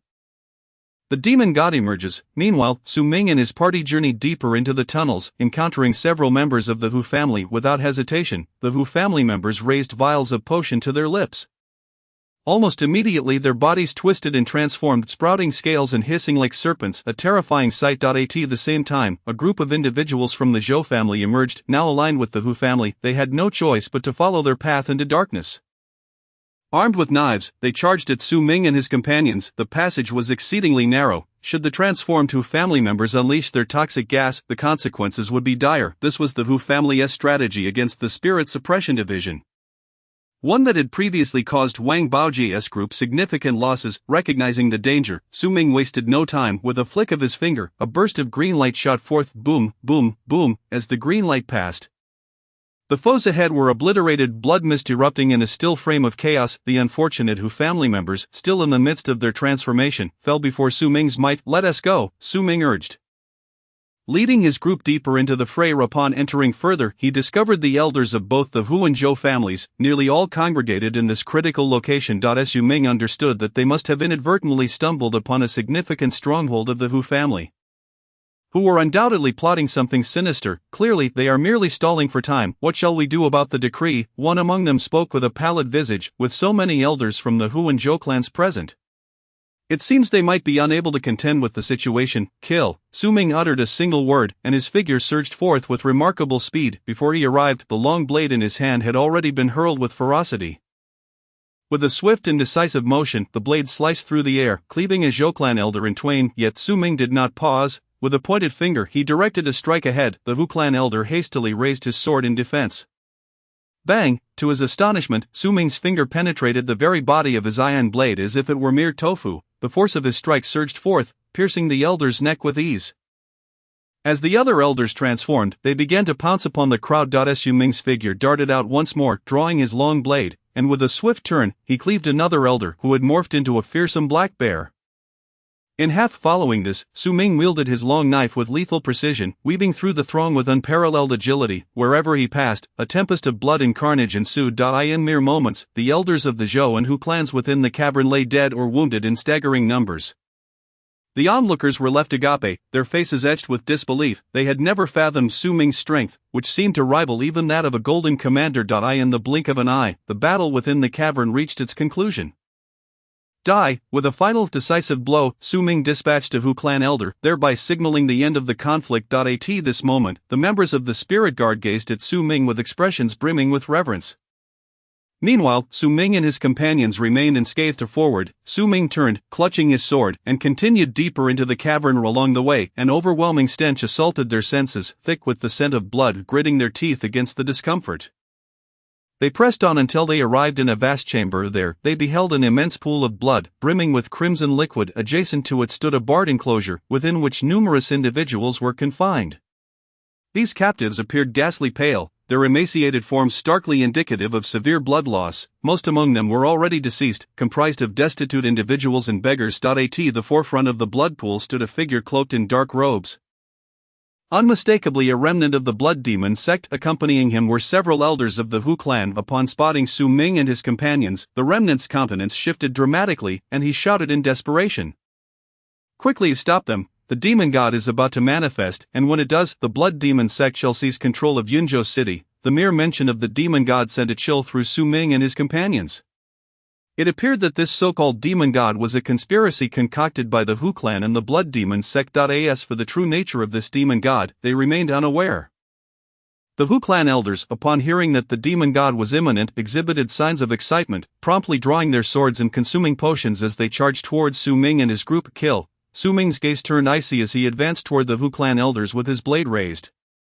His friends and family resided within Yunzhou City, and he could not permit the so-called demon god to wreak havoc upon it. Therefore, Su Ming's attacks grew even more ruthless and resolute, the sword in his hand transformed into a scythe of death. Each swing resulting in the demise of a Hu clan elder. In mere moments, under Su Ming's formidable onslaught, he had slain several Hu clan elders. With a grim expression, Su Ming strode directly toward the remnant of the blood demon sect. Realizing the gravity of the situation, the remnant gritted his teeth and bellowed, "Demon God, manifest!" Gurgled. In the next instant, a blood-soaked, hairless crimson rodent roughly the size of a small calf emerged from the blood pool. Was this the so-called demon god? A creature birthed from human blood. Suddenly Su Ming grasped the potential devastation this creature could unleash, far exceeding that of any physically powerful beast. This blood rodent could undoubtedly spread disease, should a plague erupt.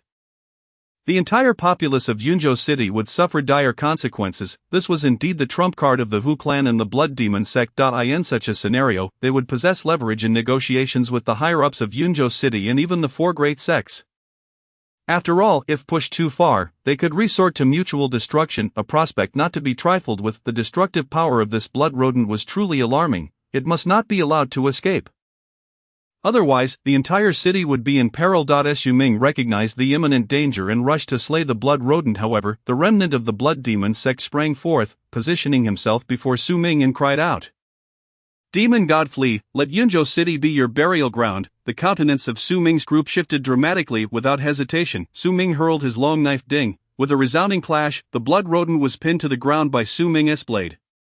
Demon God, the remnant of the blood demon sect, eyes aflame with desperation, lunged at Su Ming. Su Ming, forming his hand into a finger, unleashed an invisible force that pierced through the remnant's skull. As the onlookers regained their senses, They all surged toward the blood rodent, wielding their blades to reduce it to a pulpy mess. Chapter 72, Ascension to Golden Commander. Victory of the Seven Profound Sect. Wang Baojie and his companions pressed forward. Contrary to their expectations of a brutal melee, they encountered no corpses of the spirit guard or officials on the ground, leaving them in a state of bewilderment. They moved unhindered, advancing deeper into the cavern. Upon reaching a certain point, they heard footsteps. Wang Baojie shouted, "Be on guard, Wang Huangjin, it's us." From within came Su Ming's voice. "Su Baiyin," Wang Baojie inquired with urgency. "It's us." Su Ming's voice resonated once more. In the next moment, Su Ming and his group appeared before them. However, to Wang Baojie's astonishment, none of Su Ming's party bore any injuries, not a single person was harmed. Yet, upon their arrival, the sight of the fallen elders from the Hu clan and Zhou clan made it evident how fierce the battle had been. Wang Baojie furrowed his brow and asked, "Su Baiyin, what transpires within? What are the Hu clan and the remnants of the blood demon sect plotting?" "It concerns the demon god." Su Ming recounted the events. Wang Baojie and his companions let out a collective sigh of relief. Had that so-called demon god come to fruition, the consequences would have been dire, likely resulting in the entire populace of Yunzhou City meeting a tragic end, with their families unable to escape the calamity. It could be said that Su Ming and his companions had saved millions of lives in Yunzhou City. Wang Baojie, astonished, asked, "How did you manage to push through?" Su Ming found himself somewhat embarrassed. After all, it felt awkward to boast about his own prowess in cutting through their ranks as if he were tooting his own horn. One among the group quickly interjected, reporting to Wang Huangjin. It transpired thus: Su Baiyin's extraordinary strength guided us through. Following this, the individual vividly recounted the ordeal. Wang Baojie listened with a mix of admiration and surprise, his gaze toward Su Ming transformed. As he recognized that Su Ming's strength far exceeded his expectations, even when he led his own charge, many perished, yet not a single soul on Su Ming's side had fallen, a testament to his superior capabilities.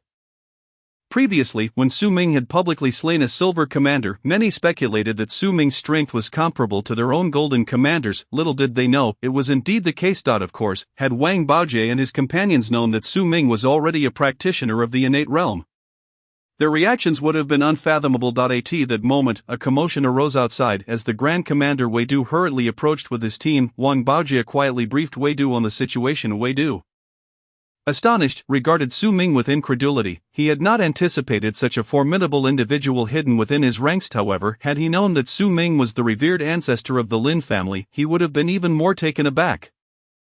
Thus, Wei Du ordered a thorough inspection of the Hu clan's tunnels, ensuring that no remnants remained before leading his team away from the spirit guard. To prevent any future contingencies, Wei Du instructed that the tunnels be flooded. Even if there were Hu clan members inside, they would likely be drowned. In this manner, the turmoil caused by the Hu clan came to a close. Within the spirit guard, Wei Du addressed the assembly, stating, "In this eradication of the Hu clan, one individual has rendered exceptional service, and thus is promoted to Golden Commander." The members of the spirit guard erupted with excitement, especially Su Haiyuan, who was determined to claim the title of Golden Commander. Wei Du turned to the crowd with a smile, declaring, "This individual is none other than Su Ming." The assembly was taken aback, unable to comprehend how Su Ming had ascended to the rank of Golden Commander. It was only a short while ago that Su Ming had been a mere Iron Warrior, and his elevation to Silver Commander was already remarkable. To suddenly become a Golden Commander was truly beyond their imagination. Su Haiyuan's smile faltered, replaced by a conflicted expression. His eyes filled with resentment. He felt an intense sense of injustice, yet this reality had solidified, leaving him powerless. With the eradication of the Hu clan, Yunzhou City briefly returned to tranquility. Su Ming, now a distinguished Golden Commander of the Spirit Guard, chose to enter seclusion. No longer required to undertake missions, he spent his idle time cultivating at home. One day, having just completed his training, he emerged from his chamber and made his way to the front courtyard, only to find Lin Wanqing appearing somewhat flustered. Su Ming chuckled lightly and approached her, inquiring, "Wanqing, what has transpired?" Lin Wanqing caught sight of Su Ming, her delicate face turning even paler as she exclaimed anxiously, "Husband, something terrible has happened. The decision of the four great sects has been announced, and Yunzhou City will be governed by the seven mysterious sect. Our Lin family has chosen the wrong side." Su Ming's expression shifted slightly upon hearing this. Nevertheless, he attempted to reassure her, saying, "Do not be troubled, the current situation in Yunzhou City is not what it once was.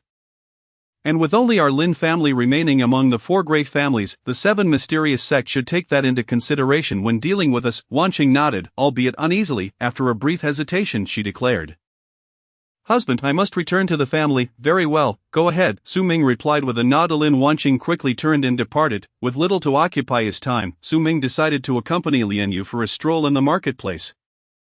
As they entered a jewelry shop, Su Ming was engaged in selecting ornaments with Lian Yu when a cheerful voice rang out, "Brother Su, is that you?" Turning around, he was surprised to see a little girl bouncing towards him. "Is it you? Your name is Luo," he remarked, recognizing her as the girl he had rescued in the woods. "Brother Su, remember, my name is Luo Shang." The girl pouted, clearly displeased that he had forgotten her name. "Ah, Luo Shang." Su Ming nodded slightly. The little girl then noticed Lian Yu beside him and furrowed her brows, asking, "Who is this, sister?" Just as Su Ming was about to respond, Lian Yu interjected, "Little sister, I am the concubine of your brother." It must be said that Lian Yu was quite adept at navigating social nuances. The little girl's eyes brightened at this revelation, and she exclaimed with delight, "Just a concubine, huh?" At that moment, a person hurriedly entered the shop and bowed to Su Ming, saying, "Son-in-law, the young lady requests your immediate return. The 7 mysterious sect has arrived at the Lin family." The 7 mysterious sect. Su Ming raised an eyebrow, glancing at Su Zhan beside him. "Su Zhan, escort my wife home. I shall make a visit to the Lin family." "Yes, young master," Su Zhan replied, bowing. Su Ming turned and left.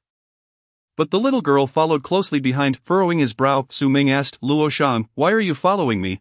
"I'm going to the Lin family too," she replied, tilting her head mischievously. Su Ming, rendered speechless, chose to ignore her and hurried on his way, while Luo Shang trailed him, incessantly asking questions of Brother Su. "How many concubines do you have? I heard you have a close relationship with that Lin family young lady." Chapter 73, The Turmoil in Yunzhou City.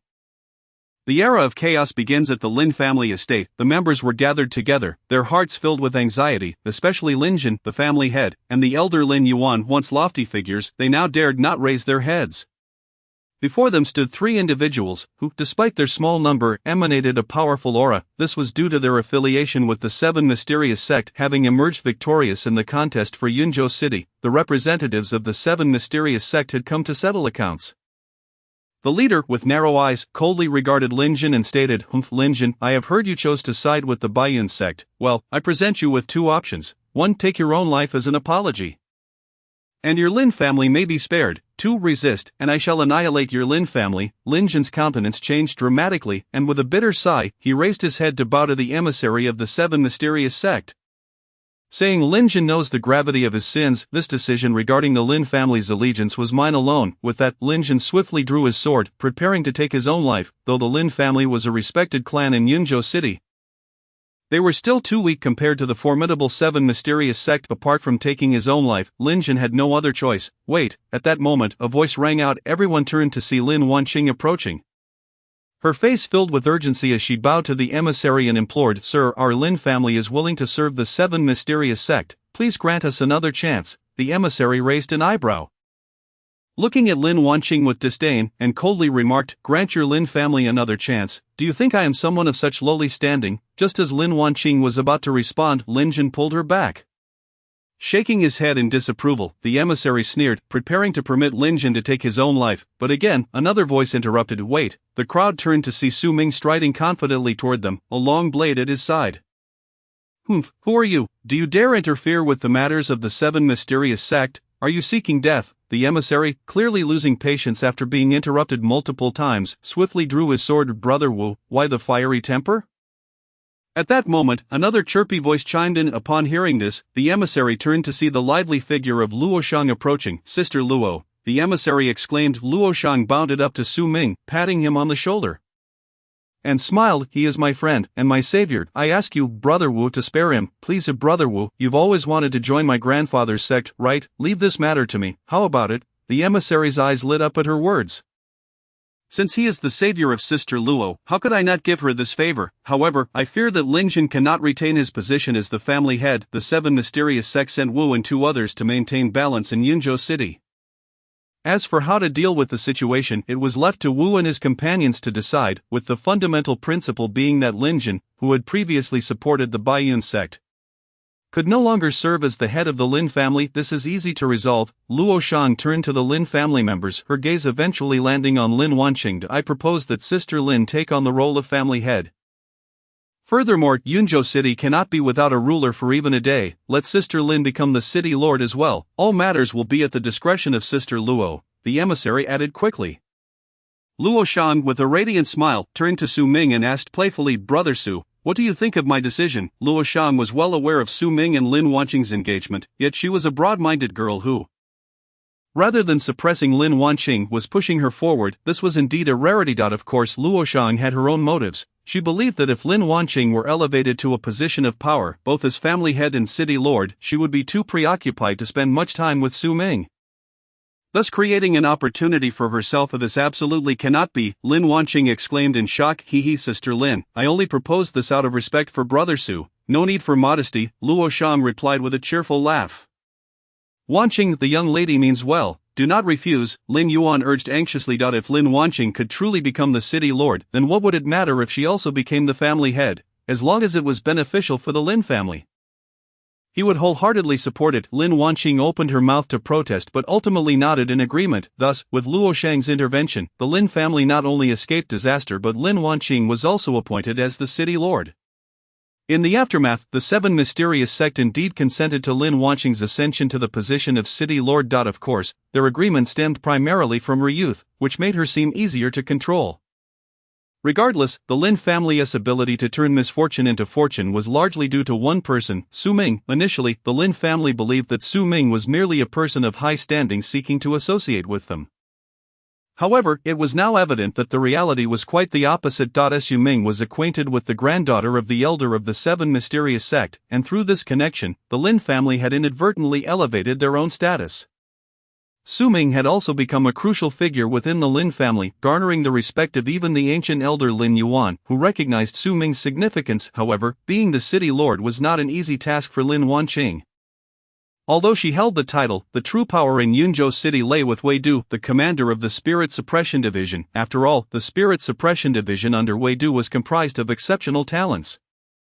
Particularly the 8 golden commanders, who represented the pinnacle of strength in Yunzhou City, each having reached the pinnacle of the transformation realm. Nonetheless, due to Wei Du's gratitude for the Lin family's ancestor having saved his life, he outwardly treated Lin Wanqing with great friendliness, as was the will of the seven mysterious sect. They intended for the commander of the Spirit Suppression Division and the city lord to mutually check each other in order to better manage the seven mysterious sect.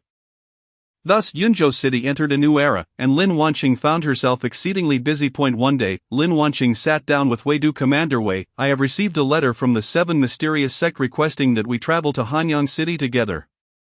Lin Wanqing handed him the letter. Wei Du took the letter, and his brows furrowed as he read. Chapter 74. The First Alliance of the 8 Cities. The fiancé of the city lord, the seven mysterious sect, was convening a meeting in Hanyang City, summoning the lords and commanders of the 8 major cities to attend. Naturally, Lin Wanqing and Wei Du dared not refuse. Ever since the old emperor's passing and the new emperor's ascension, the entire realm had plunged into chaos.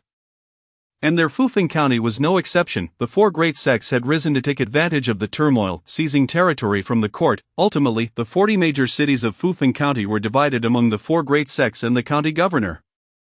Each faction claiming 8 cities, the county governor relied on his former influence to maintain a tenuous hold over the 8 cities, while the remaining 4 great sects divided the other 32 cities, each governing 8. Consequently, the direct superior of the 8 cities, including Yunzhou City and Hanyang City, was no longer the county governor but the seven mysterious sect. From then on, any matters related to these 8 cities would first be reported to the seven mysterious sect, which would then relay the information upward. It could be said that the entire Dazhou dynasty had descended into an era of chaos, characterized by feudal lords vying for power and sects rising in conflict.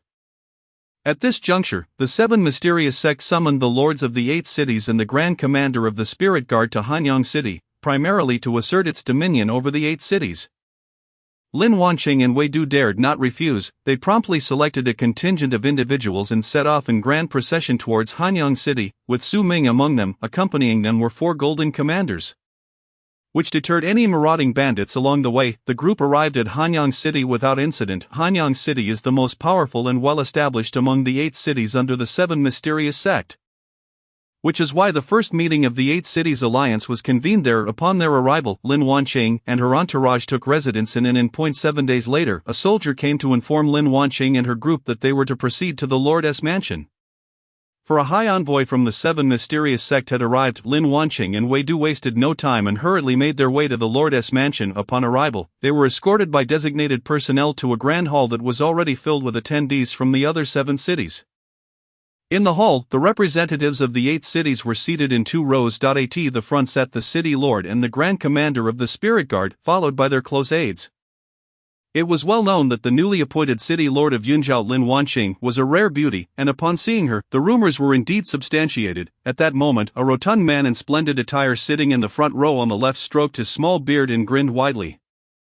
This man was none other than the lord of Hanyang City, Dugulan. Laughter erupted among the crowd as Dugulan began to extol Lin Wanqing's beauty, though it was a compliment. It bore an undertone of jest. This caused Lin Wanqing's delicate features to cloud over momentarily, yet, as the legitimate daughter of the Lin family, she was accustomed to the intrigues of courtly life. She refrained from displaying anger publicly, instead composedly taking her seat with a faint smile, responding, "Thank you for your kind words, Lord Dugu." Behind her, Su Ming cast a glance at Dugulan. The individuals present were all significant figures. Yunzhou City was the weakest among the 8 cities, and it was said that Hanyang City harbored innate realm experts. It could be stated that none of the individuals present were to be trifled with. Although Dugulan's personal strength was not formidable, it was rumored that he had 2 innate realm experts under his command, known as his left and right guardians. Furthermore, despite the jovial demeanor on his face, he was known to be quite ruthless in his dealings. He had even managed to eliminate the Grand Commander of the Spirit Guard in Hanyang City, effectively making the entire city bow to his will. At that moment, as the envoy from the 7 mysterious sect had yet to arrive, the atmosphere among the attendees was rather relaxed. Dugulan poured himself a glass of wine and smilingly turned his gaze towards Lin Wanqing, saying, "City Lord Lin, I must confess, I have long admired you from afar, and upon our first meeting today, I find myself utterly captivated. If you would be so inclined, the position of my city lordess consort could be yours. What say you?" Those present, being astute individuals, could readily discern that Dugulan's intentions were not solely about admiration. While Lin Wanqing was indeed a rare beauty, it was not as if these men had never encountered beautiful women before. Dugulan's public proposal to marry Lin Wanqing was not genuinely motivated by affection but was rather a strategic move for Yunzhou City. If he were to wed Lin Wanqing, he could easily bring Yunzhou City back under his control.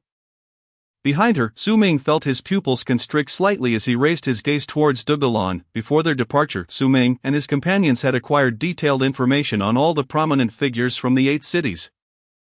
Each person's background was meticulously documented, hence, it was inconceivable that Dugulan and the others were unaware of Su Ming's relationship with Lin Wanqing. This meant that Dugulan was fully aware of the dynamics between Su Ming and Lin Wanqing, yet still chose to make such an unreasonable request, which was rather outrageous. Of course, it was also possible that he simply looked down upon Su Ming. Just then, another burly man furrowed his brow and boomed, "Brother Dugu, I too have long admired City Lord Lin.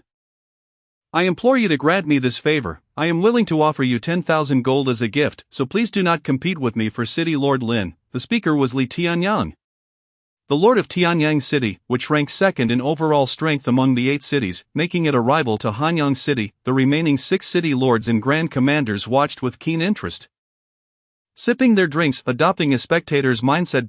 Su Ming also raised his gaze towards Li Tianyang but remained silent, knowing full well that these individuals harbored ulterior motives and that Lin Wanqing would not acquiesce to their advances. Sure enough, in the next moment, Lin Wanqing chuckled lightly, lifted her cup, took a delicate sip, and with a smile said, "I greatly appreciate the affections of both lords, but it is unfortunate that I am already betrothed." A murmur of surprise rippled through the hall. No one had anticipated that this female lord would possess the audacity to publicly reject the advances of the 2 most powerful lords among the 8 cities. In an instant, the expressions on Dugulan and Li Tianyang's faces darkened. Dugulan glanced at the entourage behind Lin Wanqing, his gaze lingering briefly on Su Ming before returning to Lin Wanqing, smilingly inquiring, "Oh, what a pity. I wonder which fortunate fellow has the honor of marrying such a beauty as City Lord Lin." "Indeed," Li Tianyang added with a hint of envy. Lin Wanqing chuckled softly, turning to Su Ming and stating, "This is Su Ming, a golden commander of the Spirit Guard from Yunzhou City, and he is my fiancé." In the next moment, all eyes in the hall turned towards Su Ming. Chapter 75, The Envoy of the 7 Mysterious Sect to station troops in Yunzhou City. Su Ming was leisurely sipping his wine at that moment. "So, City Lord Lin prefers such pretty boys?" Dugulan was the first to break the silence. Su Ming narrowed his eyes and coldly regarded Dugulan. However, Lin Wanqing's expression darkened as she responded sternly, "Humph, Lord Dugu was jesting. My husband has risen from humble beginnings, achieving the esteemed position of a golden commander through his own merit. How could he be considered a pretty boy? Rather, he is both handsome and capable, a true hero whom I admire." Witnessing Lin Wanqing defend Su Ming so staunchly, Dugulan could only begrudgingly lower his wine cup. Just then, a voice rang out, announcing, "The envoy has arrived." The crowd turned to look. An elderly man clad in a black robe, with grizzled hair and beard, entered the grand hall. Following him were two individuals, both exuding formidable presence. "We pay our respects to the envoy." The attendees rose in unison, clasping their fists in greeting. The elder, with his hands behind his back, strode to the main seat without turning back and sat down with a thud. The two individuals accompanying him took their places on either side. "Sit," the elder commanded coolly. The assembly hurriedly took their seats. Despite the fact that those present were either city lords or grand commanders of the spirit guard, they dared not utter a sound. The Seven Mysterious sect was immensely powerful, and its elite disciples were all innate realm experts. Not to mention, there were core disciples, stewards, protectors, and elders, many of whom were formidable in their own right. A single innate realm expert could match an entire army in the presence of the Seven Mysterious sect. These city lords and grand commanders truly paled in comparison. Of course, the power of the court was also formidable. For instance, the strength of the prefect of Fufeng County was not inferior to that of the Seven Mysterious sect as a whole. This was understandable, as it represented the collective might of an entire county, much like the concentration of talent within a provincial capital. The elder surveyed the assembly and stated in a measured tone, "I am Yin Zhuang, a steward of the Seven Mysterious sect. These two are my personal disciples, Su Yugui and Chi Hideout. We have been sent by the sect to handle matters with you all, and we shall likely have much to discuss in the future." "Yes, sir." The city lords and grand commanders rose, bowing respectfully to Yin Zhuang. Su Ming understood that this marked the beginning of the transition of authority from the court to the Seven Mysterious sect for the 8 city lords and grand commanders present.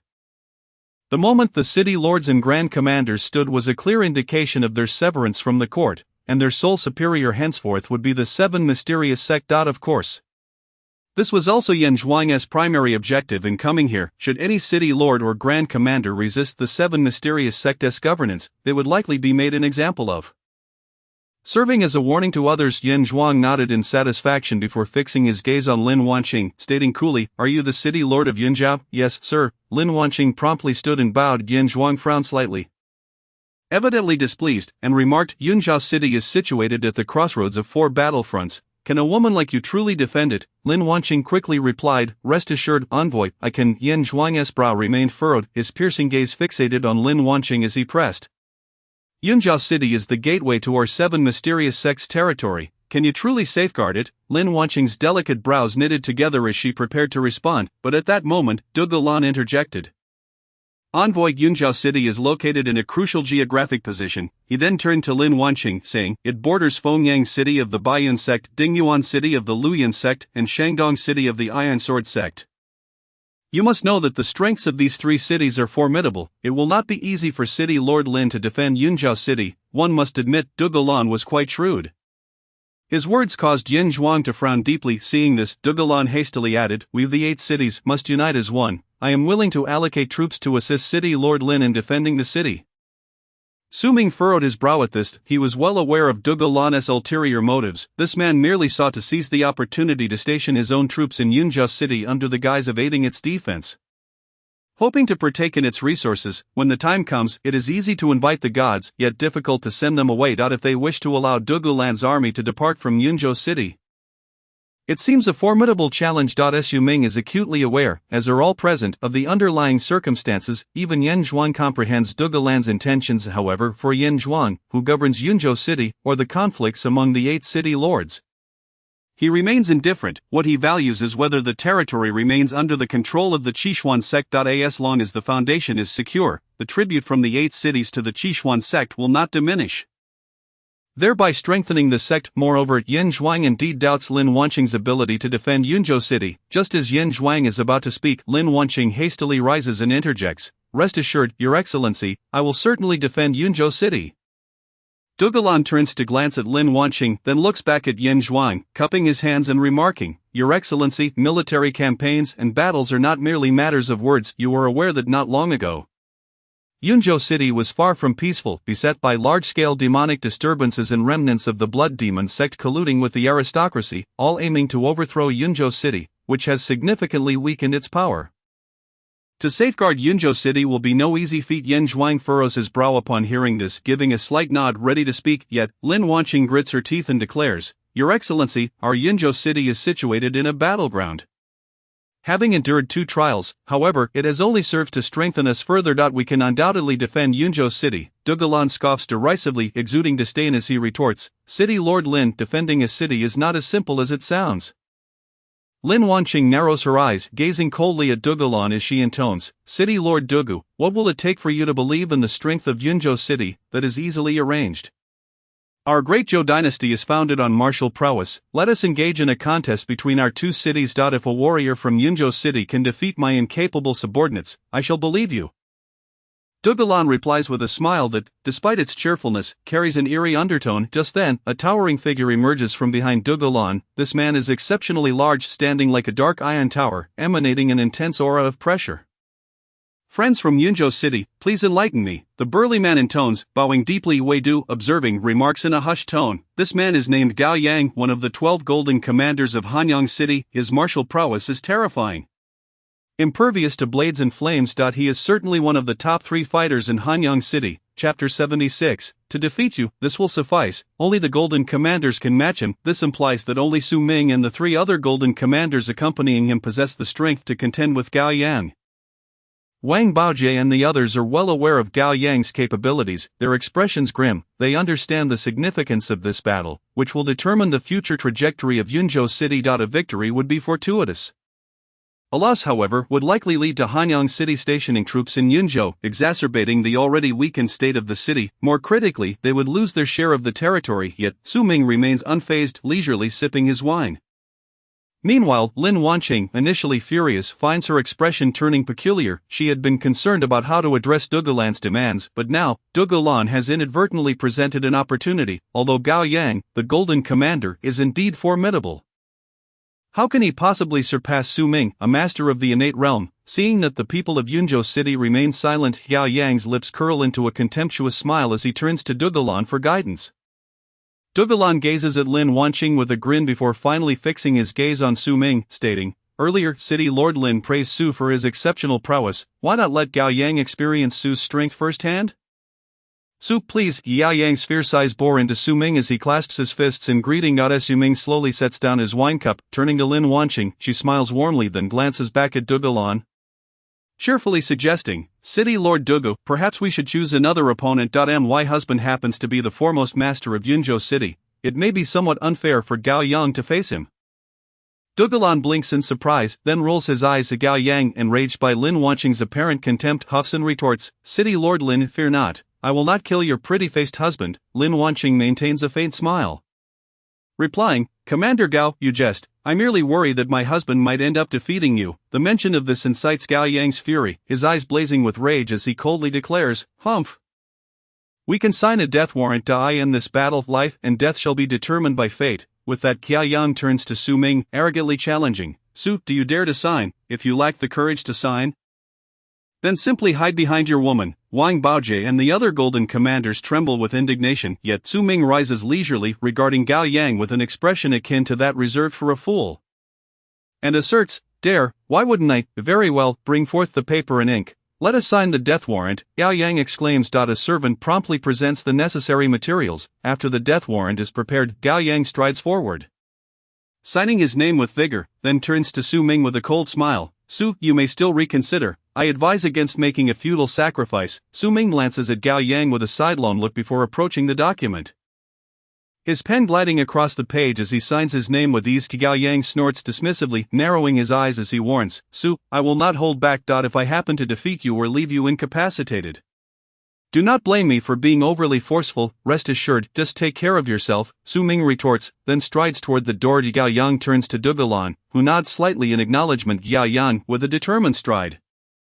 exits. Lin Wanqing observes this exchange with a knowing smirk, fully aware of Dugalan's ulterior motives. He clearly intends for Gao Yang to eliminate Su Ming, thereby leaving Lin Wanqing without a fiancé. allowing Dugalan to openly pursue her and station troops in Yunzhou City, thereby seizing a share of the territory for himself. For esteemed lords, please. Dugalan gestures graciously as the host, Yin Zhuang, rises and steps outside, followed closely by his two personal disciples. Subsequently, a host of city lords, commanding officers, and golden commanders follow suit. Upon exiting the Grand Hall, they find themselves in a vast plaza. At this moment, Su Ming and Gao Yang stand within the square. Gao Yang bellows, "Bring me my wolf-tooth club." After a brief interval, 8 soldiers appear, carrying an exceptionally heavy wolf-tooth club. Gao Yang seizes it with a powerful grip, his fierce gaze locked onto Su Ming. Disdain evident as he asks, "What weapon will you use, Su?" Su Ming glances around before approaching a large willow tree, breaking off a branch, and returning to his original position with a cheerful demeanor. "I shall use this." The onlookers are left in utter disbelief. Wang Baojie and the other golden commanders' expressions shift dramatically. Wang Baojie exclaims anxiously, "Alas, Su is truly overestimating himself. How can a mere twig compare in battle?" Indeed, Su's arrogance is astounding. "Commander, City Lord, please stop him," another golden commander urges. The last golden commander shakes his head in disbelief. Weidu, the commanding officer, frowns deeply, glancing at Lin Wanqing, who remains composed, her confidence evident and devoid of anxiety. Suddenly, a realization dawns upon Weidu. His expression shifts to one of astonishment as he looks at Su Ming. Could it be that Su Ming is the legendary ancestor of the Lin family? The innate master who once saved him? If so, the future of Yunzhou City is assured. However, the others remain oblivious to this revelation. Yin Zhuang's brow furrows in concern. Dugalan appears momentarily taken aback before his expression hardens, narrowing his eyes as he addresses Lin Wanqing sternly. "City Lord Lin, do you believe there is any way you can defeat Gao Yang, and have devised this ploy to placate us?" Lin Wanqing chuckles softly, replying resolutely, "City Lord Dugu, just open your eyes and watch." "Humph." Dugalan snorts coldly, turning away. Yet, the most incensed of all is Gao Yang, who, upon seeing Su Ming brandishing a willow branch, is seething with rage. "You insolent wretch, are you seeking death?" Gao Yang snarls through gritted teeth. Su Ming smirks, displaying a dismissive attitude as he retorts, "You must first possess the ability to kill me." "You seek death," Gao Yang, completely enraged, roars, lifting his wolf-tooth club high and leaping into the air, preparing to bring it crashing down upon Su Ming. One cannot deny Gao Yang's formidable strength and unmatched ferocity. Should this wolf-tooth club connect, it would reduce anything beneath it to mere pulp. Be careful. As Gao Yang raises his weapon aiming to strike, Su Ming remains rooted in place, unflinching, causing Wang Baojie and the others to panic and shout warnings. Yet Lin Wanqing remains unfazed, her demeanor as tranquil as ever. The massive spiked club swung with tremendous force, hurtling towards Su Ming with ferocity. As it approached, Su Ming deftly flicked the willow branch in his hand, as if a delicate willow swaying in the breeze, effortlessly brushing past the club. Yet Gao Yang felt an overwhelming force that sent him tumbling backward. With a thunderous crash, he collided violently with the ground, shattering the flooring into a myriad of fragments. The scene unfolded so abruptly that the onlookers were left in a state of bewilderment. Indeed, the Grand Commander Weidu swallowed hard, his mind racing with disbelief. Dugalan's eyes widened in astonishment, exclaiming, "How is this possible? Gao Yang was sent flying by a mere willow branch. Had he not witnessed it himself, he would have deemed it utterly implausible." Yin Zhuang seemed to sense the truth, furrowing his brow and letting out a soft gasp as he turned to Su Ming, his eyes sparkling with intrigue. The other city lords were equally dumbfounded, their expressions mirroring disbelief. Wang Baojie and the other 3 golden commanders from Yunzhou stared in shock, exclaiming, "How can this be possible?" He believed that even against Gao Yang's terrifying blow, it was inconceivable that a simple willow branch could have sent him flying. They could hardly fathom the terrifying prowess of their comrade. Initially, they had harbored concerns that Su Ming might not be a match for Gao Yang. Fearing the loss of Yunzhou City, however, it was now evident that Su Ming's capabilities far surpassed their expectations. Gao Yang staggered to his feet, spitting out 3 mouthfuls of blood, and looked up at Su Ming in shock, seething, "You truly possess some skill, but I shall see how you breach my golden body defense." With that, Gao Yang lunged forward, exerting his strength and bellowing. The sound of his garments tearing apart echoed as he revealed his muscular physique, his skin shimmering with a golden glow. Su Ming raised an eyebrow, a smile tugging at the corners of his mouth, and replied, "Break your golden body, that shall be a piece of cake." With that, Su Ming plucked a slender leaf and flicked it with his finger. A terrifying wave of energy enveloped the willow leaf, transforming it into a razor-sharp projectile that whistled toward Gao Yang. In the gaze of the astonished crowd, the leaf pierced through Gao Yang's chest, continuing its trajectory and striking down a nearby ornamental rock formation with a resounding crash. Gao Yang stared in disbelief at the gaping wound on his chest, his eyes wide with shock as he gasped. "Innate realm, how can this be?" With those words, he collapsed, blood gushing from his mouth, his body convulsing violently until he fell silent. Silence enveloped the scene, as palpable as the sound of a pin dropping. The onlookers stared in disbelief at the sight before them. Gao Yang, a master of martial arts, had been felled by Su Ming with nothing more than a leaf. Had they not witnessed it firsthand, they would have deemed it impossible. Innate realm. Someone in the crowd broke the stillness, their voice filled with astonishment. He is truly an innate realm master. The crowd erupted in exclamations of disbelief. Wang Baojie and the other golden commanders could hardly contain their astonishment. Indeed, it was true, he was an innate realm expert. Grand Commander Wei Du exhaled deeply, his face etched with bitterness. "This cannot be," he murmured. Dugulin struggled to accept the reality, exclaiming in distress. This duel had cost him the chance to seize control of Yunzhou City and resulted in the loss of a golden commander. It was a monumental setback, akin to losing both the lady and the soldiers. Lin Wanqing gazed at Su Ming with a radiant smile, her eyes shimmering with admiration. To become Su Ming's partner was the greatest fortune of her life. Several times Su Ming had rescued her family from peril, which deeply touched her heart. Once again, Su Ming had single-handedly secured independence for Yunzhou City. Had the troops from Hanyang City stationed themselves in Yunzhou, the city would have plunged into endless turmoil. It was Su Ming who safeguarded their interests and protected the citizens of Yunzhou. Turning to Lin Wanqing, Su Ming clasped his hands and declared, "City Lord, I have fulfilled my mission." "Excellent," Lin Wanqing replied with a light-hearted nod. Su Ming smiled as he approached her, untroubled by the thought of having killed Gao Yang, for he had no intention of holding back against someone who sought his life. Furthermore, he was not concerned about revealing his strength, as he still possessed a hidden technique, the Flying Dragon Slash, yet to be unveiled. Yin Zhuang turned and strode back into the Grand Hall, with the other city lords and the Grand Commander following suit. Resuming their seats. At that moment, Dugulin's expression darkened considerably. He had not anticipated encountering such formidable resistance. Feeling as if he had bitten off more than he could chew, his mood was understandably foul. However, it was he who had instigated the challenge against Su Ming, and thus he could only stew in his own frustration. Lin Wanqing addressed Yin Zhuang, bowing slightly. "There's no need for further words." Yin Zhuang interjected, raising his hand to halt her. "You may govern Yunzhou City as you see fit. Should you encounter difficulties, feel free to seek assistance from the other 7 cities or the sect." "Understood, esteemed envoy," Lin Wanqing replied, her heart brimming with joy as she bowed once more. Afterward, she cast a delighted glance at Su Ming, who returned her smile with a warm expression. Throughout the entire process, Wei Du regarded Su Ming with a complex mix of emotions. He had never imagined that the elusive ancestor of the Lin family he had been seeking was so close at hand. What followed was a feast of indulgence. After the dishes had been savored and the wine poured thrice, Yin Zhuang rose to depart, accompanied by his 2 disciples. "We are weary today, farewell." Lin Wanqing stood to bid farewell to the city lords and grand commanders.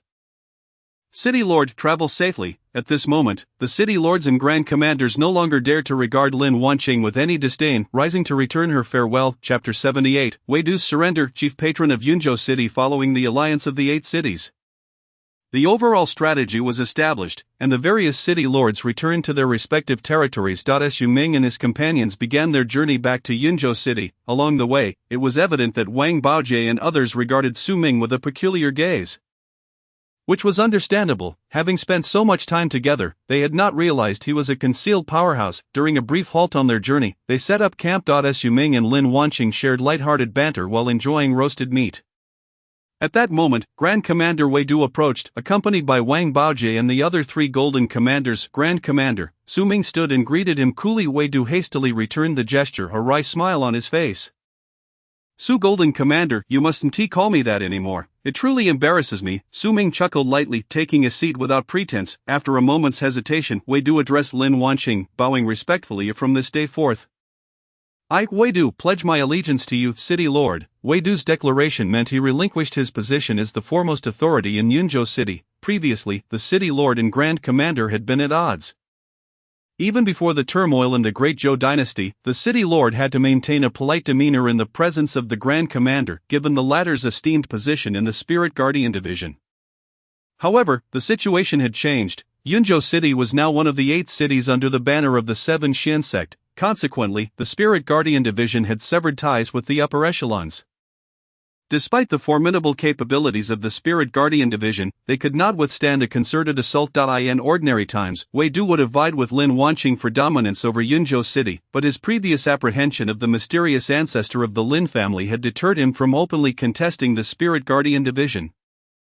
Both parties had tacitly accepted their roles, yet, the recent alliance had unveiled Su Ming's prowess. Lin Wanqing's fiancé, Su Ming, was none other than the enigmatic ancestor of the Lin family, who had once saved Wei Du's life.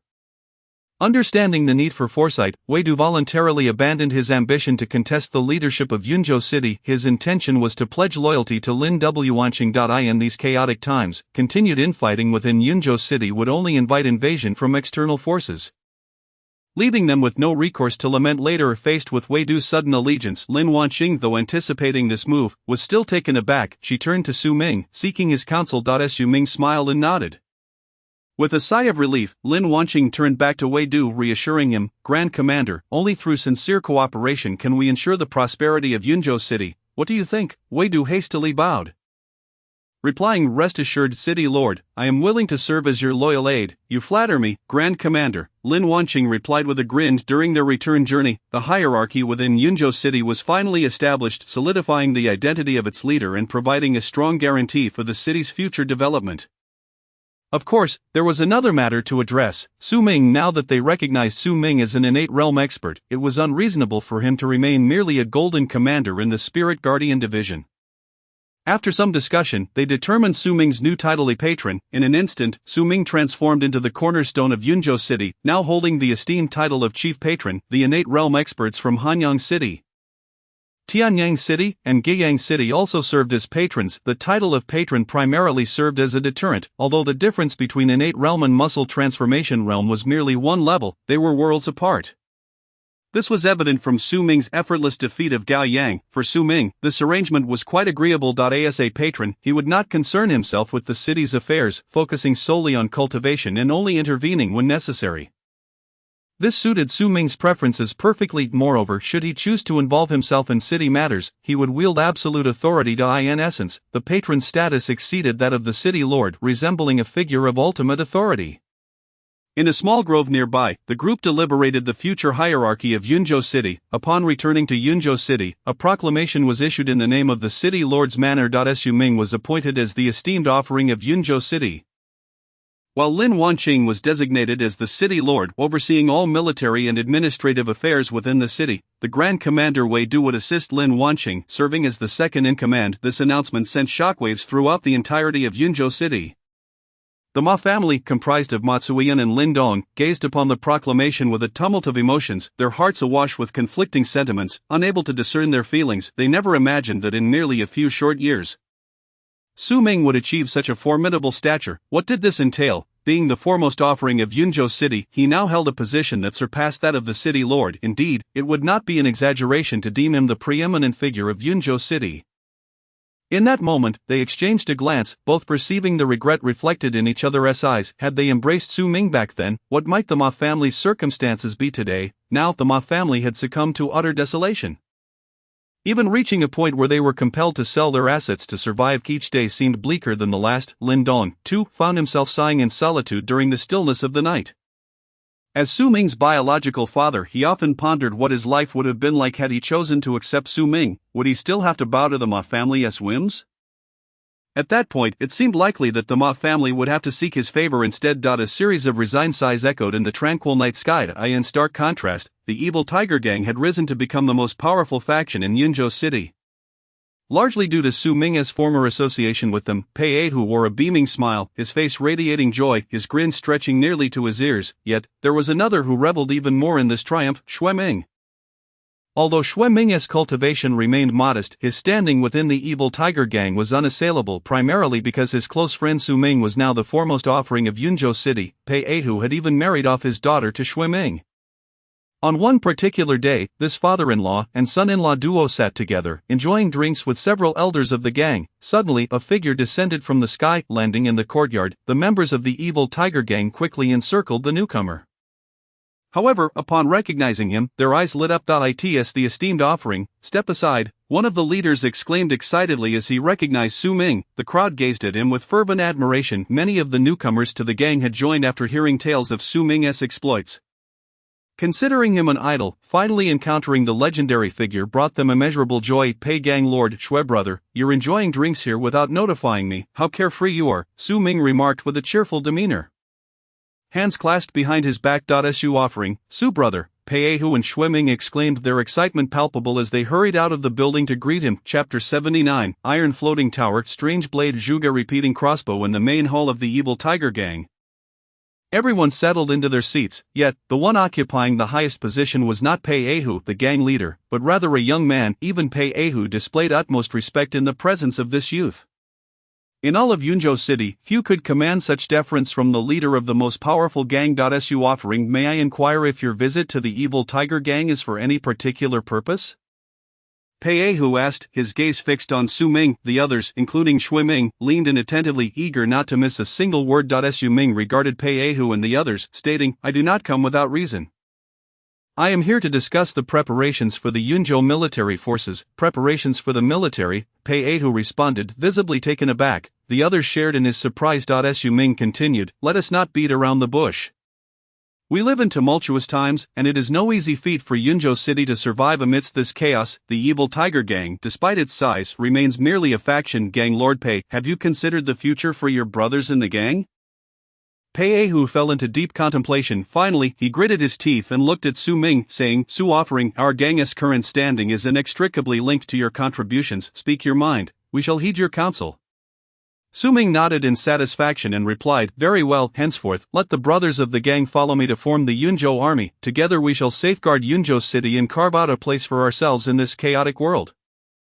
In this era of upheaval, individual prowess, no matter how formidable, is ultimately limited. When faced with the charge of thousands, even a master of innate realms may exhaust their strength, leading to their downfall. Thus, Su Ming understood that to establish himself amidst the chaos, he must forge his own influence. Creating a formidable army was merely the first step. Though there existed the Duwei army outside the city, it had suffered significant losses after the last demonic turmoil. Furthermore, the Duwei army had grown complacent over the years, their strength considerably diminished, rendering them unfit for pivotal roles. Consequently, Su Ming felt an urgent need to build a powerful, invincible army of his own. The brothers of the Evil Tiger Gang represented an ideal foundation. They were seasoned warriors, and with minimal training, they could transform into a formidable force. Moreover, the loyalty of the Evil Tiger Gang's members to Su Ming was unwavering. He could trust them without reservation. Pei Hu and the others' eyes sparkled with excitement as they exclaimed, excellent, we are more than willing to follow the offering. Your gang, despite its might, remains merely an organization. Unable to become the core force of Yunzhou City, and even barred from entering the inner city. However, by aligning with Su Ming, we can transform into the Yunzhou army, and that would change everything. Su Ming acknowledged with a slight nod. After this matter is settled, there will be designated personnel to handle the coordination. Pei Hu responded, clasping his hands in reverence. Understood. They all affirmed, gentlemen, I have other matters to attend to, so I shall take my leave. Su Ming rose and made his way out. The members of the Evil Tiger Gang escorted him to the exit. Soon news of Su Ming's formation of the Yunzhou army spread rapidly throughout Yunzhou City. Furthermore, the generous military funding he offered attracted many eager recruits, particularly individuals from rival factions such as the Hungry Wolf Gang and the Golden Rainbow Gang, who flocked to join the ranks of the Yunzhou army.